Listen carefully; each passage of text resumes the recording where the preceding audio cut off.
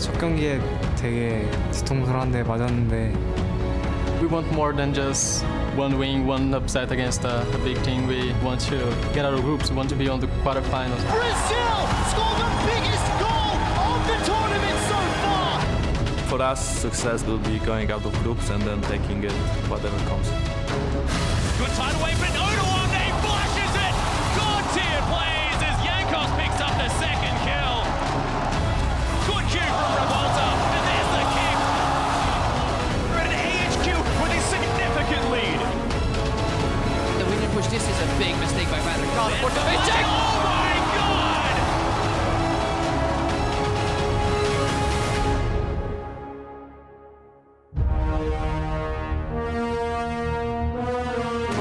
Left with the ball. That is an ace. That's going to be buried at AHQ with a significant lead. Good headbutt from Mako as Clearlock exhausted, but Primal Surge spear lands. Flashes out of the way. Good tidal wave, but Odoane flashes it. God tier plays. San Francisco is going crazy. Brazil scored the biggest goal of the tournament.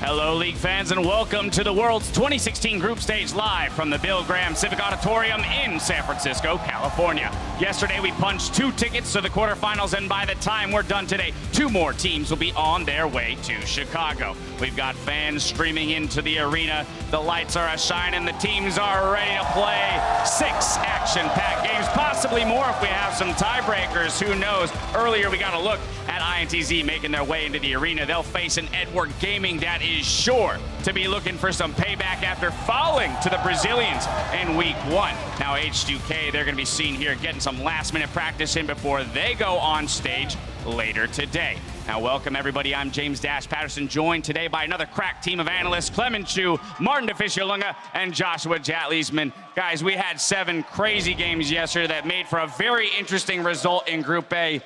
Are you ready for day 2? Yeah, I mean, we're 5/8 done the group stage right now, but it's so interesting the difference you see in play from when they played 1 game a day to when they have to play 3, maybe 4 games in a day. And also we get to see when you have to play more games, you know, during one day. Some people, they get exhausted. We saw Albus Nox Luna play really well in one very long game against, of course, Rocks Tigers yesterday, and then kind of look sloppy after. It's just so interesting to see the teams come in prepared and have these super cheese strategies up. We don't know what happened between the weekend, but it's going to be exciting. Very different type of group stage this week. Now, along with our international teams, our broadcasting partners from every corner of the globe are here bringing the action to the world in over 15 languages. You're seeing our friends from Brazil's CBLOL, the CIS's League of Legends Continental League, and of course, the Chinese LPL is joining us as well. Now, yesterday, Albus Nox Luna wowed the world audience with tons of big plays. On Twitter, call me maybe, I just might, said PvP Stejos with the best dancing skills I have ever seen. What were those? Well, let's take a look. Actually going to go in, but that's a flash force. Perks goes in, wants the big play. Going to wait for Elise to rappel back down. Misses that first Q, but the snare's in there, and Rise does more than enough damage. He's trying to cut around those Spiderlings, doing a nice job. Oh my God! What a save! Oh, that was gorgeous. Oh. He bought so much time with the Spiderlings blocking, or trying to make the Spiderlings block, and Liquid shows up, and nothing is in favor of G2 right now. It was actually just goofy watching it, seeing this Elise run around in circles, and you're thinking he was doing it as a joke, right? Like, oh, how is he going to get away? Then he actually escaped. You're like, what the happened right now? It's one of those moments where I'm accepting my death. I'm just going to waste some time here. And then Lecrit coming in, may I have this dance, cuts in, saves his duo there. But the LCL squad was not done building their highlight reel just yet. At Agent Nick 42 exclaimed, Albus Nox Luna beat Rocks Tigers. What is this Worlds? Here's that final push from ANX. But the Nexus, just a little too much for Liquid, going for it, the hero of ANX, and it's not enough just yet. Rock's still there again. All these minions are hitting the Void Link still. The Nexus is go. He's the greatest time. He's gonna get it. They did it. Oh my God, they did it. Nexus, move, Nexus, move, Nexus, Nexus. Nexus. Блять, ainda бьют. Крипы добьют, крипы добьют. Я держу, нахуй.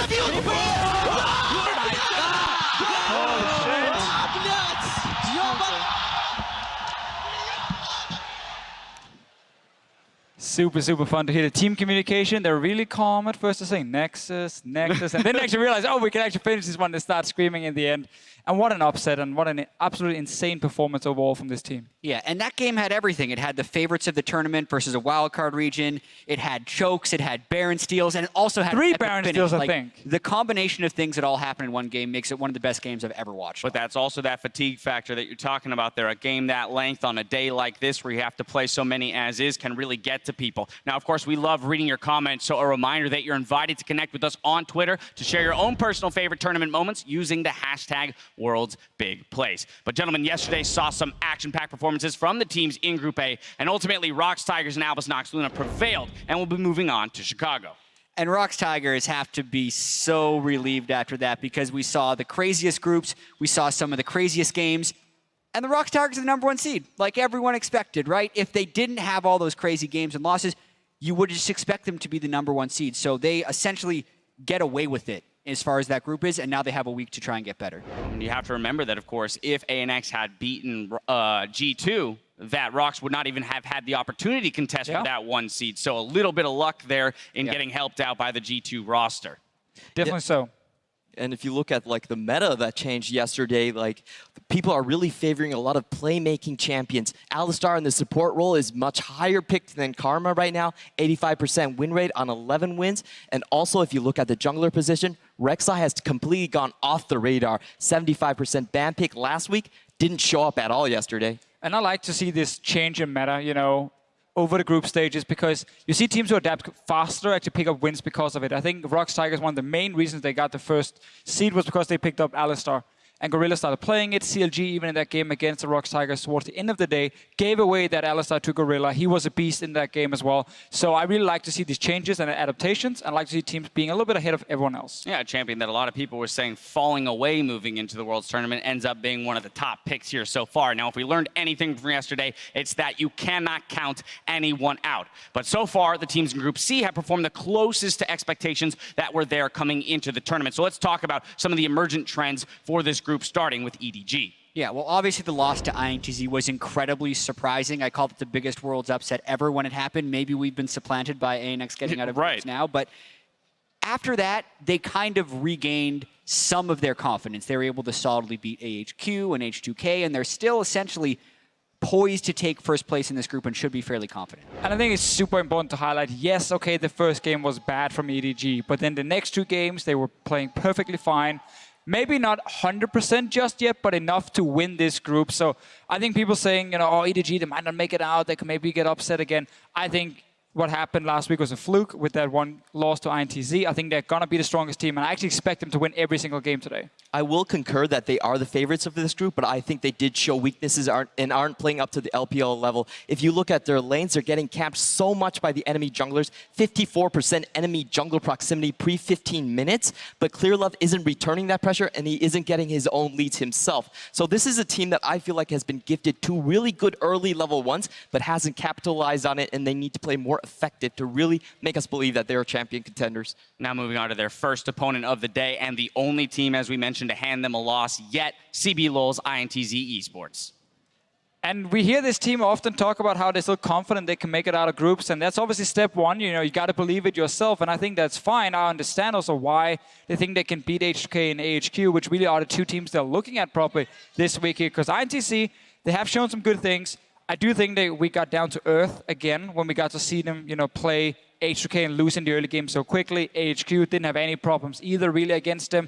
And that puts everything kind of in perspective where that EDG upset really isn't what we should expect every time from INTZ. Yeah, you can see why they're confident because of the win, but you can also see why you should temper your expectations. Their losses weren't very impressive, and if they're trying to prepare for today, it's more about building on the strengths of the EDG victory. I really feel like they need to try and give Revolta as much freedom as possible, and I feel like he's kind of hamstrung himself a bit in these games, trying to make up for the losing mid and bottom lanes, which are going to be losing anyway, and it takes away his playmaking potential. So for them, I would try and pick them onto kind of neutralizing laners in the mid and the bot lane and try and let Revolta play a free game. Next up in Group C, we have the only European team to come out of Week 1 with a victory in H2K. The European hope, the last hope we have now, really. Tell me about them, Deficient. We don't How are they expect- going to save Europe? Yeah, how are they going to save Europe? They're going to basically save Europe by winning the laning phase and fixing some of the problems they had closing out games from last week. I need to see a more active team when it comes to setting up vision around something like Baron and actually baiting that objective properly. And we need to see better late game fights because we know they're good in the laning phase.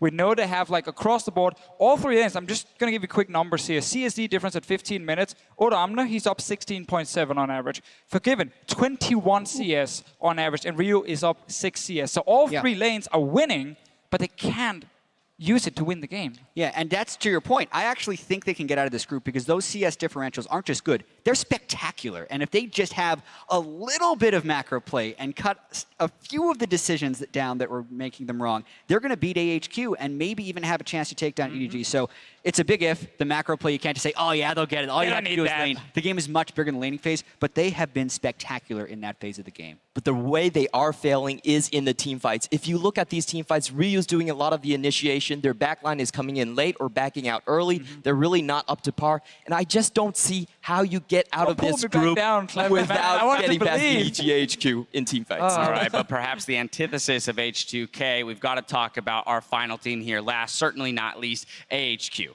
Yeah, I've been really impressed about AHQ's late game so far. If you look at the team fighting against H2K, they have really good positioning. They're caught in the pit, but a clutch flash from Ann right there saves the entire team fight, and they're able to mop up. And if you switch over to the game versus INTZ, I was also very impressed because of their macro game. They actually got all 3 inhibitors without giving INTZ a single fight because of their lane management and because of their poke compositions. And also, in contrast to last year, they're playing around their top lane a lot more. 80% of the ganks pre-15 minutes going up to Ziv, and Ziv is returning that favor with 37% damage share. That's actually the highest in the entire tournament and 50% more than any other top laner. Yeah, really, the only thing we're looking at as a negative for this team is like some of the early laning phases, especially mid and bot lane. We obviously have Westor and Chaui constantly switching. Westor is starting today, but that's where I get even more questions about that mid lane matchup because Westor against strong laning teams, he tends to fall really far behind. He gets pressured a lot, and then the other mid laner can start roaming, which is something he wants to do, but he has to do well in the laning phase. And that's why I kind of like Chaui above him. But obviously, AHQ has so much experience and time playing with these 2 mid laners. They know which one, you know, will give them the best result. All right, well, we'll have to see which of these teams will pull away today. They'll be following Rocks Tigers and Albus Nox, who emerged from Group A yesterday. In today's battle for Group C, EDG and AHQ currently hold an edge over the other teams. Now let's take a look at today's scheduled matches. First up is EDG versus INTZ. Each team will play their final 3 matches today, and any ties will be decided immediately at the end of our last scheduled match. And all throughout the group stage, Riot Games 2 is online and bringing you the player experience stream. Today, join our team of analysts and guests, Mark Z and Zig, as they rotate through a list of unique individually focused streams designed to bring you a more gameplay-focused experience of Worlds 2016. Now, a reminder that the newest addition to the championship skin, Zed, is available in client. 25% of sales from the championship Zed and Ward skins will contribute to the World's prize pool, directly raising the stakes in the fight for the Summoners Cup. Now, INTZ took down Edward Gaming in week 1, but one upset victory won't satisfy the CB LoL champs. Yeah, we want more than just one win, one upset against a big team. We really want to do something like solid. We want to get out of groups. We want to be on the quarterfinals. We want you to be there. So we are still not slightly satisfied now. Well, we'll see if they can do it. Good afternoon, everybody. I'm Devin Pyrotechnics Young. Joining me on this cast for the first half of Group C's games today are Mitch Krepo, Vorspals, and Jake Spawn Tiberi. Gentlemen, how you doing today? Good. Ready for some League of Legends? I don't know about you, Spawn. Yeah, I'm also really excited getting into this group. I mean, obviously, I'm looking in and seeing EDG as a favorite, but there are so many upsets that can happen because of the other 3 teams. Yeah, we've definitely seen a lot of that already so far this Worlds. Now let's take a look at what we've got on deck. LPL's #1 seed facing off against INTZ Esports. Let's review the starting lineups, though. Let's not waste any time. Edward Gaming first up. In the top lane, it is going to be Mouse prowling the jungle. Clear Love in the mid lane. Scout starts today. ADC and support, Deft and Mako, and their coach, Rapid Star. Yeah, I'm loving the crowd here, the love they have for EDG, but there's also plenty of people cheering for the team on the other side, INTZ Esports, and they still have the same roster going into today. It's Yang in the top lane, Revolta in the jungle, Talkers is mid lane, Mikau is AD carry, Jockstone support, and Abaxial will be leading them in the coaching position. Absolutely. Now, I think we all recall what happened the last time these teams faced off. INTZ, they took a really massive upset over the Chinese favorites, but, I mean, we've seen a whole lot of crazy stuff since then, too. Yeah, ever since EDG has been on the upswing, however, and been kind of showing up some weaknesses in their place, and INTZ, apart from that one game where Yang and Revolta really worked together, they've been struggling, I feel, to find another strategy that works. Yeah, I think I absolutely agree with that. I think the only worrying sign out of that game one was actually what happened in the bottom lane. The fact that Revolta was able to pick up a double kill, it looked like Mouse was just continually overreaching. He was very nervous coming into his first Worlds performance, and you expect him to bounce back as he has done in the last couple of games. Yeah, definitely.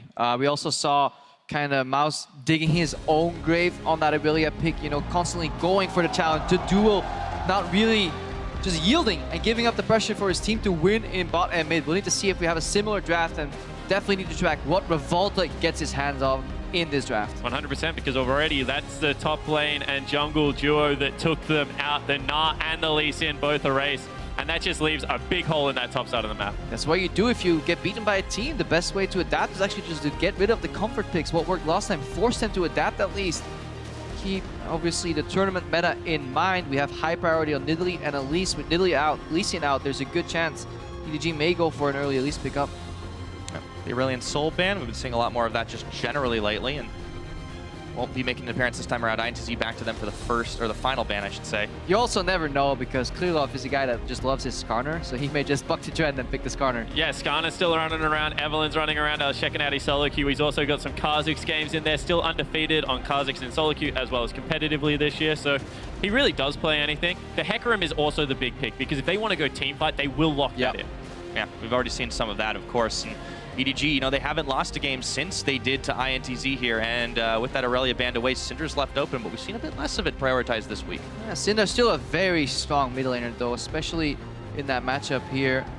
We could see Scout just go to town on Talkers, and he'll have a hard time dealing with this very oppressive pick.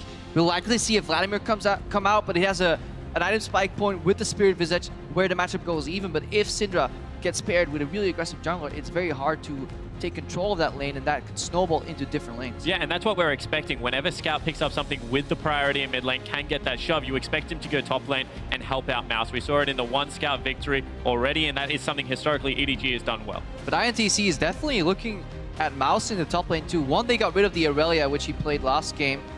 Didn't want him to play that again. And then they got rid of like the comfort top lane pick of the tournament, which is Poppy. Can be played in a lot of losing matchups, can fall behind, but because of the margin of error that the champion gives you, you can have a high impactful teleport ganks in team fights. And that is kind of a style that EDG historically have liked playing. Yeah, it certainly is. They want to get 5 members in the bottom lane. They want to be able to clean up those team fights. And I like the fact that, you know, when the Na ban came out, it's like, all right, if we're going to play carry, this guy's playing carry as well, not letting him go back to a comfort of a tank. Absolutely not. And on the side of INTZ, they lock in the Alistar. We've seen some big plays made with that. Question marks, though, to see if Joxer's going to be up to that challenge. Yeah, the goal for INTZ is to have serviceable mid and bot lane here that can survive, while Revolta gets a good jungle matchup that he can then translate the pressure into the top lane. With the Alistar pickup, it can get beaten by a lot of range supports. Deft and Mako have shown an affinity for lane bullying overall, but if they match melee versus melee, then maybe Mikau and Joxer will be just fine enough to go even. Yeah, and you know, the funny thing is we have seen a lot of that Nami come out of Mako at the moment. That would be the lane bully. However, they do like playing Tahm Kench into it in the Chinese LPL. You're looking for the aggressive level 2, you're looking for the Q and the W and stunning them up. Yeah, still a favorable lane for the Tahm Kench because he has an element of range poke, and he can also completely negate the combo. When the AD carry gets knocked up, Devour is a very big punishing tool, and we've seen Alistars lose the trades on the back end.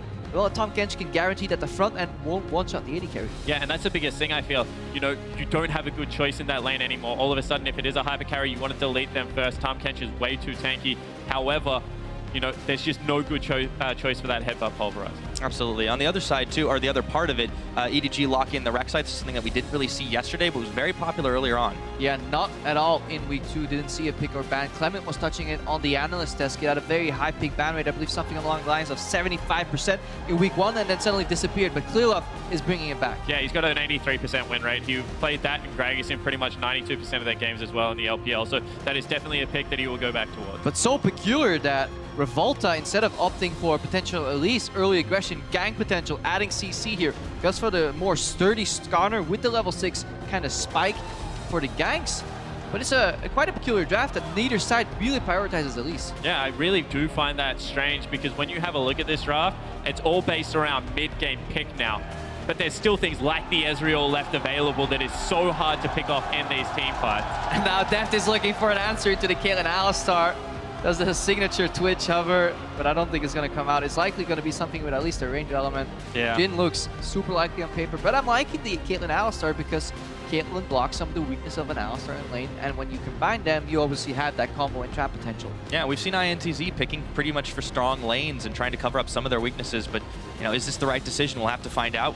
As the final lock-ins for EDG, it's going to be that Jhin, and it's followed up with a Rumble for Mouse. But the Jhin pick is now at least protected by the Tahm Kench, and that makes it so EDG are not all in the laning phase, not picking a massive lane bully with a strong AD carry. They're picking some safety here for the mid game, making sure Deft can stay alive, making sure he can shine in those team fights. Yeah, and the one thing I love about Tahm Kench to QSS users is now all of a sudden only the TK needs a QSS, because as long as he has flash available and he's near one of his teammates when they do get dragged away by the Skarner, he's just able to grab him, drag him back out. They're going to be completely fine.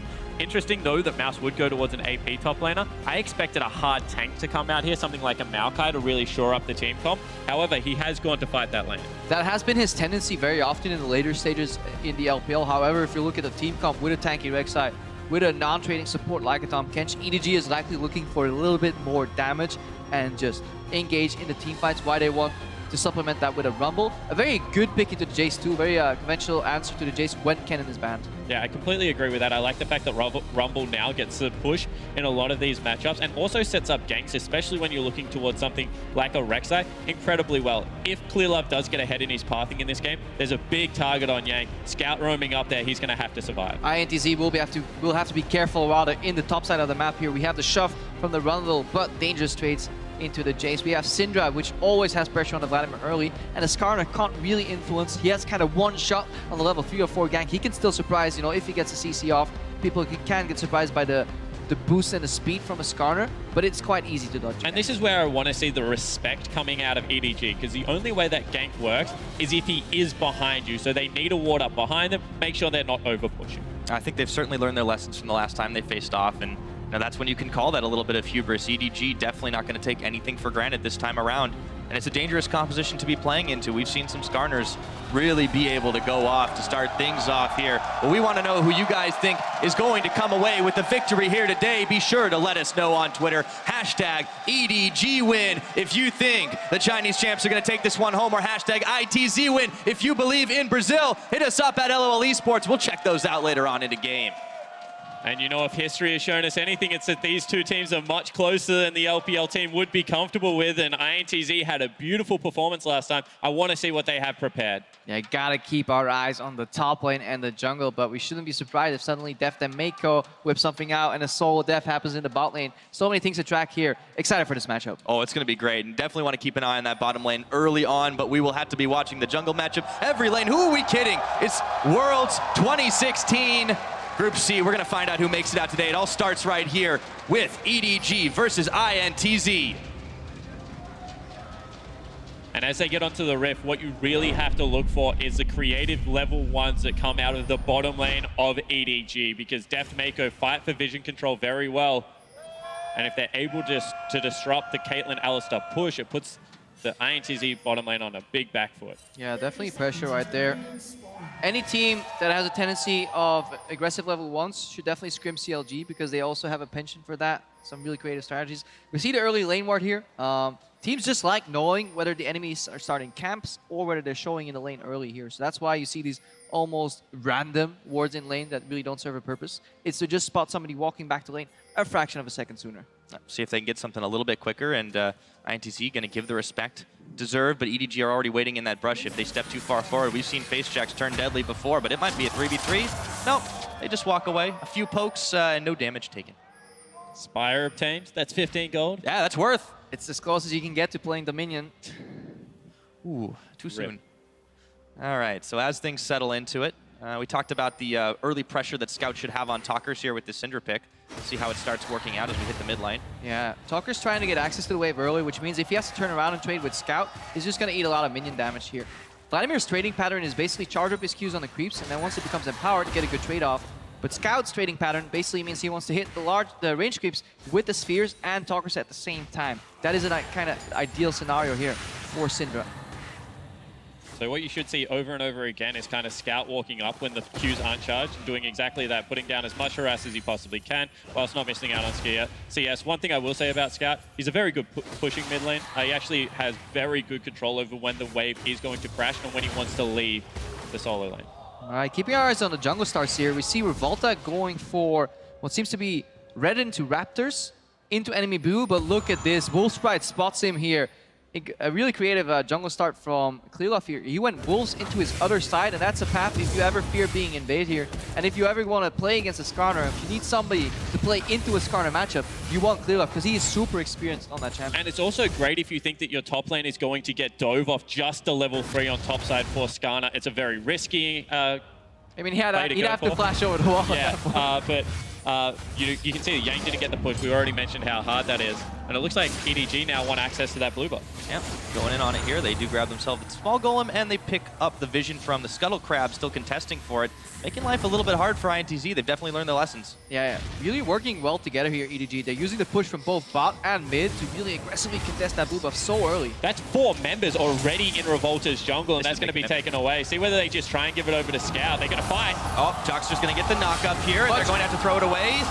Exhaust onto Clearlove. Jockster has to flash on this one. EDG have the stronger skirmish in the early levels, and they're chasing down for Jockster. That is first blood to Clearlove. And one more time, EDG with a very clever setup of their bottom lane push, pick up first blood. Revolta did not have smite. It was so close for that blue buff as well. Scout threw it out, QE into auto attack to secure it, but there was disarray on INTZ. They were not used to having this much action happen this weirdly, this early in the game. And EDG was clearly prepared. They said, you know what, we have double push mid and bot. We have a Wolf Sprite to defend our left side of the map. We're going to aggressively invade and contest top right. And you can see Scout here actually throws the buff at the Vladimir charging in, gets the stun. That means they've isolated the duo lane, and unfortunately there's just nowhere for Jockster to go. The juke means he's back in auto attack range. He falls down. Burn a couple of summoners, but they end up trading for the kill. Definitely worth it in the end, and they already start to amass themselves spotted a good gold lead. As Revolta goes in to try and take out the blue buff. It is spotted by Clearlove, who doesn't quite have smite up. Still a dangerous place, and he decides to back off. This time, he cannot get as aggressive as he would like. Yeah, that must have been a ward from the top laner here. So EDG, not only do they coordinate and engage on the right side of the map, they told Mouse to go ward to blue buff himself, and again they spot out Revolta. They're really reading INTZ here, and this Rek'Sai Skarner matchup is clearly being won by Clearlove and his teammates. Yeah, it certainly is. And you can see that even though Mouse has fallen behind now in CS, that did secure another blue buff over for Scout, so he's going to be able to continue to push this advantage. And what we think should be a good lane for Vladimir, once it hits that item spike, is just going to be delayed a little bit more because now all the pressure is in the Syndra's hands. Matchup is incredibly blue buff and Lost Chapter dependent. So when a Syndra gets access to both Chapter and blue buff, he can continuously push and bully Talkers at the same time here. Talkers wants to survive, get at least Negatron probes there, and build up towards, you know, that Spirit Visage. Yeah, he's got to not start eating those stuns as well. He will get the wave pushed towards him, but Scout's already amassed a decent gold lead on him, just individually. And you can see pinging down bottom right now, Scout and Clearlove, they want to go on a roam here. This is another turret dive. Already they've pinged the turret, they've forced the wave in, they're going to use that push, and all of a sudden, Scout's level 6. This is looking bad. Oh, they lay in wait. Just for Jockster and Macau, there is no way they're getting out of this one. Only flash for Macau, and he's gonna go down! Unleash the power, level 6. Jockster's running away as Mako tanks up the turret. He won't get very far though. He still has no summoners, and Def picks up a kill. The cascading pressure from the mid push into a roam, jungler and mid lane working together. What a beautiful double sphere stun there as well. Yeah, that was absolutely fantastic executed, but what I want to talk about is the communication. EDG is a team that has been learning Mandarin on their Korean members. You know, they have 2 hours of lessons a day, and you can see that is the payoff because that is a play set up 2 minutes in advance. Yeah, what a scripted play here from the point of view of EDG. Everybody knew his role here. We were doubting Mouse in the top lane. We were talking about how he wanted to play too far forward, leave his mark on the World Championship. But right now, he just has to be a role player. He has to be passive in the top side while his team is leveraging the Champions League advantage. Look at this. Double roam. There is nothing Mikau and Jockster can do here. What a beautiful combo stun from Scout. And then Mako's tanking max range turret with the great health. It almost looks too easy. Yeah, it certainly does. And Scout actually got both orbs to stun. The first one sets up perfectly for the Alistar. He throws the second one out for the Caitlyn on a mechanical micro level, that is so tough to do. Yeah, and Revolta's trying to get something back by grabbing the Ocean Drake, but Clearlove is right behind him. He's every pinged single out. time. They know about this. E2G is such on top of the information game here in this game. INTZ, they're feeling kind of choked out. Yeah, the problem is with the information on the map, I mean, top pushed in, mid pushed in, bottom not anywhere near a turret. If they're going to get an objective back, the only one available is that Dragon, and there's only the smallest window to do it because your bottom lane is so far behind. Super clean game here, game one. Almost a complete opposite from what we saw from INTZ versus EDG in their first game in week one. Yep, and it has been every other lane but top, but that might change with Deft and Mako moving up towards their Yang. He was the one who was the beneficiary of a lot of help last time around, but he is about to be in a whole world of trouble.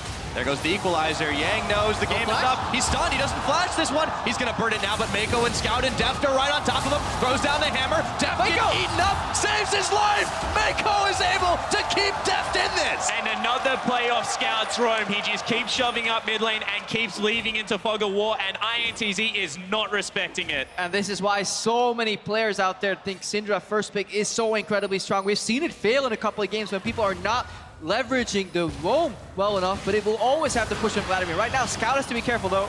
That's going to be the Hemo Plague flash by Scout. He's not going to go down from that, and Talkers and Revolta will not chase. Actually, really nice max range flash there. He burns the Summoner spell as early as he possibly can. Knew the Skarner was coming in as well. But one more time, that's a kill picked up, and there's already a 3,000 gold lead. But just look at the arena map. Yeah, Pink Ward securing one bush. Yang should technically flash here as he sees the W come out, but he think he can buy more time. But then he gets 4-man Dove here. INTZ is not ready. There's no cross-map play. And because with this very roam-centric playstyle, we actually ignore the fact that Rek'Sai has a built-in global, so he becomes a pseudo split pusher in the bot lane, and he can move around the map so quickly here. Very mobile composition from EDG. And that's exactly why there was no cross map. Already, Clearlove had gone down into the bottom lane to secure that farm. So the fact that there's a global coming out, there's a 4-man squad roaming into what is a 1v4 lane, just meant that there was no play here. Dogcloud Revolta needing that level 6 power spike to really get his first gank off. He just hit level 6, but EDG is already looking at a 3,000 gold lead, 4 kills in the lead. And the first brick has been taken here. They're challenging another boo buff here. What's INTZ gonna do to get back to this game? There is so little, it seems. They're down so much gold right now. As you said, they're going to be losing out on another dragon.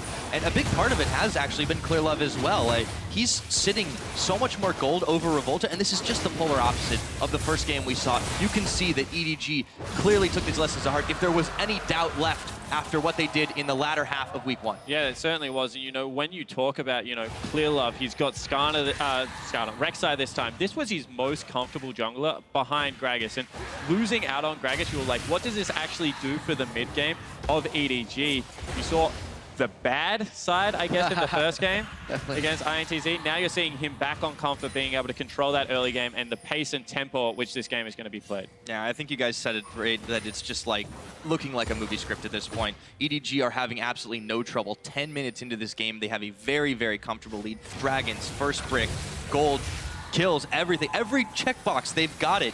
And they have, as you guys said in Champion Select, a really solid hard engage. But you should also look at the pings they do on Brusher that they don't have vision, but because they're extrapolating information.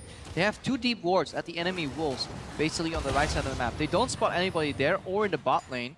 Observers panning out, really. These wards give you information that there's nobody there, which means there's only one part where the enemies can be, which is in the left side of the map. That's why EDG was so hesitant to step into that jungle, because they didn't want to walk into the Alistar and the Skarner. And this is actually setting Mouse up for success. As a split pusher, you need that information to actually be able to push forward up to that tier 2. All of a sudden, he saw Jace backs away, goes back, picks up Krogs, not in any danger for a counterplay to happen on the map. INTZ just haven't been able to find an opening. EDG are keeping the distance as safe as they possibly can, and later swapping up to the top was matched completely by Deft and Mako. And now EDG are looking to collapse again. There's a tower here, but that didn't stop them last time. Yeah, and EDG, they're making moves in full vision, sometimes telling INTZ, we're going to walk top lane, there's nothing you can do. They obviously base it on a lot of river control that they have here. They had a few Pinkwoods out in this river. They really just want to push up the mid lane with Scout, then move him over. Yes, they can't kill Vladimir one-on-one, but they don't need to. They're really playing well around their advantages, and they're letting them cascade into different lanes. That's just why they wanted to secure the 2v2 again. I mean, when you have won that 2v2 so incredibly hard, when they swap to the top side of the map, there's no objective bottom regardless. I actually think this is an opportunity where INTZ probably should have sent the 2 members bottom lane, look for a teleport play, and just trade objectives, because right now, in a raw fight, they just don't have the items to go with EDG. That was such a big card, losing out on that 2v2. I mean, you can talk about players specifically, because Deft and Mako, known as one of the best bot lanes, if not the best bot lane at this tournament. Still, you match the Tahm Kench up against the Alistar, you start to see why they value this as a different pick. Clearlove moves up towards topside, they force them off, and this is going to be another tower. Because Scout is a river again, and they don't know where he is exactly because he's hiding in Fog of War. And every time Scout disappears from the mid lane, you gotta bet your money on it that Talkers will be communicating to his team, guys, this Syndra's roaming. He has a QE from out of Fog of War, be careful. And they're just using pressure to disincentivize people from even considering defending their objective. And I think further to that, you have to look at what Mako's doing at the same time, because he's ducking into brushes that he knows aren't warded. And if a Tahm Kench and a Syndra meet up, especially if Clearlove's on his way, that is just instant global pressure that you must respect. And EDG is playing this to a T. And Jockster is still level 5 on that Alistar. He's been thinking of pulling the trigger, going for a flash combo, but he's playing against the Tahm Kench. We talked about it in Champions League. A simple Devour can negate that entire flash combo, and suddenly it looks like INTZ is running out of options. Yeah, they really have very few. Their composition was going to be very pick-centered in the mid-game, but unfortunately the mid-game's arrived for EDG, and INTZ are still stuck in the early. They are so far behind in this, the only way they have back into it is to try to get a quick pick. But you have the Tahm Kench, it's denying so much, as well as these stellar map rotations from EDG. And another buff here contested by EDG. Blue buff, red buff, blue buff, take their own on the back end here. Look at the experience as well here. Revolta is barely even with Clearlove, but some other members are pulling ahead, I feel. And it still is pretty even, actually. So it feels like EDG should be further ahead experience-wise, but at least INTZ is doing a good job catching up. Yeah, at this point, INTZ kind of have to hope that EDG just gets sick and food poisoning from eating all of those blue buffs and red buffs. There's really not much more left. Yang does secure a turret that gives some much-needed gold to them. Yeah, Yang's actually up 30 CS, so whilst we have been complementing the map play, Yang has slowly built himself up a 1v1 lead, which you know you have to give respect to the top lane of INTZ. We said if there is an area they're going to take advantage of, it would be that. But at the same time, you have to say Mouse this time around is just letting him have it. Yeah. He understands that all he needs is the equalizer. Let the Jace get a little bit ahead. It is not needed. And the curtain call opens up, and they throw the equalizer. All of a sudden, a massive collapse. Revolta's here. Macau's going to heal, but that's not going to keep him alive for much longer. They throw everything on him as he's slowly struggling away. Jockster getting swallowed by Mako, and Mouse will pick up the kill. 1 for EDG. But actually a lot burnt. When you have a look at that, you thought Macau would fall down, Jockster would fall down. However, Revolta able to get in there with some clutch slows and save them. But it feels like EDG is always fighting with a purpose. That wasn't just a random pickup. On the back end there, they force him to base. They will get this Herald right here, and at the same time, they moved over Syndra to the bottom lane, but they have to back off. So maybe they miscalculated a little bit on the engage there. The idea was right, get it to 1 or 2 kills in the top lane, brute force that, you know, current call and the carpet comes out. But at least INTZ held off on that play. Yeah, you know things are looking pretty good for you when your worst case scenario is EDG is only getting 1 kill and then nothing else. Yeah, there was cross-map play though, a little bit chip damage to bot lane turret. Yang is kind of been isolated here, and if you look stylistically, if there's something you want to do against an INTZ lineup, it is find a strategy that somehow does not involve Yang in the game. Yes, he has a CS lead, but he hasn't even played League of Legends at this point. He's been playing Farm Simulator in the top lane and now in the bot lane, while EDG is just winning the 4v4. And you know, the longer this game goes, the more irrelevant that's going to become, because there's so much damage from such long range that Yang's not really going to be able to participate in these team fights if the gold lead continues to extend. You've got the stuns that are going to come out from Scout, you've got the equalizer, you've got the curtain call. Realistically, I mean, Jace wants to play the poke battle, then be able to dive in and assassinate, but EDG's comp just plays the game from such long distance that that's not going to be a reality. Yeah, when you're getting out range, that's also pretty rough. Mouse has taken a few cheeky shots towards Jockster, but he knows enough to respect the distance. That pink ward that was cleared away, spotting Revolta. Meanwhile, EDG secure a less than contested tower in the mid. Parting shot from Yang, though. Yeah, he can poke, but there's just a lack of follow-up here. Right now, he's here we go. Combo into trap. This may get ugly. Oh, headbutt pulverized. Equalizer's on. Macau standing right into it, but Mouse is going to go down. Jockster burning. They have to trade aggro here, so they will secure that. That's the first kill for INTZ, but they trade it for another dragon. But finally, INTZ actually make a cross-map play. I mean, you see EDG, they want to play towards a dragon, they want to play towards mid lane turret, so INTZ send Revolta top and pull the trigger on a dive. That's well played. Yeah, very, very smart player here. Looking at how they could see the bot side of the map. They traded for a kill on a tower in the top lane. Right now, they need brute gold. They don't care about the stats that this dragon gives because they just need money in the bank right now. But Yang stuck in the bot lane playing 2v2, getting engaged right now. Oh boy, has to burn that flash, followed by ClearLove. The knockup is there. The stun does not connect, but Tom Kench is coming in hot, and they don't even need the curtain call. Mako with the finisher. Yeah, really nicely played. I mean, we can compliment cross-map plays as much as we want, but Yang didn't respect the 4-man squad that had just taken Dragon, and they're going to give up a tier 2. That's also the strength of that Tom Kench support right here. The Abyssal Voyage can deliver and make a seeming 2v1 into an instant 4v1, and it wasn't enough for Yang to hold. And another tower is getting put so low. EDG with massive objective pressure. Yeah, and Jockster nearly bought it there as well. He had his flash, but he held on to it for all of that. INTZ do manage to force them off, but not before a lot of damage was done. And here's how it all began. Yeah, Yang knows people are around. He's aggressively defending this wave. Tries to get out. Respects the flash, honestly. The knockup, it's too little, but then suddenly out of nowhere, there's an Abyssal Voyage, and Random Lick plus Curtain Call would mean guaranteed death there for Yang. So hard to spot, but at the highest level, you need to respect these rotations. Yeah, and I don't even think it's about spotting it. It's just that if you've seen a member, one member die to 3 members, there is always a cross-map play available, and you should respect it and just defend a turret and back away when multiple members show up. That was not the case here. Certainly not. EDG, they know they have the power. They're going to use it. Talker's forced to pool back towards his own base. They've invested in a lot of pink wards here. INTZ trying to spot the movements of EDG, but it is just seeming like too little and too late. Gotta keep tracking Yang though. He has the damage. He almost finished building that Hex Drinker. The good shot blast from the flank that can't be soaked up by the tanks could be enough to put Scout or Deft low enough on HP that they don't really want to fight. There's no QSS finish, so Revolta could turn the tides. Yeah, ClearLove trying to take out this blue buff here. Should be able to secure it, smite it, and Deft just instantly goes on. Macau going down slow by the equalizer, and Jockster's getting barbecued here. Has to run away. That is another pickup for EDG, and it looked like it was no sweat. When your support just turns around and lets you die, that's when you know you're behind and you're done for. Jockster wanted none of that. He just was, he turned into a KDA player right there, died 3 times, and was like, I'm not dying for my AD carry again. And one more time they do it with top lane setup, so that means another objective will fall right now for EDG. Credit one more time to INTZ. Yang was still bottom lane. He's still pushing in, trying to get gold for his squad. But at a certain point, you just have to group as 5 and try and fight because they're like a wrecking ball right now through your base. And this is not what their composition wanted to do, but it doesn't matter when you're already being pushed in sub 20 minutes. INTZ trying for a desperate charge to push them off. Deft in front, but he's still a very safe distance away. Meanwhile, Yang continuing to push on the bottom, but he is met by Mouse. And you know, Mouse, this is all he's going to do. He's just going to keep catching waves. He's going to use the equalizer in the team fight, then he's going to go back to base and catch the wave until he's actually in a position to be dove. It's not going to be all that much difficult, but this is another look at the red buff. Yeah, they try and test some objectives here, but it's actually quite interesting. Once the zone comes out from a curtain call, what 2 champions want to do is they want to hide behind each other, and then actually equalizer is a really good stylistic counter because it just punishes you for bunching up next to each other. At one point, Mikau knows he's done for, sends Jockster away, but it's just a really strong opener. So EDG, if they're not contested in the fights and they can actually punish you for running away, they can do so much damage. And ClearLove just comes in and says, that's mine.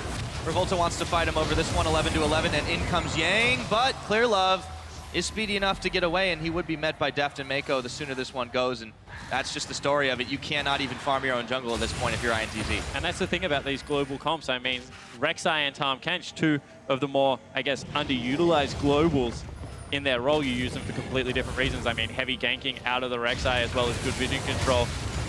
This is a brave contest. They're very far behind, and Yang's still top lane. Yeah, INTZ is getting tired of getting everything stolen in their jungle here, so they're getting more decisive. Problem is obviously, there's that combo. And ClearLove smiting, so he gets it away in the end. Doesn't really value a blue buff too much on the Rek'Sai. Scout being denied it in itself is decent for INTZ. They're definitely looking for the silver lining on whole cloud of problems. Yeah, they certainly are, and I mean, you could just see that the frustration was starting to show because the members had grouped up around that objective, but Vladimir was like, guys, I'm level 13, I'm also up 20 CS, maybe we can stall this one out. But the bottom lane in the jungle did not want to let that happen. Tokka's wanted nothing to the fight, and Macau, Jockster, Revolta, they're all in there. Well, it's unfortunate for INTZ just falling so far behind. They need to find anything they can to come back into it. And you almost got to wonder if maybe some of their ban priority was a little bit wonky. They did ban away the Aurelia that they didn't actually have any trouble dealing with when they last met. The Poppy was something that's made big plays, but the Globals they left open here. Obviously hadn't seen as much Tahm Kench, but that and Rek'Sai are really turning the tide. Honestly, it feels like there's a lack of proactivity on the side of INTZ, and it is based in their draft. They have the losing matchup despite being purple side. They have a level 6 power spike jungler that got outpaced because of the roaming factor in the mid lane, and they're looking to make plays. Revolta still has yet to use his ulti in the entire game here. Chuckster denied his level 6 very early on, and now has the ulti out. Yeah, they haven't had an opening to use Revolta's ultimate, and the poke that they'd have just isn't been enough, and Scout is going to be able to walk away from that of Yang as well. In their credit, the gold advantage has stayed relatively stable. It went from a 3,000 gold to maybe 2,500 for the longest time here. Now it's getting increased again here, but one good fight for INTZ could swing the control. Let's not forget that the Vladimir scales incredibly well into the lane game. Yeah, and that's what you have to look at. You have to look at the fact that the solo laners are actually standing up relatively well. In fact, Vlad has a CS and experience advantage right now because of how active Scout has been around some of this. But they need that fight eventually, because every time they wait, EDG racks up another dragon, and if they had a slightly better RNG, they could be sitting on a couple of fire dragons here. They have the tools to combat the poke. You know, every 8 seconds that you're not hit, that Ocean Drake's gonna kick in, despite if you're doing damage or not. So Yang really needs to land repetitive poke, otherwise the double Ocean is gonna heal them up again. Not to mention they're a little faster now with the Cloud Drake that they've been able to secure. Trap line down, and EDG just don't even care about it. They'll be able to polish off that tower.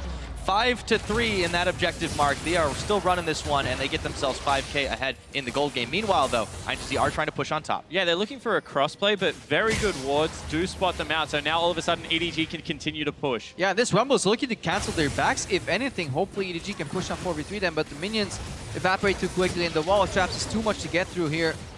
So EDG likely gonna base and look for more deep vision. Need to see and follow Mako and how he's going to distribute those wards alongside the map so EDG can keep pressuring it. Macau working double time with those traps, trying to make sure that EDG cannot push in, but it is looking like a slow march to victory for them now. Clearlove will run into Talkers in the mid lane, and nothing will come of it, just some cleared away minions. And now they have shoved bottom lane in so far. You would expect a vision to be picked up, put into the red side of the map, try and steal that one away, and ultimately try and deny vision to set up for your Baron. When you have long-range engage like the Equalizer, like Syndra, as well as the Jhin, you can control vision and just go to town on that objective. Yeah, EDG are looking to do more of the same. Lane assignments will switch. Mouse will go to the bottom lane. They'll put the 3-man squad in the top lane. Syndra is not a side lane mage. You're playing essentially a 1-1-3, where you then guide Mako and Clearlove into the jungle. Clearlove this time not playing Sidestone Rek'Sai. He has in the past, but he's gone for the full tank pit build router, so he's going to be the bodyguard for Mako to help him get those deep wards in. Yeah, and I think that the one advantage, even though they can't play 1-3-1, is the fact that Mako can take 2 members to that mid lane and, you know, swing it if they do want to get very aggressive on Scout, as well as a mid lane turret still being up. So really, aggression is negated. Yeah, and that reason exactly is why Tahm Kench was lauded as probably the tier 1 support pick coming into Worlds. Obviously, within a couple of weeks, the metagame can shift here, but that was one of his major strengths back in the game. He can be everywhere at once with good positioning in the river. Fog of War control is paramount here for INTZ. They have a Scuttle Crab left in front of Baron, but once that fades, they have no vision whatsoever in the river. And definitely informs their really, really insanely good control on the map here. That's exactly why they're posturing around the mid lane here. INTZ want to pressure mid lane push to force EDG out, but EDG is kind of aggressively staying in that river area. Jockster is going to have to throw down the Unbreakable Will and tanking up the Curtain Call. He's got 2 of them now. The third, final, 4th one hits. In goes Clearlove. They want to finish the job here. Should be able to do it. Clearlove picking up the kill, shredding through the tank. Talker's on the retreat path, trying to 2-step his way to freedom. And he might just get out for now. 1 kill, though, picked up, and that's part of the front, big part of the front line gone for INTZ. And look how non-committal EDG's comp is. They just keep him at arm's length the whole way. They chip them down. Finally, the ultimate runs out. Now they have access to that mid lane. Uh-oh, Revolta has to burn his flash, and Scout finishes him off anyways! EDG are just stiff-arming INTZ on this. Talkers with a desperate charge. In the pool he goes, and he nearly goes down. Hemoplague does not do a thing to EDG, and they get some chip damage on top of it. Yeah, Talkers heals up at the end of that play. Dropped very low here. We saw Moz trying to thwart Yang in the bot lane, because that's a saving grace. If Yang can somehow win that 1v1, they have a pressure point on the map. But right now, as long as Mouse can hold, it's looking very, very grim for INTZ. Yeah, it certainly is. And I mean, EDG just want to keep taking the maximum here. Ballsy play on the blue buff. Uh-oh, Jockster, we've seen this before. He's going down. Scout finishes the job, this time in Talkers on the retreat path. It's the same old tune. And that is the power of that gold lead that we were talking about. Mikau right now is under pressure. 1. He knows he's a dead man. 2. Oh, and then the flash. And last 3 one and 4. won't hit. All right, well, he's able to get out of harm's way that time around, but this gold gap just keeps on growing. Yeah, and it's so centered in the tanks as well. Clearlove is so far ahead of the other tanks that when INTZ kind of trade tank aggro on EDG, Clearlove's not even getting chipped while they're burning through an ulted Alistar here. Just the sheer amount of damage coming out outside of the Chinese team here is just overwhelming for the Brazilians. And this is the thing for Talkers right now. He needs to be able to get onto the backline because you can see when he hits Clearlove, it does nothing. But at the same time, you don't want to have to be able to rush because Clearlove as a soul tank is going to do much more than the Vladimir right now. So INTZ backs against the wall, have really no good options left. They can play the scaling card, but how do you keep EDG out? You can't. As long as EDG played perfect right here, and that's what we need to judge. How well can they close? Correct lane assignments again. See Def picking up a little bit of farm here. It's going to group. Looks like they're centering around the next Dragon here. EDG very Dragon focused this game. They could move over to the left side and build on the foundation of pink wards that they have in the top left river, but they know they're so far ahead, and they know that barring any major mistakes, they will not kind of throw the game, so they're moving over their vision on the right side of the map, playing for that next Mountain Dragon. Yeah, I think that the reason that they want to play around that so much is that the only way INTZ gets back into this game is a freak Baron accident. So why even play over the objective? Continue to accumulate your lead, get the Mountain Drake, and then look for your final play. And they open up the curtain call once again. Clearlove, he's just there. You don't even need to do anything to put the fear into INTZ at this point, so shredding through a few more of their health bars, and Jockster a little bit lower now. And as you said, non-committal, they can just keep firing away. Yang's the only one who can really return at this range. Mikau, maybe a little bit, but we've seen him get caught oh so many times. They just keep marching and pushing and taking down this tower slowly. The damage, the equalizer. Scout is on a rampage now. And they finish off Jockster, or look to do it in just a few more moments. Clearlove, and that's a double kill for Scout. They just keep on going. Talkers, he's trying for more, but Scout is just wrecking through the team. Clearlove will fall. Scout will pick up the Quadra. Can he get the final? No, he can't. Talkers with a big shutdown. Yeah, and one more time, Scout goes over the wall, aggressive. Talkers keeps them out, but EDG come up huge in the team fight underneath a turret with a pretty suboptimal equalizer out of house, to be honest, because it left him in big harm's way. They're still able to pick up a clean team fight. Yeah, Mao's prioritizing the early Zanias as well, both for the lane matchup and both as well for his role within the team. EDG still went out 4-4-2 in that exchange. All 4 kills going to Scout here, but the way he positions those spears, especially right here, the double stun here on Revolta, this is not the first time he's achieved this. He's just playing masterfully in these team fights. All right, so the equalizer is good, but his positioning is very bad because he's stuck underneath the turret. Means Tom Kench can't dive with the rest of the team. He gets dropped off into the wall by Mako here, so he walks back in. How does he die? Does he die? Oh, he makes it out. He makes it out. He's one of the survivors. He's one of the lucky few. Kind of crazy to think that that is, by the numbers, the worst fight EDG has had this game. Yeah, INTZ has only picked up 3 kills, 3 towers in this entire game. Big gold gap right now, 8,000 as we approach the 30-minute mark here, and everyone is eyeing the Baron. INTZ are the ones that are getting pretty nervous about it, though. EDG still playing out very cleanly despite that last fight. But throughout the tournament, we've definitely seen mixed performances on this Syndra pick, and we've been shown here by Scout how to truly utilize it. 1-6, you don't have kill pressure, but you have push pressure. So what do? You influence other lanes. Then later on, as you set up for the sieges, it is all about the sphere placements. You drop 3 in front of you, and then you shove them forward, radiating outwards, getting the entire lane in stun range, and then you catch whatever you hit. Absolutely, and more to Scout as well. They played Pawn the last time these two guys met up, and it has just looked oh so clean. Pawn's no slouch, but I mean, Scout has just been magnificent in this game. Yeah, it certainly has. I mean, Pawn is still a great team fighter, but the reason they like to use Scout is his ability to leave lane early. He's willing to play that team-focused game. There's now Yang being caught off. Okay, Mouse is a little bit low, and Yang thinks he might be able to trade 1 for 1, but that's not happening. The gang squad's arrived, and he's dead. The zoning equalizer, the best of all skill shots. tried to give him a red carpet to run down, and he just refused to be invited to the ball. Yang's that kind of guy. And as a result, he'll have 35 more seconds to warm back up at Fountain. EDG can start to pull the trigger here if they want. There is Revolta in the back. This could still be dangerous, but they want to try and fight it out. Baron jumping rather quickly here, 7,000 right now, down to 6K here, but on the back end, the re-engage comes out. And the teleport for Mouse, the curtain call is open, keeps on going. Jockster still trying to push him out. Mouse looking for a flank on in. They want to find Talkers for the damage. Macau keeping a respectful distance. They've got the stun. They can eat him right on up. Mako's there. Jockster's going down, and Talkers comes into the back line, but Deft says no way, and they are right onto the Baron. And EDG just looks so controlled in these team fights. They're not overreaching. Mouse this time zones away 2 people, and they just clean up everyone else. Yeah, Yang's coming in with a teleport. He needs a good combo here on Scout, maybe. Oh, Scout just finishes the job. Right back on Baron. They go in for seconds, and this would be a miracle steal for Revolta. He is in full vision, and EDG are just controlling, not finishing off the Baron. They are waiting for the moment. This is such great calm play here from Take EDG. it out. Completely unexpected, honestly, from a team outside the LPL Legion to keep that Baron on 1.5k HP. The communication required to do that is so impressive. And you can see the clean burst comes out more importantly, and this is why we're so hyped about the EDG lineup. One more time, disciplined play. They layer the CC, open up with the ulti, and because of this location of teleport, there is no way for Macau or Revolta to rejoin. Hey, look at the zone. Revolta and Mikau are so stuck on outside of the fight. Do we go in or out? And then calmly, whatever's in front gets finished off by EDG. No panic. Calm and collect. They'll move into the Baron here.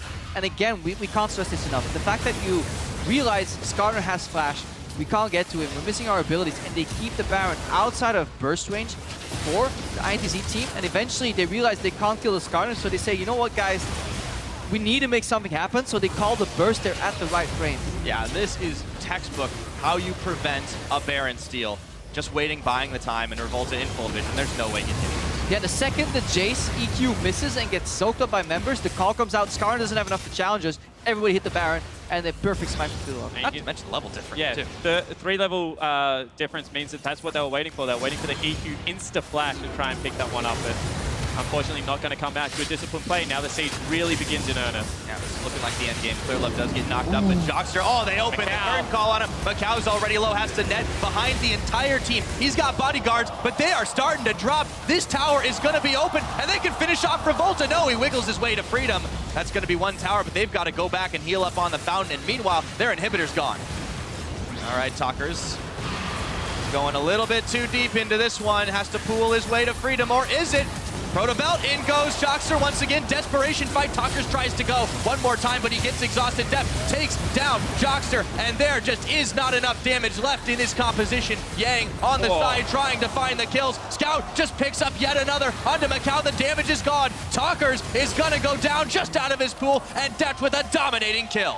EDG, they make it look easy, but there's a couple really sweet plays in that fight. That flash from Deft, another good double spear connect from the Syndra. So well oiled, so great teamwork as well.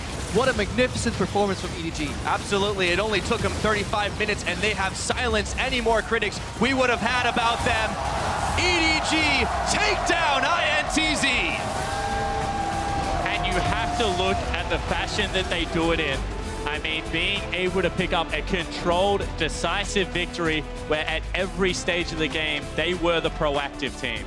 And probably the favorite play still for me is the level 1. The fact that Philip has the presence of mind saying, you know what, I'll be leaning on the right side of the map with my plays and pressure. So what do I want to do? I want to secure the left side just to gain information. And he starts with the Wolf Smite, moves over. The Revolta invade gets thwarted because he suddenly is trying to jungle while somebody's watching you. It's really annoying when that Wolf Sprite is kind of watching you, so he has to get out of the jungle. Then Mouse dropped the ward there. Really just working as a unit from EDG. Impressive how they combine all these wards. So basically they have a toolkit of 5 trinkets, a couple of pushing laners, and they use it to completely choke out INTZ. Yeah, and I don't want to take anything away from INTZ. You know, they did... EDG did enough of that already. EDG just, yeah, completely throttled these guys. Gave them almost no openings. And I think the one strength they did have was that big CS advantage on Yang, but they could just never utilize it in team fights. And when you're playing against a team that has already won the rest of the map, the pressure that then goes on you, especially when you know you want to be split pushing against that Rumble, that's why they picked the matchup, just gets so increasingly difficult. And Mouse held. That's all he had to do. He got the early Seeker's arm guard, didn't go for the super fast Leandris. He just held in his lane. When necessary, took a step back, put out the equalizer on the minions. He knew his role. His role was just to not die and then teleport in with team fights, and he was always ready. Revolta, we have to question the Skarner pick. It was power spiking too late, barely got any ultimates off past level 11. The I whole think team was power his spiked first. a little late. Yeah, everybody was getting just pushed in here, and on Purple side, that's not something should happen in a draft. But he's the catalyst. He's the person that's supposed to speed up this entire process. And when you've got these losing lanes, and then you pick a losing jungler as well, it's always going to make the game a little bit more difficult. And you know, it just put them in a hole they couldn't recover from this time. Yeah, absolutely. That was going to be it for them. So now we're going to hand it off to the analyst desk to take a look at that EDG victory. Thank you very much, gentlemen. What a way to start the day for the Chinese squad here. Just a very, very clean game out of them, and an accelerated early game, obviously. I mean, talking about the first 6 minutes there. Absolutely nuts. But before we get into the game itself, let's go ahead and take a little bit of a look at Champion Select. Yeah, I like everything EDG did in this Champ Select, but I have a lot of issues with INTZ's way of drafting here.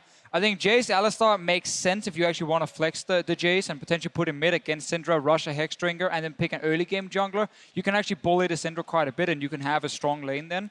So what I think actually they should have done, if we run down the list, is Skarner. I don't even know why you picked Elise was on the board is the thing, because they could have gotten rid of some of their early game weaknesses if they picked that. But then even with the Skarner, the biggest problem I have with the draft here is the way they played the game around it. Contesting an early blue buff invade when you're weaker with every champion on that side of the map, to me is inexcusable. Well, I mean, just picking the Skarner in the first place is not okay here because Tahm Kench is already picked. So you can only use ulti on Skarner if Tahm Kench is not there or on the Tahm Kench itself. And that is definitely not what you want from this jungle pick. And when you then pick the Vladimir as the counter into Syndra, you give up mid lane pressure.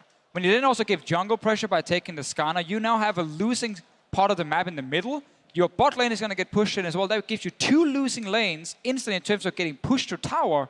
And that means you can't play early game at all in this meta. And I think they could have gone like Jace mid, Elise jungle, Ken in top lane. You had 2 winning solo laners, or stronger solo laners, and a good early game jungler instead. And Jat, you're talking about early game uh-ohs for INTZ in terms of contestation, but that also means early game dominance for EDG, and I want to take a look at that, brought to you by Acer here. This is a string of replays that accumulated what was a 3K gold lead within the first 6 minutes of the game. And specifically, this speaks to Revolta's mind not being in the right place because they should not have tried to contest this blue buff. Once EDG made the move to roam 4 people there, you have to give it up. You're picking losing lanes for the late game scaling. The only thing that's going to screw you over is if the other team can crush you in the early game, and that's exactly what happened.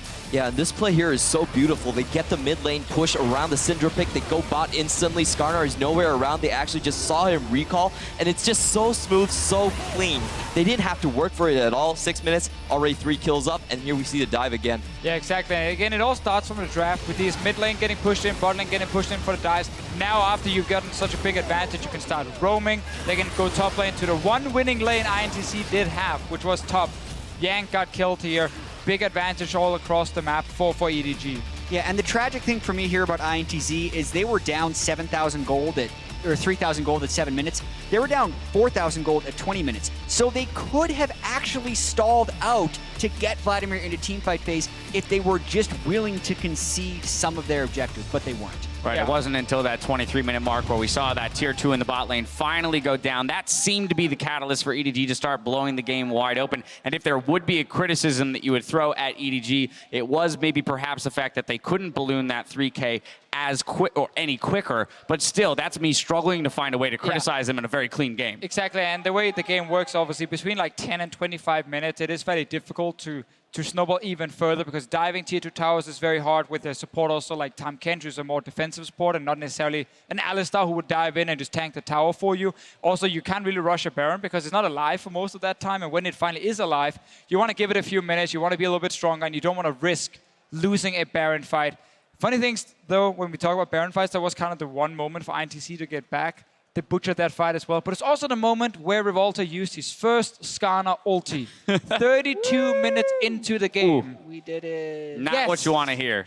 Definitely that should not. not be the highlight of your analyst desk segment as a team. But I do want to push this to player of the game here, going to Scout this time around. And Clement, let's talk a little bit about the differences between Scout and Pawn, because this team has looked fabulous with Scout, especially with those roams to the side lane and on Syndra. Yeah, exactly. They drafted it on really well. They know they were going to get the pushing mid lane. They were willing to give the counter pick over there, and he just moves other lanes so much faster. I think a big point about him being the key player of the game is that he got so many picks underneath the turret. Those stuns were really amazing. You saw 3 balls going out, and he's stunning 2-3 people at the same time and slowing them down. He got a quadra kill that game, so I think it has to go to him. And just real quickly, Jat, looking forward, I think for INTZ, this might be tough mentally to suffer a loss at the very beginning of the day, but we have to remember that, yeah, sure, you beat them in week 1. EDG is the team that's expected to come out #1 seed here. It has to be about heads held high and looking towards those H2K and AHU games later in the day. Yeah, they're 1-3, so the scenarios in which they get out of the group are getting slimmer and slimmer every game they play. But yes, they absolutely need to get in the mindset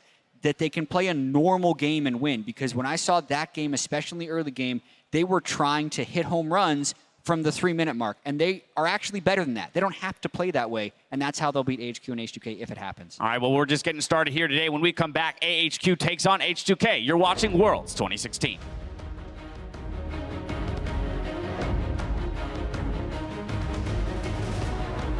Take that look from off your face, 'cause you ain't never gonna burn my heart out. Oh, there is no way they're getting out of this one. Only flash from Macau, and he's gonna go down! Unleash the power, level 6. He's gonna burn it now, but Mako and Scout and Deft are right on top of him. Throws down the hammer. Deft getting eaten up, saves his life!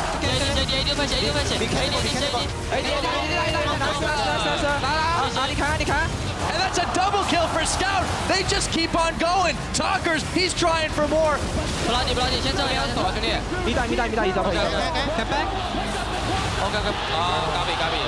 EDG take down INTZ.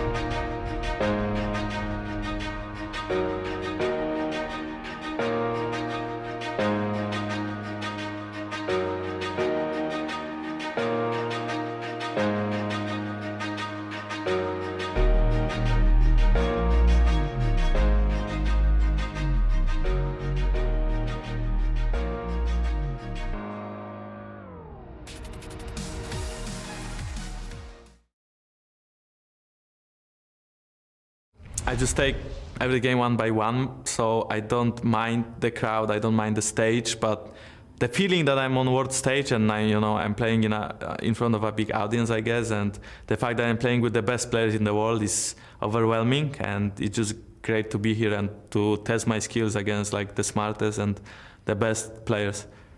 One of the more solid junglers we have from EU. Welcome back, everybody, to the 2016 Worlds Group Stage. Next on the docket, AHQ Esports from the LMS are battling against Europe's H2K. That was quite a close one the last time the teams faced off, gentlemen. H2K held a lead in pretty much a good chunk of the game, all the early game, all the way into the mid, and then HQ claimed victory after 50 minutes. Yeah, they certainly did, and they did it with some great posturing around objectives and being able to thwart any aggression that was coming out of this H2K lineup. In saying that, H2K led through every single lane. I mean, this game should not have been close because they had such a big early advantage. Yeah, we basically saw everything we were saying about H2K come to light. They have incredibly strong laning phase, but they struggle in the mid to late game, especially when things get a little difficult, because they seem to have very kind of committed communication. Once they opt in for a play, they will never be flexible enough to kind of change the path they're going on, especially apparent in Baron dances. It's very hard for them to pivot on the fly, or once they commit for a fight, very rarely, due to the nature of their communication, will they actually back out, start kiting to different directions, switch targets, so they kind of all in it to win it, or they're done for. Yeah, another area you see that, I think, is the bottom lane turret pushes. You can see that Forgiven is very committed to being able to take that down, and it does bite them a little bit. Forgiven plays beyond the edge of safety sometimes. That's why he gets those large CS leads, but that's why he also gets so frustrated very often, because people are going to gank you. That far up in the lane, jungler's going to swing by, whether it's through lane behind you, and people will give it the attention that it's needed, because it's so easy sometimes to stop it.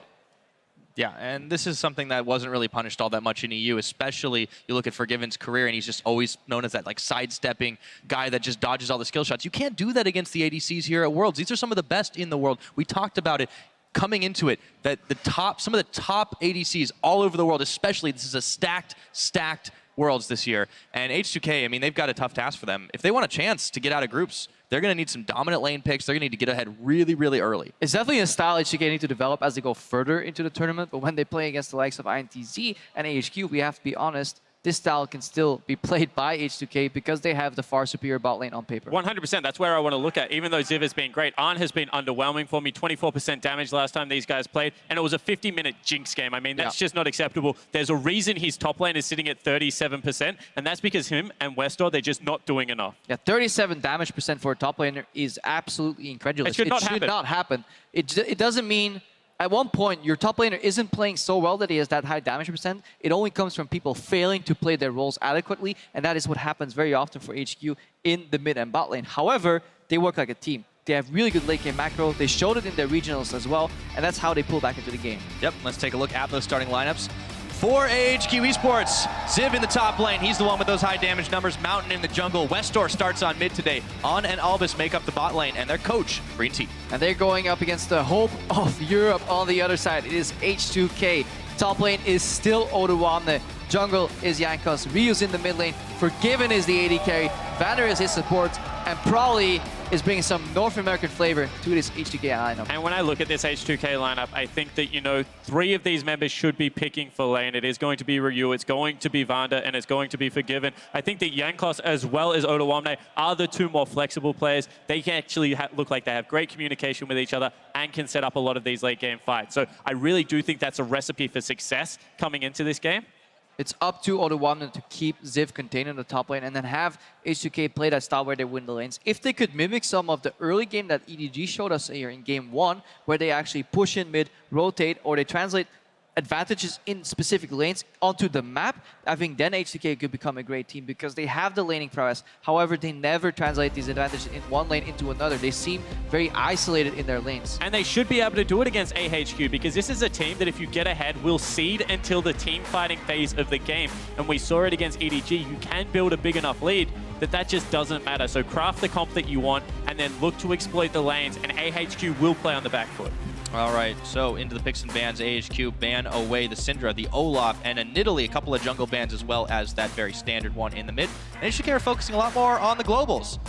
Tom Kench banned away, and of course, respecting the Westdoor TF. Albus is a great Tom Kench player, and you always have to ban TF against Westdoor. It's like the unwritten law of League of Legends, because he is very lackluster on the current alternatives. Yeah, it's just a get out of jail free card for him, really. If he's able to play what is a pseudo control mage, good CC as well as global presence, he's going to pick that one up, and he plays it in quite a defensive manner in the early game, then just uses it to help his side lanes out. Wow, so surprising.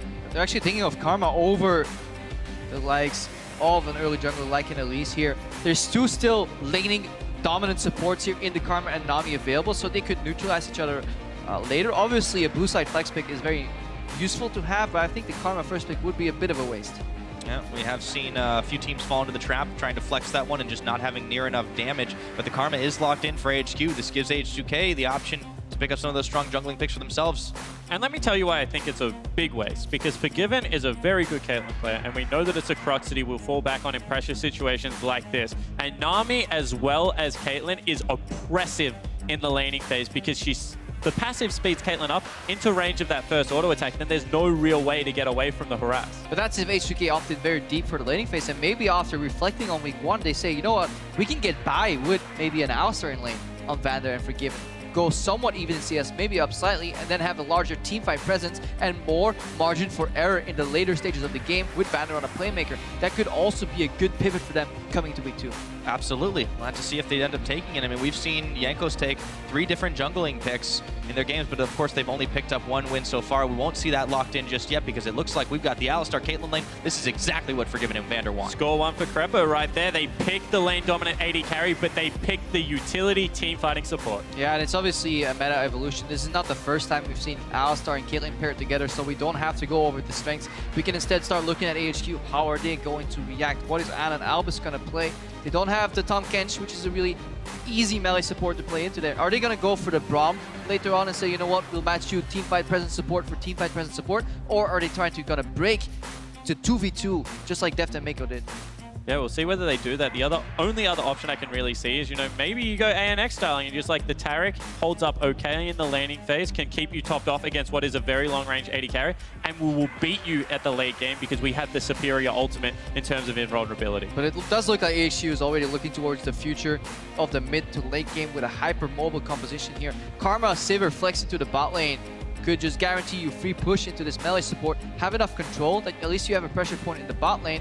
Then they could look for maybe even an Aurelion Sol in the mid lane if Westor has picked it up. Because remember, that's a champ that's still available. Some of the strongest mid lane mages are off the table. And it's a champion that Chowie was playing a lot in solo queue as well. We saw that was something in his rotation that he was practicing along with the likes of the Rise. So if this isn't something Westor has picked up, then there's bigger question marks about why he's starting over Chowie. Yeah, Westor obviously has won both the games that he's participated in, but he hasn't had to have his champ pool challenged. He's been playing Malzahar. That's banned away now. We will see it different. And AHQ right now is hoping that H2K revealed their top laner on this rotation, praying for the counter pick in mid lane, so that at least they can get Ziv a favorable matchup there.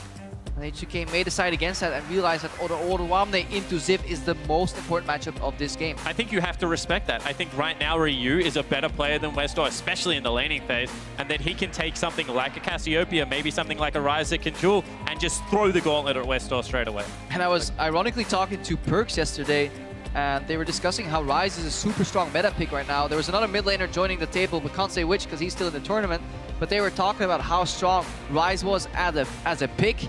Quite ironic that it was Perks, of course, out of all people talking about that. But it seems that a lot of teams have a hard time finding a good pick into that Ryze. Well, AHQ might be taking a chance on this one if the Aurelion Sol does get locked in, but we'll have to find out. Also, Jankos, very, very comfortable jungler for him in this Elise, was not challenged early on. Yeah, Mountain going back to that Rek'Sai over Elise.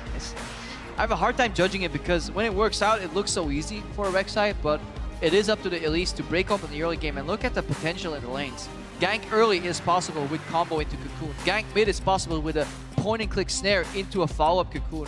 Oruamne generally plays some CC elements in the top lane, which means Jankos could likely visit all 3 lanes in the early game. Yeah, I completely agree with that, as well as I think they have right now the superior 1-3-1, because they're going to most likely go towards something like a Kennen for Oruamne, so he's going to be able to sit top. Ryze is uncontested when you look at AHQ's team comp. There is no one that can sit in a side lane against that, so unless there are big global plays coming out early, Westor's looking to take the teleport.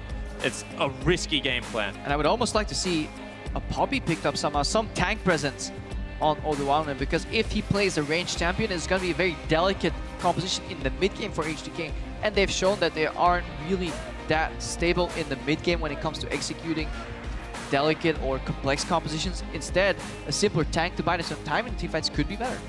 Yep, and as the timer ticks down, we do got to shift back towards AHQ's mid lane, because Lissandra's something that we talked a lot about pre-Worlds as possibly a big pick, but this is the first time it's actually made an appearance. So, curious to see how Westor pilots that one up against Ryu's Rise, and the last lock-in is going to be the Jace for Oduwamne. It's a tough one for the Lissandra, because she can fall prey while pushing. She'll expose herself to ganks, and if the Rise combos perfectly with a flash there, Lissandra is generally not bringing cleanse to the table. She runs teleport, so she can actually very easily die, because mid-E animation, there's enough crowd control between the snare and the cocoon to prevent the Lissandra from ever getting out. Yeah, I completely agree with that. And, you know, she kind of does half of each job. She does have some shove in the lane, as well as global presence through the use of teleport and all the CC. But you have champions that are doing, like Aurelion Sol, that do the roaming part better, and you have champions like Syndra that do the mid lane portion better. So it is kind of in between two areas. I would love to see a gank workout from Jankos, because it's impossible to spell shield the new Alistar combo, which means with follow-up, Sivir could fall. And if Sivir gets behind in this comp, it will be very easy for H2K to itemize purely magic resistance and beat the remaining pressure points from AHQ. Absolutely. Telegraphed from H2K. They know exactly what they want to do in this game, and AHQ are just going to hope to hold on to the roller coaster ride until it gets into that late game where they can move all across the map. Now, let us know who you think is going to be taking down the Nexus here today, everybody. If you think AHQ is going to be able to pull out another win, well, hashtag AHQ win. Or, of course, H2K win is your answer if you still believe in Europe. Hashtag H2K win LL Esports. This is still going to be very bloody very early on. If we know H2K, they are going to try and snowball. Yeah, they certainly are. I mean, that's what you're looking at right here, but you also have more late game insurance because you do have the Alistar picked up. Sure, you still have some lane pullers. Actually surprised that Oduwamne went towards one as well. But right now, H2K, they've done the best they can to set themselves up for that successful early game. Yeah, Oduwamne looking to be a bit of a carry here. Jace at least can snowball top lane really hard, because Ziv will be pushing a little bit early. Take a quick gander over to Summoner spells as well. We have Cleanse on Ryu to really get out of the lockdown from Westor. And we need to follow rather Jankos in the early game and see where he goes. Yeah, we always have to do that when Jankos is involved in the game. This is a slower starting team. H2K have played off against him. You know, a lot of people argue, well, if it wasn't for those positional mistakes and the errors they made in team fighting, they could have walked away very much with that win. But this is a brand new game. It's a brand new week. Yeah, H2K got a big lead in the previous game, but they kept hiding around corners here. We see an evolution of the level 1 meta game. Albus face checking, Westor behind him. Hopefully punish somebody if they challenge, but Vander has to give over some gold and walk away. Yeah, Westor was there too. They were looking for something cheesy level 1. Not going to get any more than a bit of damage. And the last time a team tried something like this against H2K, it was actually Vander face checking. Nope, we don't talk about it anymore. And not coming away with an advantage. So good to see him just cede the advantage, cede the lane ward, and get away from it. It's the small things in tournaments where you have to take the victories where they are. I think Ann and Albus are going for the freeze strat here, or they're looking to punish Forgiven and Vander when they walk back to lane. Forgiven and Vander right now are in a bind. They have a hard lane matchup if the level 1 plays out the way it does right here. So I really want to track what happens, especially if they have to leash for Jankos. They will have to walk back into a long lane here against double poke. Yeah, very aggressive positioning. Jankos should at the very least have a little bit of health. Oh, he doesn't want it, so they're just going to move to lane a little bit later. Yeah, they're moving with the wave. It's very important that you do that. If you move behind the wave, then Karma can just poke you off. But here, Ann and Albus immediately taking just poke on the minions, making sure that they solidify the push. That's why Vander is starting heal. He will not have access to combo until level 3, so it's up to Albus to abuse that. There's no Q flash pressure on level 2. Yeah, there certainly isn't. And right now, all you do is you give up the rest of the minion wave because only one is going to most likely die. Not even one's going to die. So everything just hits the turret right now, and H2K play it safe and just farm up. But there's only one minion missed, so in terms of efficiency, if they can farm on the turret, H2K can actually still get that CS advantage. Nope. Might just do it. Oh, poor Forgiven. So 5-5. Oh well, not too far behind considering things. But that's a perfect scenario. I mean, the second wave's going to shove in as well. This is going to be free level 2 for both bottom lanes, and the punish really didn't come through, apart from the fact that Forgiven missed a CS there. So you have to take your hats off to the European bottom lane. This is something that has surprised me time and time again. They do know how to play these tough matchups incredibly well. Well, they certainly do. Seen it time and time again from them, and they're bringing it here on the world stage. Meanwhile, checking in on the mid lane, Ryu had started by pushing in really, really hard early on, but he's actually backed off, let this one even out as they both hit the level 2. Jankos left a little Wolf's Mine on the right side of his jungle to spot a potential Mountain invade.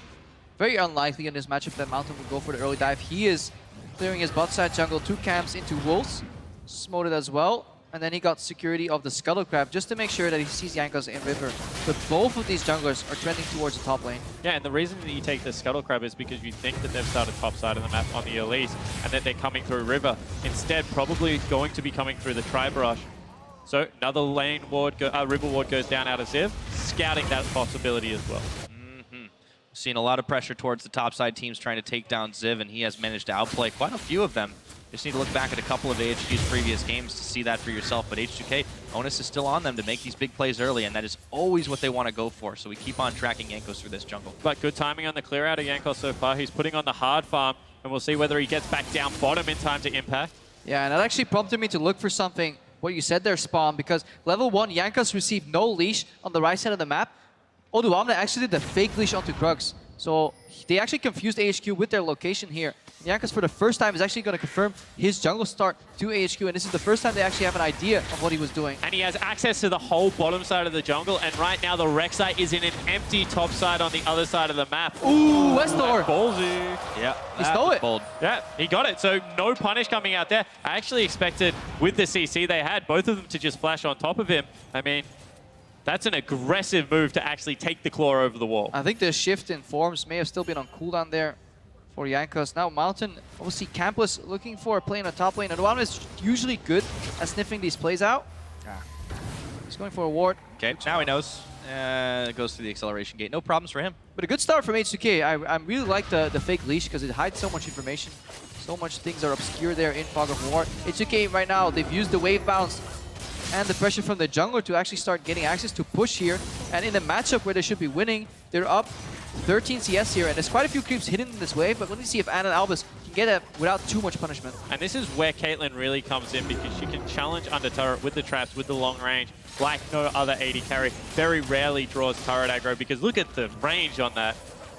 Great job out of Forgiven here, making sure that he's making them hurt for every CS. Yeah, we talked about ADCs being pretty stacked at this tournament. Well, unfortunately, An is not necessarily one of them. He's had so much trouble in CS overall, but he is catching back up.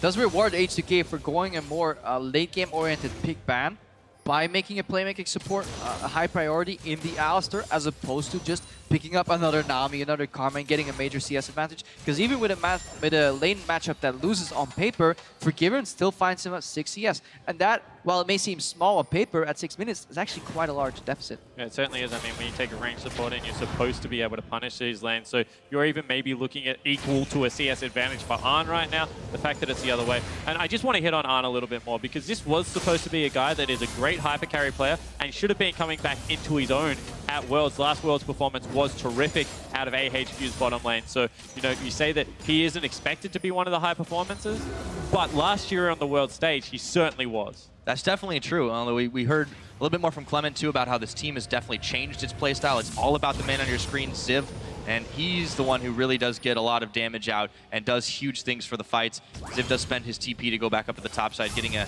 careful ward there to stop any more aggression from Jankos. And, you know, has been 0-0 on the map here at 6.5 minutes. Nothing yet.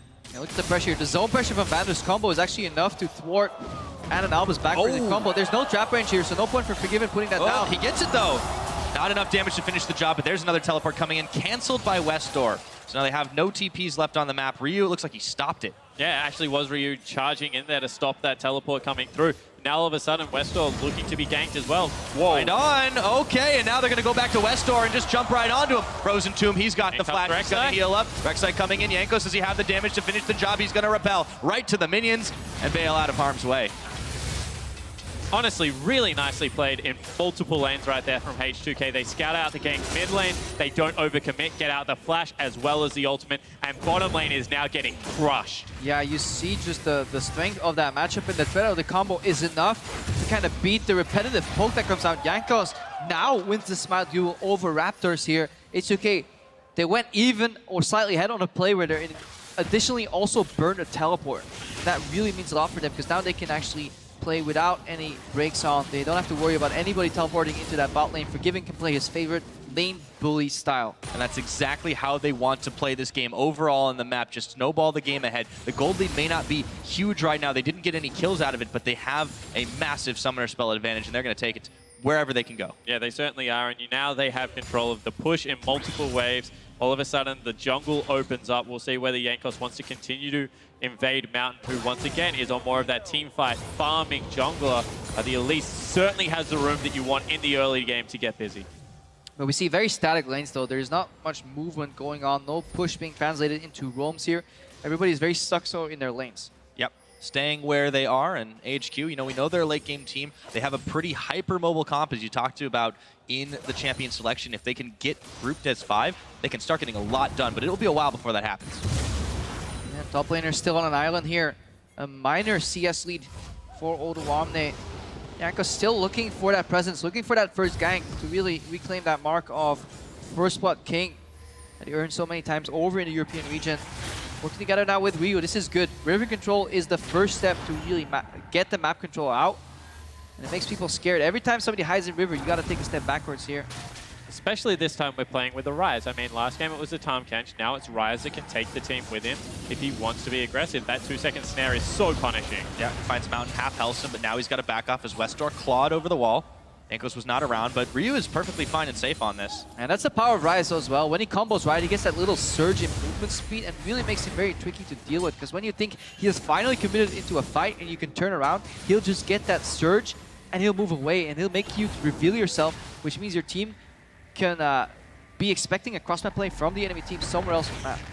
Yeah, he can just hit you so hard, so fast. So Ryu, we've definitely seen him make some solid plays on champions. I'm excited to see what he's able to do with this Ryze pick, and Westdoor being pushed back, even on the CS, but it's not going to be that way for long. But maybe this is our criticism of H2K one more time, rearing its head a little bit early. I mean, they're winning the lanes, but they haven't really translated it to much else. They are trying right now, a little bit of a roam here.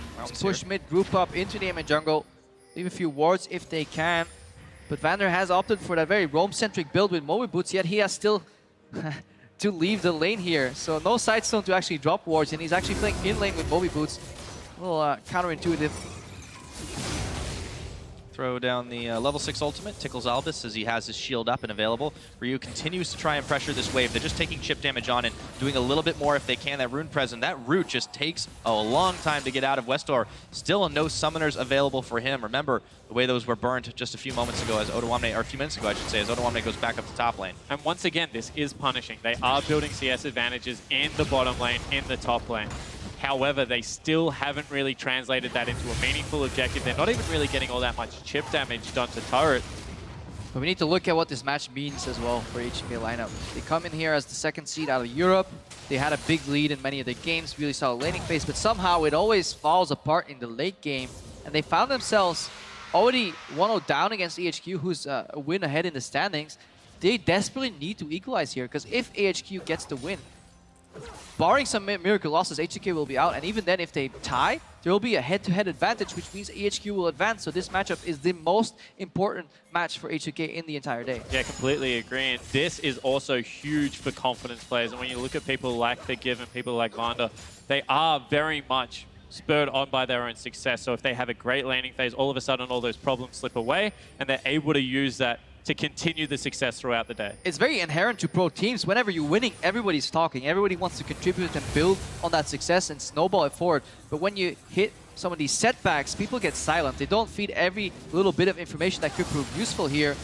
And things get a lot tougher to deal with, especially if you don't have that single guy, like an Afro move, for example, that can step up and really lead the charge, even in the tough moments. You need to keep yourself on the positive mindset. You need to keep the train rolling and definitely don't slam on the brakes. That's the way H2K wins games. We've seen it time and time again in Europe and how it's fallen apart from them when they have not been able to keep on the up and up. HQ, though, they're just the polar opposite style of team. They just get it all together in the late game. Yeah, they certainly do tend to execute better in the late game, but this is a team that has also, even themselves said they're a little bit prone to tilt, especially their jungler Mountain can get a little bit emotional during the game. And I think it's worse for AHQ if they lose this game, because they've already stated pretty publicly that they're terrified of EDG. So they're looking at this day This needs to be the win for them if they're going to make it out of the group cleanly without having to go through tiebreakers, which is just a whole new element. Yeah, big matchup here. Everybody wants to kind of have something happen, but every time they walk bot lane, they're quickly reminded that there's 2 teleports on the side of AHQ. So HQK pivot, they move to the left side, pick up a dragon alongside the way. They have much more vision control in the top lane too. 3 pink wards over there, so maybe Jankos should start playing towards the top side. Of course, the fight, the smite does. Oh, he's low. Jankos is a little bit low here. He's going to have to flash, and Vander headbutts away. Westor is going all in on this one. Forgiven, safe distance. Ryu, they just want to run away. They don't want any part of that fight. Perfect disengage because Ziv had roamed down, and all of a sudden now Odoamne in the top lane, 20 CS lead, as well as the access to the turret. That's going to be one of those teleports burnt. So it looked horrible for H2K, but they actually get the maximum out of that play. Yeah, Westor with a flash to dodge the pulverize, but no idea what would happen next there. They do get Vander's flash in the back end, but H2K is definitely happy with this. Teleport pop. Vander wants to go in here. Mountain Forgiven just on. The leash was on Albus, but it doesn't matter. The teleport for Odoamne instantly exhausted. Ace in the hole is going to nail onto the back of the head, and this is going to be it. First blood over to Ryu. Coordination out of H2K. Ziv teleports off, Odoamne teleports bottom, and they come up with first blood. That is beautiful to see. Yeah, the good old switcheroo here by H2K. They get the advantage. Ziv walks down, TP's up, and just like we said, Odoamne completely catches AHQ off guard. But now it's a race for the first turret here. Actually, it's not really a race because Ziv is the only one hitting a tower. So this is how the cross map could actually prove beneficial for AHQ. And they kind of get surprised here because they don't expect Banner to go in. Yeah, they certainly don't. I mean, Vander, hard commit, gets 2 members, and then Odoamne is on the back end of it. Unfortunately, doesn't have that much mana, but they isolate Mount. They're able to take him down. But very important, the entire AHQ bot lane lost all their summoners. Both flashes, exhausted, Healog, burned, which means next time Vander goes in for a combo into trap combination, that could prove lethal. Yeah, and I think even beyond that, the fact that they've now got rid of one of the globals and Westor doesn't have a flash because of that whole train of events means that Arn and Albus aren't playing great in the 2v2, and they're isolated, they're alone, and Forgiven and Vander are going to keep punishing this lane. As long as it stays standard, H2K should be in the advantage. Yeah, but I like what Vander's doing here. When he goes to the base, he actually runs mid, and he's actually building out the layers of vision that are required. Putting them wards around the mid lane so Ryu can play aggressively and use that pressure point to then translate into movement into the enemy jungle here. So H2K playing a bit more like a team. Now they're enabling themselves. Odoamne, though, he is going to be in some trouble. The red carpet's thrown down. He flashes right away from it. Jankos tags in. They look for Ziv. They take him down. The teleport's still going. Odo's still alive. Jankos is going to get the pick on the mountain. Westor's here. The shock blast doesn't go. Jankos decides to opt out. He gets taken out by Westor, but the claw does not finish in time. He gets the double onto Odo, though. A 2 for 2. All said and done. 2 for 2 in the end. It looked like Odoamne was positioning for a big, bold flash over the wall, and all of a sudden they turn it around. Ryu also joins the party because he had the push. It cost Westor his teleport, so in that equal kill trade, they get another teleport down in advantage. Yeah, and this is actually great play out of Ziv. He goes aggressive because he knows Mountain's there, and this was a surprise because Odo actually comes back towards his jungle, and there is so much burst damage coming out right now.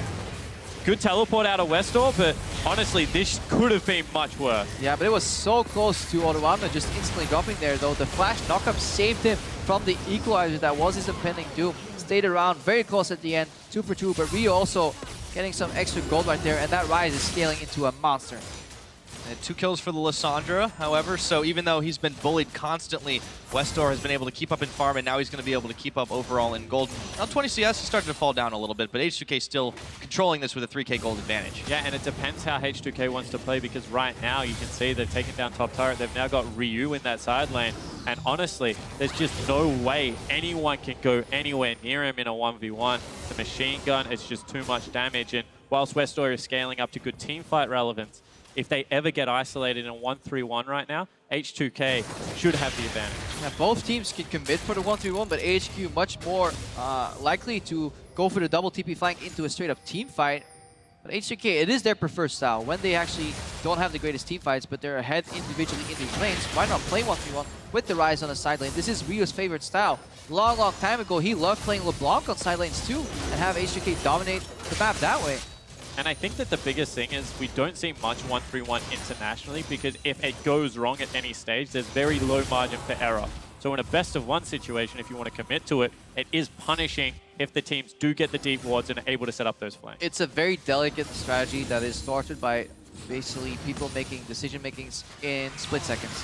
The likes of a Malta can suddenly thwart you. When you think you're fine, he suddenly flash combos out, and your entire 1-3-1 strategy falls apart because you need all 5 members on the map doing their thing. But if it works, it's a very suffocating, correct strategy that can really make your enemies just feel horrible. It sucks playing against a well-played 1-3-1. Yeah, and that's something that H2K have shown they are capable of doing, at the very least in Europe. If they can pull it off here against AHQ, we'll have to see as Ryu respects the claw this time around, walking back, but they still keeping up the pressure in the mid lane, the top. They had that first brick tower gold on the top side as Mountain and Albus rove into the jungle. Jankos is going to be on the other side of them. Yeah, it certainly is, but you can see right now AHQ want to fight over vision, because if there's one thing they have got, it is a lot of magic damage right now with penetration, and they're grouping up around the dragon. So one more time you can see H2K going in there trying to get rid of vision, but the damage is done. You can see the deep ward, one in the lane, one just on the opposite side of blue buff. If a fight breaks out, they will have Zid's teleport available, and they will be able to go for the flank. You have to be ultra careful of that equalizer. Good poke damage here early. Westor already half HP. Making him afraid of committing to the fight here. Forgiven ideally has to be in the river right now, shutting off some of these entrances with traps.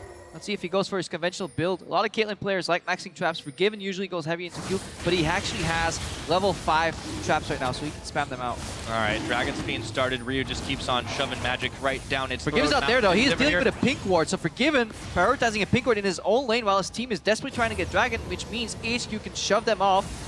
HQ again going for the lane push, and this is something we were talking about here. Isolated, not on the same page as a team.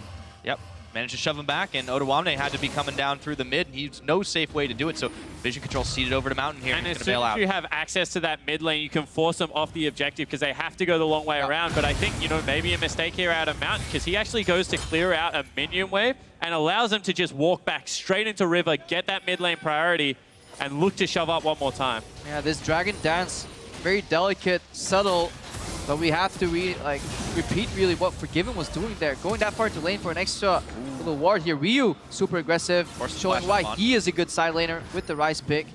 And more importantly, the Sivir ulti is burned, which gives HK much more room for opportunity in this Dragon contestation. And they've given it away. I mean, you can see right now, Ziv, he's just walked back top lane. They don't want anything to do with this anymore because the wave is just way too big, and H2K should be able to start this one up now they have that new information. It's pretty solid for H2K. They play around the fact that they know there's cooldowns that AHQ just can't match. A Mountain could try to go for a desperate steal. He goes in. It's going to get low. It's going to get smited away by Jankos. He says absolutely no way today. Mountain tried for the effort at Ziv. Gets caught. The burst damage is huge, but he instantly flashes out of the way. Vander, the tether's on, but he has an unbreakable will. Westor looked for something, but he couldn't find it in mid. And for H2K, that 8% is going to be big the longer the game goes on. And it's the little things as a color caster that make you happy, Crepo. Ziv flashes a headbutt pulp. He respects the damage that was going to come out. He does manage to live. Sure, the dragon goes down, but nothing else really falls. And H2K, they see an objective. They're actually going to see the second turret. That lead is growing rather quickly. They're snowballing here. They made up for the small mistake in letting the dragon reset. They took it very calm, pushed all the lanes. Ryu is becoming a monster on the rise. He can solo 4 splashes out and always has the cleanse flash himself to get out of the harm's way. So that was great. And now they're picking up these residual turrets that they chipped down earlier on the side lanes. Haven't had any trouble, but Otawamne might just be in it. Knocks Ziv back, but Mountain is right at his flank. And he's got no mana. He's got nothing to work with. Just a flash trying to make his escape. And Jankos comes to the rescue, but just too late. Mountain picks up the return kill. Using your gap closer into a minion wave usually spells out death, and Otawamne has to learn it the hard way. Yeah, I mean, that's just a little bit of a brain fade there out of Otawamne, honestly, and that gives them control of the top side. But it does mean cross map for H2K, and they get access to mid lane turret here, which is actually important. You can trade kill for tower plus 4 tower if you get the mid lane turret, because it's so important to hold, especially when a team is playing 1-3-1. Now Forgive is actually chipping down mid lane turret to half HP already. They're not even done. Ryu's going to have to cleanse away as he was locked down by the ultimate from Westor, but they still are able to make their escape. Mountain was trying to come in for a flank, but that is going to be nothing, doing 1 tower and half the health of the second. And this is actually a sign of a team that is on the same page, because all of a sudden they give away a kill. It's a silly kill, but at least cross-map they're able to make the best out of a bad situation. Sure, they trade 1 for 1, but that should really have been a big punish out of AHQ. I believe the phrase is calculated smart. Yeah, very calculated here from H2K. They realized Odoano was overextended in the top lane, and they take down the most important structure in the game. If you get rid of mid lane turret, it means that your 3-man squad in the 1v1, which is usually the strongest, can always get the priority. And that way, you can protect your side lanes by going for deep vision in the jungles on either side, and then you can squeeze and suffocate the opponent here by using the stronger 1v1 matchups that you generated by either picking well or winning lane, of which both H2K have done this game. And this is why I actually love Caitlyn. I mean, I just like Hurricane users in general, but Caitlyn does it the safest along with Jinx. You can just park a mid. They can walk up, meet the wave. They have the traps to keep you off the turrets. This actually makes turret diving like obnoxiously hard at this stage of the game, as well as the fact that you've got an Elise and you've got an Alistar to keep that anti-dive pressure there. Yeah, look at the lane assignments. Right now, H2K, it looks like they're playing around Baron, and my heart always stops just a little bit once I see H2K moving towards the purple worm. They've shown, honestly, horrendous Baron control in the entire year. Let's see if they finally learn how to quickly close it out, or if this is a window for HQ to get back into the game. Well, they do have a lot of pressure. Trap line set up on the mid lane. 3-3 maybe in kills, but that gold lead is still pretty good for them. 4,000, and decent bit of it's in those towers as everyone backs away, and it looks like it's time for a Baron dance. Yeah, everybody backs away. More vision is needed, more items have to be brought, more pink wards have to be brought to the table. But you saw how easy it was for Jankos to move in, albeit shallow, into the enemy jungle. How easy it was for Vander to contest some wards beyond the equal line point, which is the river here on the map. Scuttlecrab goes to Jankos. That's very important. So H2K are definitely taking the steps right. Bit of a waste of a sweeper to do it immediately, but they're choking out the Baron vision.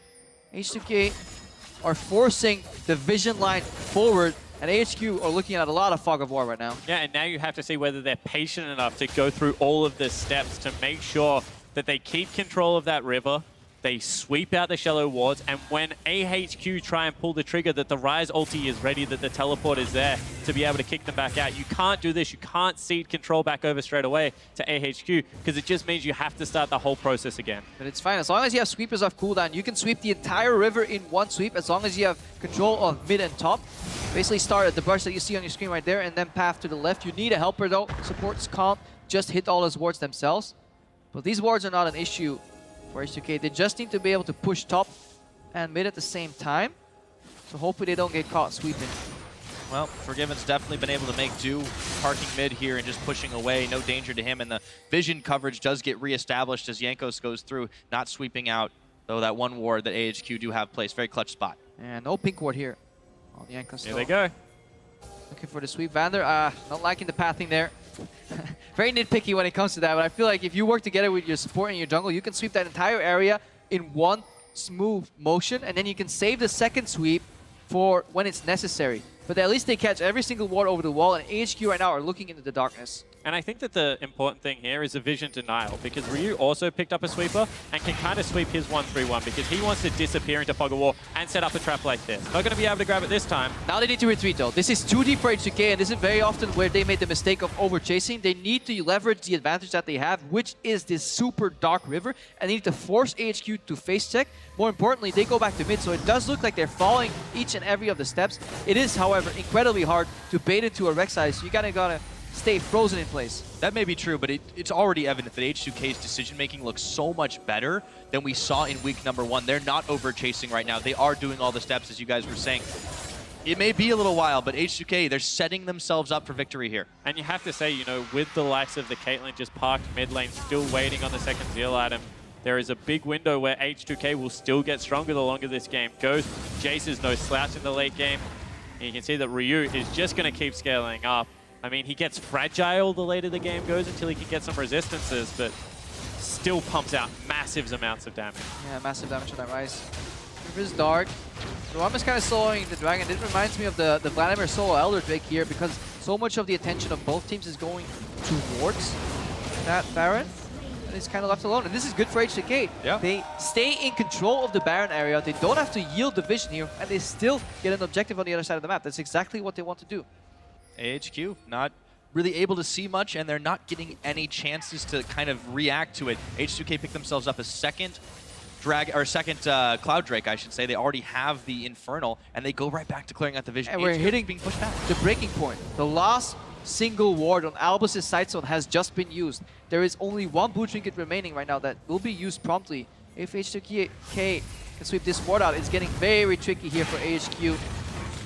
Blue buff contestation comes out. Albis desperately wants to base here, but they send on back first. So one by one, HQ has to return to base, and at any point, H2K technically could rush this Baron. Looks like they're going to push a little bit further in and clear out some more Rek'Sai tunnels as well as one more ward. Odoamne keeping his place down on bottom and keeping Ziv occupied. Teleports available for everyone on this map. All the summoners are up. This game's going to be a powder keg. Yeah, Forgiven found the ward in the back here. And look at it, back to mid lane control. Don't let your traps just get contested here. Keep that wall up, the zone. Force them on their side of the map here and then start the Baron with 2 man. It's quiet, but peekaboo says Wextor. He finds out and suddenly everything starts falling down again. Albis is there. Yankos, he's just going to get bursted out of this one. Albis does take him down. Teleports flying to get the headbutt pulled, and they just nail Westar in the back of the head. Vander finishes off the kill. Forgiven inside the pit trying to take down On, but the summoner heal comes through. Mountain over the wall, ejects. Ziv is going down. So H2K, despite losing their jungler, managed to pick up this fight, and they party portal in, looking for On, and they cut off AHQ. That's one more kill. What else can they get? Goodbye, Mountain, unless he can keep the tunnels going. Ace in the hole will not be enough, and he makes his great escape. But now you need to turn around, go back to the Baron. Beautiful Rise ultimate on the back end of that play though by Ryu. Completely surprises AHQ. Just the way H2K was surprised themselves by the Lissandra peeked around the corner. Their jungler is still in the base here, so this is a little bit risky.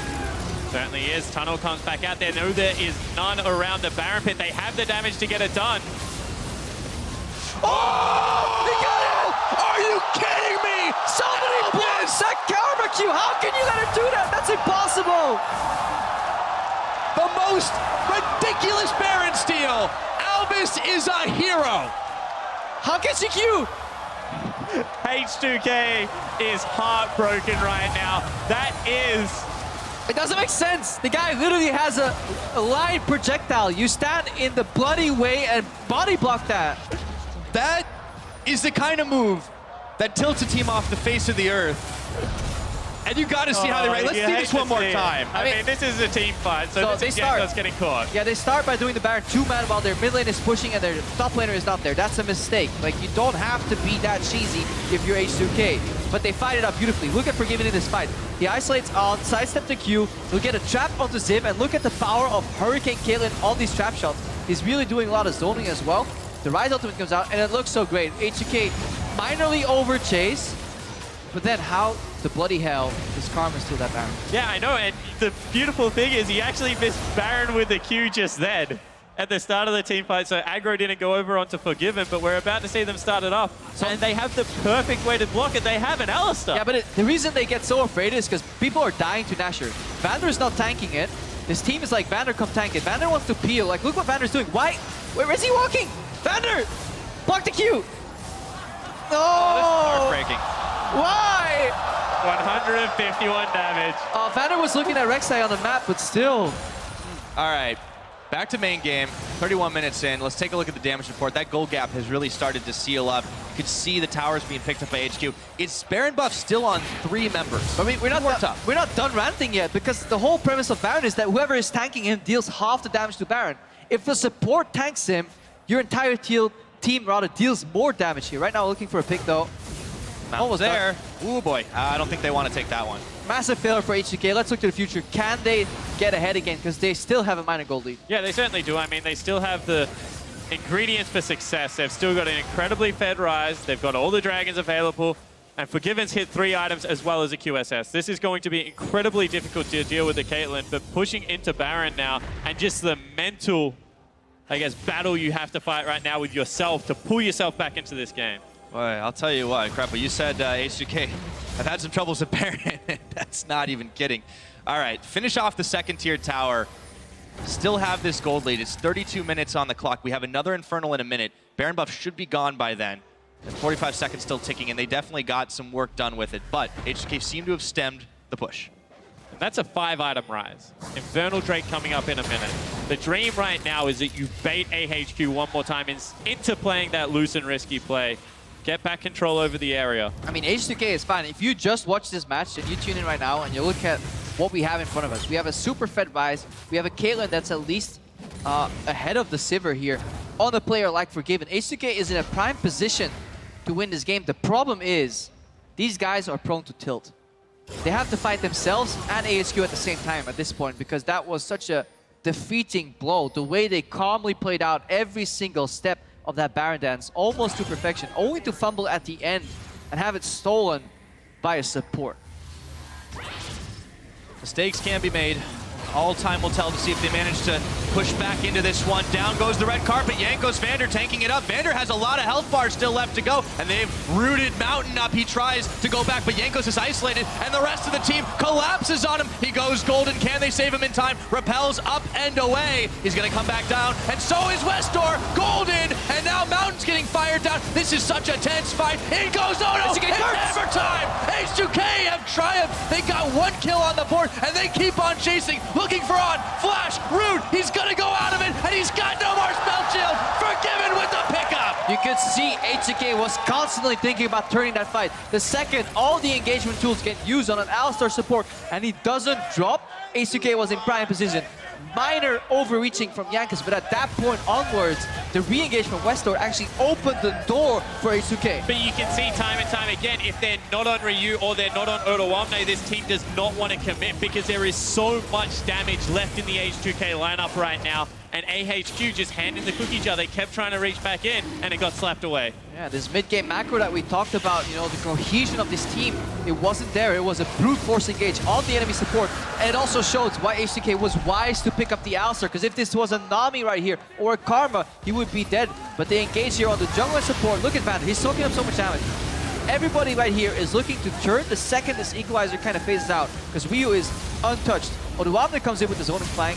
Jankos has to buy time, but right here, it actually looks really good because Forgiven's putting some really good traps down, and Westor doesn't get the kill off. Yeah, and that's an overreach out of Westor. I mean, you can't afford to fly in like that. It leaves them wide open to the counter engage, and this is the power of Rise. Gets back into the backline and deletes off. Yeah, but Odoamne played that really well from the side. He continuously had flank pressure without exposing himself to re-engagement. Definitely, honestly, for me, MVP of that fight. Individual performances have definitely been great for H2K, but what's really impressing me here is the teamwork that they showed in that fight. They've made mistakes. We talked about mental issues and what they have trouble with when they lose things like Barons like that, but now they get everything they want. They have 4 dragons on the board. The next will be Elder. Baron's gonna respawn. They have a dead inhibitor in the middle. This is all the ingredients for a really successful win. And some team comps don't get that much value from an Infernal Dragon, but when you have triple damage composition with the Jace, Ryze, and Caitlyn, and you have a magic-based jungler that can actually isolate and 1v1 targets, this double Infernal Drake gives you so much benefit. Yeah, it certainly does, especially if they start going towards things like Death Cap on the likes of Ryu, because that's just going to be insane. He's got the max mana, he's got the max AP build coming out there. And honestly, it was already a worrying sign that no one could go to a side lane. He's twice their items right now, although Jankos might be caught again. He does get caught. He does dodge most of the damage, though, fortunately, and they start to turn around on them. On Albus, Westor, all here with Mountain, but not going to get anything done. And Ziv has a hard time just staying in base for that Home Guards teleport because he constantly has to deal with Odoamne threatening the bot lane.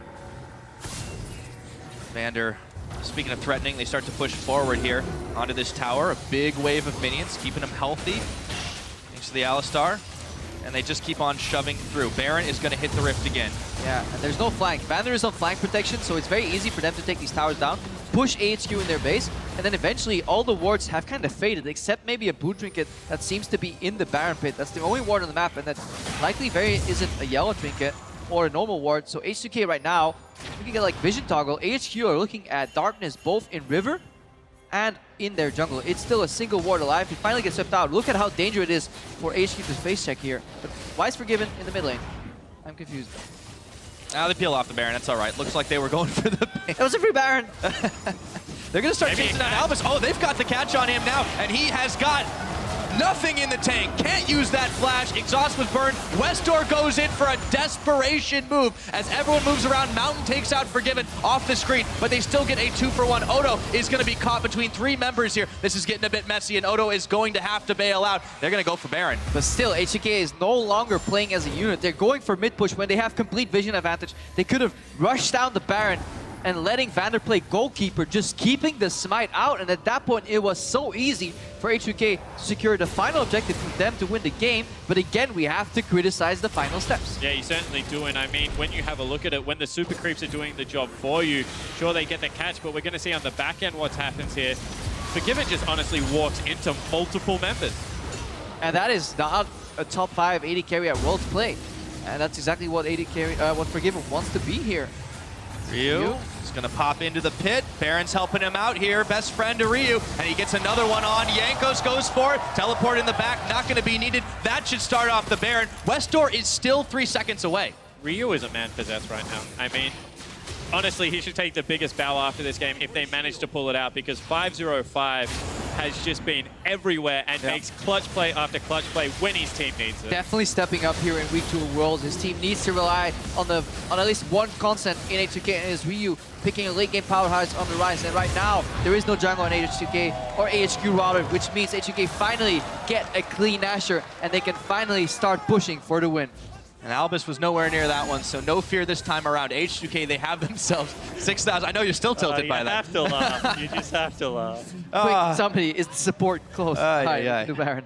I mean, they've started to pick it up. There were still a few mistakes, but now we see the end game approaching. And its name is Rabadon's Death Cap. If you're Ryu, look at that build right now. And 918 ability power on that rise. This is the game where you hate playing Sivir, because you only have one spell shield, and that guy's coming for you every single team fight. He's been fantastic on his ultimates as well. The Realm Warp, like 1 or 2 people flashing forward and just instantly deleting people by machine gunning them down. It's been fantastic to see. H2K now pushing towards this bottom side. There's not a whole lot of towers outside the base remaining. In fact, there are none. Just one. Still strength in numbers for AHQ. Ideally, they want a 5-man team fight, and H2K's way to deal with that is still splitting. They have a really good split push composition. They have not used the top lane. They're going for a 4-1 here with Vander postured in between, because they want to isolate Ryu, because he can 1v1 anything. He can likely even 2v1 people. So they need to be careful though. Don't get anybody picked off going too deep. If H2K play it slow, they can take the entire base without even having to commit to a single fight. And you know, if they have Oda playing, they will play opposite ends of the map. But with Ryu, because of the ultimate range, he does have to be a little bit closer. And now Westdoor, that was aggressive. Those ace balls are starting to hurt. Buffered combo from Vander too, just in case some flash shenanigans comes out. Oda pass to the bot lane. I would like to see somebody pick up that top wave, but it's path too far away. So H2K is actually going to commit to a 5-man push in the bottom lane. The traps are a good zoning tool here, but this could be the window for HQ. Yeah, I think what you do here is you try on a couple of waves. You've got your big wave coming in right now. If it doesn't work, you go to Dragon, but they're going to force a fight. Flank TP is going to get canceled, so that summoner is burned from Westdoor. Ziv's still holding on to his, but they have got sight on everyone else of AHQ. Playing this out safely and cautiously. This is exactly why H2K is so hesitant to go for the 5-man push, because a good equalizer and a self-cast ulti on Westdoor could completely turn around that gold advantage that H2K have procured so far. Yeah, they certainly have, and that top wave is just growing bigger and bigger. Now maybe a Rek'Sai flank is all they have left.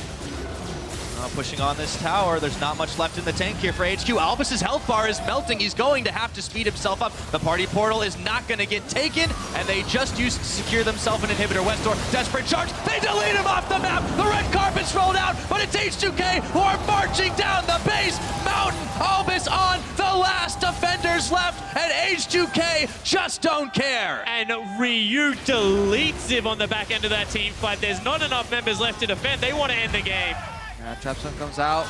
Desperate hold here, but only jungle and support combined with the AD carry. There's almost no damage on ASQ. This could be the final push. H2K, they are looking to finish this game, and they get a triple knockup. That is going to be it. It's all Nexus, and H2K are gonna do it right on top of the fountain. Let the minions take the game. H2K earn redemption.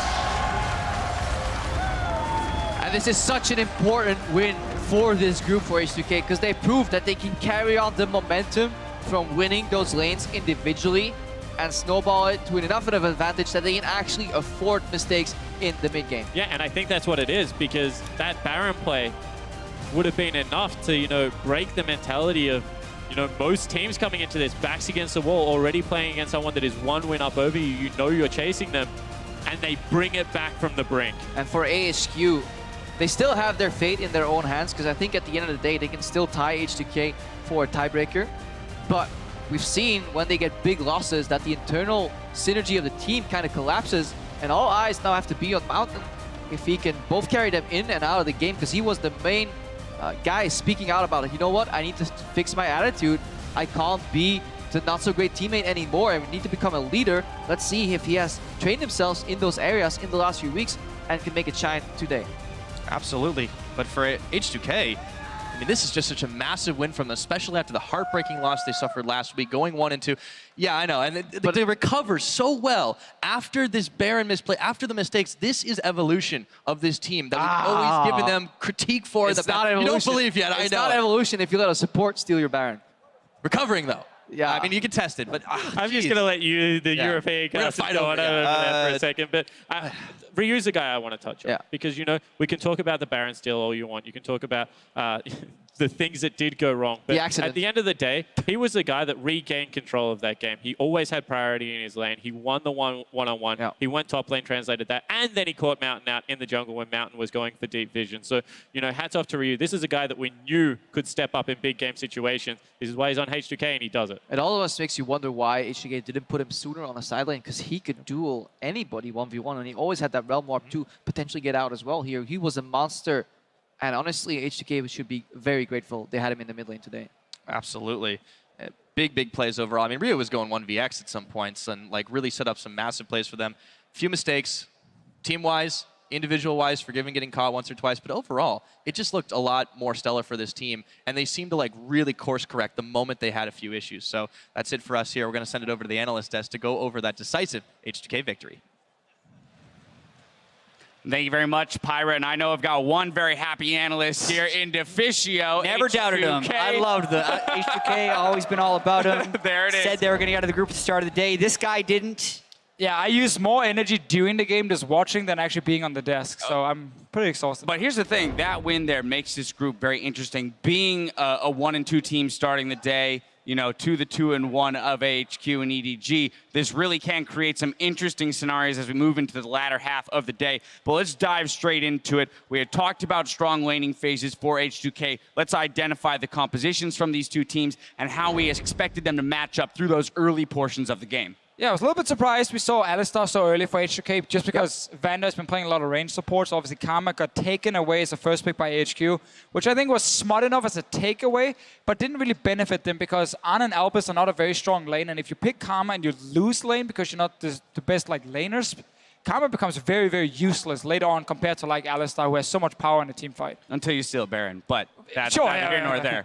Yeah, and also the fact that they picked Lissandra into the Ryze Elise, and Lissandra can't bring cleanse, because the biggest benefit of Lissandra is teleporting in for flank engages.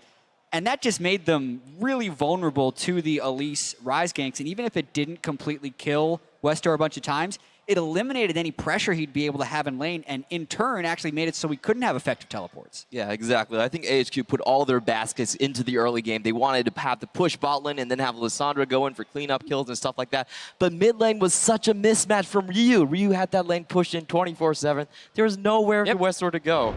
And that's important for people to understand. You don't have to kill the guy in mid lane to win the lane. If you just keep putting some damage on his tower, you can roam first. That's way more important.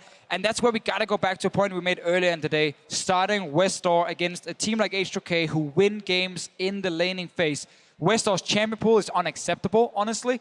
They first banned Syndra on blue side because he doesn't play it. Guess who plays it? The substitute mid laner Chawi. Why on earth don't you bring him against a team who wins the game in the laning phase? And you talk about winning laning phase, just some statistics for you. CSD at 20 across the board for H2K. Odoamne plus 36 in the top lane. Ryu plus 11 in the mid lane. And Forgiven plus 22 in the bot lane. That's an incredible discrepancy just from the laning phase for this team. But then we had questions about whether or not they could translate those leads into an actual late game victory. And this is where I want to jump to our replay. It's going to come 28.5 minutes into the game. 3-for-1 for H2K, definitely dominating when it came to those team fights. This fight was a little bit of a mess. It all starts with Jankos getting caught out by Westor, and you're thinking, is this where H2K give it back? But they flanked in very well and were able to take down Westor afterwards. And this actually was supposed to be the highlight of the moment when Ryu teleports 4 members of H2K right into AHQ. Yeah, so many small things didn't go the way of HQ in this fight, though. You saw that little Q from Karma flying before. Could actually hit the Baron, which start hitting Forgiven in the pit. That would have been a different fight already right there. But in the end, Mountain does have his crazy escape. And the fact that he actually stays alive, even though he's not part of this Baron steal, because he's alive, Vander ignores the Karma. He's like, I only need to zone Rek'Sai no matter what, and that's why he actually disappears. And Clement, I know you had a pretty happy reaction right after this moment. Why, to me, is Forgiven not blocking the Karma Q? I don't know. It's AoE, and it gets the Baron. That's the point where I felt like, wow, well, HQ doesn't have a good late game team, but maybe H2K will throw hard enough. Didn't happen. Good point, though, with the late game team, because AHQ last time when they beat H2K, they lost the laning phase, but had a much better late game, and they used that to kind of win the game. Here they actually didn't draft a better late game, so I think there was a lot of issues, like Lissandra gets outscaled, bot lane gets outscaled.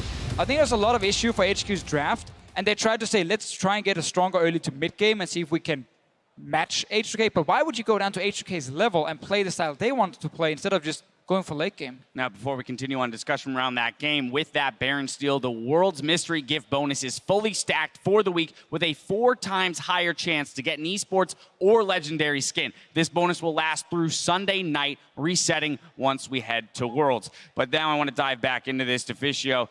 Let's continue on this conversation around, H2K and looking as we go ahead through the day. I mean, still some things to clean up in terms of closing out the game. Cool, we can still build leads. Yeah. What else are you looking for them to be crisper with? I mean, so much comes down to how to play mid to late game, as we've just seen. There were moments where they tried to set up like 3 lanes at once. They didn't have proper vision, because in this meta, it's very hard to have enough wards to place down, so it's hard to play this full split push game. And they tried to start Baron like 1 or 2 members a few times, and it looked a little bit lackluster, but it is very difficult to take that step further, and you just want a big team fight, which they got. So I think they showed definitely improvements outside of some of these individual mistakes where the Baron gets lost.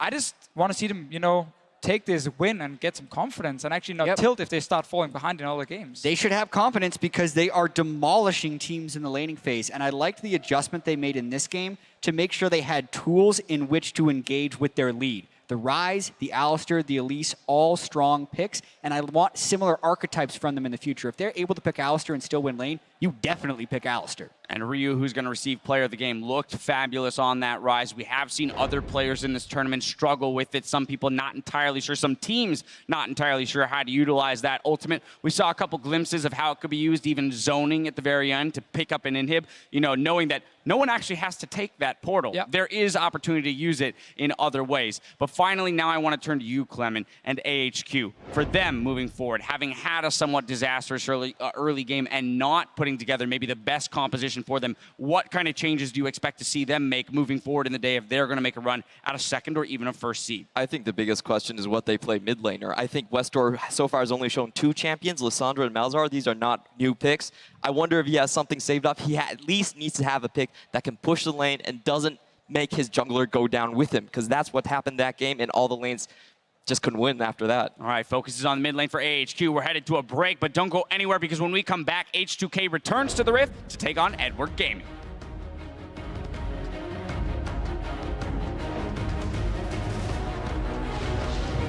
What is it that we are not doing on stage, Mr. Wanderowicz? Face check. I will give you $10 if you face check. Really? Yes. Ace in the hole is going to nail onto the back of the head, and this is going to be it. First blood over to Ryu. Through Mountain, over the wall, ejects. We can chase. Chase. I will. I'll take it. Fight, and then party portal in. Looking for on, and they cut off HQ. They have the damage to get it done. Oh! He got it! Are you kidding me? Somebody blocks that Karma Q. How can you let him do that? That's impossible. They got 1 kill on the board, and they keep on chasing, looking for on. Flash, Rude, he's gonna go out of it, and he's got no more spell shield. Forgiven with the pickup. H2K earned redemption.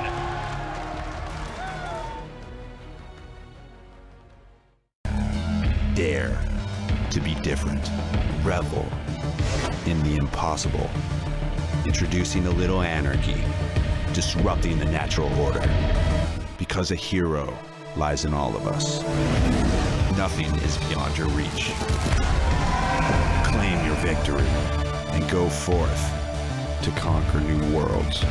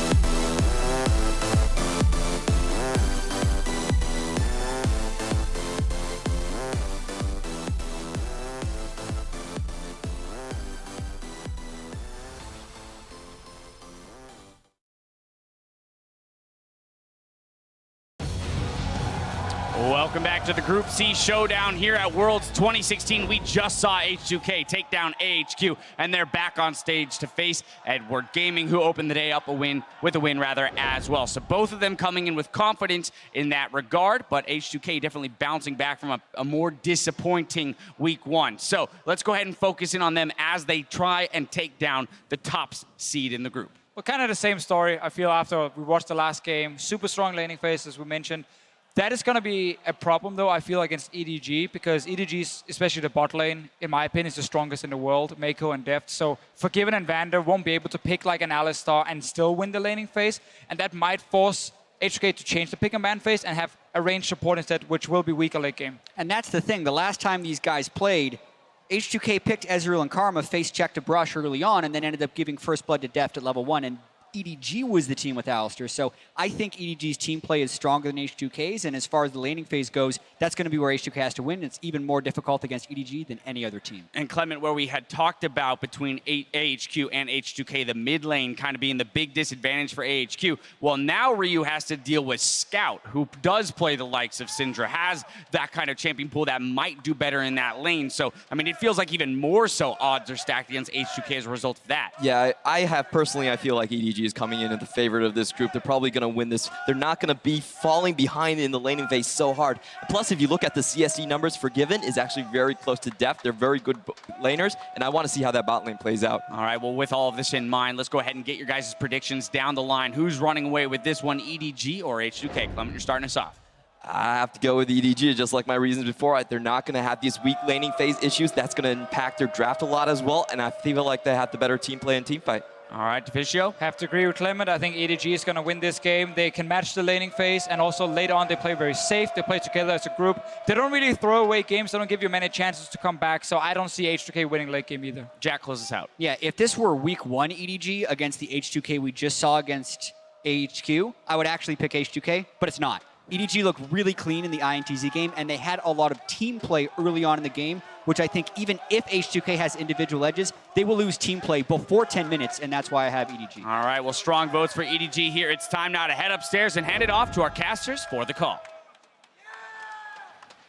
Thank you very much, Dash. And yes, indeed, this one is going to be a tough challenge for H2K. They may have beat the mini-boss, but here's the raid boss up and running. Yeah, and I'm really glad that this matchup happens in standard lanes. So, in essence, regardless of what happens, we get a true laning test. And EDG is so likely to advance. We need to check how they do against good laning opposition. Yeah, completely agree, especially when a lane isn't swung level 1. I mean, we keep going back to it, but the Vonderwing, Vanda, level 1, just going into that brush, it really was heartbreaking. And I'm looking towards this, not only for the bottom lane, but for a real heat check on how good Odoamne is. He's someone that I've always rated incredibly high in the European LCS, and I want to see if he can really take advantage of Mouse and set his team up for good success. It's very tricky because once you get like absolute faith in Odoamne, he kind of lets you down, and that's like kind of the story of H2K historically for me. But especially going back to last week as well, you know, that face check from Vander, because yes, they equalized out the lane later on, but they should have smashed that lane 2v2, and sometimes it's the lack of something we don't get to see, you know, in that lane play out that way. It makes it really hard to judge, you know, what could have been. So I'm really interested to see what style of lane H2K pick up, because they got by last game by just picking Caitlyn Alistar and going slightly even and ahead because of misplay on the other side. But against the likes of Deft and Mako, you may need more aggression to go even. It certainly looks to be the case, and they want to get rid of any passivity in the lane already, taking away Tom Kench. Also, maybe indicating one more time into a 1-3-1 and how well that can stack up against it. Maybe try and get the rise. Definitely, the support counter to 1-3-1 is that Tom Kench there. Early pick that we're thinking of was Syndra initially, but immediately banned out by EDG. They realized the priority on that pick alongside with the Nidalee. Absolutely, and as EDG played their previous game today on blue side, it's going to be a very different composition. They had the Syndra, they had the Jhin, they had the Tom Kench. They're going to have to pull something out different. Is H2K thinking about a very early Caitlyn pick here? That could actually buck many of the trends we've seen, because they don't want to hand over the Alistar in first rotation purple side. They banned out the Jhin themselves. Forgiven isn't a big Sivir player. It would give them the lead in the lane. I can almost see it happening. Or maybe they're trying to pinch melee champs to be able to take away Nami, which a lot of supports right now consider the top range support. But Karma can at least match that lane, and then it becomes more about the AD carries and a swing in power of a Caitlyn versus X, regardless of who gets the Nami and who gets the Karma, may be more influential. I'm really excited for this first pick. Yeah, the Olaf is banned away, and now we have to see what H2K have been planning. Is it going to be that first pickup, Caitlyn? They've got a lot of time to decide. The more I think about it, the less I'm straying against it, because Forgiven just isn't a Jhin player himself, and he doesn't want, I think, Deft to get his hands on that Jhin, because Deft actually plays a fantastic Jhin overall. The other thing that Defs play, if we just want to open up the AD carry champion pool, Ezreal has to be looked at some point. He plays a good Lucian as well, but we haven't seen a hyper carry out of him yet. He was historically Jinx, Twitch, not a laning AD carry at all. Get him into the team fights and light up. I think that is where they might look toward. And there is precedent to not pick Elise here, because Krylov clearly had the option to pick it last game. He just didn't go for it. So H2K find themselves in a bind with nobody really needing a first pick specifically. I'm getting scared that hover of Maokai is lasting a bit too long. Oh, they're going for the Karma again. All right, so that one's locked in. The flex pick, of course, but last time we saw the matchup, it was Vander who took it, and we all know the story from that. They could actually go for Karma and Nami at the same time, really pinching that range support pool and throwing Mako a spanner in the works, because now Elise is taken away from Jankos.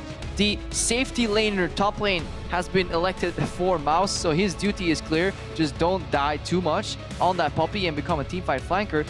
This could be a creative rotation for HTK if they go all in to the laning phase game. They put the Karma mid, just AFK push. They put the Nami in the bot lane, but that is very taxing and falls apart very heavily in the mid game. I like it in the early game, however, and you have to be able to throw a wrench at EDG if you expect to beat them. So if you go all in on one point of the game, be it early game, and try and tear them apart, we've already seen that EDG didn't fight back well against INTZ when a similar tactic was used.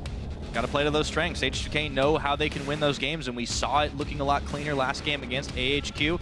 Well, we'll see what they decide to answer with here, too. The Lee Sin still up for Jankos as the pickup of Elise was taken by Clear Love. Still don't have to pick the jungler just yet, but I want to keep my eye on Ryu, too, because he was so massive last game. I have a feeling he's got to be a big part of the game this time around, but there is the Caitlyn lock-in along with the Rek'Sai. Super standard here. Rek'Sai jungle tank presence. Of course, EDG is now going to match that Karma potential flex with a Nami in the bot lane. There is no hard counter here. They have against Caitlyn in the past played Varus, so that is a hover that they will legitimately look towards.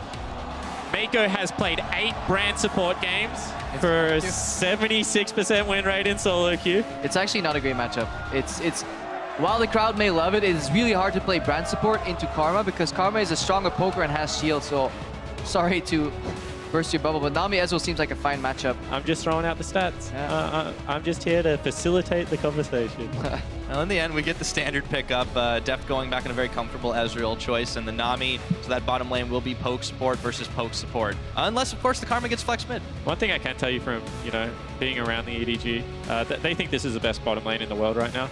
They think that the poke, the ability to walk away from the minion wave, as Caitlyn's trying to shove, get down all that harass with not sustain, they really do like how this... From a laning point of view, or just as the complete package? Even like as a complete package. They think it does fine in lane, that they can get what they need. And then as it transitions to late game, Deft is just such a good blue Ezreal player. Yeah, definitely love Deft on the Ezreal champion. The problem is if they find themselves slightly behind, it snowballs pretty far downhill. Because Ezreal always has to commit for that tier and commit to range farming. You could lose the pressure, but probably Karma Caitlyn is probably the most oppressive bot lane you could get. I like the pickup here for Odoamne here with some more engage on the cannon because they have the tank jungler. At least now they have the tank jungler, so it's not like an Elise cannon lane that's really hard to make teamfights work. H2K can definitely scale well again. It's also a speed up engage as opposed to a dash, so it isn't ruined by Poppy. So that's why I really like it. Jankos can go in and get blocked, whereas the cannon's just going to fly in with a Karma shield, hopefully from a flank, and really light up the backline.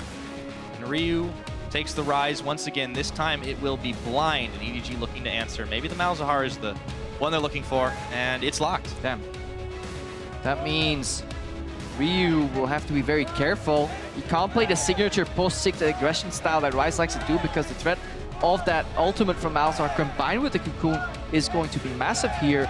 But if Jankos can shadow mid lane, then suddenly they have a really, really strong 2v2. Because Flash and Power can always cancel out Scout immediately. Yeah, certainly do, but something historically against Catalyst users, LPL teams do like to force you to put a QSS in between, so it delays that power spike. It's not by an awful lot at the moment. QSS is quite gold efficient just for the MR, and it's so useful for the active, but it is something that you have to look for. In the same way, if Ezreal falls behind, if Ryze falls behind, he is going to be delayed. But we have to mention that it is incredibly likely that H2K have 3 pushing lanes very early on. Malzahar is always associated with push, but this is post 6 and 7 because level 1 and 2, the Malefic Visions don't bounce quickly enough, which means no mana on every bounce, no cascading kill creeps, which means the Ryze can actually get the push in the early lane and has the better trading potential, which means Malzahar has to play under his turret. Absolutely, and Ryu has definitely shown no qualms about pushing that up fast and early, and he's going to have Jankos on that Rek'Sai at the back of him. I think a lot will actually be on Clear Love, see what he does early on in that Elise. And a 2-second stun heading into the jungle is going to be very useful in this composition, so Ryu, one more time, has to be able to put on the carry pants. Absolutely. Now, guys, at home, don't forget to reach out to us on Twitter. Highlight the best moments from today's games using the hashtag #WorldsBigPlays. We have definitely had a few so far. Yeah, a couple of really nice plays there. Let's see if there's more Ryze versus Elise dance-offs like we saw yesterday. I'm very excited to see what Jankos can do in this Rek'Sai because, again, he has a jungler with creative pathing. Walls are merely obstacles to a Rek'Sai. He can path over, above, and beyond. We've hit the rift, and the crowd lights up. EDG always travel well, and H2K, well, there's some people that have been stunned by their performance last game. We'll see if they can do it again. And this matters so much. A simple cheer to these players can change the entire mindset, knowing that the crowd's behind you, that you're finally playing on the world stage. For Jankos, for Vander, they've been trying years and years to make it here. They had such a wonky start, but right now the momentum shifted. The tides could be turning literally in the bot lane. And for H2K, they definitely want to get that momentum, the crowd behind them, because they're facing a giant in EDG. Yeah, they certainly are, but first step accomplished. I mean, they play it passively. They just give up the vision control. Guys, it's the wrong team. They're not playing today. Not today, unfortunately. This time around, H2K, have a much smarter start to their early game. No Vander wandering, and they do have a much more safe invade towards that red buff. It's actually quite funny how many fans you interact with. I asked them, like, who are you rooting for? They're like, today I'll root for CLG, but I'm actually a TSM fan. Or today I'm rooting for H2K, but I'm actually a TSM fan. So I can't wait for TSM to actually play here with this crowd. Crazy. All right, well, speaking of dance-offs, Ryu's going to have one on his own as Scout takes to the mid lane. And the Is it really a dance-off if you're only dancing by yourself? I don't know about that. Well, we were talking about the Elise ones, but 8 legs usually won out over 2. I don't know. Ryu's had some fancy footwork of his own this game, or the last game, I should say. All right, we had good ward there. H2K snuck a ward into enemy red, so they're completely aware of what's happening here. Early red buff for Clearlove. You see Scout heavy committing with these creeps here, challenging for the push, but look at how low the range creeps are. It's so hard to push in a range. A Rise Water, once he gets access to those range minions, going back bot here. Early trading, that's good. Always trade onto death. Vander soaking the farm. It's not bad here, because the damage was mostly done on the enemy AD carry. Obviously, there is a sustain component here. The Vander has 3 pops, so essentially you need to kind of double his health bar. Good trading. And I like to always watch the mana pool that's being expended right now. You can see that Vander's keeping himself topped off nicely. He's going to be able to heal back up with the pot. So Maker's already starting to chunk into that. And mana, ever since they removed mana potions, has been so much harder to get back in these laning phases. And that really does put the Nami at an inherent disadvantage if they're trading onto the AD carry especially. And Nami definitely wants to make maximum value off those Ws, make him bounce here. Odoamne trying to keep Mouse away. Mouse was kind of almost faking an early gank there by how aggressive he was moving, but look at Jankos. Scout has no passive. Waiting in the brush, and he's going to get the knock-up. Quick flash burn. It's going to be followed by Jankos. Ryu can't chase. No, he goes deep. He got his first blood. Oh, is he going to go down? He is. That's a trade. A slight moment of hesitation on the side of Ryu, but he does get the first blood, which means an early tier. There's assist goal on Jankos, but 2 flashes have been burned, and right now it's up to Clearlove. Hang on. Oh, no, the one-on-one. Woo! He's asserting his dominance early this game. Ooh, and that lane is borderline frozen. If that cannon creep stays alive, this is a fantastic spot for H2K. Now they want to hit back. Clearlove, he's down on the bottom side. He's not going to nail the cocoon, forgiven with the flash, but the damage is there, and the red buff is real. Repel up for Clearlove. He's going to have to back away. Mako getting sunk by the Q. And finally, a failed gank comes out, so you know 2 successful plays on the side of H2K. EDG try and get something back, but not there. But that was a tilter. That cocoon was what we call like a mad life. It was a flash predict by Clearlove. It was just off by a hair. If that hits Forgiven, he is definitely gonna not only die, but also get the mental kind of hit right there. Here we see this all in again from Odoamne. Stacks his W off, doesn't even get it off. This is just sloppy for Mouse. That's just, honestly, that's abysmal for Mouse. I mean, he just got alled in, point blank. That's the point where the mistake's already made, which meant Mouse had his lane pushing away from him. He knows he either gets frozen, or he has to kind of push it in, and Odoamne sees the opportunity. He knows Clearlove is on the bottom side of the map because that ward early. Remember, Odoamne saw where Clearlove started. Clearlove did not show up for an early gank top, which meant he was almost 90% sure that Clearlove had to be on the other side of the map. So advantage for H2K, 500 gold in the lead. They have been losing out on CS on this bottom side, but there's still a decent-sized wave of minions approaching as Scout gets some deep vision over at the Raptor camp.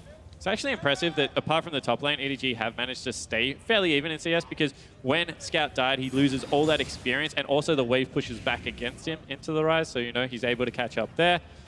Rise, of course, died at the same time. And then bottom lane, that's actually a sizable CS advantage. I'm sure there's not 12 creeps sitting in that lane, not even close, so Deft and Mako still bullying out here. The gank really hit Forgiven and Vander hard because it's so hard to play aggressive in the lane when you don't have your flashes available. Mako also used his though. So Forgiven has to be careful for a return gank from Clearlove, but that was so close.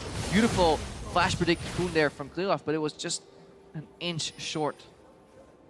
So struggles in that bottom side, but where Vander has gone, or rather where Jankos has gone, has certainly paid out some dividends. Ryu with that trade in the mid lane, picking up a golden advantage for him, and he keeps on the pressure. So 2 winning lanes out of 3, definitely ain't too bad for H2K. And Def wants to get to base to get his tier, because he's out of mana right now, and he can't actually poke down Forgiven, and the sustain is actually being won.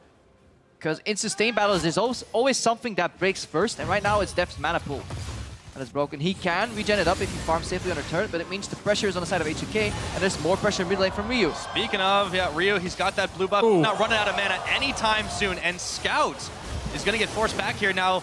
Back in the bottom lane, Deft gets stopped up, and the trap, oh, he's gonna get it! The heal, no, didn't get the trap, the bubble goes down. Forgiven steps too far forward. Meanwhile, back in the mid, Jankos. And I think this is a mistake from Jankos, because he could right now be diving bottom lane onto Deft and forcing that summoner. Instead, he's going for the greedy dive mid that will get matched by Clearloft. He is, however, shadowing Ryu, so he can extend that pressure.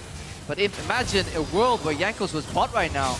Yeah, they just can't stay, and that means the lead would have continued to, I guess, increase. They're already 1,300 gold up at 6 minutes on EDG, and they want to pressure this jungle because that gives them access to the bottom side. And this is what we were talking about, 3 winning lanes, and this Rek'Sai is just moving in between the lanes. This was the last bit of mana from Def, and Forgiven is showing you what you can do with the new Caitlyn in terms of headshots. It will strap into headshot, into E, into headshot, always layering in between, getting those auto attack resets. And he's starting to catch back up in farm right now, so the one place that they were having problems in the early game, H2K are starting to find their footing here. And if they can start to knock down some towers, push people back, well, guess what? The first Drake's Infernal, and they were doing quite a lot of work with just Oceans. Yeah, and imagine what happens next when Forgiven and Vander base get more items in their inventories, and suddenly Jankos can plat bot with Ryu, maybe use that ultimate, and Odoamne has teleport. That could be a clean 5-man dive in the bottom lane, and it's incredibly hard to stop that on the side of EDG. Yeah, beyond that, I mean, right now, EDG is just ceded control of the entire map because they're being shoved in 3 lanes. Clearlove had to show when he didn't want to catch a minion wave. Everyone's caught back up on CS or is exceeding their opponents. And this is when Clearlove goes back to reactive jungling. And that's when he's at his worst. You want Clearlove proactive, setting up the ganks. But right now, he is being dragged all over this map. Proactivity here. Have to sidestep. Mouse misses here. That could be a follow-up. Ryu. Flash. There's a portal. They're going to go right on towards him for the dive. And Mouse is not getting out of this one alive. Ryu claims another, and the tower is open. EDG is being done up to them. What they did the same thing in the first game. They were leveraging the push from mid lane into the side lanes, but right now it's H2K with the advantageous lanes coming out of pick and ban, and they're leveraging their push into top. Look how Ryu pushed mid, went top with Jankos, and at this point, Mouse, he has to hit this hammer, but the sidestep from Jankos, really smart, and the presence of mind from Ryu, skilling that ulti early. So often Vice players will skill it level 9, 10, 11, for the first time, but he gets it very early because he knows he'll be roaming. And also the commitment. I mean, they think, you know, we can probably get that turret if we just stick around to 3, but let's go for the dive. Let's continue to pressure Mouse, who is now 30 CS down. And when you only have 30 CS yourself, that's a pretty big deal. But this is how EDG lost their only game. And it was a lot more pressure up top. It was Revolta camping with Yang.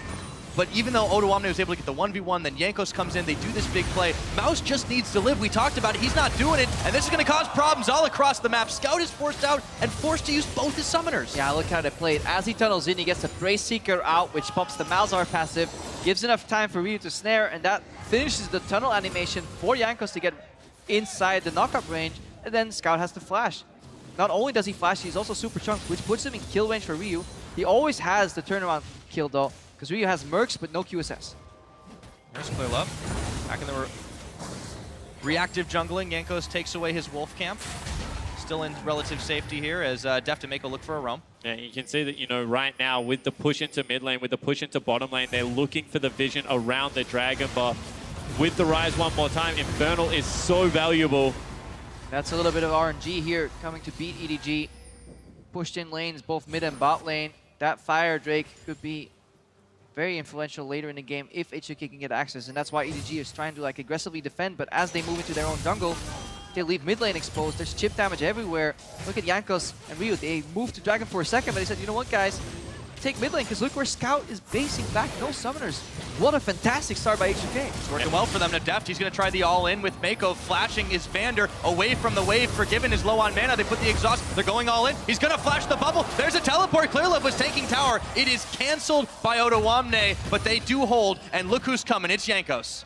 Odoamne flew all the way backwards there. Clearlove went for the cocoon onto Forgiven. Luckily, Vander didn't eat that one.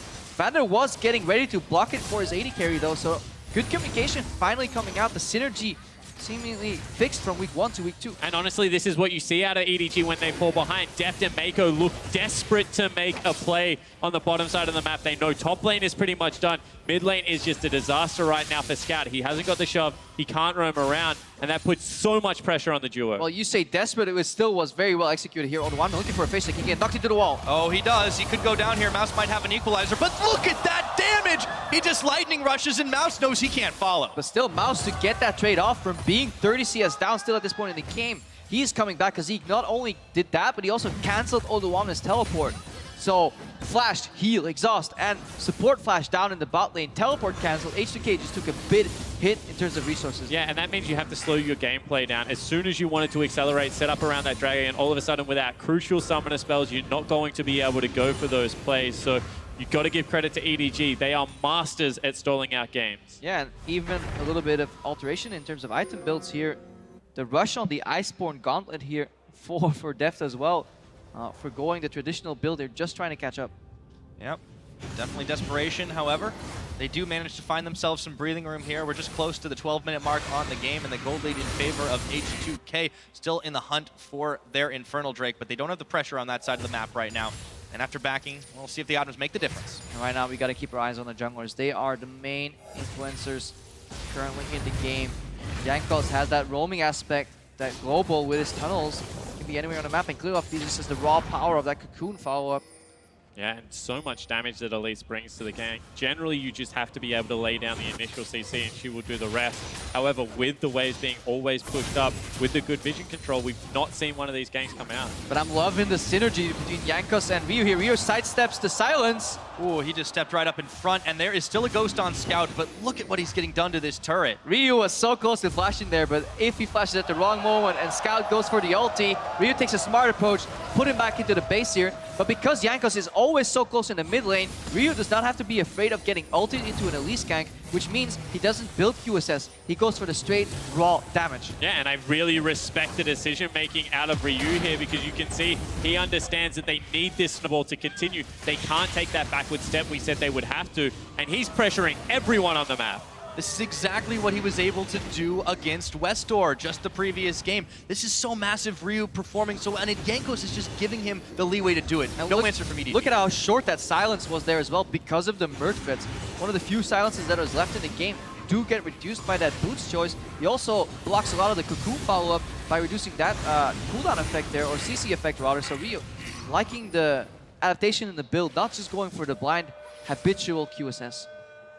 So far, so good. Well adapted from H2K's squad. And Deft trying to push the bottom side. Mako clearing the wards out and just making sure that they can't secure this dragon blindly. But Deft is going to have to back here.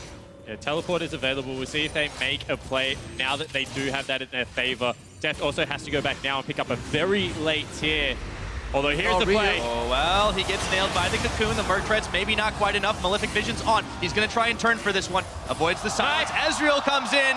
The ulti is going to go just away. And we were just talking about that. The second the aggro comes in, because Ryu is just tanky enough to survive, Jankos swoops in. Just a knight in shining armor. Yeah, exactly right. And all you need is that presence to disengage, and they don't really lose all that much out. There's going to be a mid lane shove, but double summoner spell burn. Still one summoner spell on the side of EDG, and Odoamne is just putting in overtime up here. Yeah, Q-Max on that cannon, really working on the poke here, but Mouse has gotten tanky enough that he keeps that CS deficit very stable. Yep, so far he's kept it in the way it is, but he still fell behind quite a lot early on. Now you can see Clearlove making his way up to the top side. A lot of pings for EDG, focusing around this dragon. Odoamne going to face check for the ward. Clearlove was there, does not hit the cocoon. The nose on the cannon sniffs that one out. All of a sudden they start up the Dragon, and Clearlove's on the wrong side of the map. We've already gone over it. Caitlyn, Ryze, even the Kennen going to be able to translate that so well. The next 3 minutes are incredibly crucial here for H2K. Not only are they challenging Dragon, they're getting mid lane turrets down, potential rotation bot, plus a dive with the teleport that's back up for Odoramne. They survived the 4-5 minutes of TP advantage, and they could look for a second tower in the bot lane because they still have Forgiven and Vander winning the 2v2 in terms of pressure. Not CS. They're down CS. That's okay. It's hard to do against Deft and Mako, but they do get themselves the first brick. Mouse backing Odoamne, throws the ward in, and he's going to stop him for just a second, clearing away the pink ward as he goes. H2K definitely getting what they want here, and the gold lead's growing for them. Honestly, in terms of pressure, there's just pressure everywhere. Ryu now makes the roam down, has spotted out the Elise, and is going for the kill. Oh, Cocoon doesn't land. Clearlove's going to have to go Spider Form. Ryu's backed away here, and now EDG are wise to this. Tense moment, though. You can see the pings just everywhere the moment Ryu shows face. Yeah, the wave was evaporated in the bot lane. Deft picked up that blue buff with the tier that he built very late. A late stacking tier. He actually has a lot of wave clear here. Look at his spamming Q every single time on cooldown just to get that wave pushed out. He really does not want to give H2K access to a roam. It may actually be wise for them to switch up the map. Start playing towards top side. Maybe kill Mouse one more time. I definitely think because they have the quicker shove, I mean, you can just tilt over that wave, get it pushed up nicely. That's where the rotation does come in. Get Odoamne to start stacking up that wave and have a look to see if you can open up the map. Oh no, Scout again. He's got summoners this time, but he is so low. Ryu does not have the flash of the ghost, and Scout is forced to use the ladder to get himself out of harm's way. No tower to fall back to. He's having a hard game. Got to keep running as well, Scout. You can't afford. Ooh, he's got to back off this. There.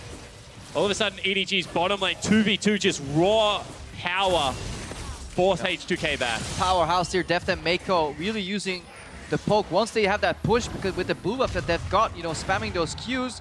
But Clearlove and Scout in the mid lane, they're playing under such pressure. It's so hard for them to even get that wave equal, which means Mouse is being isolated in top lane very soon. This has to be a turret kill for EDG to equalize the pressure in the game, because otherwise H2K are just going to overflow. Yeah, and H2K, they already made the move. They disappear into Fog of War. Odoamne is going to look to respond.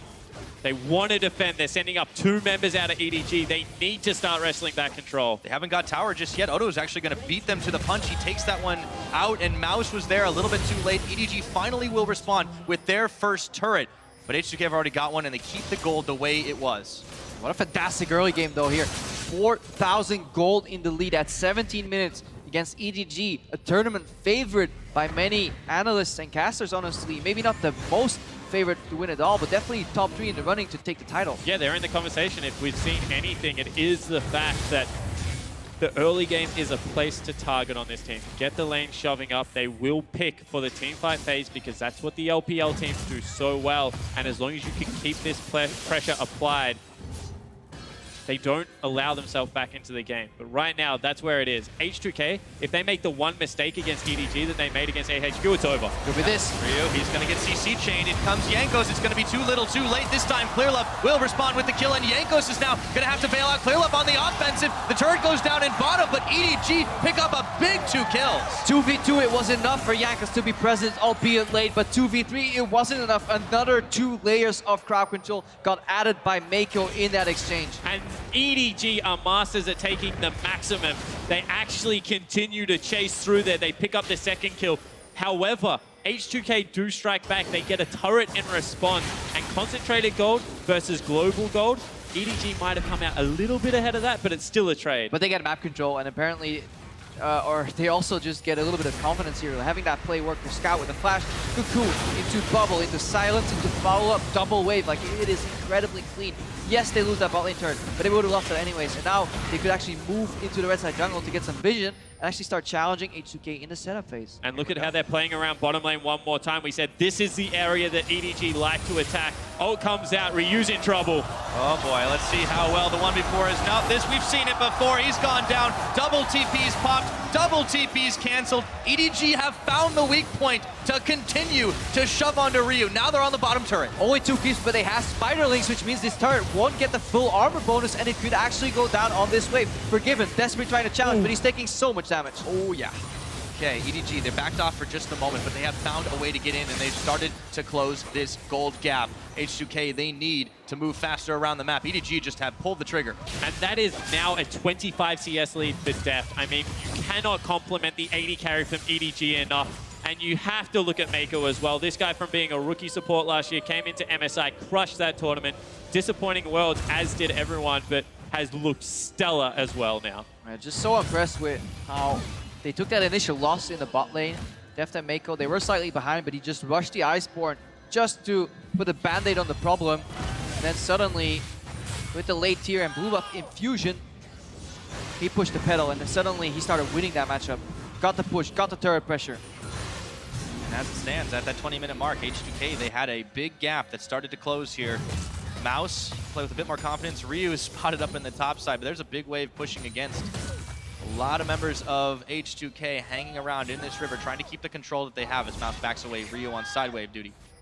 And now all of a sudden, you kind of have to criticize Ryu for his build, because I agreed that rushing the roller got him in a good spot. However, the Abyssal Scepter wasn't really necessary. He could have gone towards the QSS, had the magic resistance anyway, because it's the 8E dealers that actually are chunking him out at the end of these now. It's, you know, you have to get nitpicky, but maybe that second kill doesn't go through if that is the item build that he goes for. Yeah, maybe a late QSS will still kind of solve it all, but you definitely avoided that last step if you went for Quicksilver Sash coming out here. INTZ have control of the bottom side of the map. They're looking to trade this for a tier 2 tower though, so H2K definitely banking on some of the more worth objectives in terms of gold. Looks like they should be able to secure this one. Not too many minions left, but they've brought the entire team to play. Minus, of course, Odoamne sitting on that bottom side, so they will be able to clear out tier 2 turret for EDG, picking up the Ocean Drake, and now they're looking to flank. Both these teams have a very dangerous Baron call though. Percent damage plus Voidlinks plus an Ezreal on the side of EDG, and just Machine Gun Rise plus turn potential flank teleport for the cannon here. Baron will be again the main protagonist to decide how this game closes out. And you can see how they're jockeying for position around this turret. EDG want the trade. H2K may be looking to fight, although give it up. It's a bit of a macro mistake, leaving your mid lane tower exposed while you go for a dragon for a tier 2 trade. Not really worth it. EDG is definitely playing the map just a hair better. And when you see how H2K won the last game, the fact that they were able to play the 1-3-1, because you have a Poppy, that's kind of inevitable. You're going to lose the side lane turrets anyway, but you need to be able to open up the map and look for these deep flanks. They've definitely been able to do it. H2K clearing out the... That's bold. Yeah. The fact that they actually have the stones to go for a 2-man Baron after Karma stole it in the first game. Mental resilience. It's one thing we definitely got to see out of H2K now. So next dragon that's going to be spawning, it will be a while. It's the Cloud Drake up, so obviously all eyes will be on this Baron for some time. Scout clearing out the mid lane, and now you can see EDG playing with renewed vigor here. Yeah, taking it slow, sweeping out the vision. There's a couple of pink wards up on your top left right there. And H2K have been in the jungle. They have Wolf Sprite, so they're relatively safe here.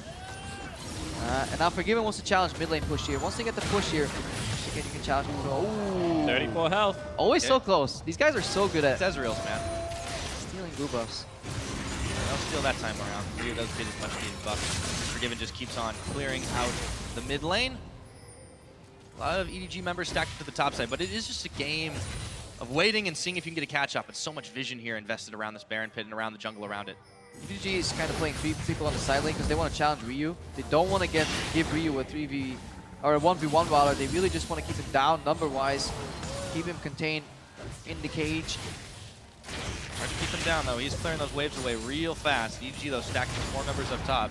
But look at the wave clear that comes out of Ryu, and I guess they always have that counter initiation because of the ult. So this is a dangerous game that EDG is continuing to play. Now everyone's up towards that top side of the map. Looks like they may be going for it. Deft, he wanted to push forward. Ace of Bowl spent. Zone though coming out of Scout with that ultimate. We're back to 1v1 in the bottom lane too. Finally QSS picked up by Ryu.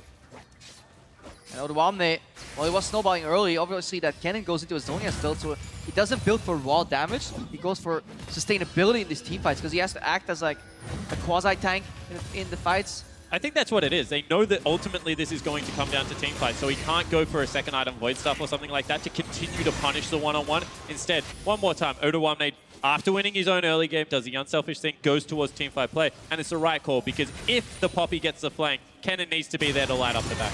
Yeah, Definitely just needs to buy time for both Ryu and Forgiven on these champions that can solo win team fights. Just by the sheer amount of damage that they produce. Winning formula for H2K, and that Infernal Dragon definitely won't hurt their chances either the longer this game goes at 8%. Definitely starts to stack up for them. With Deft and Base, they're looking to maybe attack Poppy in the bot lane, but Mouse is not showing. Red buff really important here for Forgiving as well. They start kiting, and the attention kind of shifts towards Dragon area. But H2K, they seem very set on getting these Baron wards down. Definitely practiced a lot on this particular concept. Yeah, they certainly did, and at this stage of the game, you know, you have to say that they're executing much better, although now Odoamne... He's in trouble, he has to get out, and that could be a counter Baron here. Quick flash, gets the knock-up, he even spends away. Oh, Mouse knocked him right in the range, or right outside the range of the cocoon. He might get off of this. That Q connecting is actually really important because it slows down Clearloff. He doesn't want to commit here, and a Baron gets started by H2K. So decisive. DK, no smite. They do not have a chance to contest this. No smite available. They just need to think it. They get it. And EDG were just too late. H2K beat them to the punch. All they need to do is escape right now, and they do take the short-range portal. No chance for EDG to get back into this one. And all of a sudden, top lane turret being up means that EDG can't chase. H2K, they withstand the gank, they come up huge. They have patience. They have good Baron vision control. They see somebody do something on the map, and they react with a cross-map play. Not only do they get the Baron control down, there is no karma on the other side of the squads, which means the Baron goes to H2K, and they get out with the presence of mind of Ryu using his ultimate. This is a completely different H2K, and this is actually what we wanted to see today. Massive improvement. But we can't talk enough about how big of a blunder that was from Clearloff to channel a cannon in the bot lane. And that's what I want to talk about. However, Clearloff's been a little bit caught here. Will scamper away. See the momentum just continually shifting. Jankos needs a point-blank spear, but Odo is there, forcing the quick flash, and Clearlove still nearly goes down. Right now, you can see the momentum shift. H2K with Baron buff, 5 members on the bottom. This tower's not going to last, and they can rotate mid easily off of this. Yeah, because imagine what happened. Even if Odoamne got his ulti off and then his Zonias, he would have bought at least 5 seconds of time. That wouldn't be enough for Mouse to make it back to that Baron pit, and that would still be a Baron taken by H2K here. So macro-wise, a major blunder by EDG. Completely agree. And EDG right now, they seem to want to be playing with a winning side lane. They believe that you have to be able to pressure one point in the map to really be able to open it up, and that means that more often than not, Clearlove in the mid game is going towards Mouse, and it just punishes the team so heavily. Yeah, Odoamne is stuck in a side lane, can't actually get the tier 2 that usually is there because H2K is so far ahead. So they're just gonna fall back here, look for the dragon. They only want to commit to this tier 2 tower in mid lane if they have flank ulti pressure with Odoamne, but his flash is still down from the earlier exchange. So they're probably just gonna back, build up, and lean on that 6,000 gold advantage that they have got. Yeah, big swing for this team as EDG were looking to get back into the swing of things themselves. H2K managed to find a big opening, and this is a team that can make some really big plays without actually killing anybody. Well, just gets back, push on the side waves. They got their items, they got their gold well spent. Another QSS this time is picked up on Forgiven. And we'll see what they actually get out of Baron buff, because right now when you look at this team, it is so scary. The Caitlyn should be able to siege in. Kennen, although doesn't have a teleport or the flash, still has great flanking potential with the Proto Belt. And you can see that they want to shove up mid, they want to be able to make this work. However, Scout in the side wave, trying to alleviate pressure. I think H2K just get a map reset and a bigger gold lead. Not going to get an extra objective here, but they have the chance to push in these waves and get some deep vision and then play around that, and then it's their job to show how good they can be on the map pressure point of view. Can they actually have the necessary macro to push out, or can EDG hold and make a signature pick here later in the game? Because EDG late game, even with a deficit, can turn a single pick into a beautiful team fight and leaves many teams in awe. And one thing you do have to point out is, you know, Ezreal is so high late game damage if you're able to weave those skill shots away that players like Defs are. Mouse is going to, you know, get back to that unkillable state eventually if they can't close out this game. So this is a great test for H2K. How far have you come in those 4 days of practice? Are you going to be able to close this one out cleanly? Because you could against AHQ to a point, but EDG is a different monster. We talked about bending the flank. EDG have not been able to find it in. A big part of that has just been H2K really going ham on these wards and getting them where they need to be. They haven't been surprised by too many EDG moves. Yeah, but they're understanding what they need to do. They need to initiate protocol 1-3-1, put Ryu on a side lane, put Kennen in the other side lane, and then just simply push into waves. And it'll be a stall until the next Dragon or Baron spawns. They're not going to breach the base with sheer split push, but they can choke out EDG, take away their jungle, leave wards everywhere, and just stay in control until the next Baron spawns, or maybe they pick up another Infernal, or they punish EDG for overreaching, because EDG's reaction is going to be making a pick with Clearlove. So as long as they can track the enemy jungler, H2K should be in a good spot. Yeah, keeping Clearlove out right now is like goal number one. Set up the 1-3-1. Whichever side of the map you want to play towards, make sure that you have that triangle vision set up in the jungle and you're able to rotate sooner, because you do not want to give EDG an opportunity at 30 minutes into the game to pick up even that one kill, because we've seen they rotate into Baron really quickly when that comes available. They're going to be able to shove this one down mid incredibly quickly. So H2K, they need to play it patient. They're doing the right thing right now. They're setting up their side lanes. They're looking towards Dragon in that vision. One misstep can be very costly. Team like EDG can always punish. H2K are keeping cautious and on their toes, clearing out the pink wards. Mouse had spotted the Jankos movements. He goes immediately back to the safety of his inner, or rather, front of the base, I should say. So you can tell which objective they're aiming for by where Kennen is, and they're actually moving on to the top side of the map, which indicates that they're actually going to go for Fire Dragon first, it seems, because they keep their eyes in the bot lane. But it does look like H2K is very confused, because now they're swapping lane assignments again here. I was going to say, I actually like prioritizing Fire Drake, because we know... Oh, they're looking for a Rise ultimate on the bot lane, I think, with Poppy. Look at the pinks. Here we go. They're going to bring Jankos. They're going to bring more than just so him. smart. And there is nowhere. Mouse is only able to eject Jankos, but it's still a 1v2. The wave comes in, and they heal. They save the life of Mouse. A genius play followed up by subpar execution here to completely butcher it. They do get the flash out of Mouse here, but it just shows EDG another one of H2K's trump cards here. What could they do once they overextend in the silence? It's exactly that. That's why they weren't going for the 1v1. They were using the global here from the Rise. And that was a good punish, don't get me wrong, but that also shows that you have to execute against EDG, because you leave the window open even slightly, they will be able to get away. I love the thought process of that, however, because it opens you up to all these clever plays that when you get mid lane shoved, when they go to match it, what can Rise do if you deny Fog of War? He can get you in behind that team. So hopefully this opens up H2K to more smart plays. Yeah, but it's dangerous to remind your enemy of what your champions do. It's the same way A and X kind of reminded people, hey, Anivia and Poppy, that stuff stuns, but they got so much off it. Right now, they reminded EDG that they have to be careful overextending in these side lanes against the Rise. They kind of threw away that one trump card. That's the cost of a flash for Mouse and an ult from Mako. I know Summoner's burned on the side of H2K and all that exchange, but it continues to be very tense. Baron is about to respawn. EDG are stacked up top right now. Yeah, H2K could actually run it down mid here, go for that turret. I wonder if EDG actually turn on Baron if that's the case, because there's a way to force people off the mid lane push, and that is just start up that objective, and we've seen that EDG do it in the past. I think that H2K right now probably could just shove through and try and punish them super hard for They're not aware. like that. They don't know exactly where the EDG members are, so they're going back to the Baron dance here. Pink ward spots the ward in the back. It's a good setup though, good sweeps. And I like this from EDG, because you have to be able to drag them back into the river. Caitlyn Trap is just so punishing. Yeah. I mean, I go back to it. Stixxay really showed us the worth of these traps at MSI when he was able to destroy teams single-handedly with them. So get them out of that siege mode, drag them back through the river, make the Caitlyn reset. Look what Odoama is doing too. He's playing tag team here. He's going to take over the mid push so they can aggressively challenge the vision. H2K is accelerating their play here, and Mouse is afraid to move too deep in that bot lane. Does give access to EDG, or allowing them to group up as 5. Infernal Drake about to respawn here. Odoamne positioned prime right now. Yeah. They just keep him on it for the time being as EDG just continually pinging out Ryu in the mid lane. Vision's so important here. Take a look at the side stone. There's one more ward left on each of the support side stones. They've pinged it out. They know Dragon's happening. Mouse is in there. Line.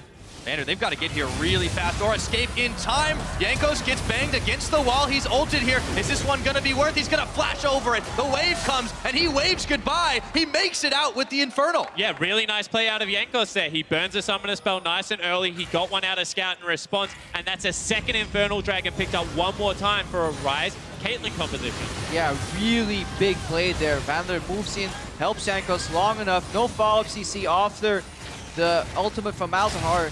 Mikhails came out and suddenly Jankos can flash out for the Infernal. Such a good trade. There's pressure on both side lanes here. H2K in such a fantastic position right now. Got wave pushed up in the top side. There's a big one built against them in the bottom, but they are sending Odoamne to deal with it. Right now, H2K having firm control of this Baron pit. They just need to clear out the ward. Jankos, it's going to expire anyway, so they're completely fine with that. And EDG are officially in the dark there. Deft wants the top lane farm. Actually, they're going to give it over to Mouse. It's an interesting call. He wants the Bork, and Ryu gets chunked out by the Baron. A little bit of help from Deft there to get that one started, so he's going to have to back off for the time being. EDG trying to reestablish themselves over by this Baron pit. The Pink Ward's still going to be spotting out any moves they decide to make, but blind in there, they just send a couple of shots flying. Meanwhile, in the bottom side, Otowanme continues to charge down the line. They were just waiting for Mako to get over there. He has a full sight stone. They were just making sure that they're able to check that the Baron's not being started up. They've already been burnt by it once. Finally, Iceborne Gauntlet picked up from Mouse means that he's a legitimate teamfight threat, especially against Forgiven, because you don't go armor penetration on the Caitlyn. Things are starting to get better for EDG. The problem is they're already good for H2K. Yeah, they've got the second Infernal, as you mentioned, talking about this in a big damage comp. They've got Ryu just really rolling on forward now. The Void Staff finished and everything. He's going to be able to take out this ward in the pit, prompting EDG once again to respond. But this is what you guys were talking about, always forcing them to respond to the moves you're making on the map, not letting EDG play the game they want. Yeah, Mako has to be sparse with these wards. They're a rare commodity. Baron dance-offs. That pink ward is helping him so much. Oh, they go right on in and they look for Mako. They have enough damage to finish the job. Otowanme gets ulted by Scout, and they are going to have the numbers advantage until it looks like Ryu gets ejected. Odo, he's going to go down now. EDG might just be able to take this fight. Flash is burned on both sides and low health bars, but they've locked up Clear Love, and they've knocked him up right back to Fountain. They're looking for more. H2K with a 2-for-1. Fantastic move out of H2K. One more time. Rise ulti comes in, and they catch EDG napping, get the pick, and they get a turnaround kill at the very end.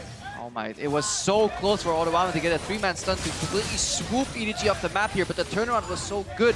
Then Clear minorly overextends, but Ryu has so much damage. People have to be careful around him. Now, without the jungler available, they're going to go straight back to the Baron buff. EDG do have 3 members still up. See where they can contest. Well, it's down to 3,000. They've got Mouse. He's pushed back. There's no smite available. They do secure it. Mouse wanted the fight, but Jankos is going in. They've locked up Mouse. They're going to take him down. They just need a bit more damage. Forgiven finishes the job. Jankos a little low, but they finished off Scout. They get the Baron. They get the kills. H2K charging for victory. And this is the H2K everyone hoped to see because they have such good laning phases. And if they can transition it late with good macro play, this team can be a beast. H2K has such a high ceiling compared to AHQ, and that's why we rated them very often in the second place in this group, and they're showing up here. They managed to go equal and ahead in the laning phase, and this completely threw EDG off guard here. Completely unexpected Rise ulti here. Look at Otowanme, the follow-up is so close to go for a stun. Yeah, it certainly is. He dives in there, nearly gets death, and that's ultimately who takes him down. But then EDG, they have the Rylai's, they have the Iceborne Gauntlet, they want to chase, but they don't calculate Ryze's damage. It's just too damn high. It's so satisfying to see H2K finally play towards their ceiling and get some improvement in their key elements that kept going wrong, which was the Baron setup, which was the team fighting. They seem very decisive here, and they need to show that they're a macro team that can close on the world stage. And their late game has certainly looked just oh so much better. 10,000 gold in the lead at the 38-minute mark. They beat AHQ in 41. EDG are certainly going to die a lot harder, but the question becomes, can they close, and how are they going to do it? And they're carrying the hopes of all European fans right now with the complete capitulation of G2 Esports, and honestly, the Mount Everest that Splice has to climb, winning all 3 games in that group, H2K is the only hope left for Europe. Well, they're certainly looking like they're up to the task in this particular game. This would be such a massive victory for them after the confidence boost they got from beating AHQ. To take down the team that many consider to be one of the top 2 teams here at Worlds would be huge for them. They wrecked down the mid turret. They look to charge for more with this Baron buff. There are no waves pushing in favor of EDG right now, and H2K, they just need to keep it up and not show any weaknesses. This is where EDG starts getting real nervous because the siege setup is so potent out of H2K. They've got good 1-3-1 split push. And honestly, if something short of death popping off in a team fight, their back is so far against this wall. And what impresses me the most is that they're actually using Ryu as a main initiator with that Realm Warp, and they're very much so communicating about what they want to do. Forgiven loves wasting his ulti really early on, but it's got low enough cooldown for him. EDG aren't going to give up this Elder Drake easy. 15 seconds before it spawns. But they don't get much benefit from claiming the Elder Dragon. That's the problem. H2K can use this as a bargaining chip in the dance-off. They could do a lot when they get it, but there's only a single Dragon buff on the side of EDG. H2K don't mind using it all. Yeah, I completely agree. And when you have a look at how they're rotating between mid and bottom with a pushing top lane, there's just nothing to lose right now for H2K. They're not taking the risky play. In fact, they're looking for an engage. Oh, Clear Love, point blank on the Cocoon. He does stop up Jankos, but only Vander gets taken a little bit low after Def sent out the True Shot Barrage. The Dragon's been started, but they're not committing to it just yet. Waiting for the traps here. Not sure if they're on cooldown or Given is waiting for. There's no trap wall. I think that's a little bit of a mistake. Top lane's still huge. You've got to be a little bit more patient because you know that Mouse is going back to catch that wave. He hasn't shown yet, and all of a sudden you give up mid lane priority to EDG. Yeah, but they can still posture here and go mid here. Nobody has caught that top wave. H2K showing some faults in decision making, but that's understandable. Not every call has to be perfect. It's how you deal with bad calls which separates you from being a mediocre team and a great team. Every single team here at Worlds will make bad calls at times, and here's another one. Portal's coming in. They're going to back off, so they do spend the ultimate, but it just scares away EDG right now, and they look like they're moving towards this Dragon once again as a 5-man unit. An ultimate for a Ghost? I mean, that's a fair trade at this stage of the game. Also gives them back control of that mid lane. It definitely wasn't a bad call. It was another call. Yeah. Definitely not a bad call, because I like the aggression with which H2K is playing here, going for the Realm Horns. But EG's adapting. 10k gold lead still is massive. They finally learned what that weird blue shimmering circle meant. Of course, Rise not something that's played in China all that much. Although they should have experience against it by now. By now, definitely. 41 minutes of a Ryu clinic helps out with that one. Yeah, respect the Realm Warp, that's for sure. Def steps up a little far forward, and you have to just respect this distance that Ryu has. He has his Ghost popped already, but his Flash is going to be off cooldown pretty soon. Yeah, it takes about 55 minutes to learn a champion. Slightly less to learn how to play against a single ability then. Maths checks out. I like it. Works out well. All right, H2K, they've decided to start grouping up here, but they have Otoamne sitting on Fountain, available for that TP. The traps are lined up. Jankos' Prey Seekers have actually like ruined Scout's day, by the way. He's not been able to get anywhere near them because his shield's just never off cooldown. Oh, sidestep out of the Ezreal ulti. I love how the way the traps work though. You have 3 traps to block that passage, and then you have 2 more on the right if you want to shut everything off. EDG is so hesitant here, but H2K sharing a little bit of that hesitancy. They're not really committing to the Elder. It's hard to chew through the Elder Drake, and they don't have any mountains to help them out with it right now. EDG still a force to be reckoned with. They're going to get the ultimate out of Jankos as EDG try to establish control of this Riverside. The longer this goes for, the worse it is for H2K. They're currently 2 major items pretty much in every roll up. But that 80,000 gold, that's when the lead becomes irrelevant, and you're just honestly fighting full power with priority on the map. And right now, H2K have a huge advantage. They need to be able to grab that and ram it down EDG's throat, but a couple of things just haven't come out.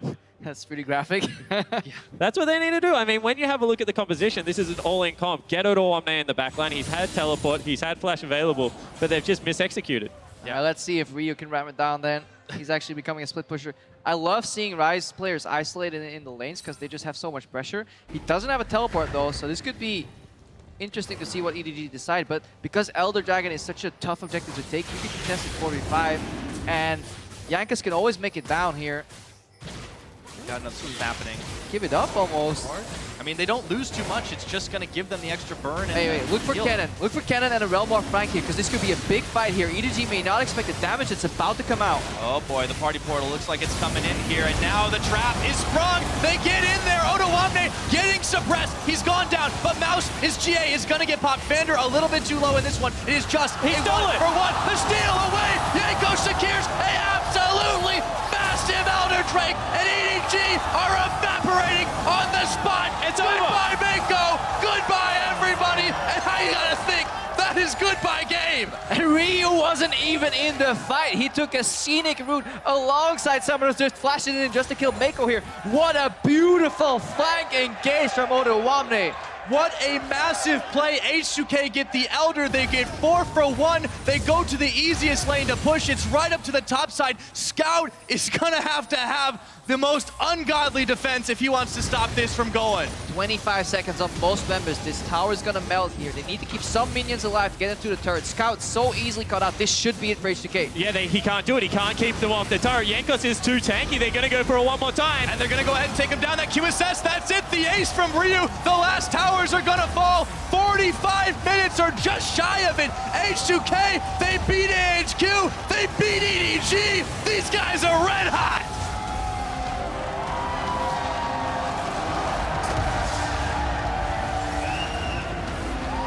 The ability to finally pull the trigger on the late game team fight and do it perfectly. Cannon from one side, the rest of the team from the other gets onto the Ezreal, and you can see it in Clearlove's face. EDG was not expecting to lose today. But look at the faces of H2K. Very few things have to be said, but the way like they're embracing each other right there and kind of the looks that they give each other, I feel like this win means so much for the internal stability of the team.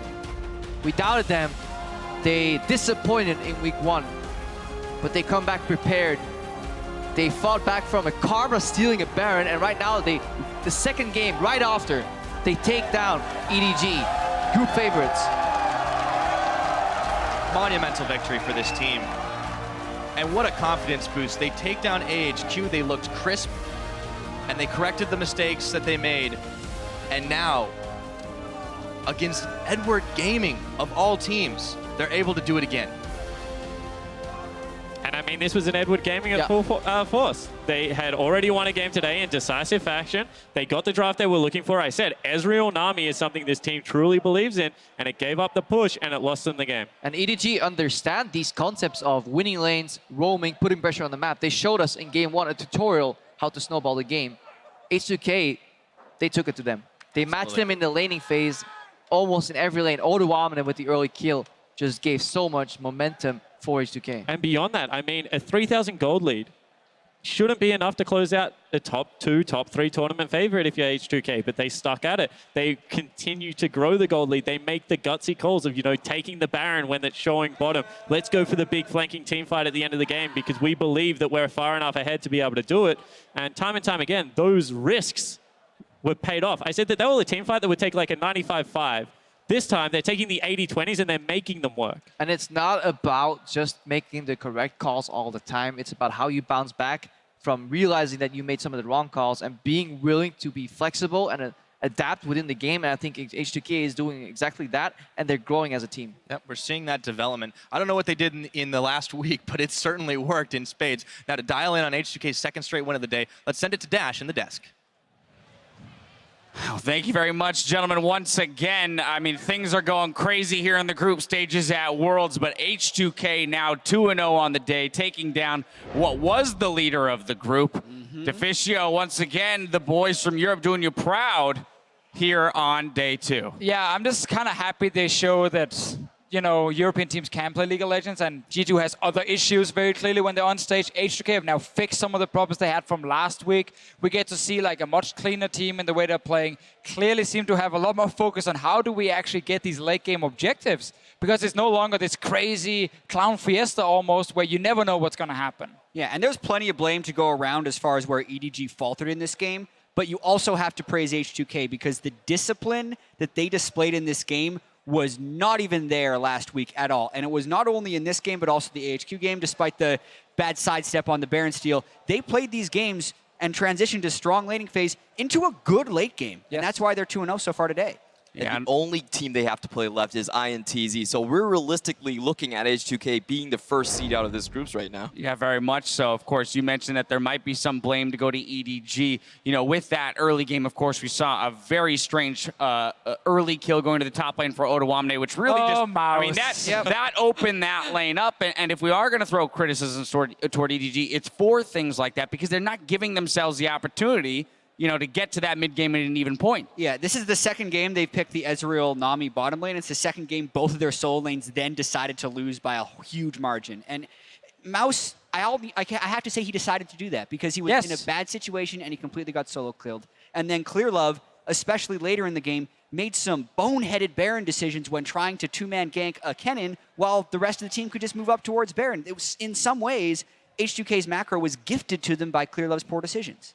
Really, in this game here, Mouse played worse than we could even expect. Like, if you play Poppy into Kennen, don't push the lane, because there's nothing for you up there. You're just going to get traded, you're going to get run down, and you're going to die. So that was terrible. ClearLove, you said this earlier, Clement, that he wasn't playing good enough, and you actually highlighted how he was a weakness. Again, he's not doing anything in these games here, and especially in the late game in teamfights on this Elise, he's one of the guys who steps too far forward. You know, he gets caught out quite a few times with that. He doesn't have the impact we expect from a guy that we personally put as the best jungler in the world coming into this tournament. And that is just not good enough. So EDG definitely has some players who need to step up for him to do better. I still think Deft and Mako are fantastic in the bottom lane, but some of these guys on the top side, they need to be much, much better. And we're talking about continuing to hammer this point for H2K, transitioning strong lanes into strong late game. Let's go ahead and take a look at some team fights that happen throughout the game. First is an Acer replay, the fight where H2K seized control of this game. And I like this. When you don't have hard engage in your comp, you need like creative ways to start it. And that's like a Ryze TPing in. And at first it looks really good here, but then it's actually Kennen flying in, and the Karma gets knocked away, so there's no shielding now for Kennen. So once he gets CC'd, he does get taken out, but then look at ClearLove. Ryu hides behind the corner, so there's no vision. ClearLove walks in, gets CC'd, goes down, and this actually gives H2K the Baron. Yeah, it gives them permission to take the Baron, because without that opportunity for a Smite Steal on the other side, they play this correctly here in order to pick up this Baron once they roll it through here. And they know they can finish it. Obviously, there's no jungler. And honestly, this was all Ryu getting the kill on ClearLove. Hiding behind the corner out of vision, gets the 2-second snare, and now they understand we need to finish it. No Karma to steal it. Yeah, and you were just saying finish this, finish this, finish this, and to their credit, they actually did maintain damage on it. A fairly easy peel off afterwards as well, because they did have the Karma to speed the team up, and this was really the swinging point where they got a huge lead in the game.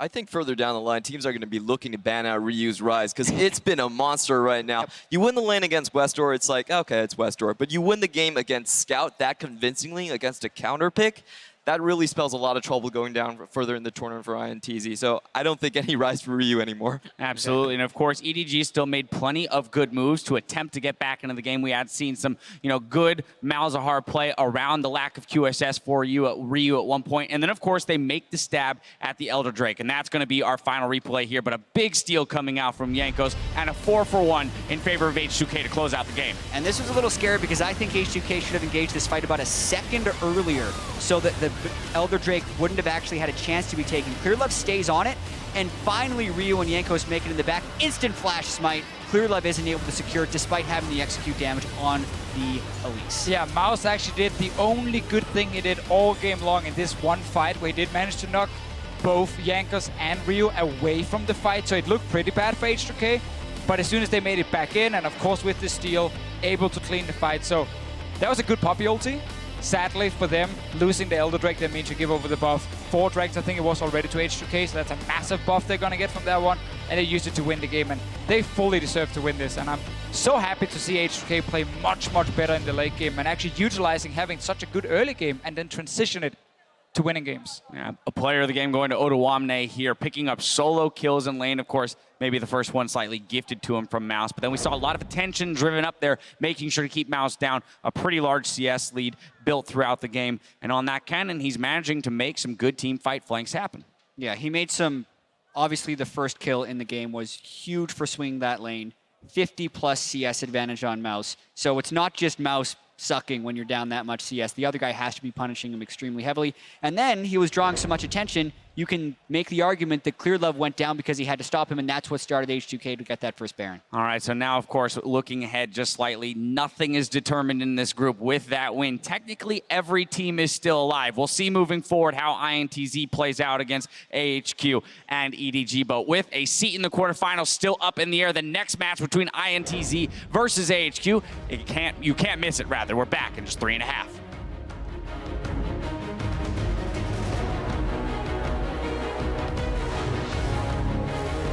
He's Edward in Edward game. Wait, he's the one from the party. He's rich? Yes, he's Edward. Oh my god. You show him how you do it in Poland.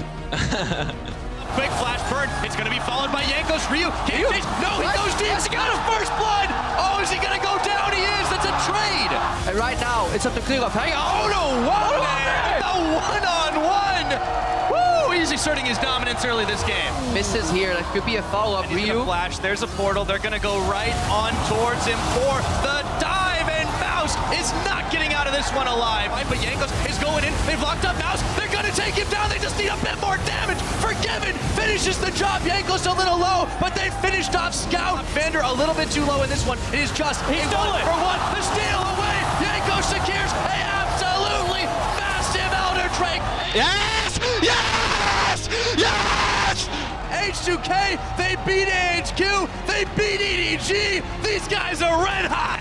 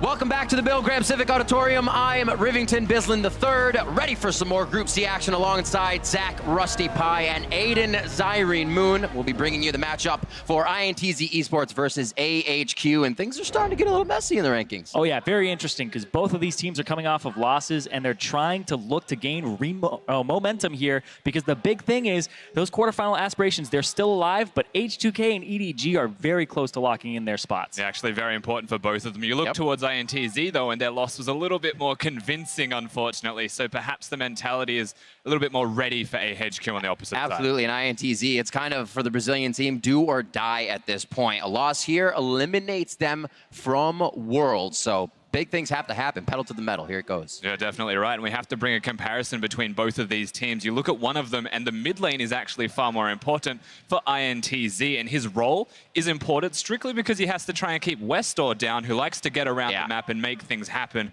If he can keep him in his place in that mid lane, then it might be better for INTZ here, whereas AD Carry is a bit different on the other side. Yeah, he definitely has a little bit of an advantage over Macau here, and that's what we're looking for, is who can influence these little upsets, because both teams are actually surprisingly similar to each other and where they have strengths. Yang versus Ziv in the top lane, very stacked top lane there between those two, and then the junglers with Revolta and Mountain, well, whoever gets the early advantage, that's what I'm looking for here, is junglers, top laners, what do they influence in this game? That's interesting. They have the same biggest strengths when you look at in the top lane, but the middle lane's perhaps an advantage for INTZ if they make it work, but Westor can always go off and is a bit of a wild card in that respect. The bottom lane, you'd always say Arn, reliable late game, big carry for the team, and you expect big things from him, whereas Macau is the Ashe player who just throws out arrows. It's going to be crazy. The early game has actually been impressive from INTZ in the games that they have gotten to win it, albeit the one so far. But being able to hold that lead, being able to snowball a little bit is something that you have to do on the world stage, because the other teams will shut you down immediately before you even get there. Exactly. They actually had a bit of a delay against EDG in terms of that gold was only 4,000 behind for INTZ, and it stayed that way for a very long time. I believe they've gotten 2 of the first turrets in their games, which is actually very good for a team that's playing from behind, but they have still yet to get a first blood in their games and actually start off on the right foot. And first blood, one of your teammates gives that up, you're immediately like, oh, we're playing from a deficit. So INTZ really help. Comes back to the strengths of INTZ anyway, right? They just want to play the map. No first blood, not a big surprise. They always go for the turrets instead. Well, there is the focus for Westor. Once again, 2 bans to him, the Tom Kench as well, to keep it away from Albus. And a lot of those top-tier bans from AHQ, if what you would expect, the Gnar, Syndra, and Nidalee. The Cow making so much more, or having so much more presence on the world stage now, and it's just becoming the first pick.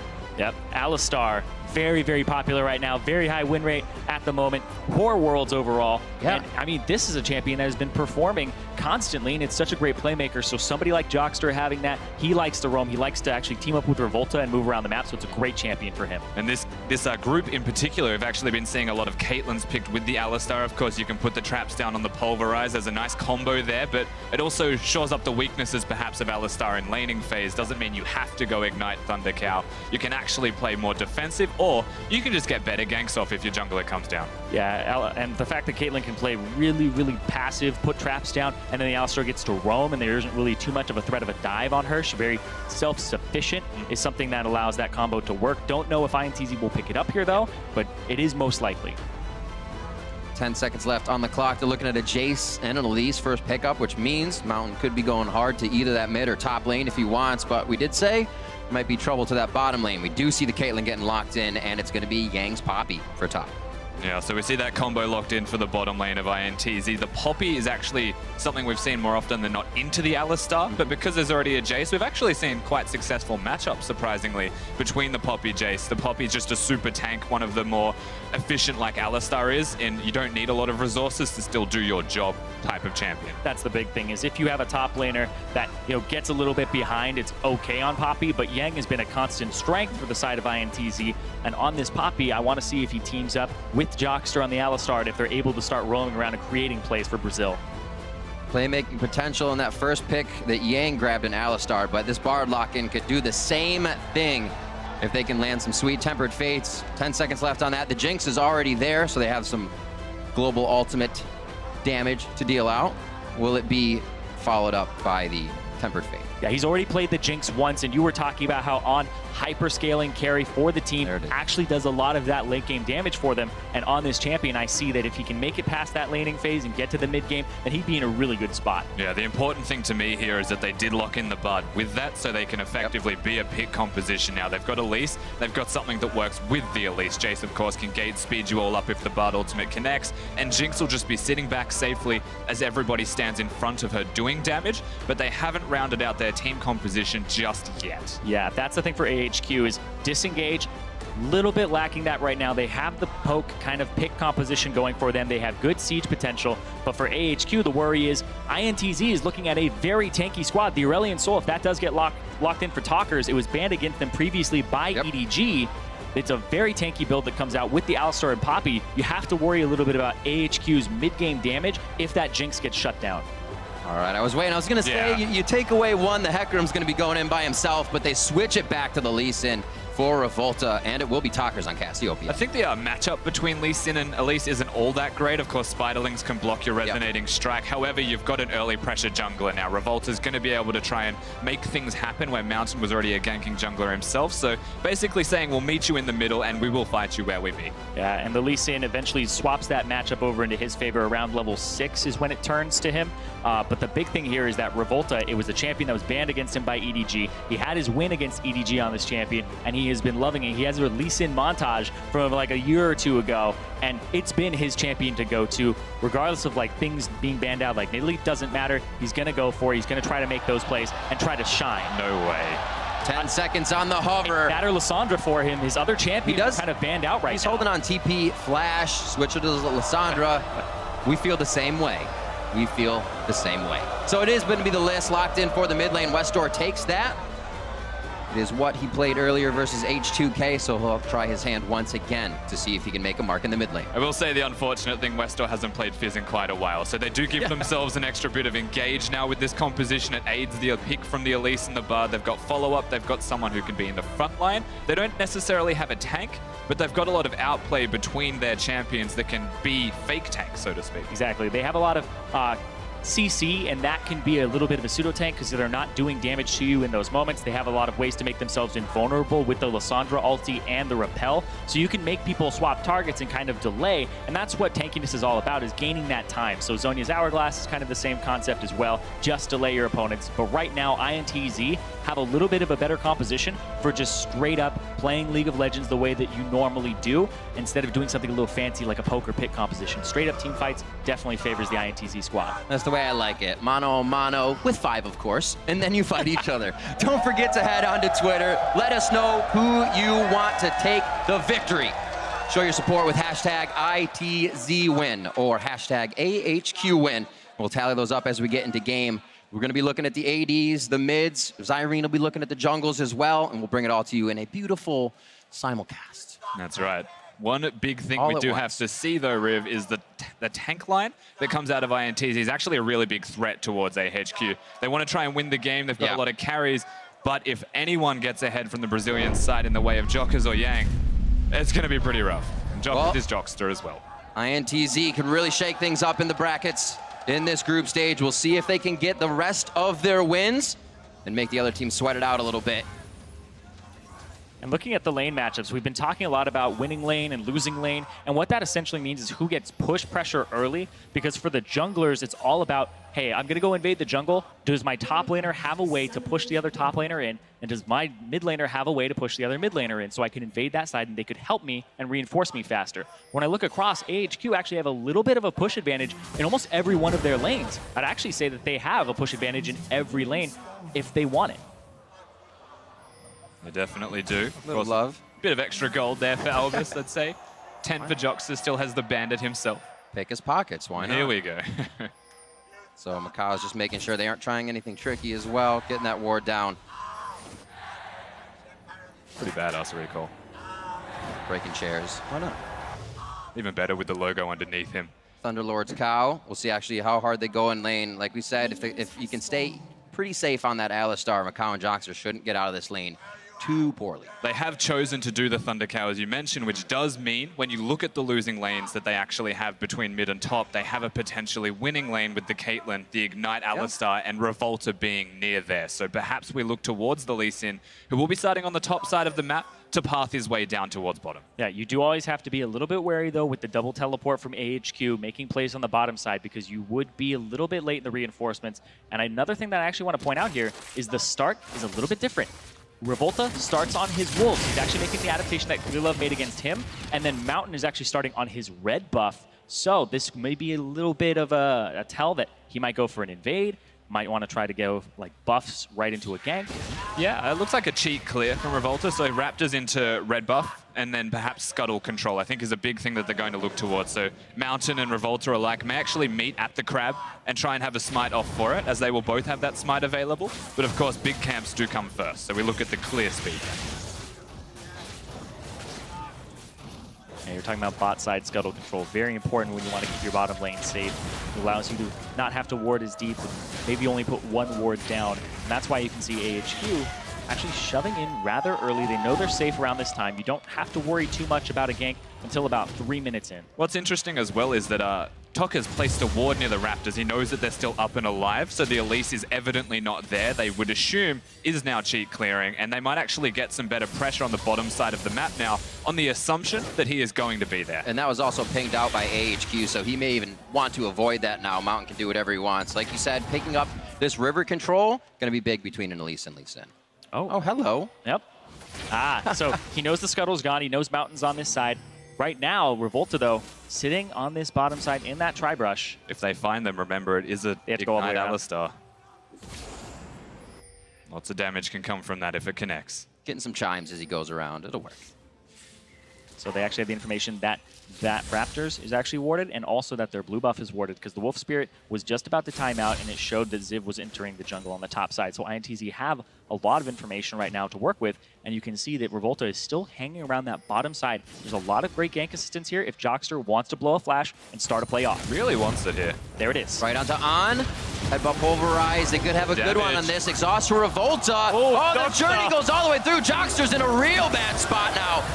Rocking a hard place, and it looks like he may just go down. Flash Ignite is out, and there's no chase. They got to go back for the minions. He absolutely misclicked to go through the magical journey. Had no idea where he was going and almost ends up dying underneath the turret, but Lee Sin's able to be there. Of course, they were the ones putting the gank on. Mountain nowhere nearby, so very good play in the end to survive, but shouldn't have taken that journey. Not at all. A lot of the times you're right-clicking on the person, go straight in. Gotta get him. Big mistake there, but he blows both of his summoner spells, and it's only the exhaust that's returned from AHQ. So summoner spell advantage in the bottom lane, despite them being the ones that got ganked. And Mountain does exactly the right play here. He ends up smiting the wolves, and he ends up getting the blue buff. So he has full control of this side. See if On and Elvis play a little bit more aggressive with that Ignite being down. Good combo could still push them out of lane. Level 4 now to 2 level 3s. Elvis doing everything he can to get some Cosmic Bindings locked in there. Yeah. So far, so good. 32 to 29. Everything's pretty much even across the board. Just waiting for a little jungler love to a lane once again. Yeah, of course, this bottom lane 2v2. They've lost the pointers. Actually, he's back in again, Revolta. There it is, right onto On. Now it's the flash. He takes the resonating strike in, but it's no finish.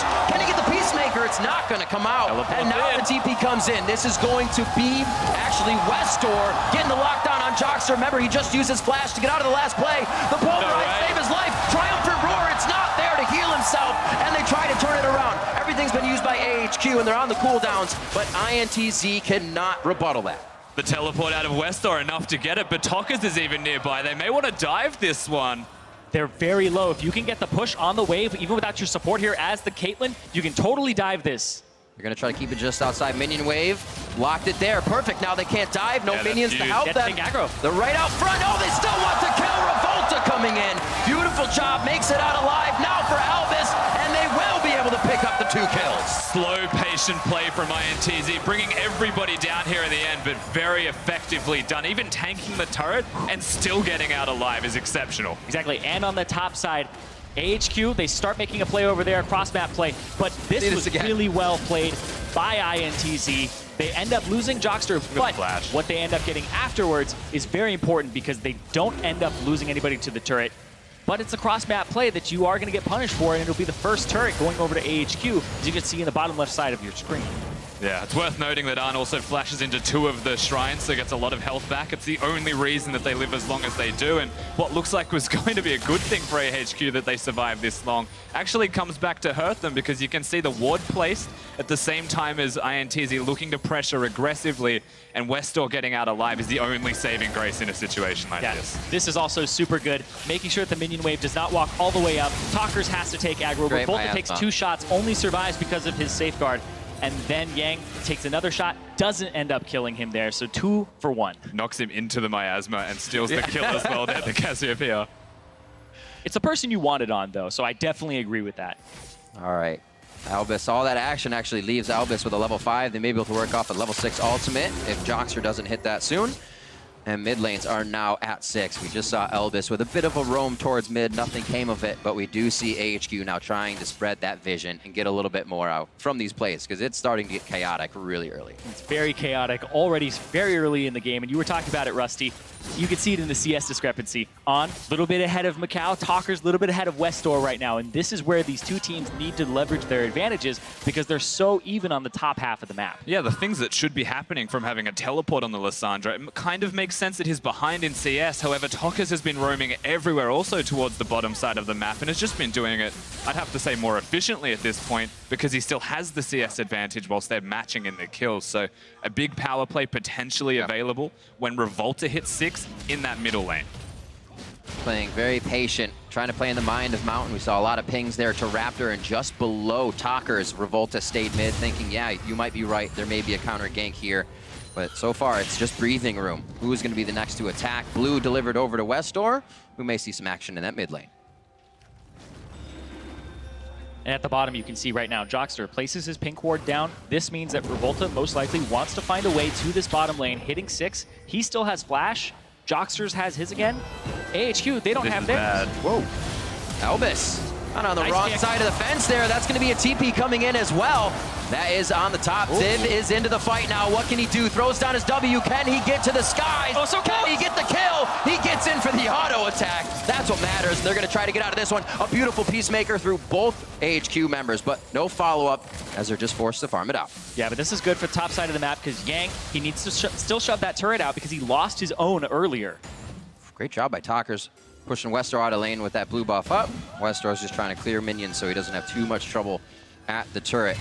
Yang pushed up to his as well as Ziv teleported out. But you can see with Ziv already having somewhat of a lead, it's not going to hurt him on that teleport. And speaking of, Yangs is not too far from being available himself. So he's actually done well in this lane between the Poppy and Jace. They're both relatively even, except there's the potential map play available. The Cloud Drake that was started by Mountain had to be stopped because they found the Bard, and so the opportunity still is there if it presents itself for the Brazilian side to be aggressive around it. That's really cute right there. That ward that Talkers has in that middle of the lane is really useful for seeing which side Westdoor actually goes to when he starts to roam. But it did spot the little Coco up there, so knows that the Bard was nearby. Gotta watch out. That's the sneaky Coco. Oh, another attempt at the Cloud Drake. Let's see if they can get it on this one. It's only going to be Joxer coming in. I think he'll be a little late to the party, as INTZ says, all right, we'll take this time to pull our resources. Yeah, really well timed, actually, making sure they take it as the blue buff spawns. So playing to the tendencies, perhaps, of INTZ. Mountain maybe even reading Revolta means that they get themselves the free objective. Speaking of... Oh, nice stun. He has level 6. He can use it if he really needs to get out of this one. Press it. Nice dodge, yeah. Looks like he's actually going to go in, bait him for a little bit of extra damage, and they trade on that one. Has to pop it in the end. Thought there was more follow-up, but good choice. Yeah, he started channeling Ace in the Hole, and it got interrupted there just barely, so it went on a small cooldown. Yeah, and you have to challenge Joxer not using his ultimate until that late. As cancelled recall. It means that he's going to have no health. It was a good dodge of the Jinx ultimate, but you'd assume better safe than sorry. Pop the ulti early, make sure you don't take as much damage as you did, and actually be able to stay in the lane, but instead, he has to go back. Yeah, INTZ, it looked like they assumed, hey, don't pop it just yet. That would dissuade them from actually chasing you. Because if he pops it as soon as he gets locked up by the Chompers, you probably walk away as AHQ. And this baits them in a little bit further, so Macau returns some damage. But because On is running Warlord's Bloodlust, he's able to get his HP back very quickly. Just dodged by Yang, gets himself to safety. He's been playing very, very safe all game. They just need him to get into those late game Poppy fights. He's doing a great job of it so far. Falling a little bit behind in CS, but like we said, won't need as many of those resources. Yeah. So they have eyes on Mountain. We'll see what Talkers actually goes through here. Great warding by AHQ through this side of the jungle. Yeah, definitely. Speaking of Mountain, hasn't really been shown too much on the map. Is more just trying to play towards his lanes, maybe let Ziv win harder than he otherwise would. It's good to see him also looking towards that top side. Remember, the threat of Westdoor's teleport is ever present also, so they can threaten this turret, and if someone tries to match them in 2v2, it's actually not. At least Yang doesn't feel lonely this game. Two people hanging out in his lane the whole time. Still waiting for big ults. That Tempered Fate in the bot lane. They decided to hold it even when Joxer was super, super low. So could have an explosion down on the bot side. Remember, Westdoor's 1 kill as well, 1 for Ziv in the top lane. So AHQ is looking pretty good as they move ahead. Revolta's been up here for so long, but so is Mountain. Yeah, potentially trying to find the 2v2s, but as you mentioned earlier, Riv, the warding's still quite good from AHQ in all the right places. So they will spot him. Nice headbutt. Doing quite a bit of damage with those meeps. I'm sure Joxer is not enjoying it. Just waiting for his AD carry to get back to lane. They've been actually pretty back and forth. They're not timed the same, I should say, on their back, so that may be hurting them a little bit. Yeah, and now On is going to back, probably pick up a pickaxe here, or a recurve bow for himself. Yep. Start working towards the Runan's Hurricane. Yeah. He's going to try to shove it out and get some turret damage. Also going straight towards the pickaxe instead of completing the Hurricane that you're alluding towards means he wants just more physical damage, wants to be auto-attacking more perhaps, has less of an emphasis on actually wave clearing and more on hitting his opponents in the lane. Bard, very fragile champion. Elise also doesn't build a lot of tanky stats, so... Whoa. Oh. Hello. I think I don't know if he's trying to kick him over the wall, over the wall to Jockers. It seemed like, yeah. Miasma goes down to the Tri-Brush. He hits it. Yeah, that was... Didn't listen to his body. That was reaching there from Talkers, trying to actually stun him over the wall. And even if he did, he doesn't get much time to actually open up on him. But if he flashes or something, Ziv doesn't have his own for this a little bit longer. Yeah. Safe to assume it's off cooldown, perhaps when you're trying to time it in your head in a in-the-moment type of situation. I think it was more so just to save Revolta, who tried to make a highlight reel play, didn't actually need to, and unfortunately doesn't go the way he planned, and then some. Ooh. And finds a bit of damage down on that bot side. That play would have blown our minds, though, if it did. Absolutely. 14 minutes coming up. Not too much aggression after our first fights in the bot lane. Things have kind of slowed down. You get this 2v1 in the top for Yang. He's finally able to fight Ziv a bit. All right. Yep. Keeper's verdict on it. Gets the flash so quickly from the snapcast of the Keeper's Verdict and making sure that, Ziv doesn't actually get a poppy in front of him and then gets knocked back. So now they know that flash is on cooldown here. That matchup in the top lane may not be going the way that AHQ wanted it to for much longer because it's only a 1.5k gold lead for AHQ, and that's what that turret is. It would actually be really nice if Yang can get this to the turret. I wonder if Ziv will just try to acceleration gate all the way up here. He may have to teleport in. He'll miss the entire wave. Looks like he will walk it out. Yeah, really good play from Yang to push it in. And one of the things that we haven't mentioned in this matchup is that if Ziv goes into hammer form, tries to be aggressive, you can't actually dash to the Poppy. So Poppy will win most melee trades. So Jace wants to stay in ranged form. And you can see his mana pool will pretty much be consistently super low because hammer form is how you get it back. Oh, the days of getting a tier. Yeah. Yeah, So those are gone. They do take that TP, they keep in the top lane. It means a lot to have right now in the game, they feel. Also, with Westdoors being up, they may be deciding to play 1 minute on that Mountain Drake as we see Revolta trying to clear some wards. Instant prison from Westdoors. The follow-up there, he flashes over as Mountain says, here, Westdoor, have this, but he didn't. Yeah, manages to live. Rocket doesn't connect as well, so good play in the end from Revolta to flash out to safety. But again, pathing aggressively through his own jungle, getting caught out by an Elise and a Lissandra, a pit composition. They should be respecting vision a little bit more. God, look at this. They're just trying to get this bottom turret, and that's what AHQ have been setting up for a long time. You look at the bottom side of the map, it is just littered with wards because they have been trying to put pressure on this side, whereas Ziv, he just keeps pushing top, even without vision now. And it's a little risky on that top side, but because they found Revolta in the jungle, he can 100% do that. And talking about the Summoner Spell trade and what happened, Westdoor blew his. So there is a possibility for INTZ to make a play, but at the same time, AHQ going to look for one themselves. All right, it's going to be the lockdown. Cosmic Binding didn't hit the wall. Petrifying Gaze right back in the face of AHQ. A little off on the Cosmic Binding. Yeah, if Talkers actually saved his cleanse for just 1 little half second later, he would have gotten rid of the exhaust and would have returned a lot of damage there, but he was a little bit too fast. He's too good. I think AHQ also mind-gamed themselves by getting stunned. You don't often expect the Cassiopeia anymore to just throw the ultimate the second she comes out of that stasis from the Bard. So everyone getting stunned and Talkers not getting stunned, of course, still having the cleanse. He can kind of just walk away from it. Well played. For the few times AHQ has been here to poke at the Dragon, looks like INTZ is going to be the one that picks up Mountain. Let's see how they use this if they head to the bot lane. Jocksters and Macau with a nice push on the turret, getting a little bit of extra damage on that as well.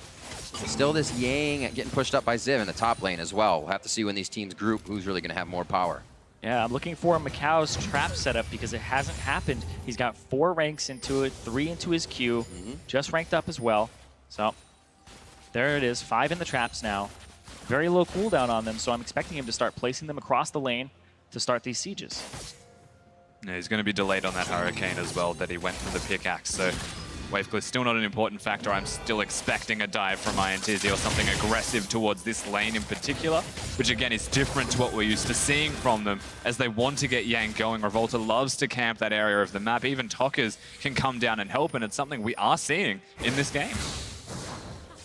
Every time they have a chance, HQ is going 100% on being able to ward an area. He saw Revolta, they said we can go in a little safe. And it gets a little dangerous. Mountains could get out of this one alive, or will I should say, as Westor is going to help him out. Don't know if the ult was necessary, but good guy Westor. Starting to feel like Cassiopeia is running away with this middle lane, and it's reflected through Jockster even being nearby to take some health away from Mountain. Still a fragile champion running around in that jungle and gets caught out for it. Even the Abyssal Scepter helps a little bit with the Cow's damage. It's actually quite impressive too. Even when we saw Westor get that early blue, it was still Talkers pushing him out of lane, pushing him way back to his turret. They're doing a very good job. As you say, 190 to 170 in that lane so far. But Westor did pick up that kill earlier on the teleport, so he is still in this with the Proto Belt. It's actually a pretty good bait here from On because he's faking the back right now, making sure that they try to stop it so he doesn't get a good back timing. But Albus was there waiting just so he could return some damage if On got interrupted, and that's exactly what happened there to Macau. Yeah, for those who don't actually know the strategy, you can just fake recalling all the time. When you're losing lane, when they're freezing a wave, just pretend you're going back to base, and people instinctively want to push the wave. It just comes back to you. Yep. And it's back twice in their face, and walk off screen and act back. like you missed the bush. Yeah. That's my favorite. Just sitting outside the bush. Oh, gotta walk in and do it again.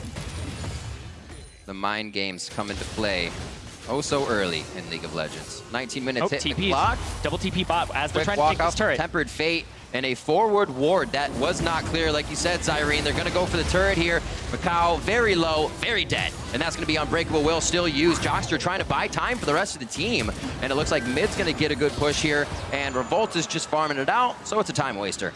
Good job by both sides. Yep, but now they get the push on the mid side for INTZ. Bot, though, has a Jace in it, does a ton of damage to these turrets with the Hypercharge, being rank 5 already. Smashes the turret, make sure you change forms, and then hit the turret, get that extra burst of damage out. And speaking of Ziv, all of the pressure that he's had on the top side of the map does mean an answer is difficult from this INTZ side. Yang doesn't use his teleport, doesn't get in and chooses to save it. And so INTZ's resolve and shot calling in that situation was just get the turret, get whatever you can from it, and now get Talkers. Glacial Prison goes down. Yep. Interesting. Got the root out. The cleanse came on the Cocoon. So he won't have it for the next ultimate from Westor, which is up fairly shortly. Right. Frozen Tomb, not Glacial Prison. Yeah, Sejuani, I think, is the other one. Yeah. It's Frozen Tomb, Glacial Always Prison. get 'em. They're basically synonyms.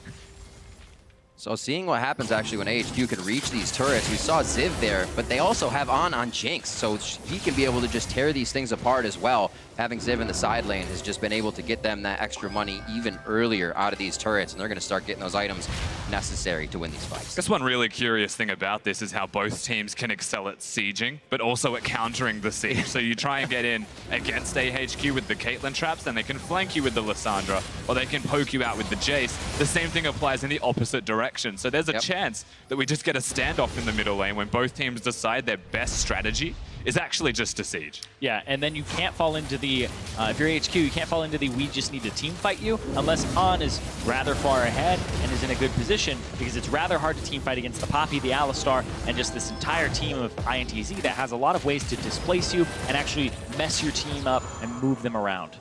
Yeah, Albus also showing that he's quite a capable bard in this game, has been hitting most of his spells and giving Arn everything that he needs, all of the tools possible to carry this game out. INTZ as well, once hitting 9, haven't really backed yet. They've either been forced to stay out in lanes because their trinkets have not been upgraded, which may be why HQ is able to put all these wards around them. Double TP to the bot lane without it being seen. Here we'll see what happens on the top side. Tempered Fate missed, but double flash to get out of that. Yeah, and Albus has been on top of his game here, especially today. I mean, he was actually the all LMS support, and it was the first time I believe that he had gotten that this year. because it was always like Sword Art was a little bit better, and he, I believe, actually swapped roles to become a support fairly long time ago now. So Albus, he's definitely adjusted to the role, and he is very good support. It's such an unusual dynamic to the norm of these teams also. Mid lane's doing a big part of the carrying as Ziv and Yang, Heli Poppy. Gets him out right as Mountain comes in. The first choice is the right one. This is good, though. You get pressure on the top side. Mountain can't actually kill you. Oh, picks up a 5. 5 gold. This should actually translate towards damage on the top turret at the very least. We know that Poppy's had control for a lot of this laning phase early, and so it should be a free turret to take like that.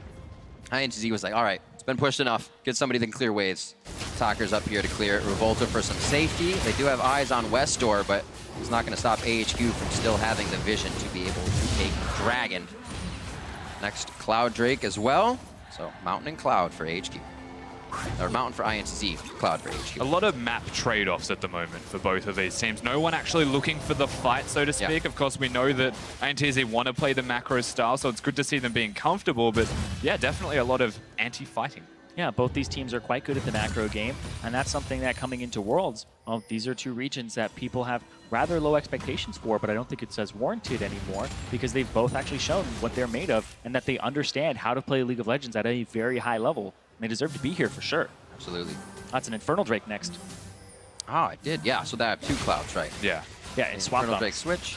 That'll be next. AHQ looking poised to be able to take that at least with their vision now. We'll have to wait and see how it's cleared out in the next 5.5. 39.5 to 37.5. It's not too big of a lead here, and that'll start to get even smaller as the game goes on. Yeah, you'd have to say at this stage, it's still anybody's game. There's no one really in an advantageous position, albeit AHQ having a slight gold edge, and perhaps Ziv feeling quite comfortable, one of the big carries of the team, but there's definite answers constantly available. Well, been waiting for this for a little bit. Talkers uses the cleanse to get out. That may signify another engage here by AHQ if they can find the window to get in. Ziv still with his head onto pushing waves, so he's going to get that done in the mid lane. They always have somebody working off the ball to keep an advantage, even if they're not getting the engage they want. Does West Door take the claw? He does! Right over the wall. Talkers goes down! Mega Death Rocket coming through. Revolta just trying to get out, but the shock blast from Ziv. Very nicely done. And AHQ turn it on. They find that little advantage. They're going to turn straight towards that Baron at 24 minutes right after steamrolling INTZ. Remember, they've got the Jace, they've got the Jinx. That's a lot of damage they can put onto this objective, and they're absolutely melting it right now. AHQ find control out of catching INTZ out of position. And it was Albus once again. Tempered Fate onto a target that had blown the flash previously. Hits Talkers. Nothing he can do about it. And then Revolta tries to help his buddy out. Immediately, Ziv takes down the mid turret and helps from the backside. Yeah, I look forward to the replay as well. Actually, Westall playing that quite smartly when he goes over the wall. You'll see it here because he wants to flash the Alistar combo.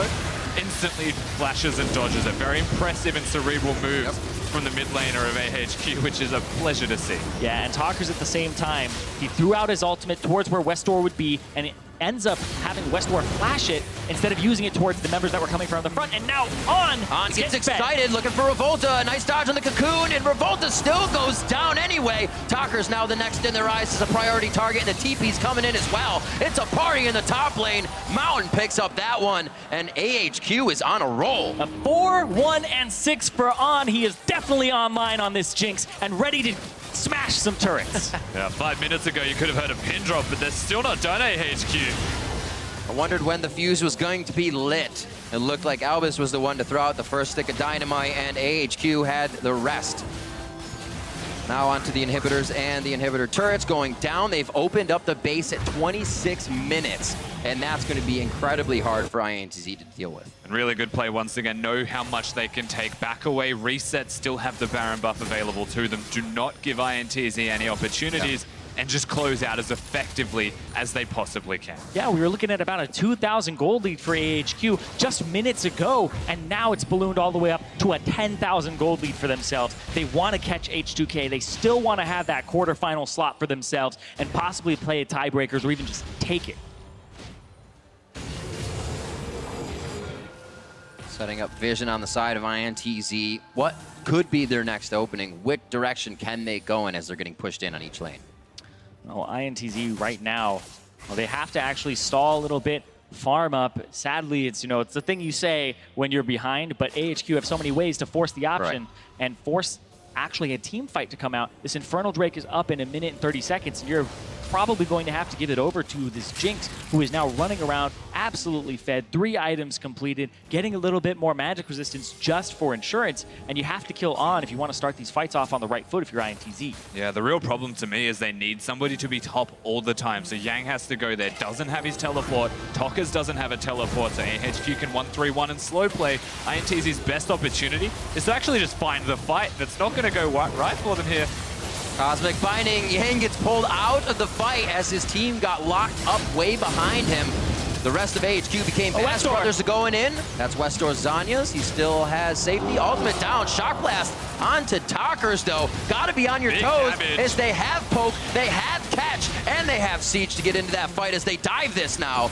And On is still there on the backside, getting excited with the rest of the team. They're going to destroy these turrets and then head back for Dragon. And they have if they even need it. They might if they even need it. 28 minutes going out of the Nexus turrets, and it is INTZ out of position, but still trying to fight. Coming off the bases, they sprint right to the kills and possibly their own deaths. AHQ scattering perfectly, not going down, just the red bars blinking, and they may keep themselves alive as they take down INTZ's Nexus.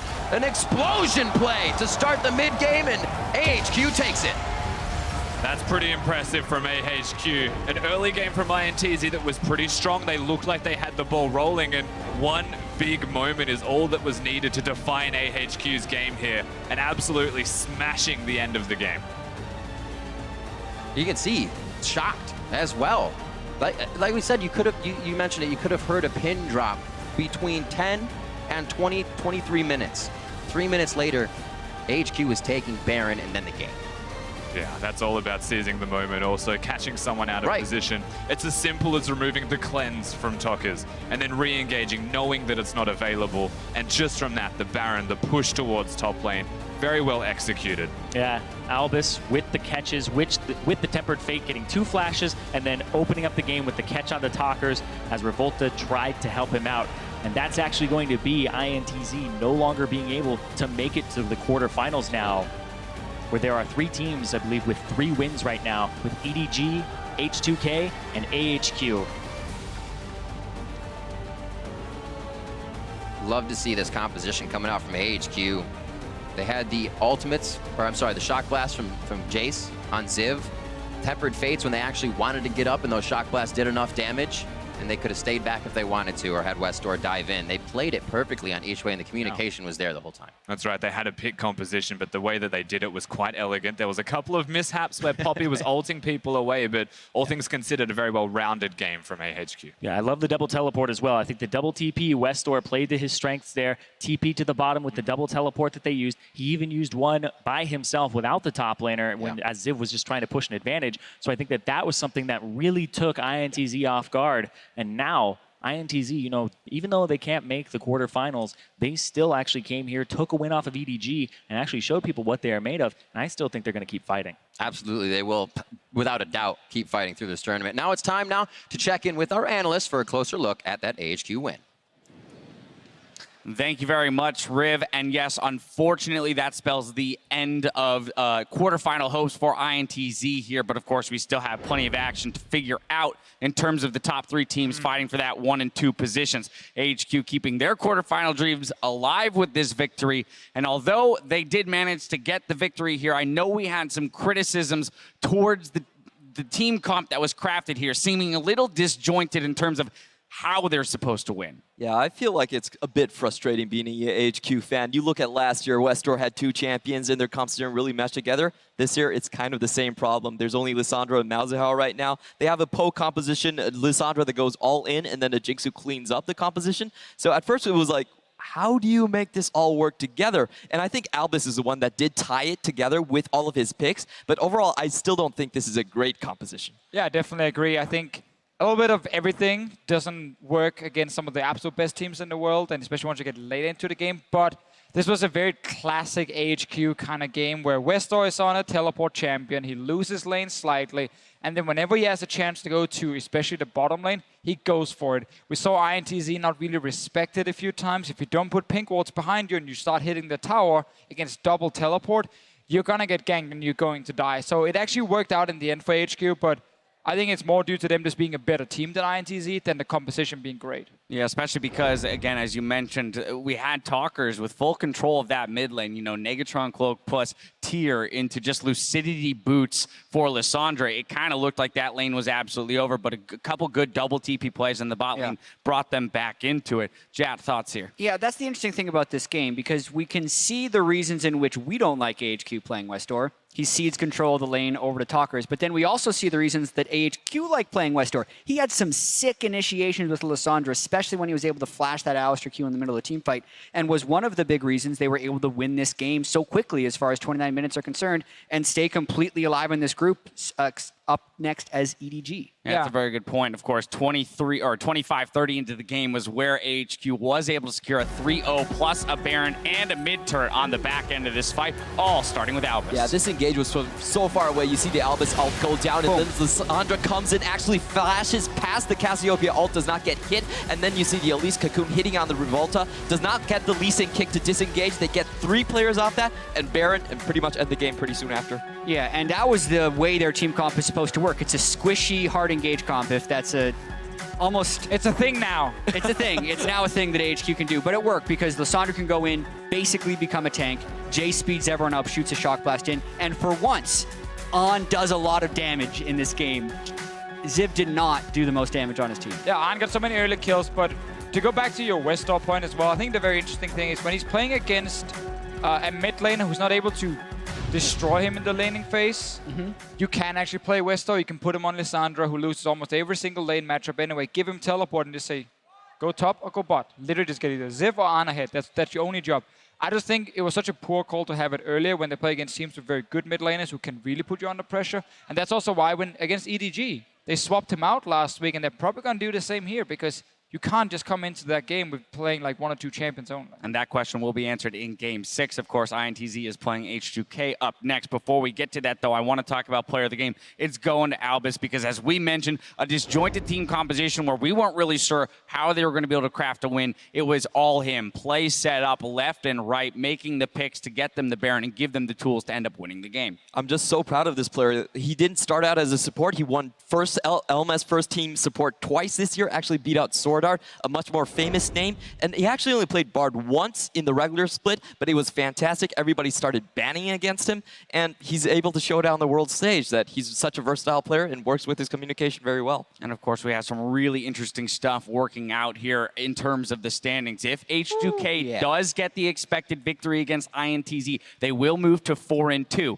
EDG and H2K both sit at 3-2 themselves. So then whoever wins that game would move into a tie with H2K. And of course, that's obnoxious. If for whatever reason INTZ beats H2K and H2K drops to 3-3, we could have a situation where if EDG or H2K or AHQ win, we have a tiebreaker for second place. So no matter what today, we will have a tiebreaker. We just don't know if it's going to be for first or second place. Yeah, let's. That's a lot of stuff. I know that was a lot of information. Let's all agree we don't want H2K in that tiebreaker. That's all we can agree on. Oh yeah, sure. Yeah, okay. but H2K is the only team that's guaranteed to get a tiebreaker. If the other teams lose, they're out. That's fair. That's a very good point there. All right, well, INTZ and H2K battle it out after the break, so stay with us.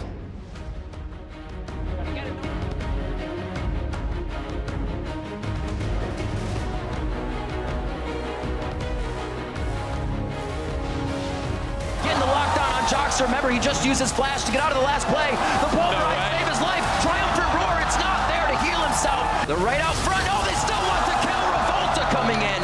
Beautiful job. Makes it out alive now for Albus, and they will be able to pick up the 2 kills. And now On gets excited, looking for Revolta. Nice dodge on the cocoon, and Revolta still goes down anyway. Talker's now the next in their eyes as a priority target, and the TP's coming in as well. An explosion play to start the mid game, and AHQ takes it.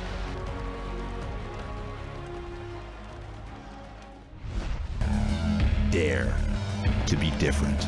Revel in the impossible. introducing a little anarchy, disrupting the natural order. Because a hero lies in all of us. Nothing is beyond your reach. Claim your victory and go forth to conquer new worlds.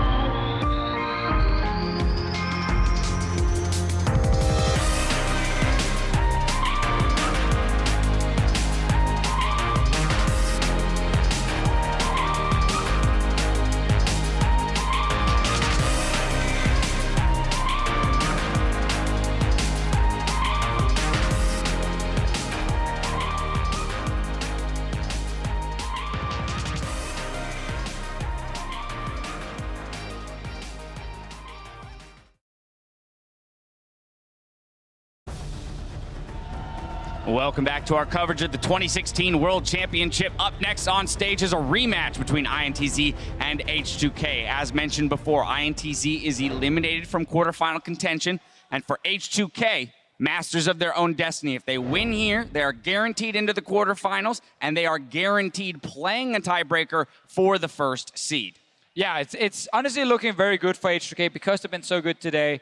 Worst case, if they lose, if it should happen, they get a tiebreaker for second place against the loser of EDG and AHQ, which is the next game. So no matter what happens, even if you do play like complete garbage, you get at least a second chance. Well, I also want to gush over H2K a little bit because I feel like today they've converted the potential they've been having for the whole year. Forgiven has been able to play aggressive but passive in the right times. Their soul lanes have been able to get leads, and then they've also been able to transition their lane to the game. So we've done this before. We've said there's a sure thing game. And Worlds has taught us something. If there's ever a sure thing, it's not.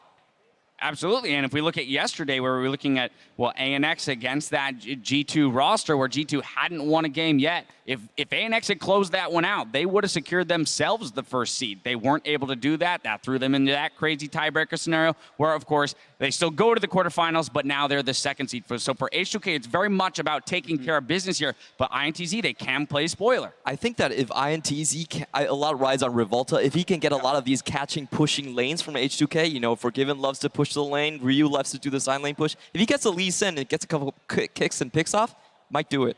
Yeah, I'm looking at INTZ banning out Caitlyn, removing that real comfort pick for Forgiven where he's just perma-pushing the lane, and also removing the Rise that Rio's been so good on. Get that early game jungle pick for Revolta. No Scan or anything. No. Get early game, and literally you have to win early here, I think, if you're INTZ. Last time they fell super far behind just from pure laning phase.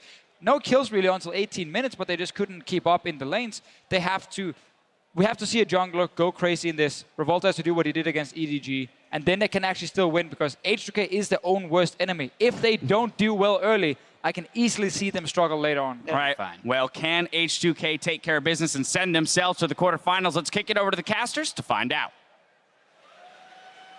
Thank you, Dash. We're going to be getting right into this one in just a few seconds. We will see how this pans out. If H2K can keep themselves in the top there, they're going to get a chance either way, but how difficult they're going to make it for themselves. Yeah, you have to look towards H2K and actually echo what Deficio was saying earlier as well. They need to actually not get pressured out early, continue to win those lanes, play the map how they have been playing in games 1 and 2 from today, because they've looked good. Yeah, H2K have looked great, actually, keeping the pressure on their enemy. They've had CS advantages. We're talking 20s, 30s at the 10-minute mark, and it just gets worse from there because they get better and better in the laning phase, but as soon as the laning phase ends, it was a little bit chaotic, but today they've shored up a lot of their weaknesses in those team fighting, in those Baron situations. Very much so, coming out strong in those situations. We are going to see picks and bans going live for INTZ versus H2K. INTZ here, like you said before, Zyrene, going to give it their all. There's no reason not to. These guys have been playing at the top of their level and really making a mark on the world stage. Unfortunately, the teams they have played against were able to kind of figure that out, find out where they were going, and they have been knocked out of that quarterfinal contention. That doesn't mean they will not be giving it their all. Yeah, of course, we're looking towards Revolta. We do need to see him go absolutely ballistic in this particular game. Try and really give it to H2K. Get perhaps the Lee Sin one more time and try and just carry his absolute hardest. Work with Yang again. Do what worked for you before. Yeah, because before, they put Yang right now onto a Poppy, and it was not very effective. He's been a star for the team. He's been the best mechanical player in the laning phase, and they've been very open about that. But they weren't playing to him that game. They were abandoning him, playing towards the bottom side of the map, and they were trying to shut down the Jinx, but it didn't happen. But INTZ this game, banning out what has been working for H2K. The Rise for Ryu, he's been very effective on it. One of the most effective Rises I have seen in competitive play so far. And Caitlyn for Forgiven, which he has played 4 times. You know, a really good way to gauge how good a Rise is by the ultimates that they do. Some people don't even level up the ultimate because it wasn't useful for them, but the creativity that can come from even just using minion waves to your advantage, breaking a freeze perhaps by doing it, shows the level and the capabilities that Rise can have, and Ryu has been exceptional. Karma knocked out of the competition for this game, and what will be the last ban from H2K? What do they feel is priority to take away or kind of squeeze a champion pool for INTZ? Gnar and Italy already off the board, and it is going to be the Syndra. Yeah. Been a very effective pick. And you know that INTZ would pick it up first, or H2K, you know, if it was left open, they would probably take it for themselves. I guess necessarily. We have to, look towards these first picks here, and INTZ, do they want to get the early pressure jungler, perhaps take the Elise from Jankos once again? That's the big thing I want to highlight here. We know Revolta's a really capable and strong Lee Sin, but with Nidalee gone, Elise and Rek'Sai are the 2 standouts that you would imagine they go towards first, and I would expect them to want to take perhaps the Elise from Jankos. He's been quite effective on it. Be very smart takeaway, but at the same time, champion pools are a little bit pinched here, and Alistar might be something that you would pick for yourself this early on, considering Vander may want that champion, but it is going to be the Elise, like you said. Taking it away from Jankos, I believe that's a good idea. We may see that Alistar get popped in on the other side, though, by H2K. Vander ready to go in on that. We heard the guys on the caster desk and the analyst desk saying it's what H2K needed to get their foot in the door and actually hit these initiations. Part of me finds it a little bit humorous that INTZ banned the Karma as well. I was expecting H2K to feel a bit of voodoo behind it, stealing the Baron from them. They might have picked it for themselves, so a lot of preference towards that. I'd expect perhaps we move along towards the Rek'Sai in this first rotation for H2K. With that can basically be anything they want. No Caitlyn, though, for Forgiven means we will see something different today. See what their lock-in is, and Cassiopeia. I believe that Alistar will also be locked in to make the first two pretty easy for themselves. Yeah, one of the main counters to the Cassiopeia is already taken off the table with the Syndra, and now you can't really pick a Vladimir because it's such a weak matchup for the Vladimir into the Cassiopeia, and it's so hard to scale. She scales alongside you. So INTZ, they may go for something else here up against that Cassiopeia. Now, they do play both of these champions. I'm not sure what the chances are of us seeing either of them. However, Tokkers is a very capable player of both, as well as perhaps the Lissandra, something like that with him. Is that a Vuvu? I was like, he's got a Vuvuzela here? Vuvuzela. It is the Jace. All right. So throwing out a little bit of that pick comp with some poke damage. Whoever gets caught in the cocoon will most likely be going down. H2K now can sort around this what champions they want to pick to get back into that fight. It might just be going full force on this to not give that poke team time to react. An uncanny thing that we're seeing from INTZ, whoever they lose to, they play what they lost to. That is legitimately what we're seeing from them. They lost to EDG, they played the same style with similar champions. They lose to AHQ, they're now playing the Elise Jace compositions. They're learning from their defeats. Problem is, though, is the H2K just beat AHQ as well. So, I don't know if it's going to work too well against H2K. And INTZ, if they're adopting the same composition, it wasn't a very effective composition, but they did take away the Elise, or sorry, the Elise and the Ezreal. The Ezreal out of the equation actually means that Forgiven has to fall all the way down to Sivir, because we've talked about it, he doesn't really play too much Jhin. Definitely a go button composition once they lock these two in. Everybody wants to run forward except for really the way Cass is used, but it can still work. Maybe that be that Poppy on the side, or rather Bard. I'm happy with for this. Jockster, yeah. Take the cheer. That is a Vuvuzela. Absolutely. It just sounds like an epic horn from here. Calling in the cavalry. What will the cavalry be? Ooh. Don't have that mid laner yet. Aurelion Sol is up. Oh, people booing the Aurelion Sol? Don't boo at the stars. Dragon's great. Yeah, up against the Cassiopeia, it's a rather good matchup. You get a shove advantage early, and you can start roaming. And Talkers, he hovered this before. EDG banned it against him, and it seems like he's been wanting to play this for a while. It is funny, his playstyle from the Cassiopeia game was more resemblant of an Aurelion Sol style, so it does feel like he might be much more comfortable naturally moving into this next game in the matchup that you mentioned. Love a lot of follow-up on the Tempered Fate, and if it's a shooting star, it's going to mean even a bigger impact when you have Talkers, I would say Yang coming in on Jace. What's happening on the side for Vander? Vander now selecting for that top lane. What will they decide for Odoamne? Still a lot available. The cannon still stands out. Odoamne had a fantastic cannon game. He hard carried. Solo kill in the top lane as well. Yeah, that's what jumps out to me here is the possibility of having a cannon.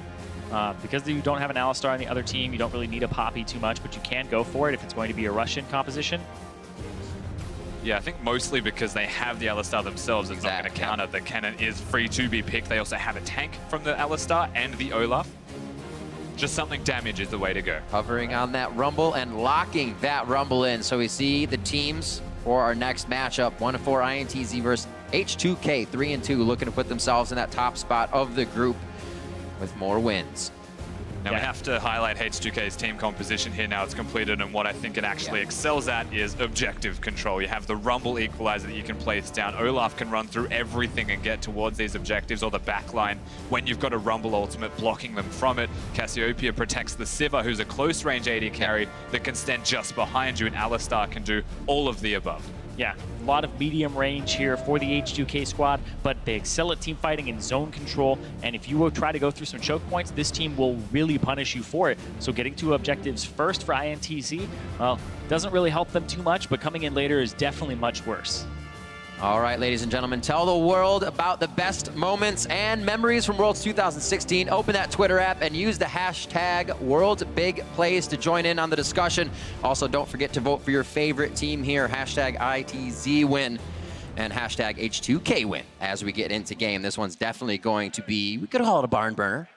It hasn't even started yet, but I am ready. These teams are going to ignite the stage, and we're going to get a great matchup. Obviously, H2K wants to run into these fights. It's up to INTZ now to pick up the vision from last game, get themselves an eye on the prize and how to avoid that engage, and then tackle H2K. Yeah, and H2K, they want to lock in that first seed for themselves. If they win, they will play at least a tiebreaker for it. If they lose, they will at least play a tiebreaker for second. But this is also a big match for INTZ because it is their last game of Worlds. About to be on the rift. The players poised and ready as they make their way out of the base. Popping out the flares. It won't be the last time. These guys enjoy doing that on their kills and hopefully not being killed. We'll see how they start off the Aurelion Sol in the early game. We saw some cheeky plays from CLG, but nobody's really done that since now it's on the open. Yeah, we've seen the level 1 solo queue inspired Huhi room where he lost to it once and noticed that it was a fantastic idea. It was, of course, successful. And Aurelion Sol in particular is quite unique in what he can actually do. Fits in the line with everybody choosing what you got beat by. Exactly right. Macau, a little sticky situation, but he walks himself right out of there, walking through the river. Wet socks. It's all right. Oh, this is the worst. Absolutely is. But absolutely. Speaking of wet socks, H2K come slinking through. You can hear it. Be a wet blanket. You hear him coming through. It's all sloshy. Looks like Talker's got pushed out of his own jungle, but says, hey, you're going to be warded out, so careful on your roaming, or if you come out to lane, they will be on you. Also got Baker, Olaf. I like it. Throwing them meat cleavers. Yep. Got the meat pounder and a big T-bone steak. Yeah, so we look towards how INTZ are going to play this early game. Just to reiterate the fact we need Revolta to make some big plays. He's on the champion to do it, and they want to try and actually get some tempo advantages in the jungle as Jocksters. Oh, that's really good. Really hurting him. Yeah. Looks like he paid off the blue buff to do a little damage there. Really nice cosmic binding. Yep, go Still back going to give him a little bit of hell here. This might allow Macau to fire some damage over. Forgiven's not just farming those waves too quickly. So Jankos grabs blue. Wasn't really that deterred on it. Oh. But good warding here. INTZ actually starts off the vision much earlier this game. Yeah, kicking off the red buff also, so the immediate rotation again. Aurelion Sol's wave clear is fantastic. Can control the middle lane, gives this space to Revolta, so we'll have to see what Jankos does. This is actually a combined effort from the whole team here because Jockster slowed down Jankos a little bit because he had to walk towards the bush. It's just a game with kind of a little bit of seconds there, and that's all that mattered, and that's what allows him to get away there.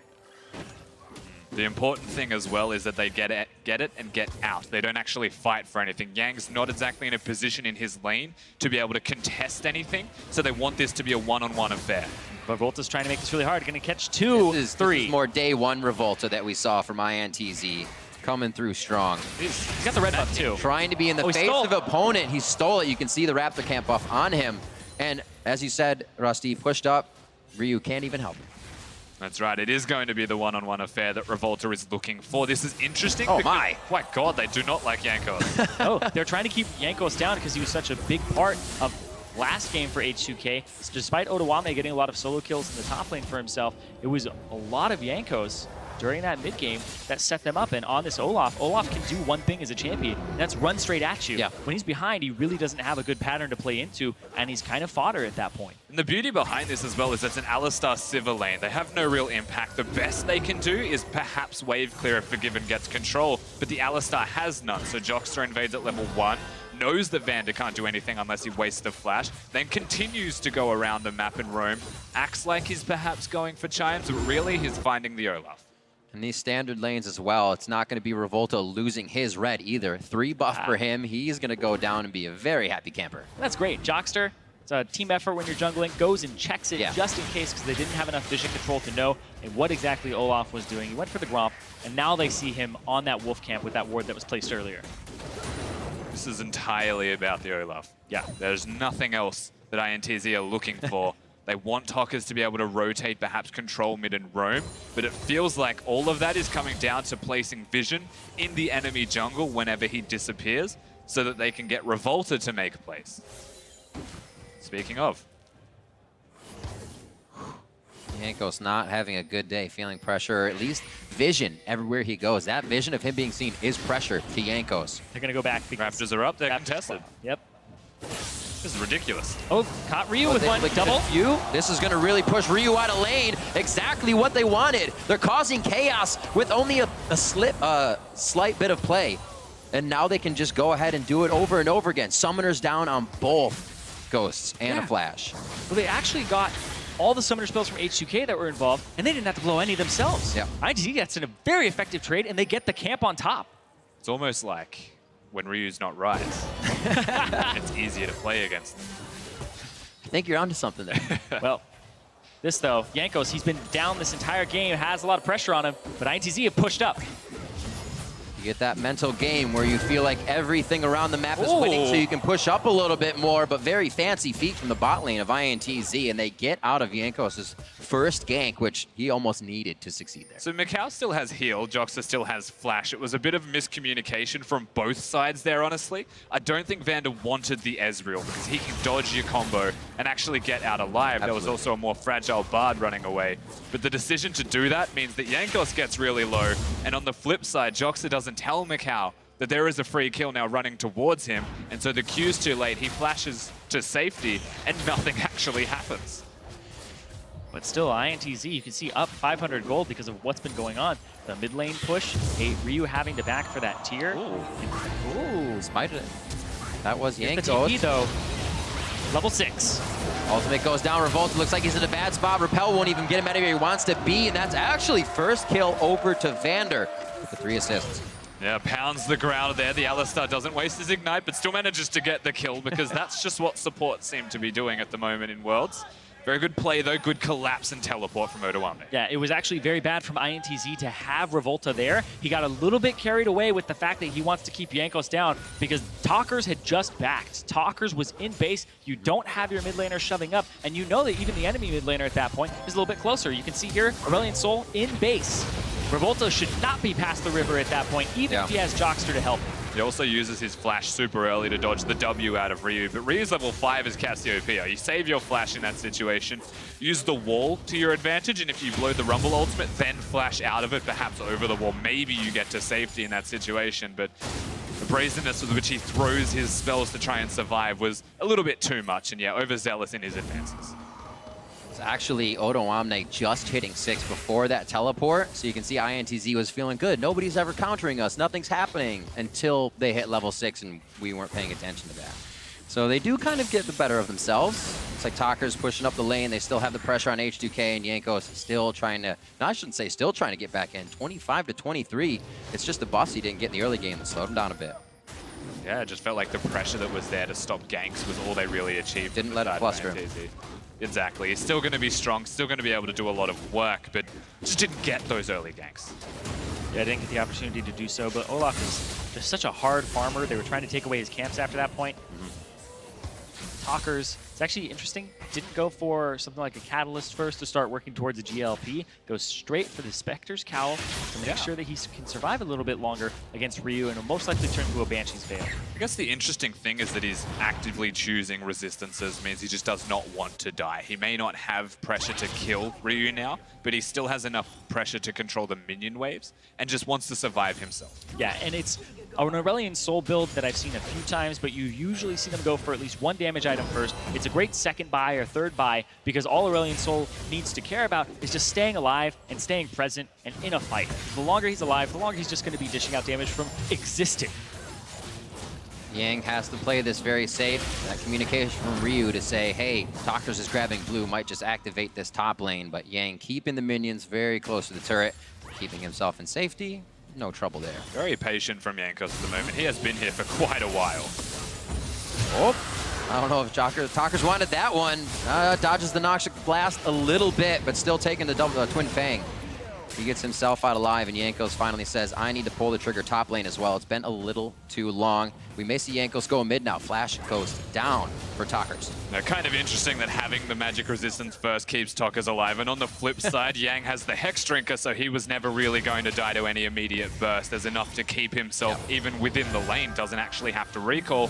Rumble's ultimate's now down. Cassiopeia's ultimate's now down. This is a good opportunity for the Elise to try and get a gank happen. Spectral Cowl by actually went into some Swifties, so he can continuously get around the map.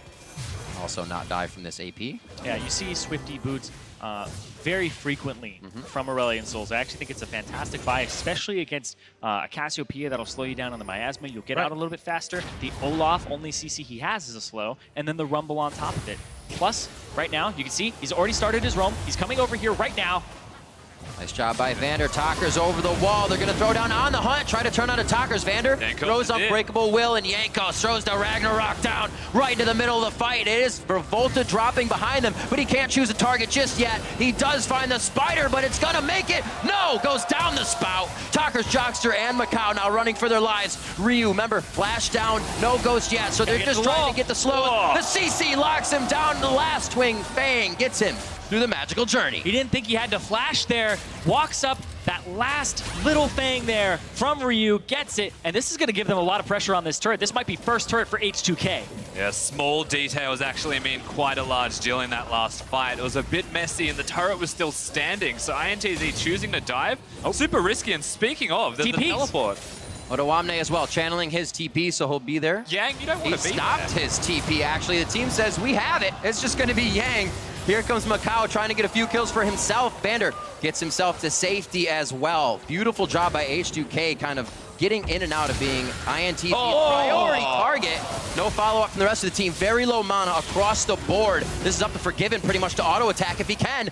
May just be able to do that, but gets locked up himself. Oh, someone next. Who's next? Jockster says, I'm not done. I want to give you hot cocoa. This is pretty messy from INTZ. Everybody's running around with such low mana, and INTZ, Yang completes his teleport, but he's in the middle of so many members, and Talker's, because of the build that he went, he doesn't have something like a Catalyst to restore his mana or give him a larger mana pool, so he's constantly running out. There's one thing I could admire from the Brazilian side. It's the tenacity to commit to a strategy. This was the call. The call was go. Yang's committed. He does do a lot of damage, but they're just too far away on INTZ because they were stuck under the turret. Oh my god. And Macau goes forward. He's got nothing left in the tank here. Talker is just spending that mana pool. Volta flashes into the stun as well. Yep, and that does, and his cocoon goes off at that time too, so he keeps Ryu there, but he doesn't get much else for it. And Jockster, he's still got to be careful though. Jockster gets burned up a bit, but it is Odoamne that makes it out safely. Now you just said it, Rusty, it's happening still. INTZ continuously looking for the fights. They are not stopping. The pressure on H2K worked in the first few minutes of the game. H2K came back because they had breathing room, and INTZ's tried to shut that down again. And the response has been completely measured from the European side here. They're not losing any control of the map. They're just playing it out. This is our win condition. Let's execute on it. And they are still getting more and more advantages in this game. All right. This might be first turret here for INTZ, and they split it between 4 members though, so it's a little bit for everybody. Yep. Nice message sent with the Tempered Fate to get Odoamne's flash as well. Not that he's going to need it to use Equalizer. Of course, the decision was made for Rumble to ult the previous wave. It did take them 1 extra wave, so another 30 seconds on the back of that. Gives time for H2K to try and make some trades, and still they are answering. Yeah, they're answering very appropriately. Sure, it's not first turret, but they get a turret in response, and they get the Infernal Drake. But up top, this might be a second turret, though. Yang pushed Odoamne off, and here comes the rest of INTZ. It is going to be a slow rotation from Ryu. He's got the long way around to go, or he's going to have to go straight through this vision, and INTZ could turn around on him. Maybe not knowing Vander, Odoamne, and Yang goes to there. Ryu's going to have the swipe on the side. Yang will go down first, so Ryu changes his focus. That's going to also be Yankos going down. He doesn't have much farther to go. And H2K collapsed very nicely, and yes, Yang fell in the end. You have to say one more time, to a fault from INTZ. You admire the strategy, the commitment is definitely there, but they willingly get themselves killed to get the turret. Yeah, I know. The vision was there early, and they still choose to do it. Not too much of a gold deficit. They are behind, I should say. It's 20.8 to 22.2. Still anybody's game, but it seems like H2K is kind of reading the book that INTZ brought to the table here, seeing right through it. They say, you want to push real hard, we'll just come in behind you each time. Now it's up to INTZ to adapt here mid-game, almost 15 minutes in, 6-0, as they've yet to drop H2K on the map. Yeah, Cocoon comes out, but it's already too late. They didn't put enough damage out on the turret, and now he'd have to lose 2 members at this point in time. Yeah. Sure, Talkers gets away, but it's still dropping 2 for that turret. They still had 4 wards in the enemy jungle, watching them slowly make their way up. The Cassiopeia, who doesn't have boots and isn't that high of a level, doesn't exactly sprint at you until she gets there and pops the ghost. So they did it again. Yeah, and you're talking about sprinting. This composition from H2K, they have the Sivir, and Olaf rushes Righteous Glory here from Jankos. They just want to move faster. They want to initiate and get in on this team composition of INTZ and obliterate them. Such a perfect buy. A helmet with your helmet. It's exactly what you need to go faster. The 2K gold lead, not really shrinking, but it's not getting any bigger within these last few fights. A nice hammer back as Yang thought he had that fight 1v1, but he says Revolta's here, and now it's for the junglers to duke this out. Yanko looking very healthy, and he's just going to keep those undertows coming to take down Revolta. It's very, very close. He may just try to walk in and get the slowdown, and then the fight heals him up as well with the hot cocoa, and that's going to make anybody feel good. Yeah, patient play, of course, from Revolta. Unfortunately, H2K are already responding, so the strategy is still there, and they are trying to outthink INTZ, who are trying to create chaos themselves, and it's almost working. The few times in Worlds we've seen somebody just run in circles until they get somebody else to come. It's always Elise. It's always Elise. Absolutely fantastic. So H2K now somewhat towards the top side to make sure this isn't a wave that'll get pushed too hard. Almost grabbing Oxers with the miasma. Kind of makes sense that you can't be grounded when you're already flying. Isn't the whole point? Ground them? But see this bot lane once more. He's on a different axis as well, so he looks like he's above it, but he's really not. A lot of damage from Yang. Of course, the Flash gets himself killed in the end, but a lot of damage knowing Revolta's here. Both players from the top lane are communicating to one another of their own team, saying that the jungler's coming to help. They're both effectively baiting reactively to how the play starts, and it just works out better in the end for INTZ. Yeah, really great from Revolta there. He had a red buff, so he throws one of those auto attacks from Elise, the range form, to slow him down, dodges the next axe that's incoming, and waits for Jockster to get in there. The biggest thing you have to remember is INTZ did it first, so they're always going to get there first, and that is why Jockster is able to react. Looking for a little bit of that objective control. H2K's team is made primarily around that, so they'll set up vision on the dragon. Next one's Cloud Drake. They already have an Infernal to their name. Looks like they'll be poised to get this with a few pink wards pushed up to the river. Revolta clearing his jungle out, 67 to 65 as the jungle matchup stays pretty even. And there's only a bit of a lead in mid. The real lead, Yang, actually over Odoamne from clearing the waves that have been coming in. Exactly, and then in that bottom lane, Macau quite far behind Forgiven now, 30 CS, but the other thing to note is that usually Ezreal's your first back is a tier plus a cull. He neglected the cull, Forgiven did not. So in 34 CS, Forgiven is about to actually have a large boom in gold over Macau. A bit of a trade now. Vision not necessarily all that near the Drake. A lot of top focus actually from both of these teams. Speaking of top focus, whoopsies. Stun on stun. Almost got the slow there as well. Vander's in, and Jankos is actually looking to route the backside of this engagement. He will be seen by Jockster. They should be able to slow him down and deter this entire thing. I don't know if they'll be able to save it in the end. Too much team pressure. Get it! He makes his way out. Barely living, but more of H2K is here, so naturally they have to concede the turret going down. So once again, strong macro plays. They're moving to the right areas. Even if the Brazilian side are ready for it, they seem to just have more of an answer and always get the better end result. Yeah, they'd have to do something mid right now and actually pick up Forgiven. It's not going to happen. They're just going to be able to shove this wave in. Vander's going to roam from the top side of the map. 30 seconds on that Cloud Drake, and this is actually a well-timed back from Ryu because he'll pick himself up a little bit of defensive stats with that Giant's Belt. Revolta didn't even sweep the ward, just walked by it. Giving a ping to Yang. Yeah, he was just looking to deny the vision on it. Says, I don't need to clear it. Then Odoamne plays it very smart, gets himself out. As that Haunting guy is looking to build up his guard, Seeker's Guard. And H2K still saved that mid turret. There was actually no pressure coming in after we saw Macau pushing out Forgiven on that. It was Vander to come mid lane. So H2K is doing a very good job at getting what they need and then getting back into position to stop INTZ. Exactly. Well-timed push on the top lane so they can be down at the Drake when it counts the most. They will get the objective uncontested for themselves also. Strong moves once again from H2K. Feels like they've been ramping up today as the games went on. And this is a good form side that shows up in the second week. In this game, though, they haven't had the same type of lane dominance. Granted, some of these lanes are actually losing lanes for them, but Forgiven is actually a big shining light for them, and this is, oh, a time that he's wanted for a very long time. He's wanted to be at Worlds and prove himself because he's always talked the talk, and everybody's like, well, you can't walk the walk, and he's showing that he can. If he makes quarterfinals, that is a big statement for this player in his career. Pushed off onto Sivir this game. It'll really test what he can help do for the team in a utility role, as well as what we see on his Lucian, his Caitlyn, and his other really high priority champions. 20 minutes into this game, INTZ has made it on the board with a few kills at 7-2 and 3-3 in turrets now. So equaling out a bit of that objective gold around the map. It's been H2K who's been grabbing the Drakes, and INTZ have pretty much had to give those over. It feels like we're in a similar position this game to the last. However, this is the point where INTZ started to implode a little bit. Feels like the pressure's still there. They're chasing, but here comes the rest of INTZ. This is actually a trap. Nice dodge. Backing out, that's going to be Yang coming in on the top, but Yang goes the other way, trying to find a kill. Shock Blast already to start off, does get some damage onto Ryu. A little bit extra, but he's going to be kind of stuck, has to back in that spot, and H2K is not going to let them out easy. Yeah, INTZ, they were laying a trap there. They were trying to bait in H2K. H2K took the bait, but I don't think they were expecting the Righteous Glory and the speed that came out and the fact that they were running them down. Speaking of running them down. Does he have Righteous Glory? Gotta go No, fast. he doesn't. It's on cooldown right now, I believe. Hit him with the meat. That slows them down. Now it's the meat grinder, and they're going to go ahead and hit Macau. It's Vander that's there as well.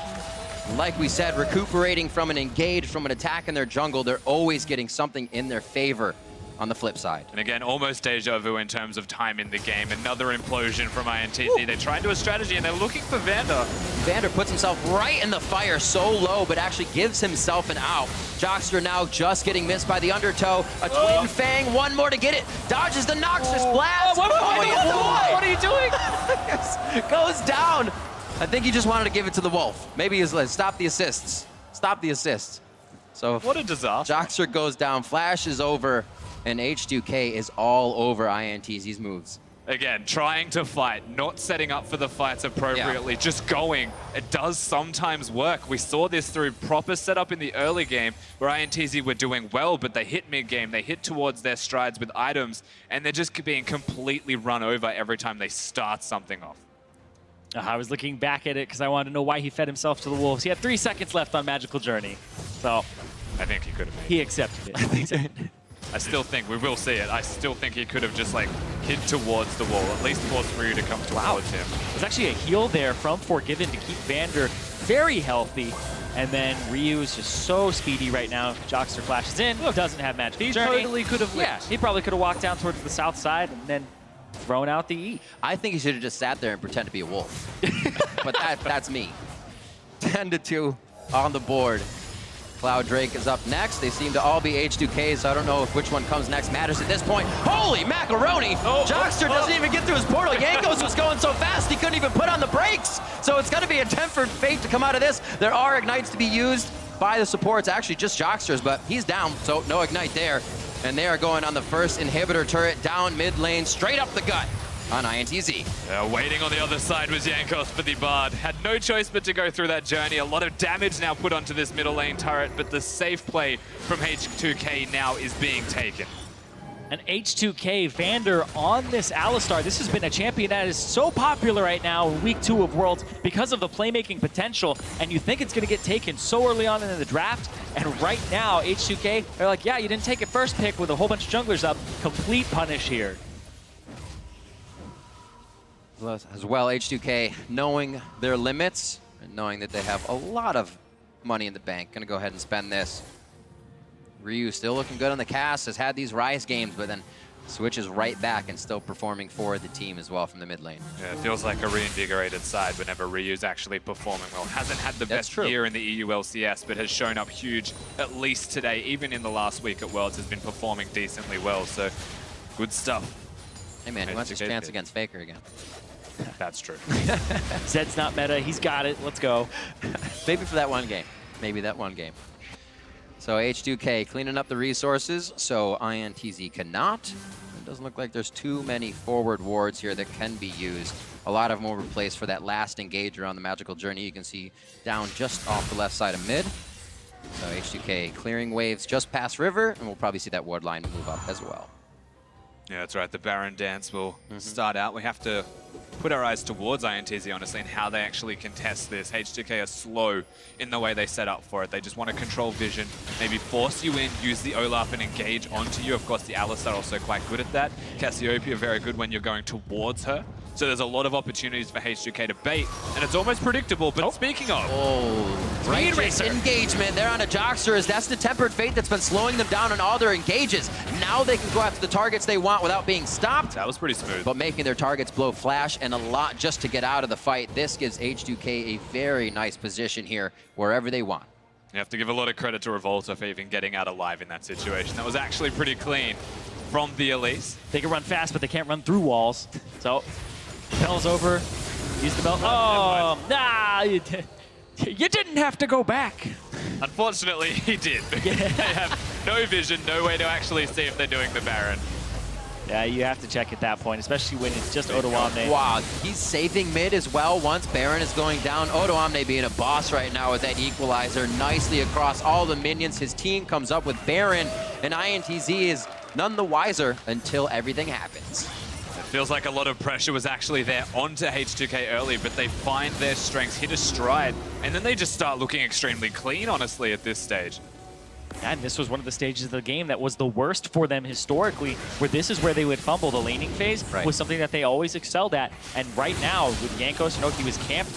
Right now, H2K in a great position in this game. 26 minutes in with already a 7,000 gold lead and complete control of objectives so far. Yang trying to get a shock blast in. The things that INTZ is kind of relegated to right now is also hurting them. They're not getting many of their own camps in their own jungle. So you can see the lack of vision that INTZ have got here. Surprise, I'm super fast Olaf. That is actually pretty scary, of course. Revolta, fancy feet. You will see him use Proto Belt, flash to safety. And speaking of Revolta, yeah, my favorite part of that play was he actually turned to the right to dodge the Cassiopeia ultimate, then went back to the left and repelled over. Want to escape? Play Elise. Apparently this Worlds. Just play Elise. Clock around 27 minutes now, and H2K has not stopped this momentum as they continue to push the ward line up. Now they are living in the top side of INTZ's jungle as they have just base minions to continue to farm, and that means they're sharing a lot of this farm as well. They are. They're sharing a lot of this farm, but you know who isn't? That guy right there, Forgiven. Forgiven is up 70 CS right now, almost 80. His call already went off. He is up 4,000 gold over Macau. He is absolutely crushing at this game. 3 items, 3 rather expensive items too, to the 2.5 of Macau. And Forgiven is just absolutely taking over this game right now in the Sivert. I mean, the only breakpoint remaining for H2K is actually level 16. They're all close to that point. They're still able to brute force their way through INTZ's base. Once they get 16, it's even scarier. Yang trying to run this one back. He has Odoamne in the top side, or the bottom side, I should say, and H2K can do this in a 4-1, not hurting them to keep it that way. Inhibitor may not be this time around, but they are opening up the base everywhere here on INTZ.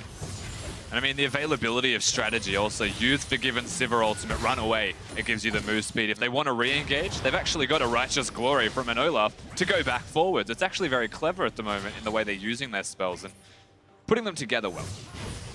Righteous Glory is always a little bit risky to buy because it doesn't have any resistances on it, but it's also very punching. Oh, okay, so he goes over to the Bard to get through on the Magical Journey.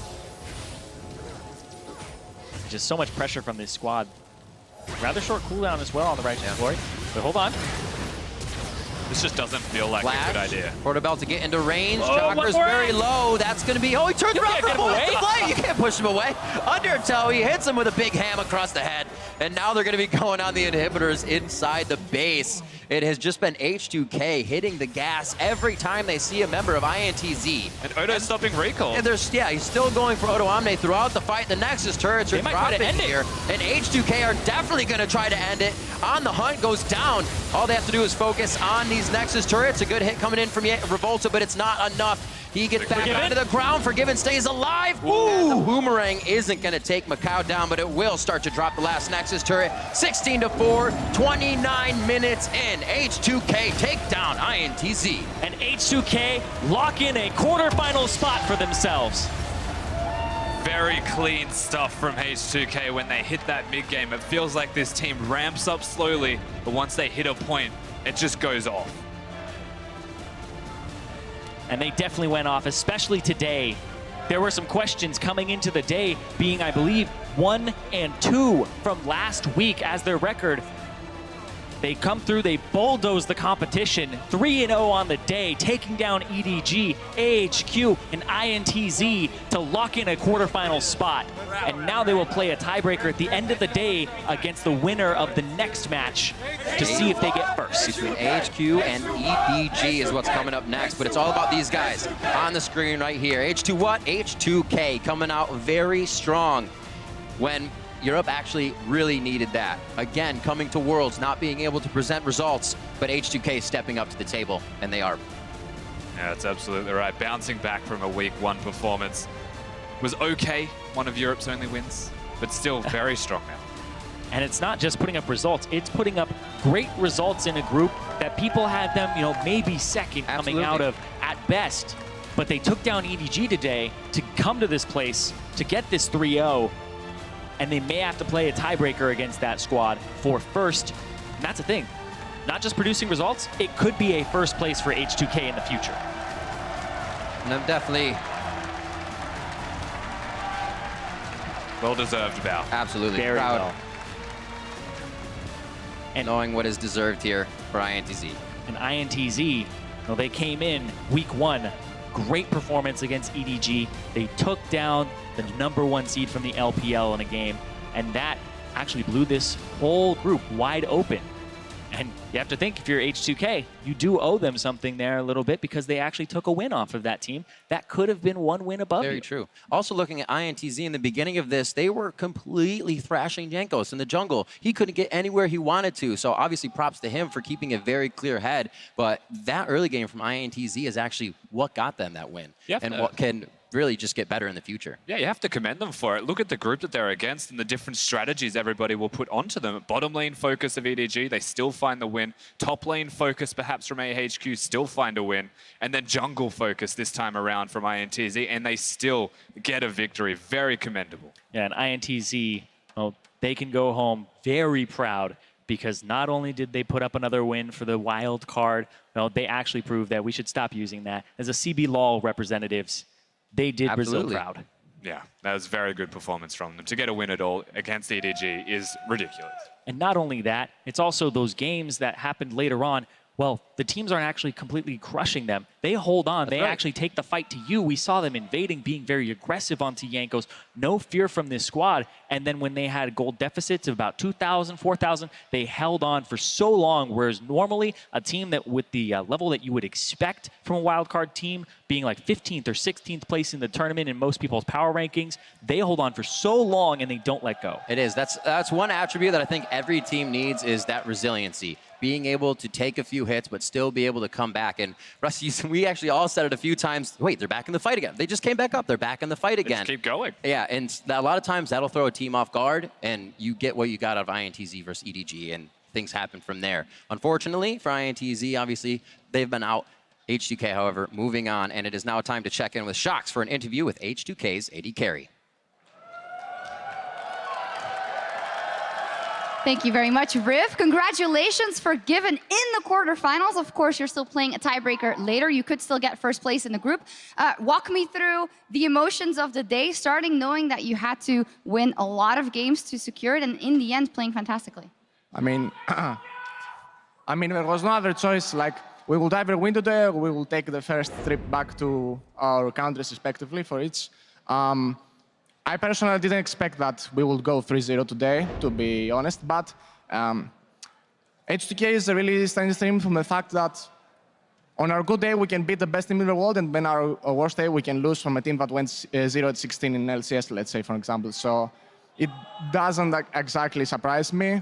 Other than that, I think it's good that we qualified for Chicago. I think it was a realistic goal for every player in our team and for our team in general, because we have been one of the most dominant teams in the Korean bootcamp, and in general, I think this is something that everyone from our team deserved one way or another, through hardships or whatever. So pretty much this.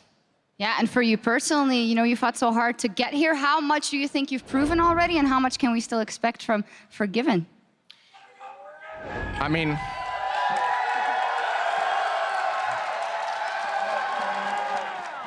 mean, one side of me wants to speak really cocky and one other side of me wants to be kinda humble, so I guess I will try to combine both. In my opinion, cocky or not, for 3 years, I was the most dominant AD carry in Europe, so I think it was something that had to happen for me to qualify for Worlds. On the other hand, I think I kind of had something to prove, but not in a way that people were circle jerking about it. I mean, for example, today I played against Deft Make on clear left bot lane, so it was really fun to play against that. And I think it will happen again because we play tiebreaker right after. So I think, while I'm not, like, let's say, my biggest pick as a player, I think that I always give my soul and my heart into every game, and I think I have the mechanical power, even if I am like 24 years old, let's say, which is an age that not many players keep playing. So I'll try my best for my legacy, let's say, for my team that took me back when they needed me the most, and for my father. So I will try. You'll try to do your best. Yeah, as you mentioned, you might get another chance to go up against EDG if that tiebreaker happens. Just finally, maybe how important was it? I know that it must have been hard in that first match versus EDG, that it started off on a false note. How important was it for you to win that match specifically? I mean, if we want to qualify, we have to win that. And this made our life easier. There is possibility we play either HQ or either INTZ, depending on their result after. I think our team can be really, really good, but we are kind of held back by, I don't know how to phrase it, but in crucial moments, we kind of tend to slip off a bit, but I kind of have trust on almost everyone on my team. Like, for example, Ryu had a really good tournament. I think, in my opinion, had a really good tournament.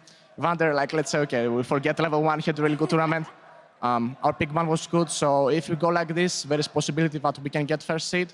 And if not, then I guess that we're gonna try hard or die trying from first seed in Chicago. So. Well, we will see you guys in Chicago no matter what. Is it seed 1 or seed 2? But thank you very much. Congratulations for Given and H2K. Dash, take it away. Thank you, Shox. H2K has qualified for the quarterfinals. However, they will have to play a tiebreaker to determine the first seed against the winner of EDG and AHQ, which is coming up shortly. But I think what is most intriguing there is what Forgiven was saying about they, as a team who at their best could beat anyone, and who at their worst could lose to anybody. And we had exactly that same thought coming into this game. This could be a game where if they let their minds flutter for a bit, INTZ could take it from them and then put them in a situation where they maybe don't make it out of the group. Exactly, and he also said, you know, when it really matters in the past, they haven't performed that well, and that's where we get down to the losing to 0-16 EU-LCS teams. But that didn't happen now. They actually showed up big time. There were some very nice strategies from INTZ early on. We're trying to invade on Jankos, and it could surprise a team, but actually they kept it super, super cool and just outplayed them. European team on the brink of qualifying for the quarterfinals against a Brazilian team. There it is. We were joking. This was for Alliance, so to speak. They made it. Yes, they did exactly that. I just want to push us forward to player of the game here. It's going to Jankos. It's for that kind of mental fortitude as we talked about. INTZ chose to attack him. If there was going to be a breaking point for H2K, it may have been that and his inability to get off the ground in the jungle early, but he dealt with it very well. Yeah, early game, he was actually behind 2 camps, just starting from the 3 camp. He got 3 buffed from the enemy Revolta, but then he got the invades back, and he actually made a lot of plays that punished the dives coming in from INTZ, and that really brought H2K back in the game. All right, well, gentlemen, it's all going to come down to the next game in order to see who H2K is playing for that first seed out of the group. Worlds 2016 continues in 3.5 minutes when AHQ Esports takes on Edward Gaming.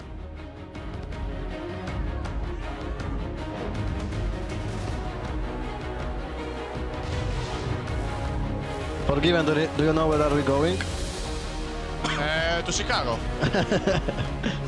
Ultimate goes down. Revolta looks like he's in a bad spot. Repel won't even get him anywhere he wants to be, and that's actually first kill over to Vander. But he can't choose a target just yet. He does find the spider, but it's gonna make it. No, goes down the spout. And Yang goes to there. Ryu's gonna have the swipe on the side. Yang will go down first, so Ryu changes his focus. That's going to also be Jankos going down. He doesn't have much farther to go. Jockster now just getting missed by the undertow. A twin fang, one more to get it. Dodges the Noxious Blade. blast. What are you doing?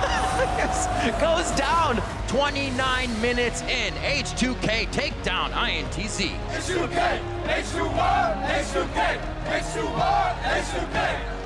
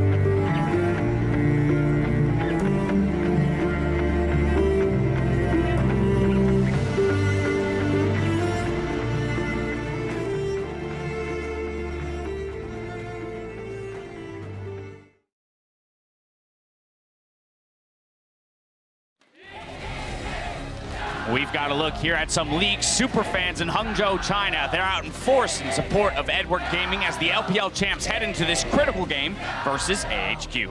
Now welcome back to San Francisco, where we're setting up for our final scheduled match of the day. And it all comes down to this for EDG and AHQ. The winner goes on to Chicago, and the loser, well, they go home. And now, important to note off the bat here, EDG has made a substitution. Pawn is coming in for the mid lane. Scout is out. Westor is remaining in for HQ. So gentlemen, with this in mind, down the line, I want to know who you think's walking away with it, and give me some solid reasons why. Clement, let's go. This obviously was a very tortured decision for me. As an analyst, I do feel like EDG has the edge, and that's the pick I'm going to go with. I think they have...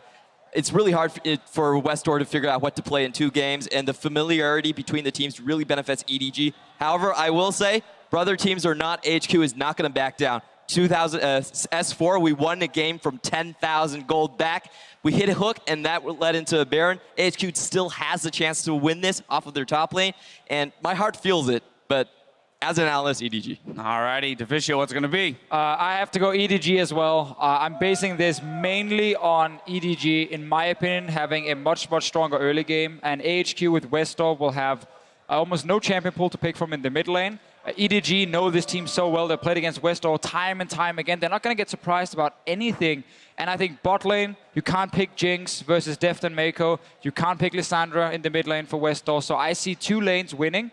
Yes, I do see Mouse losing.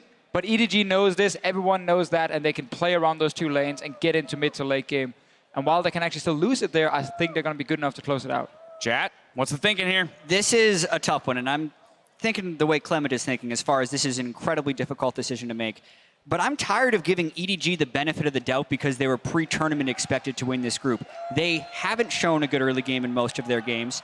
Deft and Mako, while they've had good laning phases, haven't been able to carry the games. And Mouse has been more reliability than anyone else. And I think the mismatch in the top lane between Ziv and Mouse swings this to AHQ, actually. So I'm going to predict AHQ. I thought in my heart that EDG was going to lose to H2K, but I was too scared to make the prediction because I was giving EDG so much credit. I'm done with that right now. I think AHQ is taking it and EDG is going home. I do want to challenge the early game point just a little bit because I actually think EDG outside of that H2K game have been doing really well early on. They've been winning most of them, especially with the bottom lane. Deft has the highest CS difference at 10 and 15 minutes in all of Worlds. So I do think EDG has had a much better early game than you give them credit for, but I do agree we also give them a lot of credit because they were supposed to be so good. Yeah, and they're also the only team to lose to INTZ, and when they fall behind in the early game, they haven't shown an ability to come back. I mean, I saw Clement, the little fist bump there. that when Jat made the prediction for AHQ, you talked about 2014 AHQ being able to make a stab back into it. How does this squad in this game, in your mind, make a run at taking the game off of EDG? Well, I don't think EDG as a mentality is that stable right now. I think they have had bad record coming back into games, and they've already lost to H2K today. Also, I don't think ClearLove is that in sync with the team overall. You saw Mouse getting dived a lot of times. ClearLove was not around to help out. I think those are points that really AHQ could exploit, and plus, they're familiar with the team, so Wester might have some champions he could play. But honestly, do we really expect AHQ to do well early on? 2 games against H2K, they lost the early game. 1 game against EDG, they also lost the early game. Why would they suddenly now turn around with Westor in there? The early game to So HG. my point is, when these 2 guys played each other last, EDG had 0 issues winning early on. Their problem was closing the game, but Deft had a really bad team fight. So I think EDG will have a far superior early game, and I do agree late game it can go wrong, but I don't think it will. I am all that much more excited for this game because I have a split desk, because it's do or die time for both of these teams. We're ready to get into it, so now it's time to send it over to Riv and the guys. Thank you very much, gentlemen. Great banner on the day. And we are about to get into our next game here. We have AHQ versus EDG. And coming out of this game, they got to have something in the tank because you have another game. Yeah, that's absolutely right. This is a pretty big deal for EDG. I think, honestly, they don't just want to win this one. They want to win a lot and win the next one quite handily. So expect them to come out and just give it everything. Yeah, I think both teams are going to come at this with everything because the winner of this secures a quarterfinal spot. And it doesn't matter right now if it's first or second. You deal with that in the tiebreaker. But first, you have to win this game. You absolutely have to. So I think they throw everything they have at it. Even if they don't have much left in the tank, you give it everything. Everything and the kitchen sink, I would imagine, from EDG. And I think it starts through ClearLove personally because that man looks like he's going to be quite angry in You this game. said we might hear or see the dark love, as it would be, the dark side of ClearLove coming out in this game. Well, it's also going to be Pawn in the mid lane to switch things up for EDG, so AHQ may have to switch things themselves in this ban phase. Right on the money. Oh, Jace ban from EDG. Pawn loves that champion in the mid lane. So it's kind of curious that they ban it themselves considering it has been banned against them. And Rek'Sai is actually something that has been banned against EDG quite frequently because ClearLove picks that up very quickly. Bans are going by quite fast. Ken and Jace and one more. Syndra was actually banned out by AHQ, which kind of takes one away from them, but it will be Nidalee to finally get that one out. They kind of have to because of the fact that it's Westor in the mid lane. He really just plays Malzahar, Lissandra, Twisted Fate, all of which are left up for him right now. Yeah, I'm expecting perhaps even early Malzahar, not obviously locked in first rotation from AHQ, but from them perhaps in the next one, just because it's up and available for them. Westor perhaps most comfortable. I would like to see the Gauntlet thrown here, however, and Twisted Fate to be seen from either of these teams. I know Pawn is actually an outstanding Twisted Fate player himself. Yeah, this is actually something that I was really interested in as well because top lane, Mouse, underperformer for EDG here. He has been kind of singled out as the weak spot, whereas Ziv, very strong performer for AHQ. You would think they would ban out the Poppy or the Gnar and try to take that away from EDG so Mouse has something a little bit safer. But that's not what they've gone with here, and that's what I'm interested in, is what does AHQ pick to play up against whatever Mouse has in that top lane, because you need to leverage that for your team. Nami will lock in. The Poppy could most likely go to Mouse. We saw him playing that earlier versus the H2K game, but the Kennen was what he was playing against, now banned by EDG, so he might have a little bit easier time there to keep himself safe, present himself in EDG fights towards the mid game. Yeah, and the Poppy locked in. It's very safe for Mouse. Doesn't matter if he gets behind or not. But the Nami for Mako, they've been doing this a lot. And for some people, it's a little bit strange because Mako has been a big playmaker for them. So why isn't he picking something like Alistar? It seems like his style has shifted a little bit to keeping Deft safe, making sure they dominate the laning phase. And like Tricio was talking about, 10-15 minutes, CS leader in the league. I would actually like this locked in from AHQ whilst they may only be hovering it. Think about how you beat EDG. Kill Deft. Olaf can literally ignore everybody and just go kill Deft. If he doesn't have his summoner spells up, then it's going to be hard. Deft always on the mark with getting himself, or keeping himself alive, I should say. But if you could put yourself right next to Deft, maybe he can't get away so easily, and it will be the Twisted Fate locked in for Westor. It's finally left up for him. He goes right to it. The Card Master throws down the gauntlet, picks up the dice, and now let's see what they play into it, because it's a quite early pickup here of the Twisted Fate. When you see the Poppy and have a chance to counter that, it's really interesting. It was almost expected from AHQ, let's say that much. EDG not banning it indicates that they have a counter pick. Now, I know that's just a hover, but he can actually lock this in. Horn has played this competitively during the LPL season in a separate tournament. It's a direct counter to Twisted Fate. Yeah, it does actually load them very heavily with physical damage, though, especially if they go with this lineup that they have hovered right now, but it absolutely dumpsters that Twisted Fate. Of course, we shouldn't see it, but it's pretty exciting. Probably not. Probably going to be the Blood Mage. Vladimir being hovered now. Olaf as well, locked in here for Clear Love. Rek'Sai is not going to be picked up or banned, with at least on the side of AHQ. He wants to be able to go in. So the Olaf is locked, so is that Vladimir. And now we'll see HQ has a chance to round out their composition, just missing that AD carry. Olaf for Clear Love is an interesting one. It stands out to me. He hasn't had the best pathing at the moment. Clear Love hasn't felt that confident in his team, but he's going to have to rely quite heavily on them when playing the Olaf. Needs to hit the axe and rely that everyone can do damage with him. Otherwise, he's just constantly slowing people. It is good into the Twisted Fate, is good into the Elise, however, and should be capable of getting him out alive, as is the Vladimir when you think about it. Poppy's okay also. Hopefully absorb a few of those crowd controls so the team has an easier way in. It's Tom Kench pick up here for Albus and do big things in that bot lane. We see a lot of denial from that champ pick. It is going to be, tried and true, bringing it back once again, the Jinx and the Tom Kench, possibly. It's been a while since we saw those two, at least with each other, on the Rift here at Worlds. And it's going to be a Gnar lock-in for Albus. They have the protection with the Tom Kench for the Jinx. And whatever you pick, it has a bit of a range advantage over, unless it's a Caitlyn. They have the LMS Exodia. Like, that's ridiculous. How did that get through? It's actually, you're very right. Twisted Fate. Albus playing Tom Kench that's been banned from him. What is happening?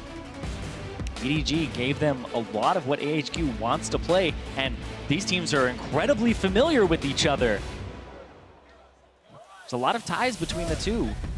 They scrim each other regularly, support each other, but EDG, final pick coming through there with the Sivir. Range disadvantage, but he does have the Nami to help back him up during the lane phase. And again, another way to get out of a Twisted Fate gank, perhaps dodge the Elise Cocoon. They have a lot of tools defensively here, EDG, and to me it feels like they just want to play standard, safe League of Legends, get to a team fight, win that team fight, and just do what they do best. So maybe not the 5 best champions, but the way to play it is there. 15 minutes, no rush. We're good. Just play it out safe, gentlemen's agreement. 20 seconds left on the clock. As you can see at the top, 3 and 2 for both teams. One will go on to face H2K for that #1 seed out of Group C. So one team has a long road ahead of them as H2K. It's a pretty nice break right now. Yeah, H2K already locking that in. The winner of this joins them and then has to play them for that spot, like you said. And looking at the compositions across the board, On He's somebody you have to look at this game. Him and Westor. Can Westor get him online? Def picks the Sivir. A lot of that is for, hey, I can just shield your gold card 100%, make sure that I'm fine. But On needs to come online because that Vladimir's going to have so much HP, and a Twisted Fate is not enough to get through that. This is where I look at Albus and say he actually has a really big job ahead of him.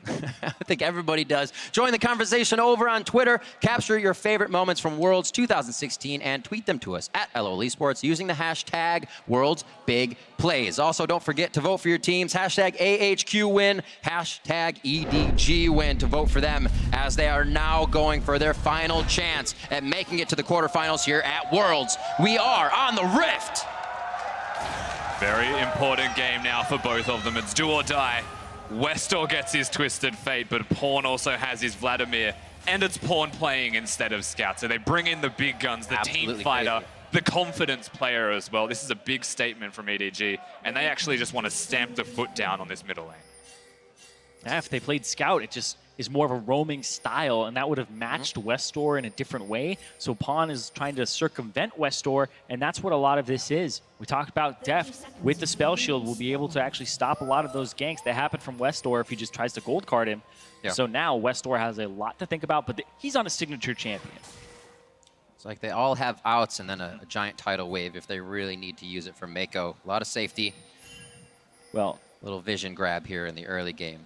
Also at the same time, right? Twisted Fate comes through. If you time the Nami bubble correctly, he's immediately in that CC. A lot of things become conditional once everybody's ready to fight in this one. We did just see a little early movement there from EDG. Clearlove being in the bush, but Albus smartly knows, he's recognized what happens now in Worlds. You want to have control of that bush. Don't just face check it. Level 1 Olaf can kill you. Pings, scarily accurate, although no one working on them. This is interesting because it looks like because they're double melee, EDG may expect them to start on the camp, and now they're going to be able to see that they put down a ward there and that Mako is on this side. He's going to check. The thing is, AHQ are obviously not doing it, as you can see them. They might have the jump. Checking again, just in case. Did they do it late? I don't know. Are they trying to trick us? They know something we don't. But no, pops out in mid lane. They probably can now figure Albus is playing brush control as he also comes out to start with his stacks. There's actually more of a stack for the healing there as opposed to for the execute, because it's part of your push to get a push advantage. Is to use that on a higher HP minion. Yeah, now we look towards Deft and Mako in lane and say they should probably be pushing, get towards that level 2 first, and keep Arn and Albus under turret. The goal of the Tahm Kench and Jinx should actually be to try and match that, get the level 2 at least on time, and not get pushed under the turret. Tahm Kench wants to be moving forwards, or he is losing that lane by himself. It's almost level 2. Need that one more. Yeah, that was AHQ falling behind by a minion, and it doesn't look like much is going to come of it as they saw On hitting 2 right after them. Mountain trying to get his hands dirty here as he heads towards the mid lane. Pawn hovering the bottom side though, knowing that's where his jungle pressure is. He's got to be very careful. Walks up to it though, giving Clearlove something to fight with, and he is gonna have to queue over to some minions. Mountain gets out safely. Even Flash too. I mean, sanity checking for Clearlove as well. He missed both of his axes at point blank, something that should have connected, so not exactly the best start for an Olaf. It's not a hard thing to miss. It's actually interesting as well because Mountain showed that he's quite familiar with how the Olaf is going to play, because Olaf started on the blue buff and went up, and he warded his red buff. And normal jungle routes have you starting on the top side of the map, but the Olaf is very flexible with them. But this does give the top laner Ziv, who's shoved up, a little bit of an advantage in knowing that the Olaf is on this side of the map. Exactly, so knowing he's at red, he's now gone up to Krugs. They had an opportunity for a second gank mid, but we already said this during Champion Select, how difficult it is to get ganks off against all of EDG's team compositions. These two are really going at it. It's the level 3. Albus already has everything he needs and gets the flash. You can see Mako trying to squeeze in there as well and say, maybe we can 2v2 once I get into position, but he got pushed off. Def forced the flash. A lot of aggression from On and Albus. We knew that Jinx Tahm Kench would be big, and Pawn and Westor going at it now, trading blows. Pawn will be able to heal right back up. Well, just look at where the minions were there too. Westor had one on him, and there were 3 or 4 caster minions on Pawn, so definitely takes the brunt of that. There's boots and 4 pots. So he's going to be perfectly fine. When you look at sustain, the Vladimir not having any potions left now means he needs to show a bit more respect, and Twisted Fate actually has control of that wave. This is a dangerous place for the bottom lane to be because they have a wave building up that's pushing from AHQ side. And Mountain? Ooh, forced a ghost because he pooled a little early there from fear. Definitely worth it. Pantheon would have been better. If only you could go back. So Ziv with that ward able to finally push this wave up. It was about that 80% mark where Mouse was like, fine, I get to farm this. With that knowledge of Olaf, it's made it a little bit easier here for Ziv to get a 10-12 CS lead now on top of Mouse. This is actually really risky from AHQ because they have their bottom wave and their top wave shoving, and they have no wards in the enemy jungle. They have actually no idea where Clearlove has been for the past minute. This is where he has to think, my ward's gone, am I staying too long? And it looks like it was just to clear out those last few minutes. You can usually see in the way Mouse would play also, he very rarely has somebody in his lane. And so any act of aggression is a pretty big sign. And I think Ziv just wants to keep this aggression up because Mouse already down 11 CS. It's actually a flat 10 if you count the ones that are in this wave. He is entirely killable, however, when he hits Mega now form. Very difficult to kill him in Mini if you're an Olaf, but in Mega he's quite slow, lumbers about. So that's unlucky, really. Oh, wow. Max, straight for the Sheen there from Westdoor. So he's looking for those auto attack trades and trying to whittle down Pawn quite frequently. That's super weird. Now you could go Boots first. Boots of Lucidity have the same cooldown reduction, get around the map more and be more effective with your ultimate. The Sheen is a sign of combat, and trying to combat a Vladimir. I mean, this how you going. This is the time of the game where he has the ability to do so. It gets out of his hands a little bit later on. So see if Westdoor actually embraces the opportunity that he has. Also, his level 6 strike may not even be for that mid lane. Maybe he finds something down bottom with an Elvis and on kill. A little far behind there. Dulcet tones of Nami. Ooh. Checks it. Oh, gets a spell shield out. Nicely done as well. Yep, support backs. 1 for 1. Shouldn't hurt him too bad. Getting a staggered back between Deft and Mako. 45 to 58 CS there, so On has actually been able to put pressure on with Elvis as well as get that CS. 6 is for the top lane. May see a teleport coming into play as well once the junglers are ready to assist. Yeah, still waiting to see an impact actually from either jungler. They've had presence, but that presence hasn't actually amounted to anything in particular.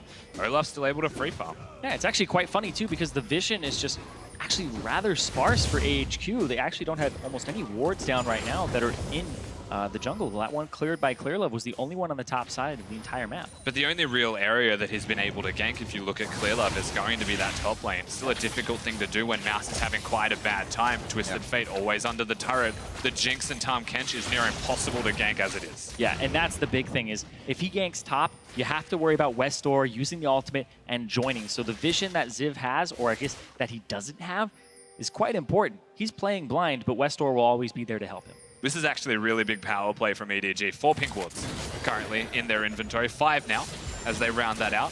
Big opportunity to present an area of the map that is completely blacked out for AHQ. Could be the Infernal Drake. Always going to be an important one to look towards if you were EDG. Good scaling composition and good damage across the board. As, oops. Double down. It's all right. Yeah. You know. Now you have vision. You can see yourself on your side, right? Got to look good. So Mountain just continues to clear. Doesn't look like they're actually going to trigger something off of this. Clearlove makes his way in to see if he can spot out Mountain anywhere in the jungle. Doesn't see him yet, just throws down a ward to make sure this attack should go well. Yeah, this is actually a very good route from Mountain. Doesn't do anything. Oh, steps on the chompers. And he gets chomped. Mountain at the bottom. There's the cocoon as well. Mako cannot get out of this. He did throw down the exhaust, but it was not enough. Yeah, good first blood actually secured by AHQ. Very well timed with the objectives. Yeah, and they know that the red buff just came up for Olaf for Clearlove on the top side. So this is an Infernal Drake going over to AHQ in a game that could get them to quarters. Now Ziv even preemptively warding the top side of the map, recognizes Clearlove could be near him, so AHQ on top of this entirely should be free. Not even requiring the mid laner's presence. First kill goes down in the bottom lane in what we thought would be already going to Deft and Mako in this situation. There's the Ragnarok towards the top side. He could get a nice hop out of this one. He doesn't even need anybody to hop on. Yeah, took the words right out of my mouth. Ziv actually wants back in the fight, saying, where are you guys going? You wanted to fight. Yeah, flash for Ghost there, and that's it. Clearlove still has his Ragnarok available. We'll see this one more time in the bot. And this is just great. The way he gets into the brush, the way that they have it pink warded on the tri-brush. So, no, Mountain had actually many ways to get in here. And then he waits. Yeah, really good traps from Arn, of course. Already one tick of the tongue had been placed onto the Nami, so very easy to get him down. Good use of cooldown timings and baiting from AHQ across the board. Very elegant play. CS on the top side, 83 to 65 and 70 to 81. So Ponth grabbing that a little bit back for the team. AD carry CS has even back out as Deft is farming his face off. Hopefully not moving too far forward here. He does have Spell Shield to keep himself safe, but he knows his boundaries and backs right off once it's cleared. And I look back at the play one more time. Really well placed traps there from On, because you want to get brush advantage as a support a lot of the times. And because Mako was up against the wall, he placed it in a line diagonally up so that no matter what happens, Mako, he has to flash immediately, or he has to eat that and then he ate the entire gank. So really well played there from the Jinx. Does lead to a Drake. Next one also going to be an Infernal. So yeah, it's getting spicy. That was even more awkward because he had a gold and didn't get it. So he gets absolutely nothing for it. It's about the effort put in. Bottom lane again is going to see Mountain. They are liking the lane gank way more than the gank from the river. They can see the inventories as well of EDG and those pink wards, so they are trying to just circumvent everyone they can. They're not actually going to sneak into the next they bush. Get level 6 Tom Kench this even. They have a lot of options here. Oh. I mean, they still have those options available. But I think the decision's not to be. This is actually quite awkward because Olaf's Scout, as he recalled, they have got teleport from Mouse. The chance is there. Not a good decision if they completely go for it, yet they need Pawn to be here. And look at the vision they've got set up on the minimap. It's like a light bright. They can go wherever they want. Pure vision. This is going to be Mountain coming back in here. Oh, when he sees this, that's perfect. Dissuades this from happening. So vision may be used just in a little bit, but that's thwarted for now. Pawn has to go back to mid lane to meet the CS that Westor is pushing into the turret here. And that may even mean Westor clears this and goes somewhere of his own, as EDG may not be ready for that. Yeah, always going to be possible to have the Twisted Fate disappear, yet to see him utilize that ultimate, and his mana pool is actually quite lacking still. EDG, once again, a lot of wards set up, a lot of pink wards set up, so they just use that vision, stand on the vision till it's time to go. Vlad's coming down, and Olaf's in. On, trying to get behind the turret, so they click on that, not him. Albus doing what he can. Thick Skin's there to be used. On, back out, fires the ultimate off, and Mako's trying to take him down. He does get the kill. Now they're on to Albus, and EDG is having a party down here as Mountain tries to lock at least one person up. Could Westor come in to help? It looks like he's going to walk it all the way through and just stop the turret from going down. Yes, be careful. Couple of small mistakes in tanking the turret, but nobody actually goes down from EDG, so best case scenario is the outcome there. They planned that quite far in advance, and Westor... Looking for clear, love. Finds it, great heal, the bubble goes out, and we'll see if Mountain and Westor can make their way out now. Mouse tries to fight it, but it looks like the team says, not this one. And a great pick from AHQ to even up the score once again in those kills, but they're still up 1,000 gold, and they get blue buff priority with the jungler being down. Gets it. Yeah, Beautiful. those Spiderlings don't actually take it, so EDG make a play. His Spiderlings. I was like, oh no. If that happens, you're like, I apologize. Go straight to my blue. So sorry. My blue is yours. Big play now in the middle lane from AHQ, it looks like. Also get some pressure at least onto it. No teleports or ways to get there, and Mountain's ready to catch Pawn. Pawn walks up. It's dodge, still has the pool if anything goes too crazy. It does not look like he'll use it just yet to kill himself on it. And now Mountain's getting out. Hemoplague is there. This should be an alive Mountain. And it looks like they're going to make it out with Mountain limping away.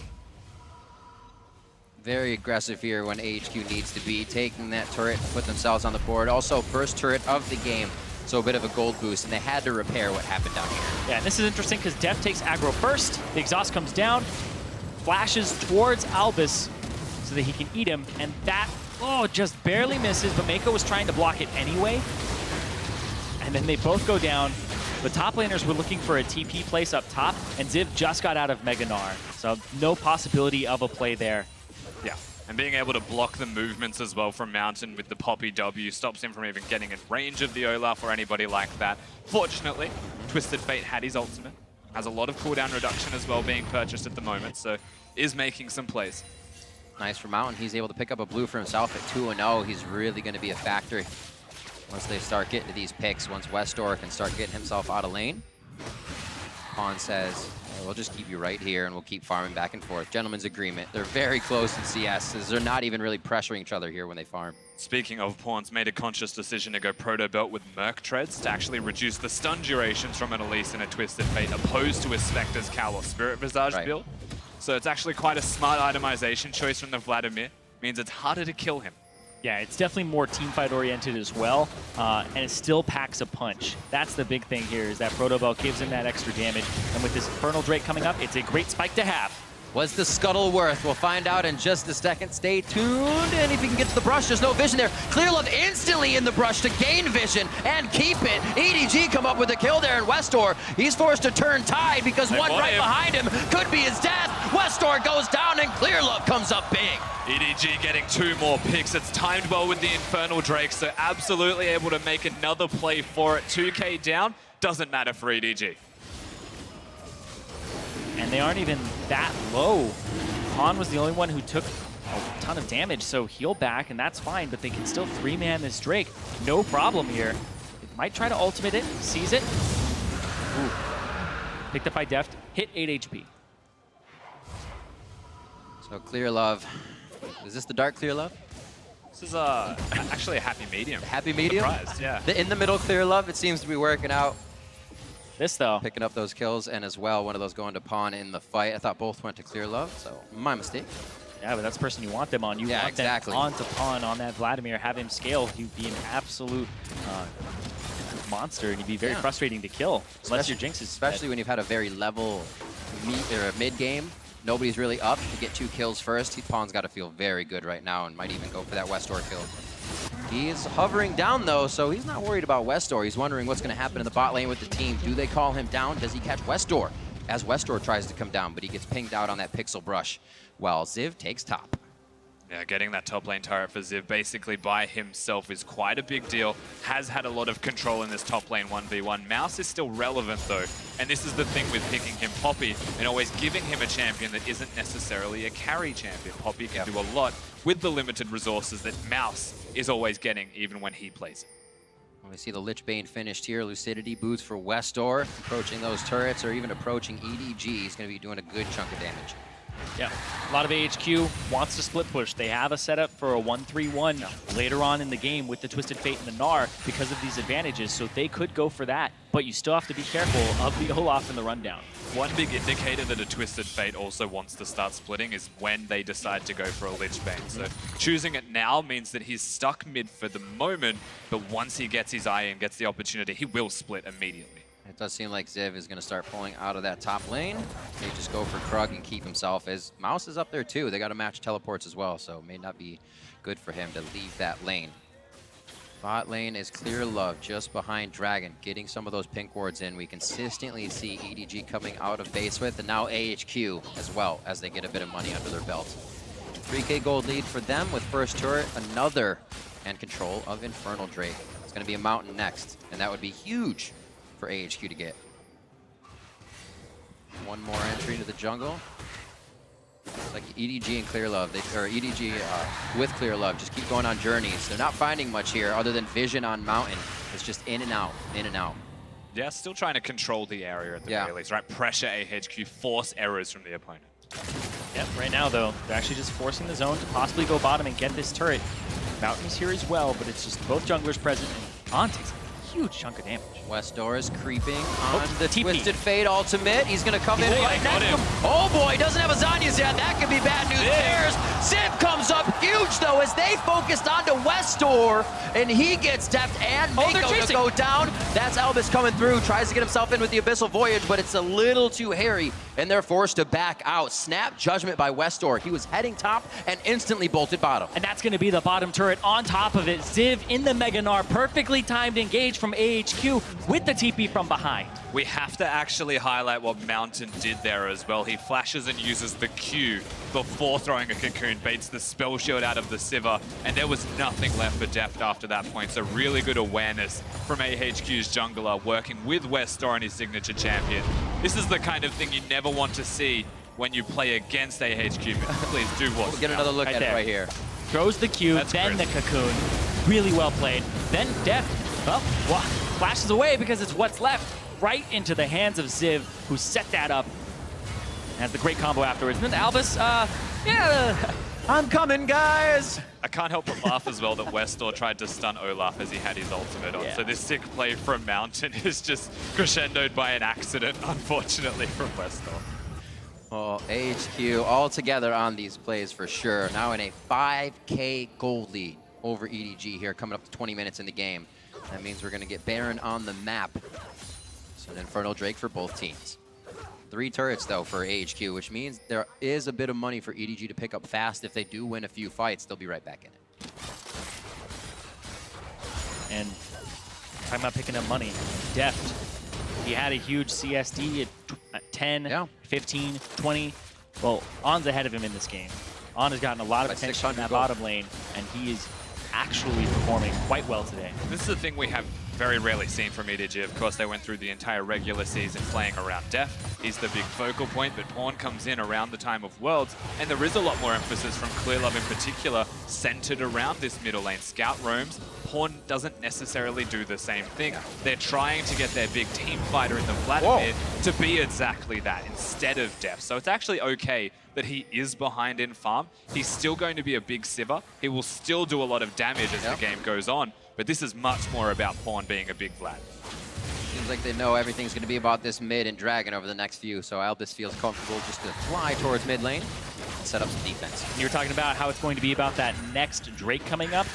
On gets that top wave. This is going to be unanswered farm from EDG. If they send Deft up there, 30 seconds on that Mountain Drake, then it'll be started up immediately. He'd have to rush right back down after picking it up, and the wave has already been thinned out. They're not fighting him. I think he already missed his time. Like, yeah, the wave's mostly bouncing back. He'll make sure that it pushes now for EDG, but coinciding with the Drake, it's going to be completely free for AHQ. EDG's response is not for that. I think they actually want the top outer as a gold bonus instead of the Mountain, which doesn't give you that gold. oh, I don't know, because this is an AHQ squad that's built for 1-3-1, that's built for the split push. Oh, what? What? Mouse! Keeper's Verdict didn't do anything. He tries the flash. I think he's just a finger fumble Ruski on that one, and he goes down. He fumbled the whole keyboard there. The flash, the R, it hits nothing. He doesn't even hold it down for an extra second. Just flash earlier, man. Is it that easy? It's just that easy. Oh. Are you a man or a mouse?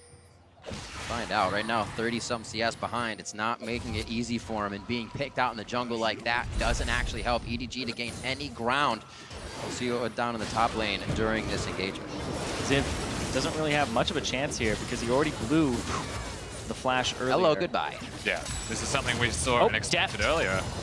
Mako's still there. Evan Flow. Westor's going to go down. No, the Zanyas comes out. He's still going down. It just looks pretty. Clearlove's going to pick that up. Mako almost took it with the auto coming out to save his teammate. 1 for 1 in the top side as AHQ get what they've been looking for in the Mountain Drake. It's perfect, though, because the kill does not go over to Deft, who they're trying to keep down in this game. They're trying to keep on above. Very true. And the turret stays alive, because that is what EDG were trying. We already said this earlier. They were looking to trade the objective. The turret's worth gold, and they are about 5k gold behind. So they wanted to close that gap, get some more items before they actually contest the following Drake. Isn't going to work like that, and AHQ actually pull further ahead by Westor just throwing himself at them. Yeah, and Mountain, props to him with that great cocoon right there at the end, because that ended up saving it and making sure that the Zanyas had to be, it could have any little bit of delay in it. And yeah, you just pointed at it for me, where the flash from Deft was still up. 6-6 now. Seems like EDG has picked up a little bit and being able to grab AHQ kills, as well as props to Mountain and Clearlove just being ahead for the team, being something they can look for at 4-1 and 3-1. It's a jungle battle now to really see who can get their team ahead. I like what Mako's doing here. I'd prefer him to be on something like the Alistar. However, being that Nami does indicate that he wants to get Mikhails, wants to keep people alive from the Twisted Fate. This is a big part of his goal on this champion, is building towards that near immediately. So we'll have it soon. And around the Mikhails point should be when they have 2 items on Def, could be when they start trying to team. Once we get into the late game, EDG can turn those gold cards and cocoons into very conditional, like you said, with Mikhails and Quicksilver sashes, pools, spell shields. It's going to get only harder for AHQ as they continue on. Well, it still goes both ways there, because On is just Jinx hyperscales incredibly well. It used to be all about how Sivir could crit with the ricochet. She's received some nerfs. Jinx at the same time. Oh, your rocket crits? It still crits everybody. It's still a large AoE damaging ability. And with Runan's Hurricane on top of it, it's even better. And people have figured out that Jinx build for, the past half year. Fearless on. Now looking towards red buff slash top lane as Mouse is up there collecting a wave. Ziv has so much free time because of this pressure AHQ is placing to push on the opposite side of the map as they did see Mouse top. So good movements from AHQ starting to set themselves up and slow things down to their pace. And Mouse is a few seconds late on each one of these, which is going to result in that damage on the turret. He wants to keep the TP, but isn't going back quick enough, it seems. Top really doesn't even go to death once again. A few minions there as it was already pushing out. See if they can recuperate to a fight that they want. All the vision is pushed up for AHQ, so they are seeing clearly what EDG is trying to set up. This is such an unusual, doesn't feel like normal EDG the way they're playing this out. The communication doesn't feel entirely there, and this is on the cusp of potentially being taken out of Worlds. They are still making these mistakes. They haven't found themselves fully yet, so it feels like they're falling back to what they know. Tried and true late game team fight. Just hope they get there in a good enough shape. It's very slow for the EDG squad, and they haven't had the same type of advantages that they usually have. They still have to kind of keep Mouse away, and Ziv has been picking up advantages solo against him. That top turret by himself in the laning phase gave AHQ a nice little bump. And the fact that this influence from Mountain across the map has been absolutely huge in disrupting EDG's flow. They seem to have not been able to get it back just yet on EDG's side. So have to remember, EDG subbing Pawn in the mid lane for this game. 257 to 217. We're still waiting to see that Pawn impact on this matchup. He's kind of been quiet in the mid lane. Things are going as expected besides the 2 kills as well for the Vladimir. So Pawn's a monster, honestly. When they get to that next team fight, you'd expect the Vladimir to go absolutely berserk, especially when he gets that level 16 breakpoint, and he is quite highly leveled. So you will actually need to remove him potentially before Deft, who is 026, isn't having the best game, is overdue for an item purchase as well. And I'm not even sure he has enough money for that item purchase. He's just generally struggling. Yeah, and he doesn't have much room either, because he'd have to finish that Zeal and then start building towards whatever his second BF sword item is. It looks like he got kind of in between, and now he doesn't even have a slot for a pink ward. Def sitting on 2,200 gold right now as he's just soaking everything up in the mid lane. Says, Pawn, we have enough already. Let me grab some of this. Go top. Fight against On. So really distributing the resources amongst those two, which will most likely be the hard carries come that end game. That is an LPL thing as well, just going back and buying everything you can to be as slot efficient as possible, and then you realize that you've put yourself in this position where you need that much gold to sit on 2,200 and then say, well, I need about 500 more before I can actually shop. Yeah, the question is, does he get Phantom Dancer or Infinity Edge? Infinity Edge, still no way to buy a pink ward, so... It's okay, he's close to a Zeal now. You would hope if you're his teammate, because right now, EDG, they need to be able to contest objectives. Ocean Drake coming up quite shortly, and they've given most of them up to AHQ so far, and EDG haven't even gotten the turret yet.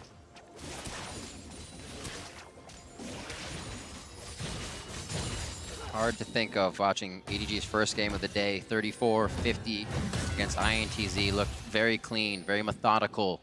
They're very tempered right now, giving the respect to AHQ that they deserve because of that early game and because of that 6,000 gold lead. However, doesn't mean EDG is going to stop anywhere anytime soon. Moving now as a group of 4. They're going to try to make things happen. That's really good from AHQ. AHQ put their Jinx in the top lane, and immediately EDG is like, oh, well, you're going to lose your middle turret, possibly the Ocean Drake on top of it. So they ward up the Baron, they put a pink ward in it. I don't know if they actually see that ward all the way in the back.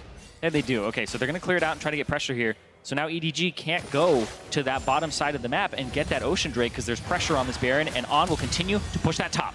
Yeah, the back and forth that actually comes out of both of these teams. It's a dance cross map, however. It's not actually a Baron dance. They're not all in the river there. It's rotating from mid down and from mid up based off where the opponents are. So AHQ controlling the Baron area. EDG have control with pinks of the Drake area, but you can't concede the Baron, so they can't start. Oh, Deft! Oh, Mountain hiding! Oh! Mount gets him solo! Absolutely amazing. On was spot on with the eagle eye shot, but Mountain doing the work, as you say, solo, and will stay in the jungle just to give EDG something else to think about. They don't have wards to see him. And that opens up the map. You can't go past that area. He was trying to go top to get the wave that On was pushing, and immediately punished by this Elise. That is now 5-1-1. Mountain does so much damage. He was not expecting it. Insane stuff. Deft usually very, very quick to any reaction. Didn't even get his flash off there. Went down in the fight. And Mountain is doing Baron. They get everything. They're going to get it. This is not going to be clear left. No, fight. clear left is close, but Baron already goes down. They want the resulting fight. It's going to be Elvis saving On, spitting him back out to the backside, and now On can start to fire on EDG. But do they choose to get out as Westdoor goes down? EDG now turns their sight to the top side of the river, where it could be Ziv next. On forced to flash, and it looks like they will continue the chase. Oh, On's trying to back in the back There's going to be the TP. That was the Baron back, rather, coming in. I thought something was flying in through a ward, but no TPs to be used on this fight. And On tries to come through, gets the kill onto On finally. Elvis doing everything he can to save his team, but now left under the turret, alone with just about the same amount of health, as it looks like they will both be falling very soon. Now there is still the Baron available. Ziv has got it, the only remaining member. This was a fight without depth, basically. He's just pushing the middle lane. EDG turn up the tempo and respond to what AHQ throw at them. Really good response. But that was incredibly clutch because it had to happen. Exactly, it had to happen because AHQ got the kill onto Deft, they got the top tier 2, they got the Baron, and they got the bottom tier 2. If you didn't answer that, that is a 10k gold advantage for yourself on AHQ side. They get it, and then they decide, well, we still have to fight this because they are just charging straight at them. And we said this in Champions, like the Tahm Kench is just so important at keeping the carries alive, being able to eat Art twice through these fights to ensure that he's actually able to survive and get things done is the difference between a clean ace potentially and only 4 of them dying and having the Baron buff. But this fight, standing next to walls, choosing to recall, perhaps a cheat recall with the Baron empowered buff, doesn't get them what they actually needed, unfortunately, for AHQ. If they had just gotten out sooner and maybe just sacked Westdoor and possibly Ziv or Mountain at that point, then 3 members get away. But they try to get greedy. They think they can take the fight with the gold advantage that they have, but they give up even more. Ziv getting some damage on the turret when he can with his Baron minions. AHQ, they don't seem to hesitate after that play. Still going in, making sure the deep wards stay, and still getting the lanes pushed. One big win is that Westdoor doesn't have the Baron buff, so this actually helps EDG a lot. At least he will still push waves Westdoor. He will still absolutely chunk the turrets when he hits them. But to actually push it, to have waves that'll stay alive and be more sturdy is not a thing anymore, so people can answer him one-on-one. Yep. Like you said, it had to happen. They had to get that many members off because Ziv with it, and sure, he can split push, but now he doesn't have teleport, so it's much riskier to actually split push at this point in time. Whereas Westdoor, if he had been able to actually keep it on himself, or anybody on the rest of the team of AHQ were able to, then they could have activated the 1-3-1, the 4-1 a lot better. Wow, top. Fair enough. He's just saying hello, goodbye. A little pressure on the mid turret. EDG is forced to react to both of the plays, and they lose mid. Now we'll push down and try to get their own push. You can see him pinging on that second tier. They want the minion wave right behind them to be what they need, but this is definitely going to slow them down. And for what it's worth, the Baron actually hasn't amounted to too much for AHQ. They do get a turret naturally, but yeah, exactly right. The gold from them dying prior to when they got the buff is amounted in really nothing big. A little bit longer on that Baron buff. Do they choose to use it here? Mostly just giving EDG a scare. They know to back off and let it wear out. And they're going to try to get the last few touches on this mid turret down if they stay here. A lot of wards behind them right now. Good thing Ziv does not have teleport. Yeah, that's actually a massive amount of wards behind them. Unfortunately for AHQ, if EDG keep them here, they're only good for a flank. That's now 7 flanking wards opposed to any actual relevant ones. So AHQ either want to reset the map to make sure the wards are being utilized, or reset those wards, go back, upgrade your Sightstone once again, refresh it, and place things again. And we talk about how he's not able to use it. He's got 20 seconds on his teleport right there. You can see in the bottom left side of your screen. So Ziv does have the possibility of making a play in the future, but Mountain's caught. Sending a message with the on the hunt, but like you said, Mountain caught. It looked like they just wanted the turret and found a spider in the end. They're going to drop Mountain and the turret deciding to stay here as well. They spread the vision across, and they can just go from lane to lane. Yeah, catching AHQ recalling once again. They might be going for some damage onto this turret. EDG turning up the tempo. Trying to play and expect the unexpected could jump strategy. in. Looking for the plays. Oh, he gets bounced out by Mouse. Beautiful job, and the team's gonna have time to run. Tidal Wave to disengage. They don't even have to use anything else here, and EDG get out unscathed. Beat him all lane doesn't actually matter, right? Mouse just needs to do the one important thing that he's there to do, and that is stop the Narc from going in and engaging. That was super clutch. Make sure that nobody from EDG goes down. They get to reset. The storm is calmed. We go once more. It would have been a double bounce into possibly a flash to close it out and get the proper positioning there onto EDG. But nobody blows summoner spells to get away. Except, I guess, Pawn there. And then Mouse, steadfast presence, stand on your 80 carry, Peel. Pawn's job gets a little bit harder. Mortal Reminder now finished for On. Gonna have to be careful about his positioning. On will definitely be the priority target coming into these fights as long as Westor is dead. 7-11. 64,000 right now. What'd you say? 65 to 59. A lot of people thought this game would go in favor of EDG the way they came out today, but AHQ making a statement game here. Yeah, I think we're waiting on one last item spike from EDG. They may have a gold deficit of a substantial amount, but hitting breakpoints is still a pretty big spike for this team. Vladimir Deathcap finished Last Whisper for the Sivir. They will still match the scaling damage that comes out of their opposition of Westor and Arn. This is going to be a massive late game team fight where either team could tip the balance in one hit. I think On might be going for a QSS here, which I don't fully agree with because he has a Tom Kench on his team. It's a Tom Kench's job to build a QSS at that point, and there isn't much on the EDG side. I'd go Hex Drinker. They're actually going to do anything. Yeah, So yeah. if he's going for it, but it's a Null Magic Mantle now. Or a Negatron Cloak. Yeah, so it's Negatron Cloak. Could be anything. It could be anything. It's going to Abyssal Scepter. No. It looks like it's most likely going towards something like a QSS. Mouse pushed off of the top of bottom lane, if you will. He's going to give him a little bit of hell here. Ziv not even getting shots on the turret. He's just trying to be a nuisance as the team gets mid pushed up. They try to clean up all these lanes and deny EDG the resources. Blue's not really anything EDG needs right now, but it's definitely going to help Westor continue to keep these lanes pushed.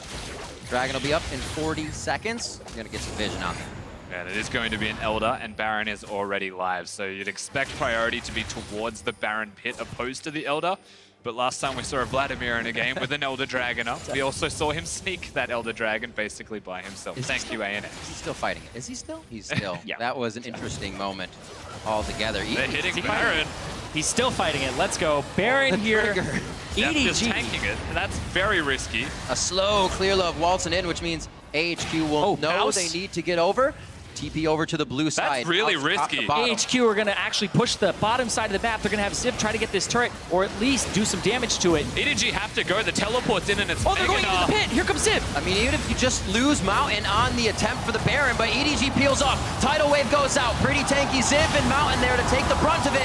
AHQ on the outside of this fight, and the Rockets are shredded. EDG are doing EDG, it's On and Elvis. They don't want to enter the brush, but now it gets scary since EDG only has to focus On. And they can't do Baron because Arn is still here. They'd lose too many resistances and he would be able to get a basically pentakill immediately. So respect recall. They are very lucky they forced the teleport out of Ziv because AHQ should have just pushed bottom outright and got the inhibitor and just baited the Baron, but they couldn't see how low it was. And now EDG are back on it. They're going back to it because they had actually recovered enough HP in that time.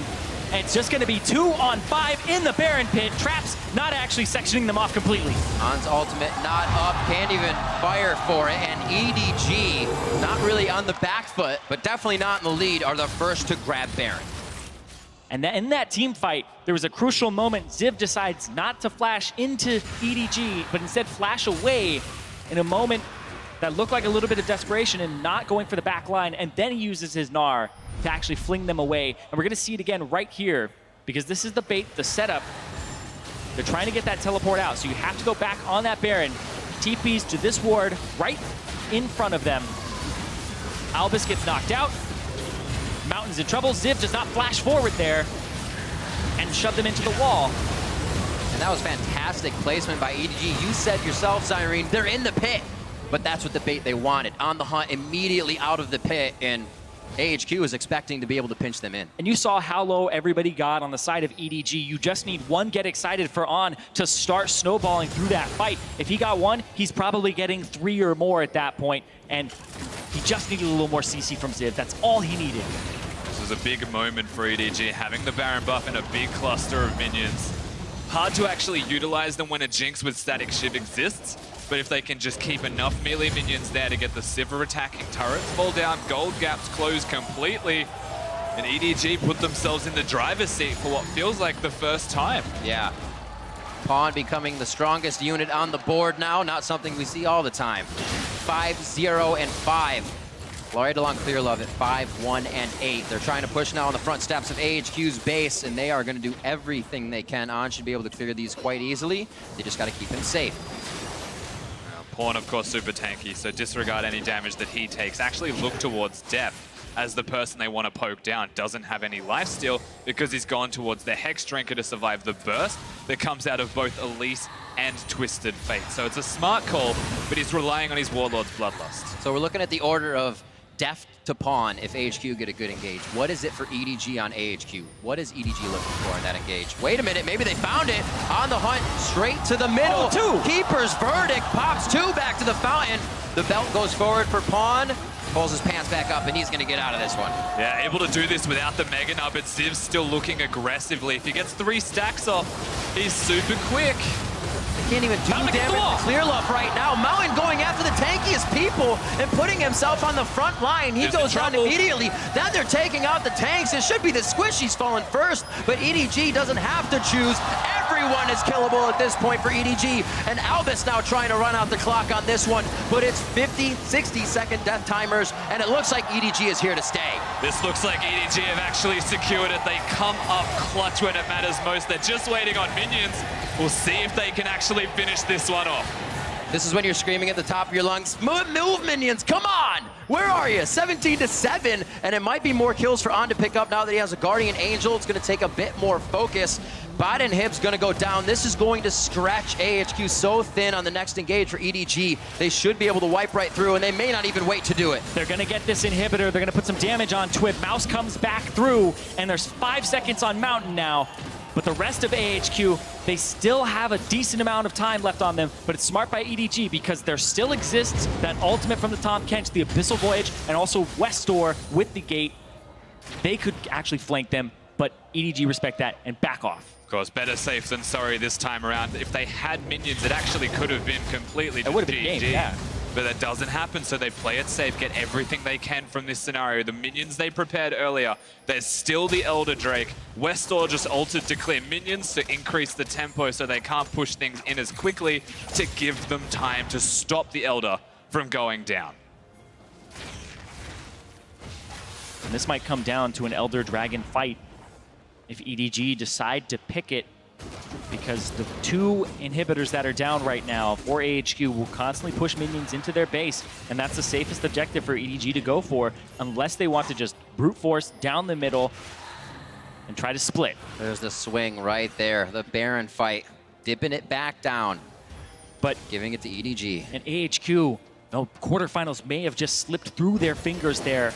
They could almost taste it, and now they have to make a hero play to get back into this, whether it's On or Ziv with a Gnar. Something has to happen for AHQ, whereas EDG, they don't have to make that ballsy play. They can actually just walk this out with those super minions that are pouring down the lanes. It's actually very clever from Mako, has a Guardian Angel so he can use the Mikhails on other people, will have 2 lives.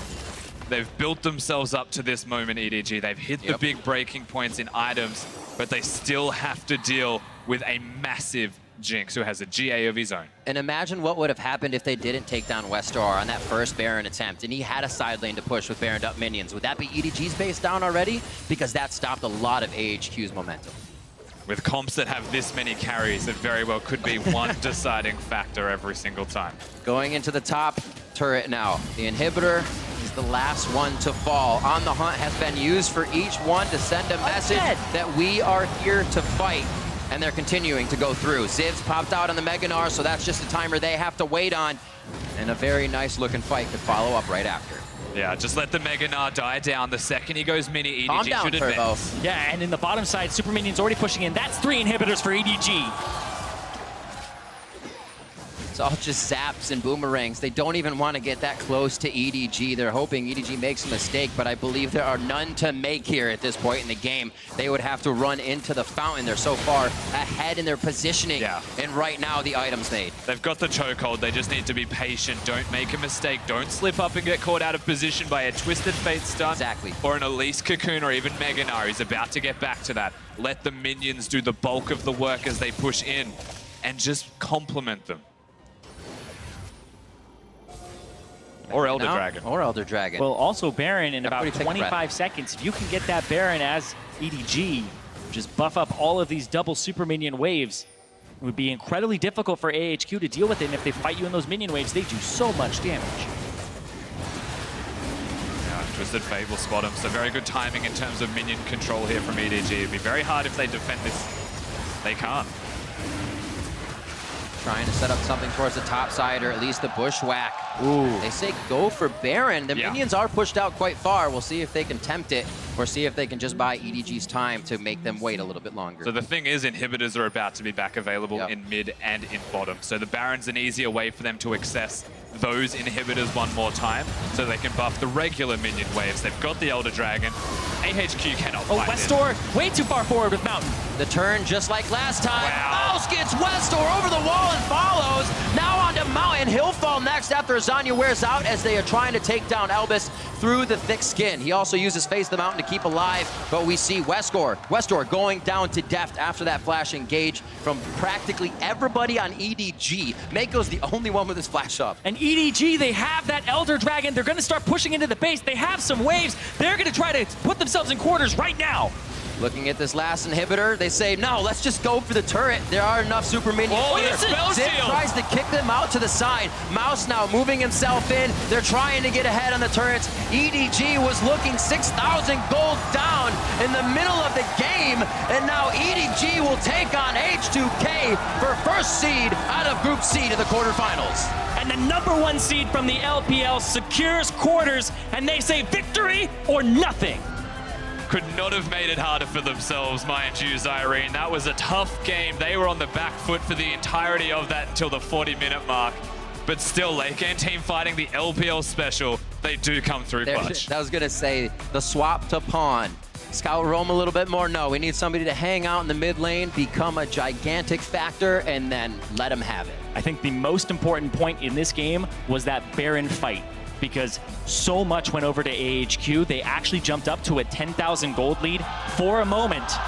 And then EDG executed perfectly. They took advantage of the fact that AHQ had an advantage and wanted to fight, and they took it to them. They played those mid-game team fights like you were saying, Rusty, and they come out on top and punch their ticket to Chicago. And we saw this champion select being one of AHQ's best drafts considered for the players that they could bring to the table here. Yeah, it definitely was. It's very surprising to see EDG beat what I called the Exodia composition. And honestly, that it still rings true. Westor gets his Twisted Fate. Ziv with a hyper carry that can also be an engaged tool. There was a lot of positives to see from AHQ. They even had the early game, just not in the end. And AHQ can't do what they did before and make it out of groups and make it to quarters. But EDG, once again, sigh of relief, because they were expected to go 6-0 in this group. People saw it. They were like, oh, you have a wild card here. Oh, you have these other teams in here. You should probably be able to dominate them. A little bit shaky, but they still come out near the top. And are they 1 or 2? We'll have to find out. I mean, it's crazy to consider that they were the #1 seed from the LPL that 3-0'd RNG and almost missed quarterfinals at Worlds. That's absurd. So now with EDG qualified for quarterfinals, we're going to send it back to the desk for a little bit of analysis. Thank you very much, Riv, and what a game there to conclude what is our scheduled matches, and to think we still have one more to decide. And you who's predicted gonna be HQ. first Yeah, why would I second. predict HQ? Yeah. I should have listened to Officio because of EDG's strong early game that they were going to be able to come through. Absolutely, Yeah. absolutely. But no, I mean, I think what I love about this is exactly that. We identified so many of the different ways that AHQ could get ahead, and a lot of those things did play out. And a few fights that we will take a look at in a little bit, going one way or the other, could have spelled the end of it all for EDG. Yeah, and Pawn is like an anime hero. He sits on the bench, he recovers from injury, and just when they need him, after everyone is dead, he comes in and just zones them off of Baron. What was he, like 8-0-8 or something at the end of that game? Superhuman performance from Pawn, and he saves EDG's season. But so many surprises in this game. TF was left open where it really matters. And I'm like, okay, they have something prepared like Fizz or Pantheon or something to counter the TF. Vladimir. I'm like, oh, okay, so you don't want to kill him early game or anything? You're just going to let Westor actually be aggressive and try and play the map. Ziv gets his split push out top lane. It actually looked really, really good, and I thought EDG would do much better early game, but then after the draft, it was very clear they couldn't really do anything early game with Vlad and Poppy having to scale. Yeah, I mean, we had a situation where Ziv was just hammering on the top lane. Then we saw him take down the turret solo at one point with about a 50 CS lead, and that's exactly what you want. A split push presence from him on that Gnar, and then Westor on the TF should, ideally be able to affect the side lanes and come in for ganks. This is actually one of the first times I've seen Westor take down the opponent mid-turret first. And also, if you look at, TF is a huge pick for him. 46% of bans went to TF in the regular season. People did not want him to get in that champion. And they actually had a really well composition to finish off the game if they got the Baron buff. They have long range and the enemy has to run into them. They were really, really close. And I feel like HQ has to walk away from this feeling pretty frustrated. And I do want to dive into our first replay 18 minutes into the game. This is for AHQ, a 2-for-0 with a great TP from Ziv down to the bot lane. Yeah, you just saw Vladimir in the mid lane, so why on earth is EDG pushing a tower against a Twisted Fate and a top laner with teleport? You're literally asking the other team to just use 2 globals to kill you in the bottom lane. Mountain had a gorgeous play there, by the way, to flash, break the spell shield with Q, and then stun Death, and that only set up Ziv's amazing Gnar ultimate against the wall. This was super crisp from HQ until the end there. Just He's baiting, he's going to flash out. But the crazy thing to me is EDG is the team in the LPL who plays a ton of globals. They are the team who used globals to beat RNG and just camp bot lane with globals in the final. And yet when they play against Twisted Fate, they're like, what can you do? Can you TP bot lane if my mid lane is sitting mid? Probably not. And then they go for that push, and you're like, you almost deserve to lose basing on a play like that because you just allowed the TF to do exactly what he wants to do. And this was one of the main reasons they fell so far behind early. Right, and with that being behind, of course, we looked at AHQ continuing to grow their lead, and then they make the stab at Baron. 30 minutes into the game, a good move towards it. They do secure it, but the fight that unveils on the back end of it spells disaster. The turning point in the game right here. Yeah, they got depth first, and then they're coming in, they're staying for the fight. Actually, if you see Westor's position, he gets picked off in the fight very early and can't go in to do more damage. Vladimir Pawn himself is holding down 3 people from AHQ, and AHQ just can't get out of the area fast enough. If they keep their parent on 3 people, just walk away from this fight. And why are you TPing here? No! I mean, honestly, this is inexcusable to me. Yeah. When you realize that 1 or 2 of your members are going down on one side of a fight, and the other 3, Ziv, Ann, and Albus, have the option at that time to completely bail out, preserve more than 1 Baron buff, so you can at least then use Ziv in one lane and 2 Baron buffs in another to make pushes beyond that point. But they were relegated to a single Baron buff at the end of that fight, only on Ziv, and at that point, you don't have the kind of map pressure you need to continue pushing your lead. No, and you also handed over more gold to the enemy Vladimir, who was the big carry. In fact, you saw him in this team fight just sitting in the backline. Westor, I think his flank was not good enough right there. He tries to go in with the back. He gets caught instantly. There's such a big difference between Twisted Fate and Vladimir in these late game team fights, especially when Twisted Fate can't really gold card anyone. Vlad was gonna pull and spell shield from Sivir is so hard. And I also don't think AHQ ever played a fight the way they wanted to. They needed to disengage the pool from Vladimir then either Elise Cocoon or Gold Card. And when a Sivir was down, like in that Baron fight, no Sivir in that fight, you can actually focus that because you'd be able to withstand the initial burst. But they didn't do that. They ate the Jinx, and they weren't able to chain any CC off it. They couldn't get the auto attacks, and it was a really poorly played fight by HQ, but it was the turning point for EDG, and it's the reason they're in the quarterfinals. And then, of course, from there, EDG felt they had a foothold into the game. That's going to take us to the fight that sent EDG to the knockout round, presented to you by Acer. And by Clement Chu. What do you think, Clement, right here? Well, I think that, this is a fight that they could take. It looks like a winning fight. The TP was kind of late, but Mount actually has a very poor positioning choice right here. Gets caught out, and then we see Mount get knocked into a wall again. He's basically dead. Westor flashes in, can't get the damage off. But he flashes into melee range. On was sitting so far in the back of this fight with both summoner spells up, and people got so low in that fight. If HQ plays these fights a little bit better, obviously could have won it. Best team fighting team in this game by far. So you can see the gold swing, and that's just because HQ wasn't playing team fights well. And it's easy again to look at someone like Westor and just look at the two mid laners and what they're doing in these late game fights. If his TF is actually also focusing on peeling for his AD carry, it's much easier for Arn to pick the right targets. And if anyone ever gets onto Arn, Time Kench will just eat him. But here late game, we talked about how hard it was for TF to actually lock down a target. Mikhail's as well, we're going to be built obviously on the support. So if you do stun someone, Mikhail's from Mako will come in and just stop someone from dying. And really, it just was impossible, I feel, almost for HQ to win late game. And they're going to look at this game and they're going to be so angry because they had it.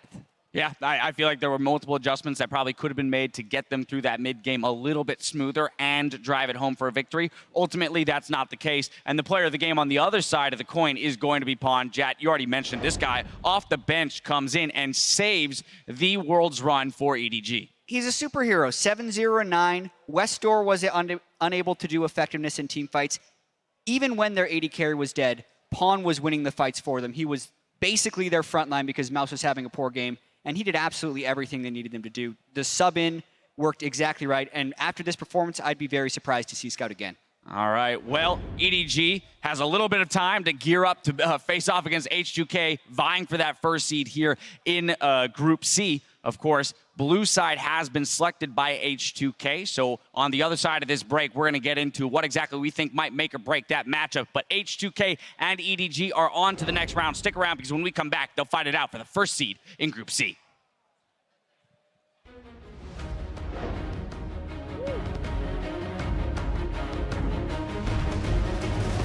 Thick Skin's there to be used on, back out, fires the ultimate off, and Mako's trying to take him down. He does get the kill. Clearlove instantly in the brush to gain vision and keep it. EDG come up with the kill there in Westor.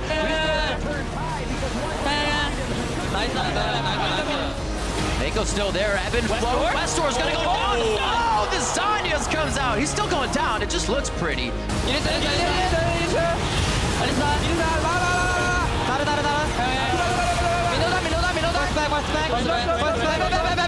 But EDG doesn't have to choose.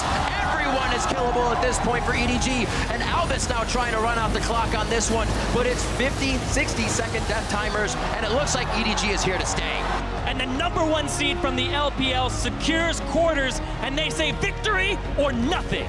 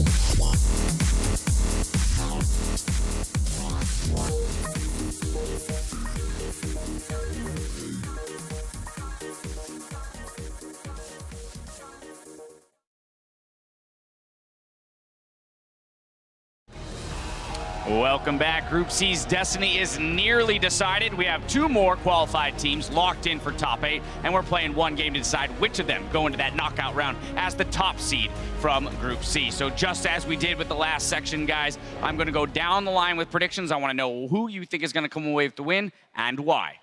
Well, surprise, I'm actually going to go with H2K. I've been around Officio for a while. I think I'm going to drink the Kool-Aid, but honestly, I don't think EDG has been looking that good. And if you look at their ban pick phase, they banned 2 top laners last game, and they also had the Syndra ban. Like, HQ is not going to ban. Like, H2K knows how to play Syndra. So they have a lot on their plate they have to go through, and I don't think their strengths, Nami Ezreal, has really worked for them so far. Yeah, I mean, this is probably going to get kind of boring because I'm on H2K as well now. All right. I'm going kind of with the hot hand today. They've been playing so well. I think the pick and ban phase for EDG right now is fairly predictable. Like, Mouse is going towards that Poppy so quickly. Nami for Mako, even though he hasn't been able to be as successful in lane as he wants to be. And then outside the lane, he actually hasn't been that useful. So I predict an H2K win. I wonder if they're going to ban Poppy, though. Not because Mouse is going to be great on it in the laning phase, but to try and push him on something else and see if he can actually be less useful in late game fight, because he's been doing okay once he gets out of lane.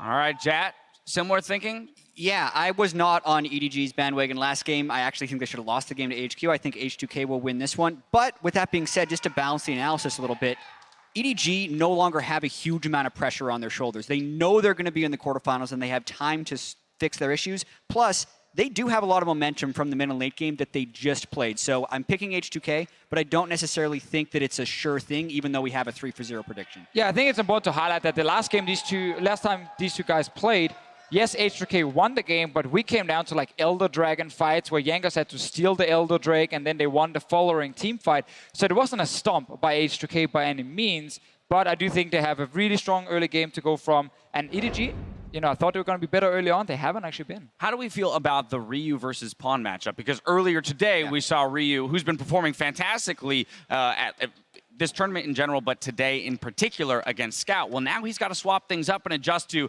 a fantastic performance that we just saw from Pawn. That's exactly what I want to talk about, because Ryu is playing some of the best League of Legends I've ever seen him play, and Pawn just saved EDG's season. So I do give the edge to Ryu right now, even though it's just been 2 Rise games, because I haven't seen him making mistakes, and I've seen him apply a lot of mid lane pressure. Pawn applied team fight pressure, but not necessarily the mid lane pressure that Ryu was giving, so I give Ryu a slight edge right now in that matchup. All right, well, there's our thinking from our analysts. It's time now for the teams to decide who's going to get the first seed out of Group C. Let's kick it back to our casters to start this tiebreaker. Thank you very much, Dash, and we are almost ready to jump into this tiebreaker. I can see the players getting in the lobby right now. Deft and Forgiven are talking to each other. Hello, Mr. Deft. Hello, Mr. Forgiven. You don't talk to the enemy. It's about to go down. We're going to have to see this game. EDG versus H2K going for the first seed out of Group C. Both teams are making it to quarterfinals regardless, but it's got to feel good to get that win again. Yeah, absolutely. EDG a bit of momentum, and this is more so about redemption above all else. You said it yourself, Zarian, victory or nothing. That is the LPL slogan. EDG's is speak with results. So they definitely want to win this here. It's about that redemption, about getting victory against the team that just took them out earlier. Exactly, and I also think that the #1 seed in all the groups went up in value when Albus Nox Luna got the 2nd seed, because people are still waiting for them to kind of turn back into a pumpkin, and it's still a wild card team, and these are teams in groups that, you know, maybe they scrim them, and from what I've been hearing, you know, Albus Nox Luna, they don't always perform too well unless they're on stage, so they definitely want that #1 spot. See, H2K will ban out first versus EDG. We just saw a pretty stellar game as they subbed in Pawn versus AHQ. It was a very slow game as we expected in the beginning, and then just took off for EDG once they got to those objectives with their composition. Tom Kench and Gnar off the table, so those playmakers will not be seen here. Yeah, the Tom Kench ban, really good to get rid of that from Mako. It actually enables clear love a lot, and the synergy between EDG whenever Tom Kench is present is actually very noteworthy. Ooh, and the Alistar ban as well. 2 supports targeted at Mako, taking away the playmaking ability from that guy. He still played the Nami, though. Yeah, Still played it well. Nami. But the thing is that when he's on a playmaker and a melee support like one of these two, he absolutely decimates the game rather early on. About 10, 15 minutes, starts roaming. We spoke about this in the break. My advice to EDG would be to play the Alistar, actually get Mako being a playmaker one more time, because when he is the one calling the shots going forward, EDG looks like an entirely different beast. See what they can push him down to this time. H2K is going to be banning out that Rise. Definitely don't want Pawn on it either. Yeah, exactly. Pawn is the Rise player of EDG. He plays it so much, and Ryu, we know he plays it. We saw him play some of the best Rise games that we've ever seen, and EDG, though, still don't want to risk that going over to them. A little sad. I do miss the Realm Warp plays, but gone for another game. Final ban from EDG. What do they feel is priority? Syndra is still there to be taken out, and it's going to be a Kennen. Facing that Syndra up. But you still have to be really hesitant as H2K to pick Syndra because Vladimir was just played by Pawn. And played well. So this is going to be an interesting decision here from H2K. Note that the Rumble is still present. Yeah. There's going to be options available in that top lane. We'll see if Mouse actually has a preference to the Poppy, which he has been playing a lot, or if he goes to the Rumble that has worked for EDG earlier today. You gotta remember, Pawn's the guy who knows that one pick kind of counter is Morgana to the Faker. Will he pull out this game? Maybe he felt fine playing against that Syndra because he does have something. Even though Vladimir, as we said, works. But maybe it is something different. He does play Fizz. Yeah. Get him back on. Fizz is actually quite a good champion against Syndra. Yep. You can do a lot of denial. You get shoved in early and lose all of your pressure, but eventually you take over, and that's kind of how Vladimir plays against it right now, except has great team fighting. You can see Sin be locked in. Little flavor hover here for Clear Love. They're letting the time run out. It might be the Lee Sin for Clear Love, though. Oh, that's manly. And it is going to be the Lee Sin for What Clear a Love. brute. He's going hard on the Lee Sin. Nami gets picked up as well. Mako feels like he wants that support before it is taken, if by Vander. He's going to go for another Nami game. We'll see how this plays out. It is a tiebreaker game. They have qualified for the quarterfinals. It's only seeding that they're getting, but this is still a really aggressive decision from Clearlove, going towards this with Rek'Sai available, a champion that he has excelled on. He still has the option of the Elise. There are a million champions available to Clearlove, but he wants the early aggression of Lee. I also feel like because the Lee Sin is picked, Stock and Poppy rises even more for H2K. Rumble is on the table, yes, but Poppy, to stop the Lee Sin from getting in and kicking back crucial targets like the Syndra or even getting on them, and denying it from Mouse at the same time, with Gnar also taken away. Karma banned out quite a bit along with Caitlyn, but they may be picked up here. Both that'll be support and 80 carry. H2K talks it out. They waste down to that 2-second mark, and that's great because you only give 1 minute now to the opposing team to think and pick. And this combination in the bottom lane for Forgiven and Vander, it's actually their most played of the tournament so far, with about 4 or 5 now on Caitlyn, and 3 and 4 for Vander. Don't forget, of course, the plethora of champions that Pawn can play.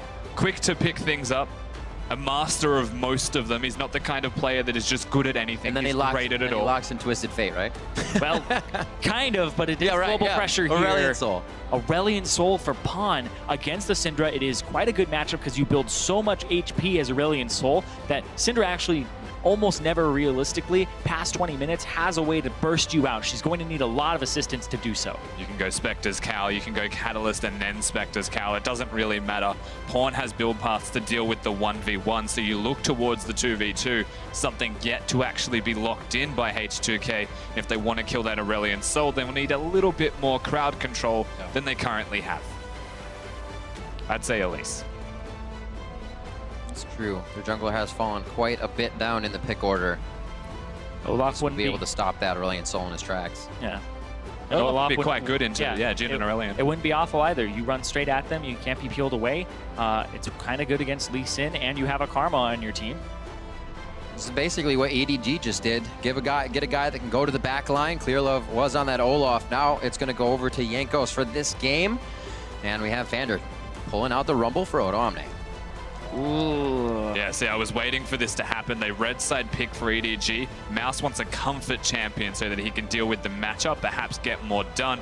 Knowing there's a Rumble gives the option of Aurelia. I still feel like he goes with the Poppy, though, because Mouse, he has been a weak point for this squad, and the Poppy pattern just suits him way better in the late game because Aurelia requires you to actually get a small edge over your opponent, whether it's a kill or anything along those lines.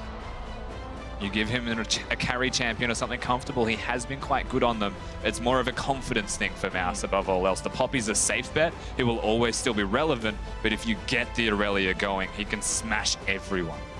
We'll be back to the boy who broke time. Echo pick for the top lane. Haven't seen that since week 1, really. What will they decide? It is going to be a lock-in of Echo over for Mouse. The teams have been formulated. What are we feeling for that side of EDG? Yeah, EDG have gone a little bit scattered with their team composition. You'd call it almost pick, but it's very hard to say that. They've just got a Jhin to help with all of the frontline damage, and that's exactly what it is. It's more about just putting frontline damage down and making sure Def stays alive at the back to keep everything going. Pawn just wants to survive as well. Honestly, what EDG have put together is prolonged, consistent damage in a fight. They don't want to just burst and be done. They want to meet you and just keep you there.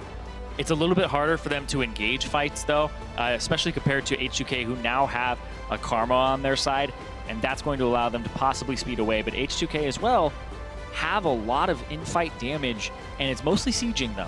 That's what I think H2K would go for here is siege composition-wise, lay down Caitlyn traps, try to pick somebody underneath the turret with the Syndra, and group up as 4 and possibly have your Rumble there as well. I think a lot of this comes down to who gets ahead early, because a Caitlyn Syndra that's ahead is disgustingly powerful at sieging objectives, whereas if EDG do, their individual champions can do enough work themselves to get across the line. Especially playing against somebody like Forgiven who wants to be up in your face with that Caitlyn. If he feels like he has a lead, he will push that and just make you feel terrible. Yeah, absolutely. He's a lane-focused player. They always have good CS values. It's a scary thing for EDG here. Very true. We're about to head into game. Hashtag H2K win. Hashtag EDG win. As they try to make their way to the quarterfinals as first seed. As we said before, both are already going. But who's going to be able to sit at the top of the group on the way there? H2K versus EDG about to be on the Rift. And we're about to get this tiebreaker underway. Big moment for both of these teams as they come out of spawn. The story of proving themselves for EDG, as well as a bit of H2K and Forgiven is there. And H2K, they made quarters. They did what they weren't able to do last year when they showed up at Worlds. And now they're kind of the pride of Europe right now, with G2 falling down and not making it out, with Splice being 0-3 right now and having to win every single game tomorrow to even have a chance of advancing. Big moment. And H2K, they did lock it in already, but being #1 still is a big statement, especially when people right now are kind of questioning the strength of Europe, seeing that their #1 team was just completely destroyed. Let's go back to fundamentals. They're competitive players. They want to win. Yeah. You don't just put them on the Rift. Especially Forgiven. Not try, exactly. They'll give it everything. It's also been a very long day for these players, as mostly in the second half was their games as well. We just saw EDG, I'm sorry, H2K on that break, so they're coming up fresh here. EDG, the momentum of last win. We'll see how that collides as this one begins in the laning phase. Speaking of laning phase, we do have to highlight how the bottom 2v2 will go naturally. Some stars of the team are going to be down there, but Karma Caitlyn, super oppressive, pushes really hard, controls minions incredibly well. If they can get EDG under the turret, basically they just suffer, they run Mako out of mana, and then they win the lane from there. So it's potentially Clearlove's presence, Pawn's presence even on the Aurelion Soul after he does this in lane at level 1. Yep, level 1 Aurelion Soul gets complete control of the wave. All you want to do is shove it in, and now go to the enemy Raptors and pick those up. Ryu probably should not have fought him at level 1 for a minute. Pretty much pick up 1. Oh, he messed it up. He'll still get him. Yep. Yeah. Maybe. Take him a little bit you usually longer just here. get 1. Ryu's lane resetting since he cleared that out, so not too much trouble losing minions. They're 4 to 5, so both missed a few on that first wave in the aggression.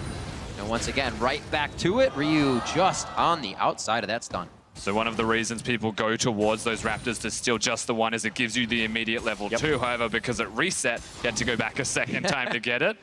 Ryu was already level 2 at the exact same time, so no big advantage actually gained this time around for the Aurelion Soul by moving there. Yeah, it's really cheeky. You can pull it, get it. Some people will even start it.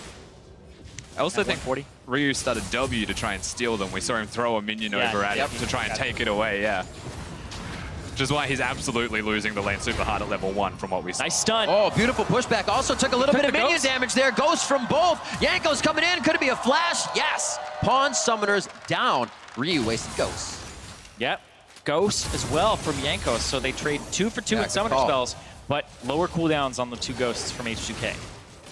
Here's the initial point of concern that we highlighted. Stuck under the turret means they're going to be losing a lot of health. And Clearlove actually went for a clear that puts him on the top side. They saw him. Yankos has this blue.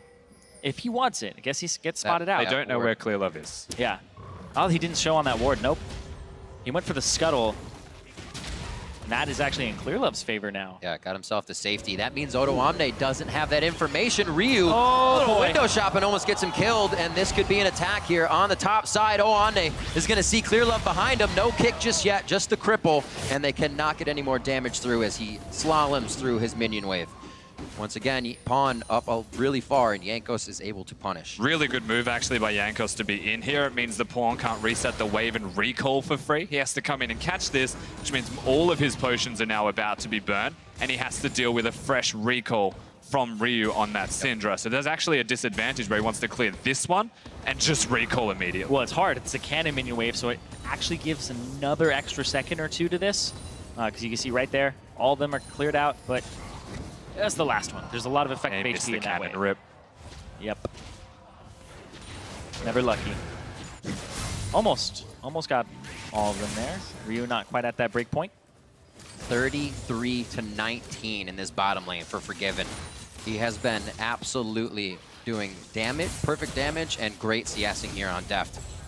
And we've talked about how H2K are so lane dominant right now. They are absolutely just running away. So far, it's already a 600 gold advantage for themselves. Yeah, but they've conceded their advantage in the lane. They're backing away. They're showing some respect. Once again, missing on the map is Clearlove, and Pawn occasionally will go MIA himself, as you can see. So whenever they go missing, they have to respect. This gives an opportunity to catch up a little bit, at least for Deft. But so far, so good for H2K. Pawn not playing to the side of he doesn't vision. have sums. Yeah, it does not have sums, and he also plays this pink ward side, so H2K knows this is safe. Could they get into range? Oh, he just did. That's going to be Ghost not up yet for Yankos, and he cannot finish the kill as Clearlove is just in the pocket of Pawn. What a fancy man. Yeah. Those feet. What? Aurelion Soul kind of glides too, so. I mean, floating feet. They still dodged a lot of things, so very well done from Pawn to ensure that he stays alive there. A lot of axes, unfortunately, missing, but they were duped. Yeah, and the interesting thing too is Yankos' Ghost is up already because he has the mastery of Insight in the Resolve tree. So there's this actually small gap here where his is up, Pawn's is not. And I don't know if he actually took that into consideration, because if it was a little bit later on that gank, would have had a summoner spell advantage for it. Ooh, mouse backing right on a ward. Give a little free time to Odo Omne. He can position the wave the way he wants. Looks like actually going to reset as it reaches the turret anyways. 6 minutes on the clock. Pawn's gotten quite a bit of attention in mid here. They're really trying to get Ryu going, or at least Yankos as well. Well, he can't stick around too long because Ryu's gonna hit 6. And it's gonna be... No, does not get it. Clearlove's there once again. And Unleashed Power cannot get the kill. It was so close. Ryu also has Flash on top of it, and that would have been huge. That would have been First Blood and the blue going over to Ryu. But 1 orb short, 1 auto attack short, and the stun from Pawn. This guy's living by the skin of his teeth. And just like that, he gets Boots of Swiftness. So he'll come back to lane extremely quickly, and what was potentially the kill, potentially a big snowball for Ryu and an advantage in lane, almost entirely nullified. It would have been 2 winning lanes. Now it's just a farm advantage in top and bottom. Blue back over to Ryu. Back and right to mid lane. May lose a few CS to Pawn here, giving Pawn the chance to roam, but usually just one to farm in the mid lane and keep things steady. Not too much action across the rest of the map. We haven't seen Mouse getting attacked yet by last H2K's game. Yankos was already in that top lane trying to help Odo Omne. So a bit of style switch here as they continue to focus Pawn. We'll see now what EDG has for top lane in store. Yeah, very quick Aurelion Sol. They're on a pink ward, so they have no idea where EDG are until now. Boop. Odoamne keeping his wards up. Keeping himself safe. Olaf's about to find him as well. Oh, doesn't have flash. He says Or Ghost. Ooh. Gets the Ragnarok on. Gonna probably force the flash. It's not even up yet. Oh, it's like 0.5 seconds flash from coming up. Jankos chooses correctly. Very big play from H2K's jungler. Spots the Aurelion Sol through the vision, and that's actually laziness from Pawn to go through an area where he didn't know if it was cleared or not. So it actually goes down. Could have just went right back behind Baron. With Clear Love, go with him. It's safe, right? We've seen a few mid laners make that mistake in this tournament. Takes the unsafe route. Down bottom, though, they've had this shove the whole time. Now, Olaf does not have his ultimate, does not have his ghost. They're relying on a lot of damage, but ideally, they actually want to have TPs to get in and zone them away from the turret, not to kill them under the turret. That would be far too risky. Looks like Ryu's even trying to cut off what may happen here behind the turret. Pawn's coming too long. in Here as well. comes Ryu. Pawn's going to see Ryu. He already used Scatter, so he doesn't have a stun. They're going to turn on to Ryu for a flash out. That should win that. And call, a curtain call rather, does get him down. It's the Nami ultimate coming through, keeping H2K in position for more damage from Pawn and making Def's ultimate that much easier. Well, Odoamne does stay on the top side, though, and he clears out that top minion wave. But EDG, we've seen this before. Clear Love immediately goes for the red, starts taking whatever he can from the jungle. It's a really back and forth game so far. Oh, Jankos gets the CS. Gets it going for the red to pull it out. That's actually really nice from Clear Love to blow that ultimate out of yep. Jankos, just by scaring him into using it. That was the threat of the kick. Of course, having a level advantage and the red buff means at least it would have outright won the 1v1. Mouse was also nearby. This is quite cheeky, though. Mouse time recalled instead of helping. So TP. And no TP. I was wondering when Odoamne was going to use his. That objective control throws the equalizer out immediately, but it's not clean enough in the choke. Clear Love gets away. They're forced to leave Mako as he's chopped up, turned into sushi, and a second kill coming in for H2K. But this also stops the Infernal and gets it to H2K's side because everybody's backing right now on the side of EDG, save for Mouse, who's just running back to lane. So that's a nice Infernal. But again, if you're going to start the Infernal Drake, don't have your Echo recall. That's a needless risk. You're losing an extra member that doesn't have teleport to get in and help your team. So this is very well done from H2K to capitalize, but that was a mistake they capitalized upon from EDG. And Mako, yep, no flash available. The equalizer from Odoamne maybe could have been placed better, but it doesn't matter because at least it would have gotten away anyway. I've also had kick. He might have been able to try and save. Oh, yeah. If you want to. Yeah. See ya. Forgiven Over the wall. Forgiven again. Call as soon as he can. He'll get back to lane and start charging that one up. Likes his little extra burst of gold once it's full, and usually stays in lane long enough to fight it out and CS it out. They're looking for a play onto the mid lane here. Mouse is already on his way. Pawn gets the slow. Voice of Light into the curtain call. Whoa, Mouse coming out of nowhere as well. One more shot. 3:20 on the marker. 26 seconds for Ryu. And there Jankos now tries to get in with the resonating kick, and Pawn will go down to an execution. Wow. That was really crisp from EDG, funnily enough. Pawn may be the one that tanks the turret. That's the only unfortunate outcome as a result of this. The Jhin from the flank, able to slow them down. The ultimate from the Aurelion Sol also to slow, ensuring that Mouse gets the stun, and EDG are turning up the tempo. It's a very beautiful trident attack from EDG from 3 directions coming on to Ryu. Gets the stun. We're going to watch that one more time. This is actually so crispy to watch. See, the first blow connects. Ryu so close. Gets stunned. There's nothing Ryu could have done in this situation besides just keep running instead of turning to do damage. But he had Jankos nearby. Miscommunications happen. Mouse was so quick to set that up as well. Remember, he backed for that dragon. Oh, he may go down here. Nice parallel conversion stun.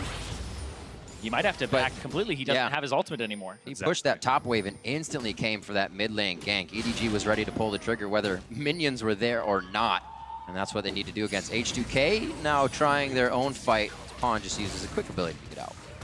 Yeah, so this is actually a lot of damage that goes onto that top lane turret. Remember, no turret has been taken, so there is no first brick to be seen just yet. Photoamne can get this low enough, Jankos can come up and they can simply just make a pressure play.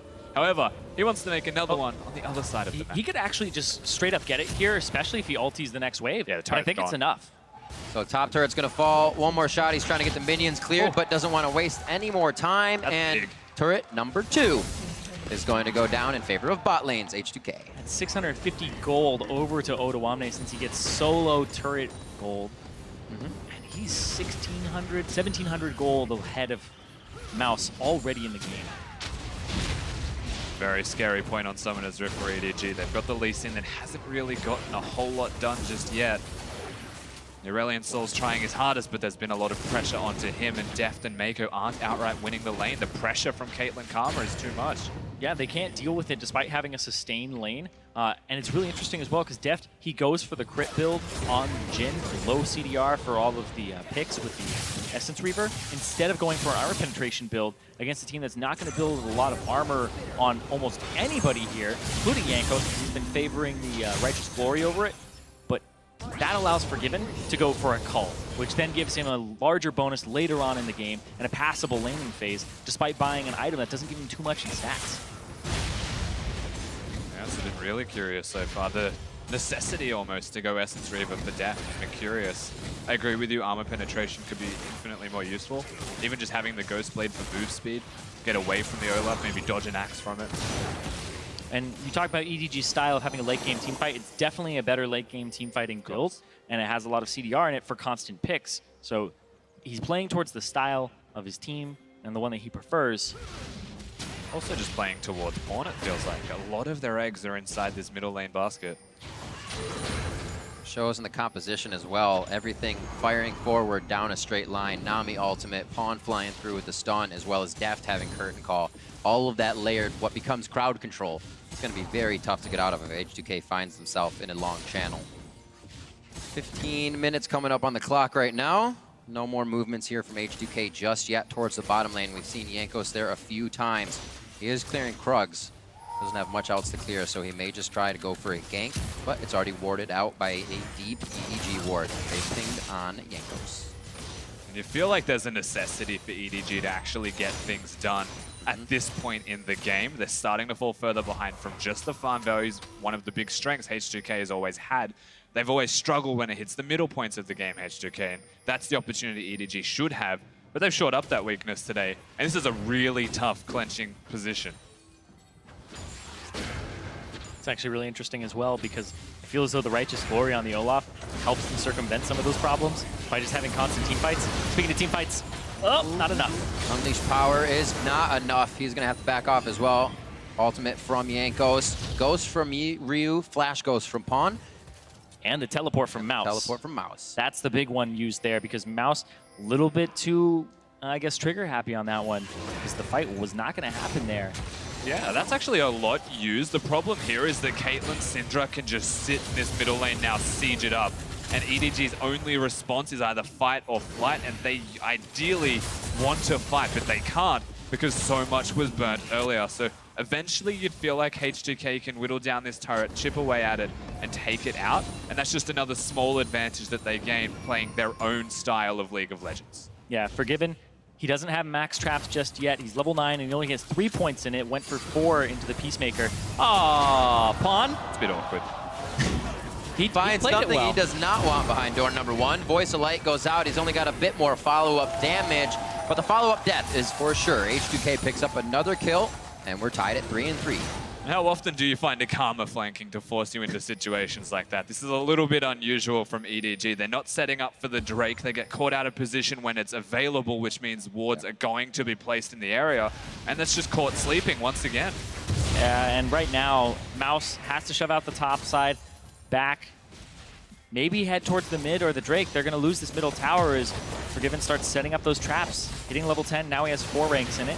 And this all happens from a couple of minutes ago. They get rid of the flashing ghost from the Aurelion Sol. They can go and kill him. They can't actually do anything in this middle lane, and Mouse doesn't have the teleport. So you expect the Ocean Drake to be free and the mid turret to actually get a lot more damage onto it because of what happened about 2 minutes ago. Yeah, especially now because Mouse is topside. He's clearing the wave that was shoved into him. The Ocean Drake should probably go over for free here to H2K, and that's really good for this team composition that wants to siege, keep you underneath your turrets.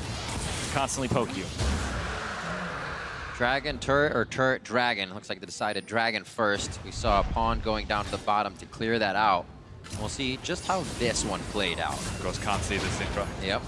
Suddenly stunned. Realizes he made a big mistake by not going up the river, but he didn't really know which way to go, so it was a 50-50.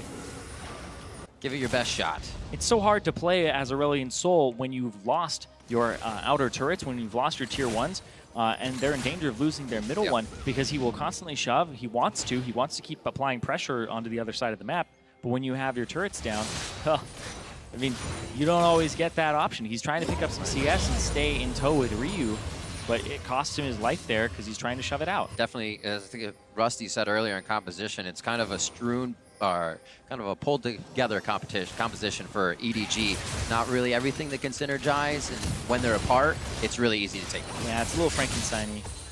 There's a good word. A little bit of everything. My tongue was just tied, couldn't do it.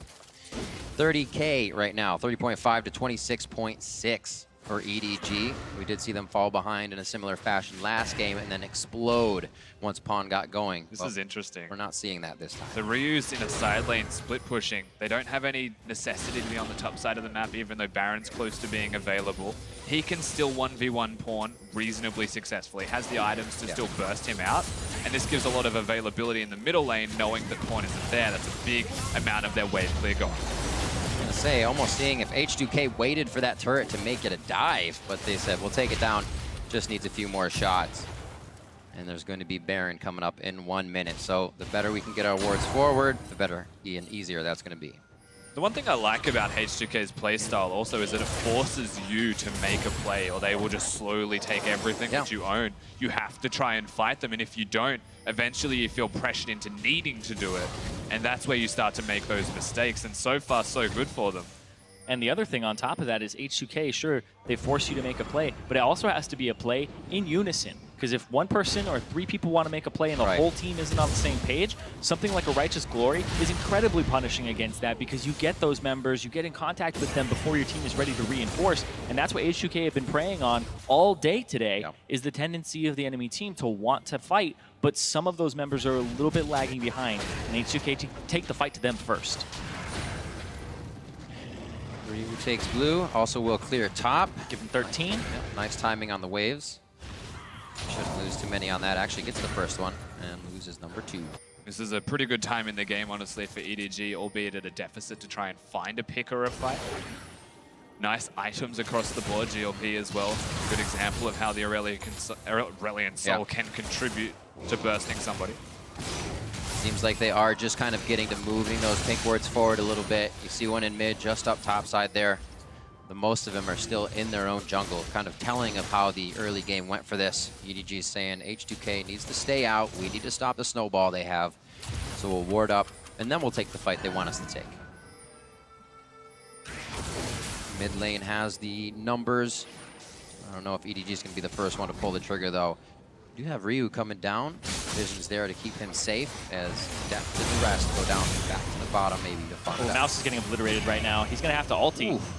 Yes, ult now. Pulls back. Almost even here, but I don't know if he can stand toe-to-toe with Odo Omne still. He's waiting for Clear Love. Going to have to be a pretty good dodge on this one, but flashes it out. Clear Love still happy with that. Have we seen this from EDG? Clear Love gets a little bit hypey and has to go towards bottom, and look what happens when you go to the other side of the map. Yeah, they try to make a topside play and answer with a cross-map play. Of course, they don't actually get a pick. The flash comes out from Mako, and it looks like Pawn also blows summoners too. But the thing is, they can make this play again and again. They know that Clear Love's bottom. They already had vision on the Baron. This is why you can't go bottom at that time. Or it coincides with H2K getting either a free pick or a Baron. Clear Love, he can get safeguard, gets himself out. Ragnarok is used as well. H2K going pretty hard on this with just a small stun. Couldn't lay on any more crowd control there. Both goes for Jankos and Ryu. That means that Ryu may be a target next fight. The window has closed for all of the Baron baiting. They can still utilize Ryu, as you're seeing, to try and make picks, but Mako's been able to recall, reassess, and replace the wards that have been taken from H2K. And H2K says no.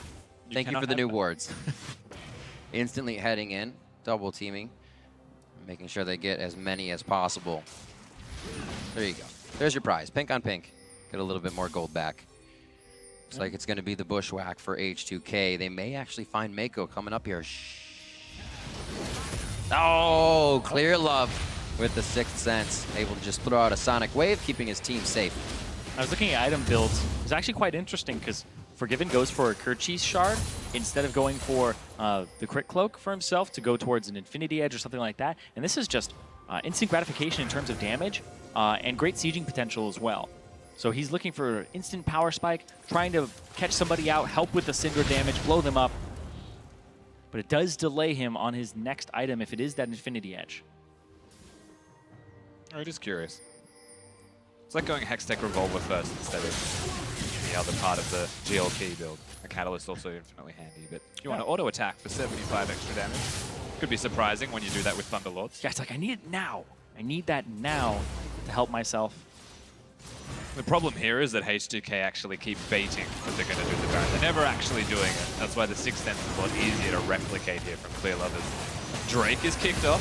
The Scrying Orb left up, just got hit by Jankos. They're going to get vision here as the team moves in. Curtain Call slows things down. They're on to Vander to start off. Ryu in the Chrono pit. Break back from Mouse. Ryu's flash is up. He could be safe.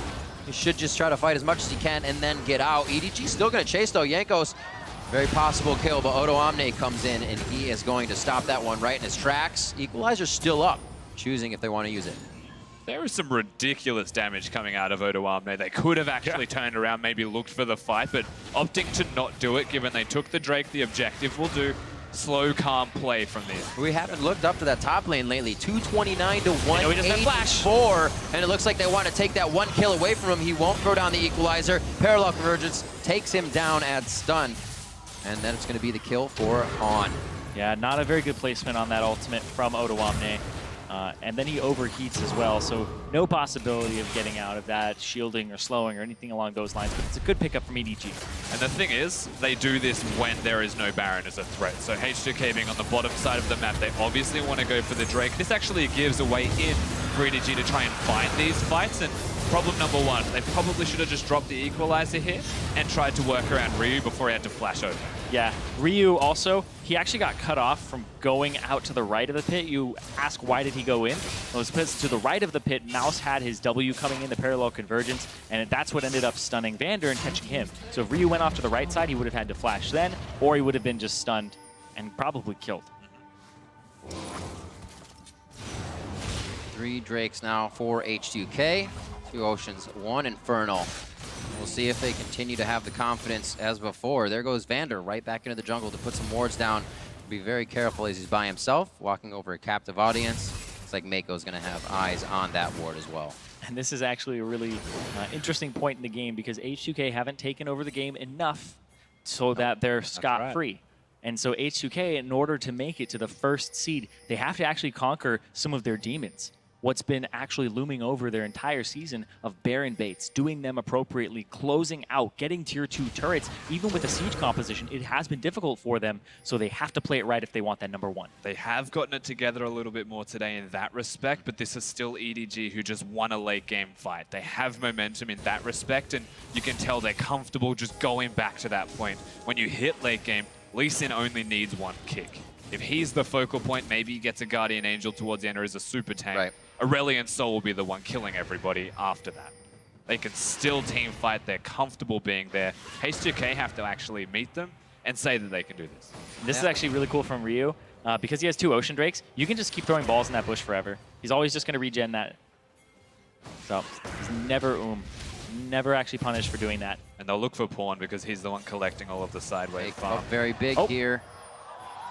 Whew. He was pinged. Great. Careful. Great choice. They were immediately like, remember last time you walked the wrong way? But I don't know if it'll matter here, because if he can still land a stun on him, he's holding the ball. He knows that there's somebody nearby, but he doesn't want the cannon. And I'm surprised he didn't go for the cannon. Everyone goes for the cannon.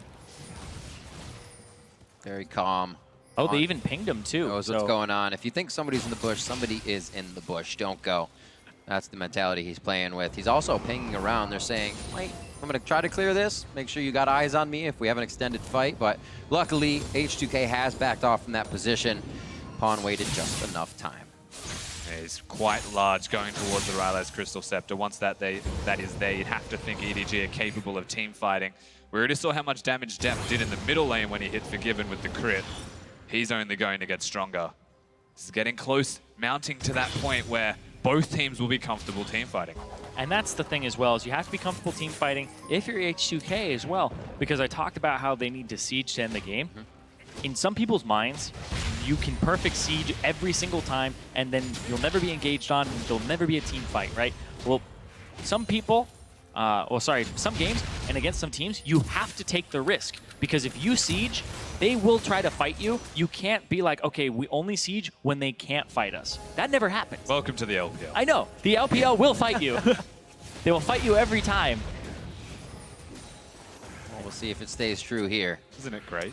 Yeah. It's very paralyzing. It's very paralyzing for more calculated teams, for teams that are constantly saying like, okay, we'll run them around their map, we'll set up here, and then they'll be a little bit late to coming in. It's like, if they want to catch that minion wave. And LPL is like, well, screw the minion wave, let's go for the fight. I know it's like a buzzword to say it creates chaos, but think of it like tennis where you force an error.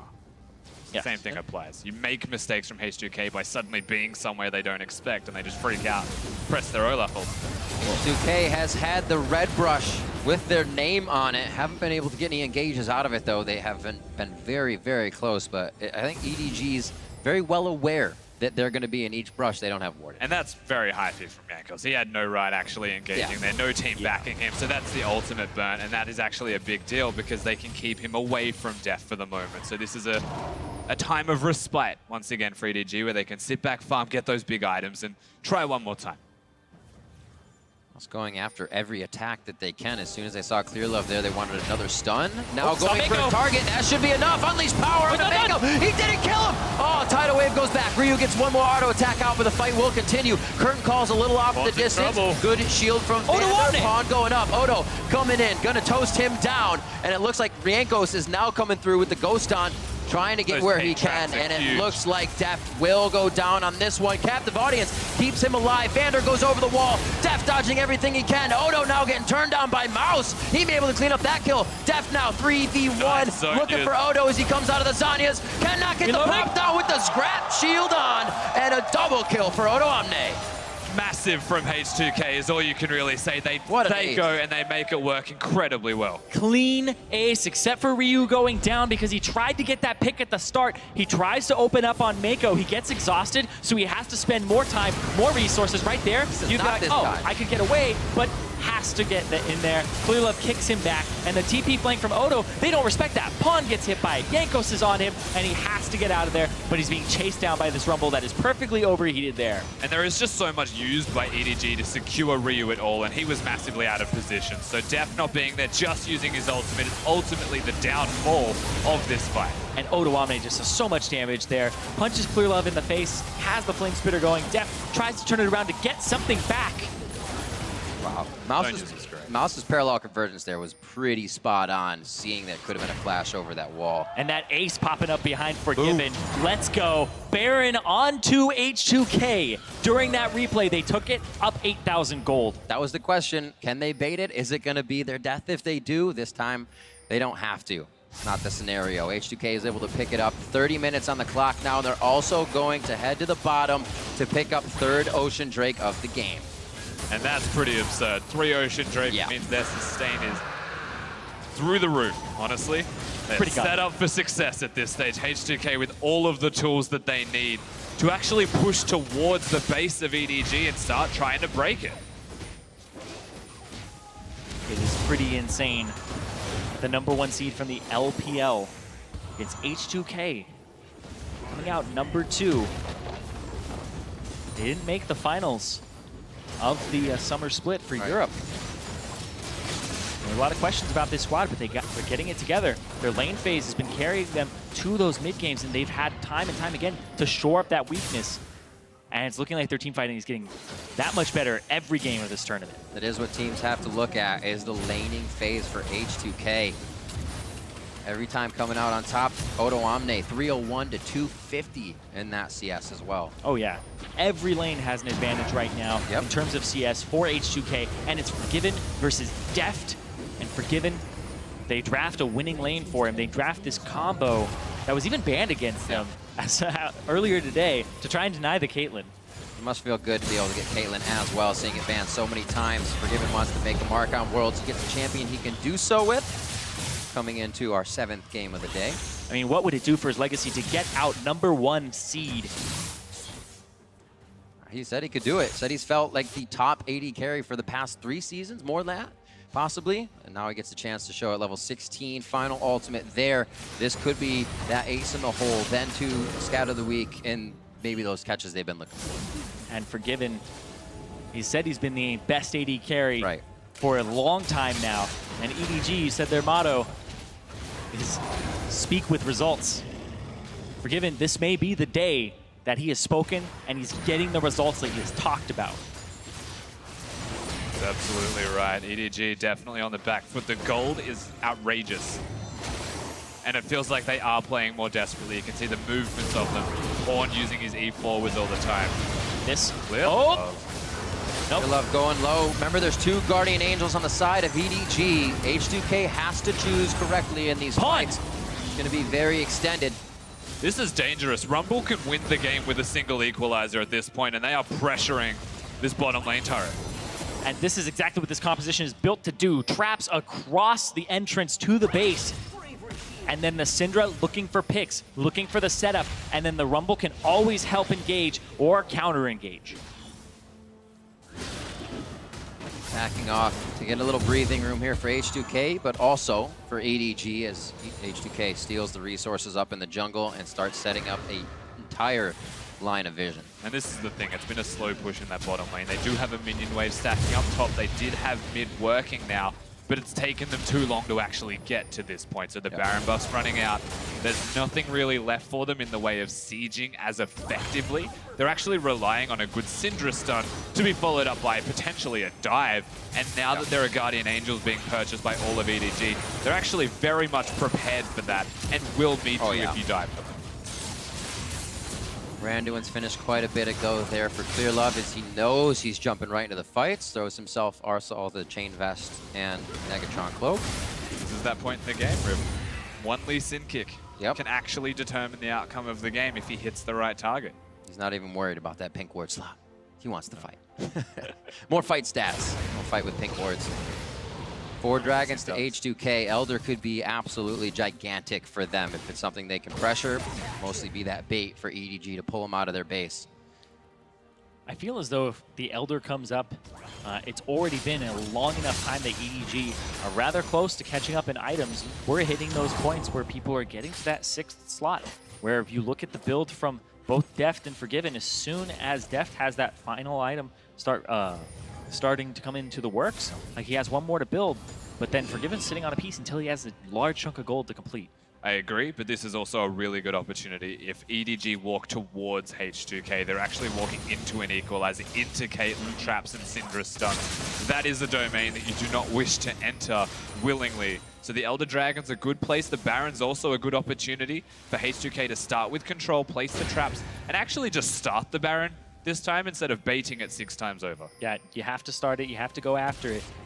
Clear Love, maybe he steals, but right now EDG being down 11k gold.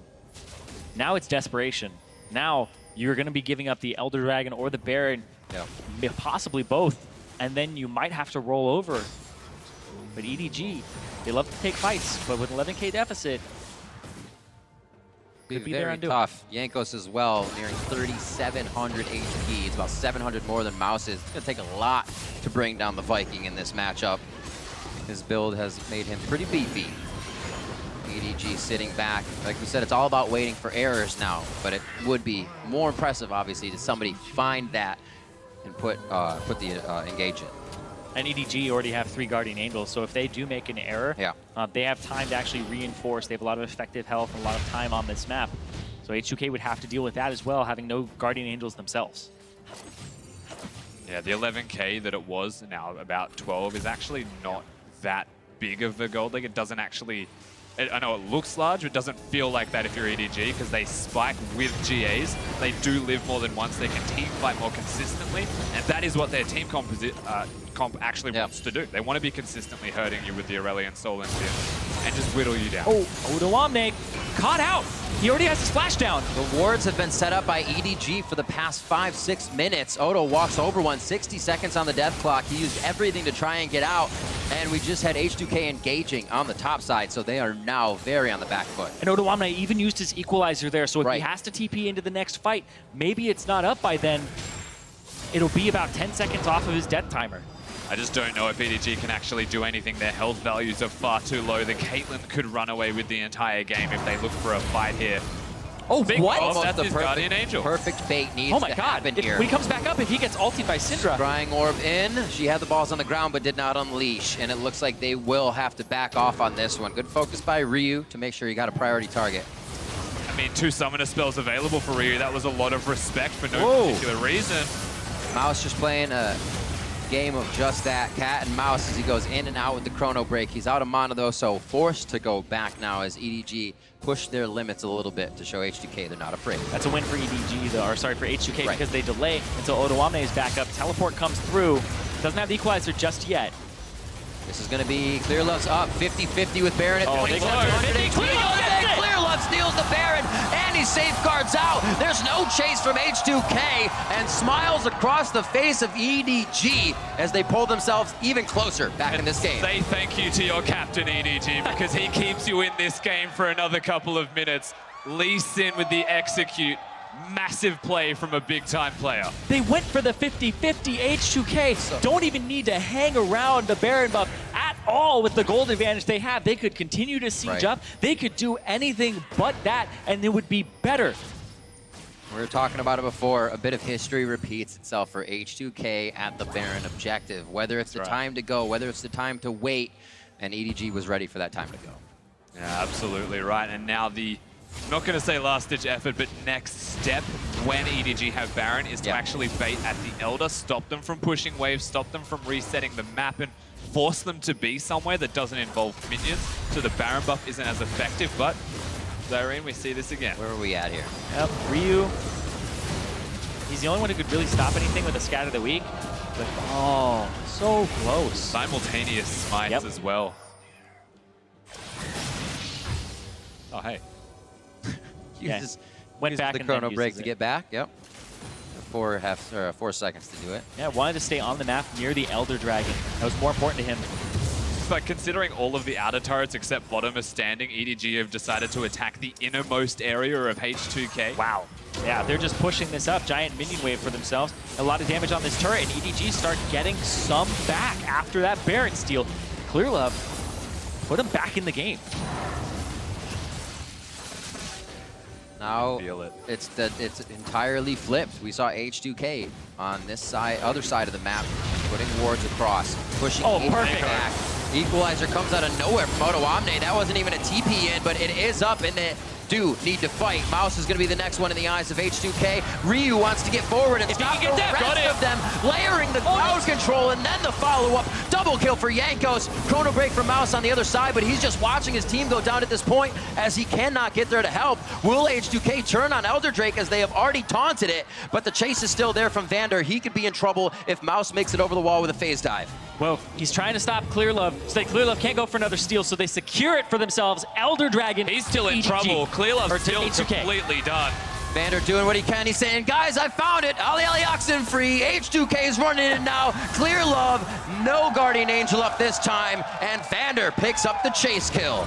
Against a Baron buffed up EDG, they still get the fight. They get the Elder Dragon for themselves and all of the momentum in this game again. It was the perfect timing by H2K to start that off because Pawn had backed. Pawn was in the base, and they pulled the trigger. They blew everything to try and get into that fight, and it worked out. Now they have that Elder Dragon. They can start pushing down inhibitors and cracking the base. It looked like EDG was about to do this to H2K's base just a few minutes ago. This game is so back and forth on a knife's edge, and EDG with an inhibitor down, still in it. Let's take a look at this fight. Baron backed from Pawn. Pawn is running out of the base. That's when Jankos pulls the trigger. Odoamne throws down the equalizer for the slow, and then the Righteous Glory comes out on top of it, so Mako goes down incredibly quickly. And Ryu even flashing aggressively here to ensure that Def dies. Good stun, making sure he places 2 orbs and that he will be locked down. So even through the Maw of Malmortia smacks him.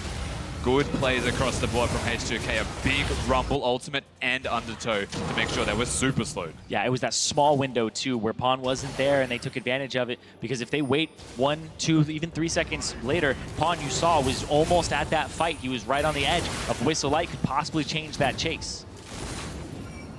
Super minions to deal with. They tried to do that early in the mid lane, so there's no more pressure of minions down mid. 4 Drakes to that Elder Drake right now, and 3 of them being Ocean. H2K can hang out for quite a while in these attacks. Right now, it's just been Jankos going off. Previously in the last game, Jankos was counter-jungled so hard in the early game, but he has been keeping his head throughout all these plays time and time again and really coming up big for the team. 3, 1, and 3 now, and a big facilitator with that Righteous Glory the team can follow. Yeah, absolutely right. Now, Mouse on the opposite side of the map, looking to control the one wave that they actually have for themselves. But this is all about Odoamne on the top side. The Equalizer can kill everybody from EDG. And they're playing the vision game. There's no Baron to look towards, so it is actually telegraphed from where the European side will be. And just the chunk out there. Now Forgiven needs to set up the traps. He's going to go with the diagonal angle so that they have to be on the bottom right side. And then H2K can siege from the top left. Keep your Caitlyn up against that top wall, and you'll get it. Here comes Mouse.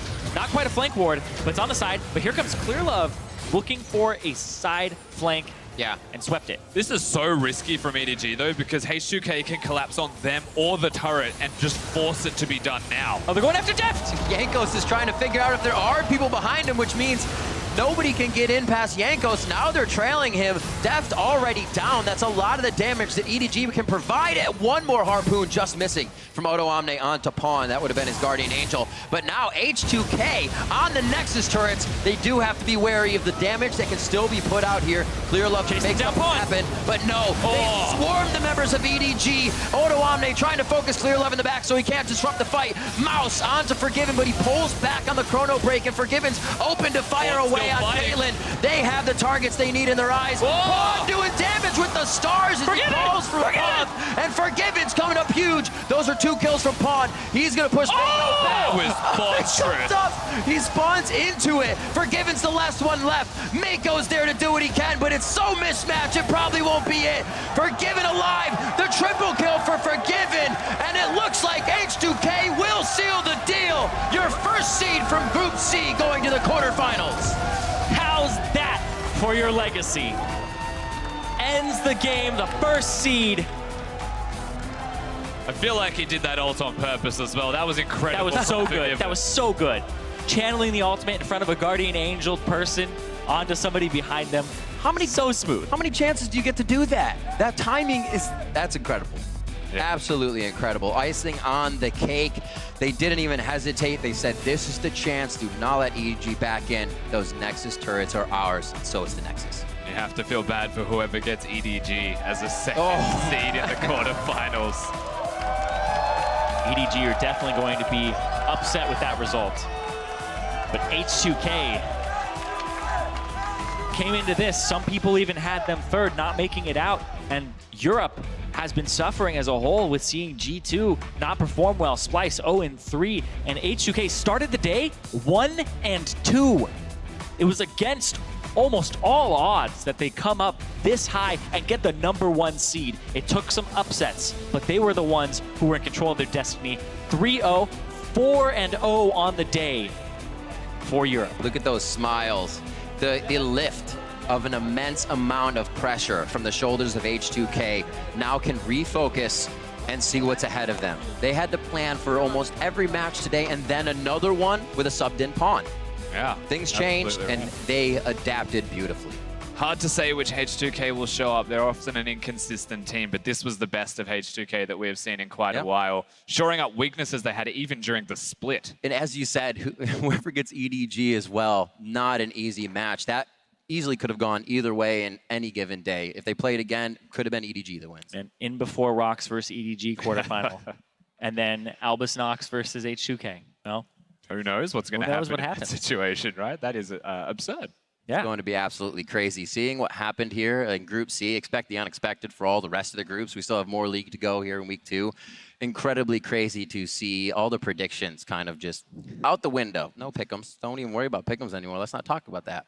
But to see H2K be the team to do it, like you guys said, from a region that was struggling coming into Worlds, finding those international wins, and H2K, people were saying, maybe, it could be, but now they're first seed in Group C. We did see a couple of moments there from H2K where they really had the same problems they had throughout the EULCS, the mid-game jitters almost to just do the Baron. I guess they were a little bit too frightened, and rightly so, given that Clearlove stole one of them away. However, they could have perhaps accelerated that game further. They just didn't do it. Took it really calm and slow and opened themselves to risks and let the opposition scale just that little bit more. Yeah, and that's what I think is kind of plaguing them a little bit, is they're trying to do things absolutely perfectly, but there is always risk in League of Legends. If I'm playing it by the book perfectly, there is still like a 30% chance that I mess up that siege or somebody comes from behind, but they weren't willing to take even those small risks for a very long time, and they tried to just kind of make sure that everything was going right. Then they actually punished mistakes and tried to do that instead, but EDG was not a team that was making many mistakes during those periods in time. The thing I love is when you get to a World, you find out everybody's by the book is completely different. Yes. Yeah. And you're just like, okay, now some people are kind of switching to that chapter. They like their book, you know, and people start playing Rise or people start playing Alistar, and everybody just kind of starts to combine their books. It is absolutely amazing. I do want to take a moment and bring up Forgiven's player cam in the last play here. How elated he was going through this. Obviously focusing, making sure he's got Number one. Number one. He knows what's going on. He had just taken down Mako. And look at that. Headphones off early. We got it. It's like the team was out there and he hit a home run right as he steps on home plate. Everybody's there. Couldn't ask for more. Nope. Yeah, if he doesn't play that play the way he did, there's a possibility he gets turned around, and then that's all of H2K dead. There was a bit of, they hesitated, but they didn't. And they said, actually, let's kill the guys before we kill the Nexus. It does have to happen. But what an amazing game. It's been a pleasure to cast all of them today. And now we're going to have to send it over to Shox, who is standing by to interview the victors of Group C. Yeah, definitely. So with Otowamna and Jankos here from HK after securing first place in the group. Maybe Otowamna, you first. Let's talk about expectations coming into the day. Jankos had said, well, we definitely want to get to quarters, but this exceeds a lot of the fans' expectations. And how do you guys look at the fact that you even got first place in this group? Well, when groups got drawn, we were like, either us or HQ is going to get through, and we expected EDG to go through. I mean, I don't mean that we would think they were just going to beat us super hard or whatever, but it was a realistic prediction. But coming into this week, we kind of hoped for second, just to beat the HQ and then keep going game after game. But I don't know, like today we all played really well. Like I don't think we played this well in a really long time, and I didn't really expect to get first place, but once we got into the games against EDG, we realized that they're kind of like just easy games, so we just went with that. Oh, the BM. Yeah, but it did seem that once that you found a way to beat EDG, you could just now do it 2 times in a row. How important was that mentally? Well, I think it's mostly that we figured them out as a team, so we knew how to pick and ban against them, and because of it, we just, I know it was, well, it wasn't super easy, but you know, it was very close games actually, but I think we played good against them. And the mental boost is actually insane here because I won against Clearlove, so I'm happy boy. We can see that. A word maybe for Ryu today. He had some fantastic games. You had a fantastic game here in the end as well. But you guys are always talking so much about Prawley. What exactly did he do in the break that you guys recapped and had a much better mid to late game here? I mean, he motivated us, he made pick and ban for us, yada yada, and stuff like that. So, no joke, he did good. Like, his pick and ban, I think, today was really good, but I think all of us together as a unit, we played really well today. I think the most important thing is that H2K promised us ice creams in Chicago, so there's like big boost to our power. Yeah. One question maybe about that. What does Prawley say when you have a 50-50 Baron and you definitely can't have it stolen, Jankos? What's the strat? I mean, well, I stole the Elder Drake from Clearlove, you know, so then I didn't want him to be sad, so I just gave him the Baron. No, all right. he was really close. I misplayed a bit. Like, I have a lot of damage as well on Nashor, and I shouldn't get Like, he shouldn't be able to steal it, but he did, so well played, you know? Yeah, you guys made it first place in the group. That puts you in a really good position going in the quarters. The weight of the European hope is on your shoulders. Jankos, you said you could go to quarters. You're now in quarters, and you could get a very, very favorable draw. So what do you both think are the realistic goals here? I mean, depending on our quarters, I think if we play like we did today, I think we can get through quarters and into semifinals and maybe one more. It just depends on what H2K shows up. Like if it goes like in the first week of Worlds and we just play like so bad, then I don't really have any expectations. But if we play like we did today, I think we can go at least through semifinals. I think H2K said that in New York we get pizza, so I think we can win, for sure. All right, do it for the pizza. H2 what? H2K. Yes. Oh H2K. my God! All right. All right. Well, that's it. H2K first place in the group at the end of day 2 here. Dash, wrap it all up.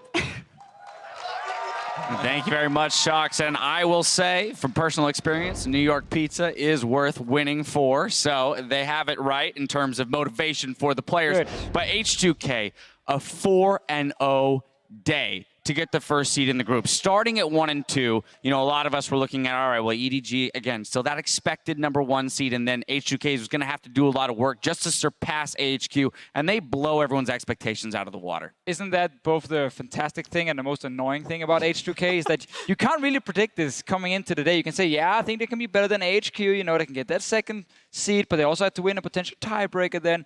And they just show up big time, and EDG doesn't show up at all. Honestly, I was so disappointed with the draft and with the play in-game. Clear Love Lee Sin, like, what is that? It didn't work at all. He stole Baron. He did steal Baron, great. He stole Baron. Right, that was the saving grace, or what just extended the game at least for a bit of time, but ultimately H2K still come out on top. I mean, looking at the picks and bans here this time around, again, Ryu not shaken, having to go up against Pawn, because that's what kind of the lane that we were focused on a little bit. And then, of course, Odawamne securing the Rumble into an Echo. Been a while since we've seen that. Thoughts on Mouse's Echo? Yeah, the Echo, it seemed like they wanted it in the team fights, but they really could never find a champion that Mouse was effective on. I actually thought they'd go for Reli because then at least he's winning the lane. And Deficio kept talking to me during the game, and I agree with him. When is that team composition for EDG supposed to power spike? Because I don't see any moment in the game where it's superior to what H2K has right there. We've seen good Aurelion Soul comps with Aurelion Soul and a hyper carry. But if you put him with a Jhin, there's just not a way of formulating a team fight where you can actually have the right type of peel. And I loved H2K's draft, but I really hated EDG's draft. Yeah. What are your thoughts on this matchup here, Clement? Well, actually, I think that if you look at H2K's draft, they have such good sieging comp, but they put Odamne on the side lane for so long. They could have finished that game a lot earlier.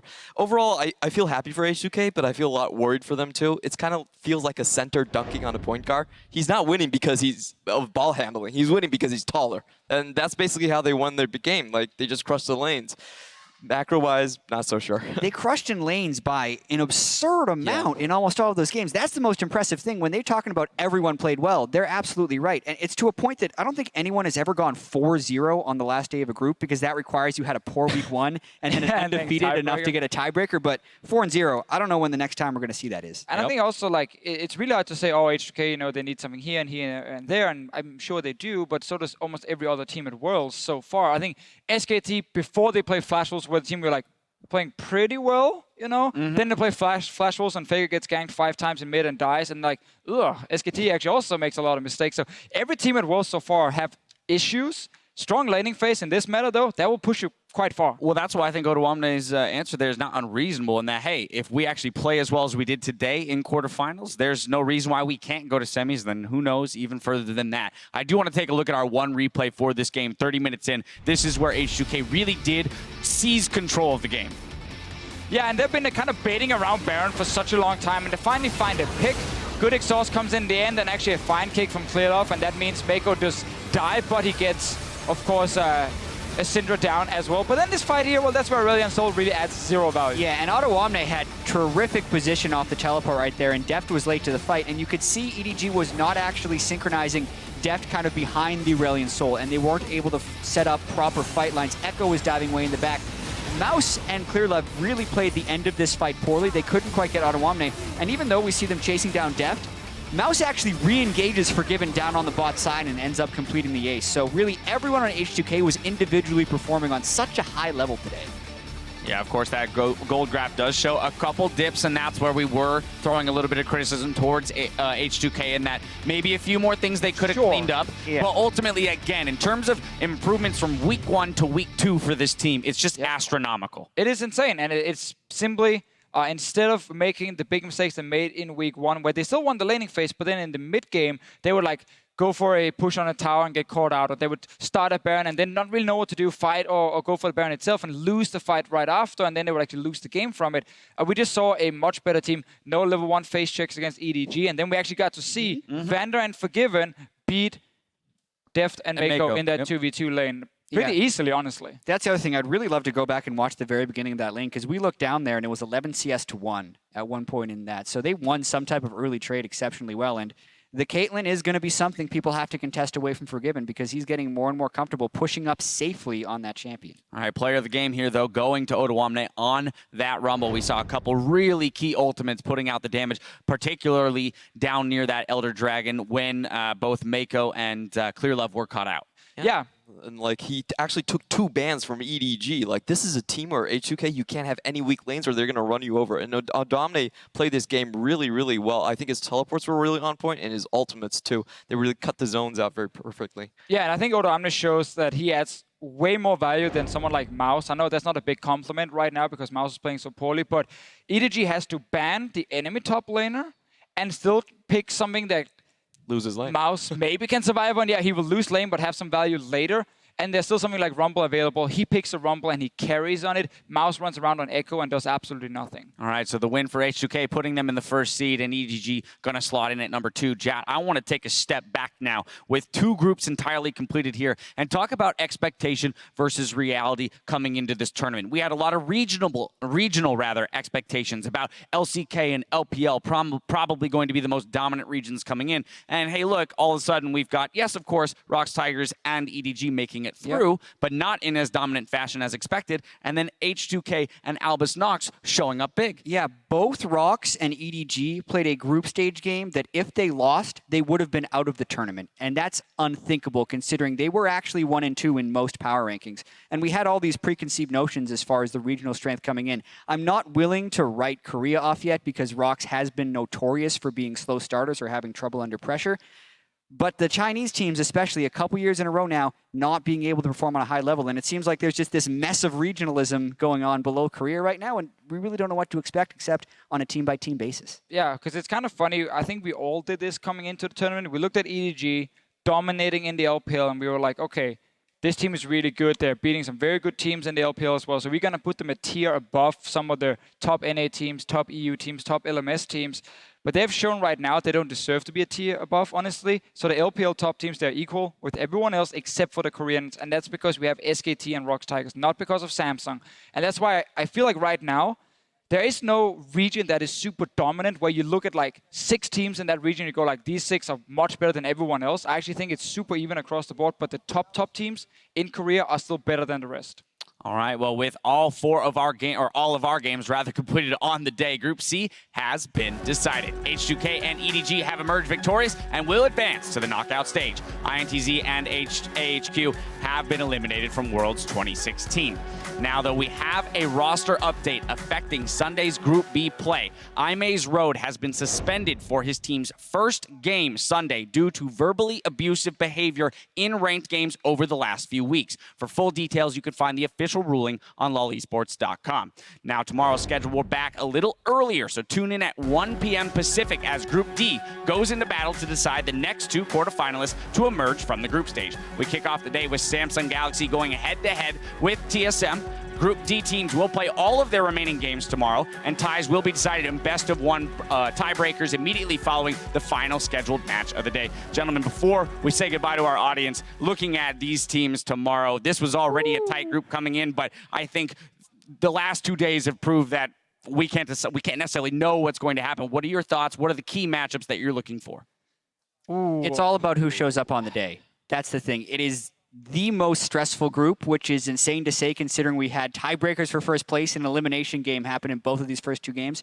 But that would have been the group where I expect to see a tiebreaker coming out. And I think Splice is the team that can upset a lot of these people, because if you drop one game to Splice, it's likely that can just drop you out of the tiebreaker scenarios. So every team has to be completely on their game in all 3 of their games tomorrow. I'm really looking at RNG, because I think, again, they have so much potential in the way they're playing, but they make so many of these mistakes they don't have to, and they gamble a lot, both in pick and ban phase, but also in-game. I think RNG, if they play like, if they have like an H2K run from today, they can look super, super dominant, secure that first seed. But I think the coolest thing about the group is this is the only one where if you are H2K, now we talked about it before, if you look at like potential second seeds you can face, it's really only the Group D teams you're somewhat afraid of if it's like RNG, TSM, or Samsung, because it's Albus Nox Luna from one group, it's going to be either Flash Rules or C9, I think, from Group B, and I think H2K on a good day can definitely take down those guys. So they're going to look at this group and say, whoever gets second seed here can really challenge everyone else. All right, what about you, for Clement? Final thoughts on Group D playing tomorrow? Well, I think it's like, personally, I really want RNG to show up, and piggybacking on Deficio's point, I actually think they will. I think the H2K story shows that if you have strong laners to begin with, actually the macro bane isn't that big of an issue. You can fix it up over the weekend, and H2K has shown that so far. So I just want to see like the bot lane there from Uzi just dominate like Forgiven did today. All right, a small preview of what's to come tomorrow. That's time for us to call tonight, but stay right here because Quickshot, Clement, and Spawn will be back to recap all the day's action on Worlds tonight. Now for myself, the casters, and the entire live broadcast crew, thank you for watching, and we'll see you tomorrow.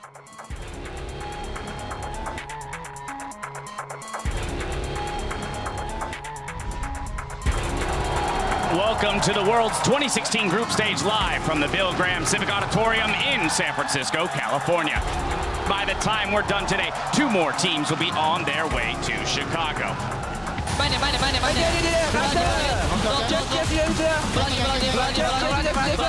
He's trying for more, but Scout is just wrecking through the team. Clear Love will fall. Scout will pick up the Quadra. Can he get the final? No, he can't. We can chase. I will. I'll take it. And they party portal in, looking for On, and they cut off HQ. They have the damage to get it done. Oh, he got it!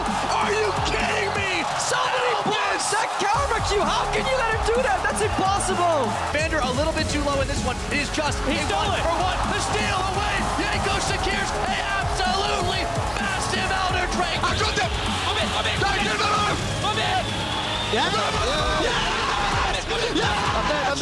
What is it that we are not doing on stage, Mr. Vanderovic? Face check.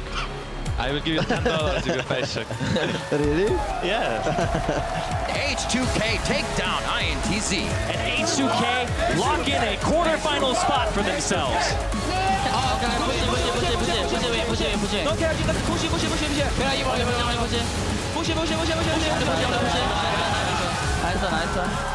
And the #1 seed from the LPL secures quarters, and they say victory or nothing.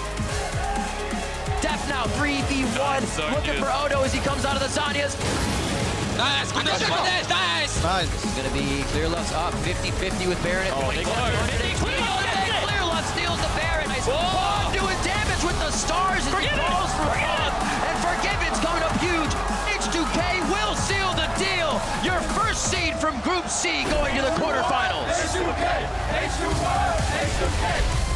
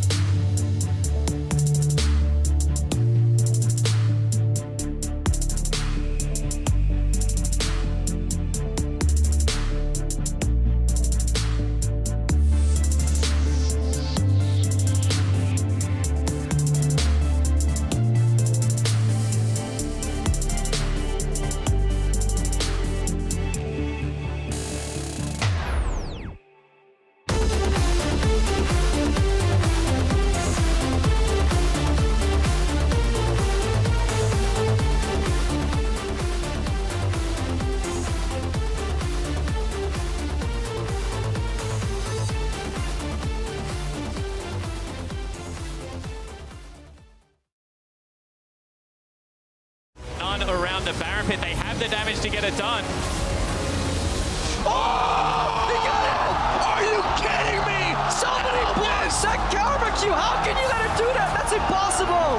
Vander a little bit too low in this one. It is just He stole it. For one. The steal away. Yanko secures a absolutely massive Elder Drake.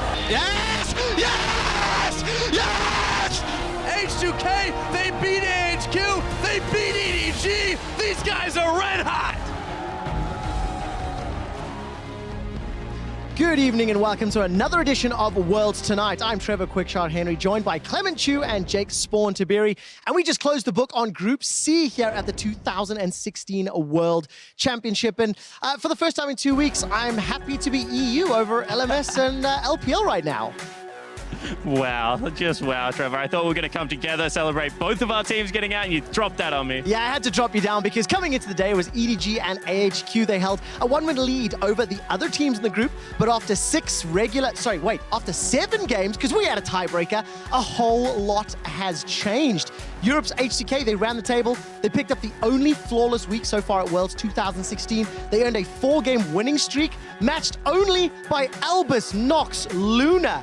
In doing so, they secured themselves a spot in the quarterfinals along with the LPL's Edward Gaming. Let's take a look at how the two squads advanced before I hear from my analysts exactly what they think. H2K's streak began in Game 2 of the day where they faced and defeated AHQ. What do you think of that, Clement? Well, this game, I really think the main hero is Ryu. He won the mid lane so hard. AHQ from the ban pick phase, they got in their own heads a little bit. They banned out the Karma, the Rise completely blindsided them. And then there were these Baron fights which H2K just ran over H2K from. And look at the Baron still right here. Like, H2K never changed. You could have played good League of Legends instead, but 50-50s are what the fans are really waiting for. Albus gets a great steal there. Isn't enough to close the game in. H2K has the far superior later game team fighting composition. They run into the HQ base right there and end the game. Yeah, it worked in their favor. After that, they went toe-to-toe with EDG and Spawn. Talk to me about what went wrong for Edward Gaming in this one. Yeah, everything looked great for EDG in game number 1, and then game number 2 happens in the laning phase from H2K is one more time just at its pinnacle, but better yet, they have fixed a lot of their macro problems. So their setup around Baron buff are much better. They have a great call around Elder Drake. They actually duck into the pit here with Yankos, who is having a career day, in my opinion. Steal this one away and then torch the entirety of the EDG lineup in a 4v5. And really, as an EDG fan, you have to say, we have some excuses to pull out. We really don't this time around. Honestly, Otawamne is just dominating top lane, and Yankos' jungle performance was stellar. Yeah, it really showed up. By the time we got towards the end of the day, H2K had booked their ticket to the quarterfinals, and there was just one quarterfinal spot left up for grabs. The pressure was on both AHQ and Edward Gaming in a simple do-or-die rematch for the final ticket to Chicago. Clement. The game actually starts out pretty well from here. You see H2K pushing too far, and they get caught and punished by the global composition. They let Westdoor get Twisted Fate. But then the game after the Baron fight actually played out very poorly and didn't get enough damage off. They got the Baron, but they didn't back out soon enough, and Pond got a ton of kills. And this is really inexcusable because they could have actually backed off. EDG is back in the game. Again, another Baron team fight. Westdoor has really bad positioning, flashes and gets killed instantly, and is already at 6 items, but isn't enough to save the fight back. This is, again, the same thing. Mouse is actually really ahead. Like, he was behind in the laning phase, but he's still able to find uses on his Poppy. Phenomenal comeback for EDG means they go to the quarterfinals. Now we're fighting for seeds. After 6 games, it means play one more. What happened in this one, Spawn? Yeah, well, this one was actually a pretty much repeat because that laning phase got better from H2K. Bottom lane absolutely crushes. Top lane one more time, Otawamne is going nuts, and Clear Love gets dismantled by Yankos in the jungle. I mean, this one, apart from a Baron steal, was nearly picture perfect out of H2K and definitely deserving of that seed 1 because on the day, they were the best team. They were the best team indeed, and with that win, H2K took the #1 spot in Group C. They will join Edward Gaming in next week's knockout stage. The 2 teams to fall out was Brazil's INTZ and the LMS's AHQ. They're going to be heading home, and Clement, I was under the impression AHQ was the stronger of the two LMS teams. Is this a shock to you that they drop out of the group stage? Of course it was. I don't think that they expected to fall to H2K that hard. I also don't think they would show up so good against EDG. I think this hurts the region quite a little bit. They really were expected to be the better team right now, and now all our hopes are on Flash Wolves. Yeah, I think when you have a look at Arm's performance in particular, I mean, lowest damage apart from the Tom Kench in the game with a 6-item Jinx, he would have wanted much more out of his World campaign, but it wasn't to be. They still have to hold their head high because they took a lot of good teams to very close games, just couldn't get it done. Unfortunately, that is what matters, and that means they will not go to Chicago. Two more teams will set their eyes on the quarterfinals as Group D gets back on stage tomorrow, starting with Korea's Samsung Galaxy and North America's TSM. Then we'll see Splice taking on Royal Never Give Up, followed by more games to close out the second round robin. One of those games will start a little bit earlier. Let's talk a little bit about some of the teams and the matchups that you're excited to see, Spawn. Yeah, you have to look at RNG because if they can have a similar performance to H2K, things look good for them. However, TSM's still the favorite to get out of this group. Their individual players are still very strong and their team play looked pretty immaculate. I have to concur with that. I think tomorrow the last game is going to be the most important. RNG at TSM at the bottom of the game. These two teams are likely the teams to make it out. Who's going to get first seed is going to be decided last. I love seeing that last game in the day, arguably the most important. Ladies and gentlemen, it is important to note that the action hits your browsers tomorrow at 1 p.m. local time. That is 3 hours earlier than today. Don't be late. Check out lolesports.com for the full schedule in your local time zone. For now, we're going to stick around and talk a little bit over the teams that have advanced from Group C. So if you are watching in client, hit up youtube.com/LOLesports for the full-length version of Worlds Tonight.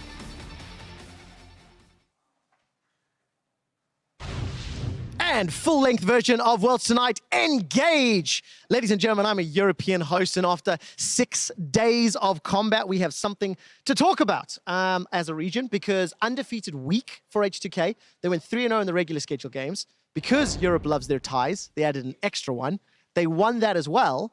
What happened to EDG in the tiebreaker? Honestly, it wasn't even the tiebreaker. When you have a look at EDG's performance today, you really have to shake your head because Mouse is being exposed. Scout didn't have the same impact roaming around the map. And I don't know if Clearlove's sick or something's happened to him because the man is playing really poorly. Is it Dark Love, right? Light Love if he's playing well, Dark Love if he's playing bad. Is it the other way around? So generally it's Light Clearlove if he's farming heavy, Dark Clearlove if he wants to kill you. We've been seeing a lot of Dark Clearlove lately. Clearlove. Yeah, this is just weird, like TBQ style Clearlove. We've spoken about the teams that have lost. Why was H2K winning games? H2K, they were just winning games from the lane. They have double-digit CS leads at 10 minutes, 20 minutes every single game, every single lane. You look at the AHQ game and the EDG game, it's actually super hard to come back from that. I think they actually found initiation in surprising spots as well. I want to take a look at Ryu's Rise because this guy was able to, light up multiple members and they were using his ulti to get into very unique situations that only Rise can do. It set up 1-3-1 split push and it was an initiation tool when teams should have been able to disengage. So hats off to Ryu being able to put his team on his back. And once he got them started, the rest of the team followed suit, but it really did start with that man. It's exciting to see Ryu playing a champion like Rise to that level because Exile from the European LCS really showed up in playoffs on that champion. Talking about players who did show up, EDG, ups and downs in terms of their group stage. I think Pawn, he went super mode, superhero against AHQ. How did he bounce back on that Vladimir? Well, I think he just got to the point in teamfights where he could zone out the entire AHQ backline. They didn't have enough damage to deal with them. And in the Baron fights, he was just picking up so many kills. I really think that he will be starting for EDG further down the line. The comfortable issue is like no longer on Scout's side. They probably will see more of him. Yeah, and whilst ANX have Jesus on their side, League of Legends Jesus there in LaCrit, we have Goku because this guy, every single time he comes in, it's like he's been defeated once and then just swoops back into battle and is able to pick up victories. He's been doing it his whole career, and honestly, it was impressive to watch him play today, but it still wasn't enough. It wasn't. How bad is Mouse? Like, how much of a liability is Mouse when, like, the first 3 games of the day, not great. The last game against H2K and some of his pop, there were some serviceable moments, but, like, on a scale of bad to not good. He's right there. Like, there is there's no he certainly positive. is. So let's break it down a little bit. EDG right now believe that the way you have to win League of Legends is 4-1 split, which means that Mouse has to be ahead. And that puts an enormous amount of pressure on someone that is going to be 1v1ing or 1v2ing a lane because Clearlove doesn't get up there. So their playstyle is kind of counterintuitive already in itself. Then you throw in the champion pool issues. This guy was playing pretty much pure tanks, and now they're expecting him to be on carries and AP majors, and it's just not working out. Mouse is bad, but the rest of EDG is making him look very, very poor. We've known for a long time, H2K are a team that either show up and play well or don't, right? That's like a fact. EDG not showing up is a bit of a surprise. Can they get it together in the bracket stage? Well, I think they can, but they have to figure out how to ban pick for Mouse, because piggybacking on that point, they're banning 2 champions, top lane champions in the red side, and also Nidalee as well. That leaves no counter picks for them to ban out specific compositions. So I'm kind of worried about that. And when you have a look at it, I mean, EDG now pulls Rocks or SKT probably, or TSM RNG probably. And all of those guys have very serviceable top lanes. I mean, there's a guy called Smeb running around, there's a guy called Duke running around, and, you know, Looper or Haunter, both very, very good up there in the top lane. So this is an absolute nightmare. They wanted to get out first seed, maybe draw Albus Nox and, you know, coast their ways into that top 4. Now they have to go through kicking and screaming. And if you're a coaching staff, if you're a Deft or a Pawn that have been playing pretty serviceable into that last game, that's frustrating. And now you have 4 days or like a week to just sit on that frustration, stew on it, and hopefully they get better. 2 days to have nightmares because the group draw will take place on Sunday. We'll find out exactly who their opponents will be. Then we're going to see, obviously, H2K and EDG. Next week in Chicago, they're going to be joining CIS and Korea, who already have representatives in the quarterfinals. We talked a lot about today's group. I want to look forward to tomorrow. Group D will be taking to the stage TSM, Samsung Galaxy, Royal, Never Give Up, and Splice. Who is advancing and who is going home? I'm going to take one off the table for you. I don't think Splice is advancing, right? So let's make this a 3-horse race because Splice have to play Spoiler. They had competitive games, but the teams they're playing Spoiler 2 is obviously TSM, Samsung Galaxy, and Royal Never Give Up. Personally, for me, I feel like RNG is going to be the first seed coming out of the group. They did have some macro issues against Samsung Galaxy, but I think overall they have the strongest players out of the group. I think TSM, who's a close contender, is also going to come out, but they do need to fix their macro game. They win early by having Svenskeren on Lee Sin and creating these giant holes in the enemy lineup, but if they don't get that early lead, like you see when they ban out the Elise, they ban out the Lee Sin, he's actually not that effective. Yeah, this is a really tough one for me because so much of it is now on the day play. And when I have a look at the schedule, I think it favors RNG because you have a look at TSM, they pull Samsung Galaxy. So one of those teams is going to be quite upset after an initial loss. RNG, however, gets the top-loaded group. They go up against Splice first, and then they slowly get harder, Samsung Galaxy, into TSM. So I think that RNG will make it out. I think that will be second seed. And I think TSM will actually have a really good day tomorrow. So I'm expecting those 2 teams to come out ahead. Just for interest's sake, how accurate have your predictions been on the analyst desk throughout the course of the last 2 weeks? Analyst desk, I've been good. Okay. Backstage in the room, I have been atrocious. True to Spawn form, I am very bad at predicting things. So give me your top 2 teams who's advancing, just the names, and then we're going to move on. All right, so straight to camera, I'm going to say that in the number 1 seed, it will be North America's TSM. Number 2 seed, it will be the LPL's RNG. For the number 1 seed, I think it's going to be the LPL's RNG. For the second seed, I think it's going to be North America's TSM. And that means Samsung Galaxy and Splice are not on the cards here for our Worlds Tonight analyst. Closing thoughts, Spawn? Yeah, let me tell you why they're not going to be. Their bottom lane, to me, is so, like, if you're talking about janky setups, Core JJ versus Wraith and Ruler running around in that bottom lane is a huge concern for me right now with the class of the bottom lanes in that group. So I really do think that if they shore up that one weakness, they do have a chance, but I just don't think you're going to be able to do it. You can't swap players, and we've seen that today come up very, very big. Yeah, Splice and Samsung Galaxy, will they play Spoiler to these 2 gentlemen? You guys will have to tune in tomorrow and find out. That does it here for Worlds Tonight. Thank you very much for joining us. We will see you back tomorrow as the fight for the Summoners Cup continues 3 hours earlier. None around the Baron Pit. They have the damage to get it done. Are you kidding me? Somebody blocks that counter Q. How can you let him do that? That's impossible. Vander a little bit too low in this one. It is just He stole it for 1. The steal away.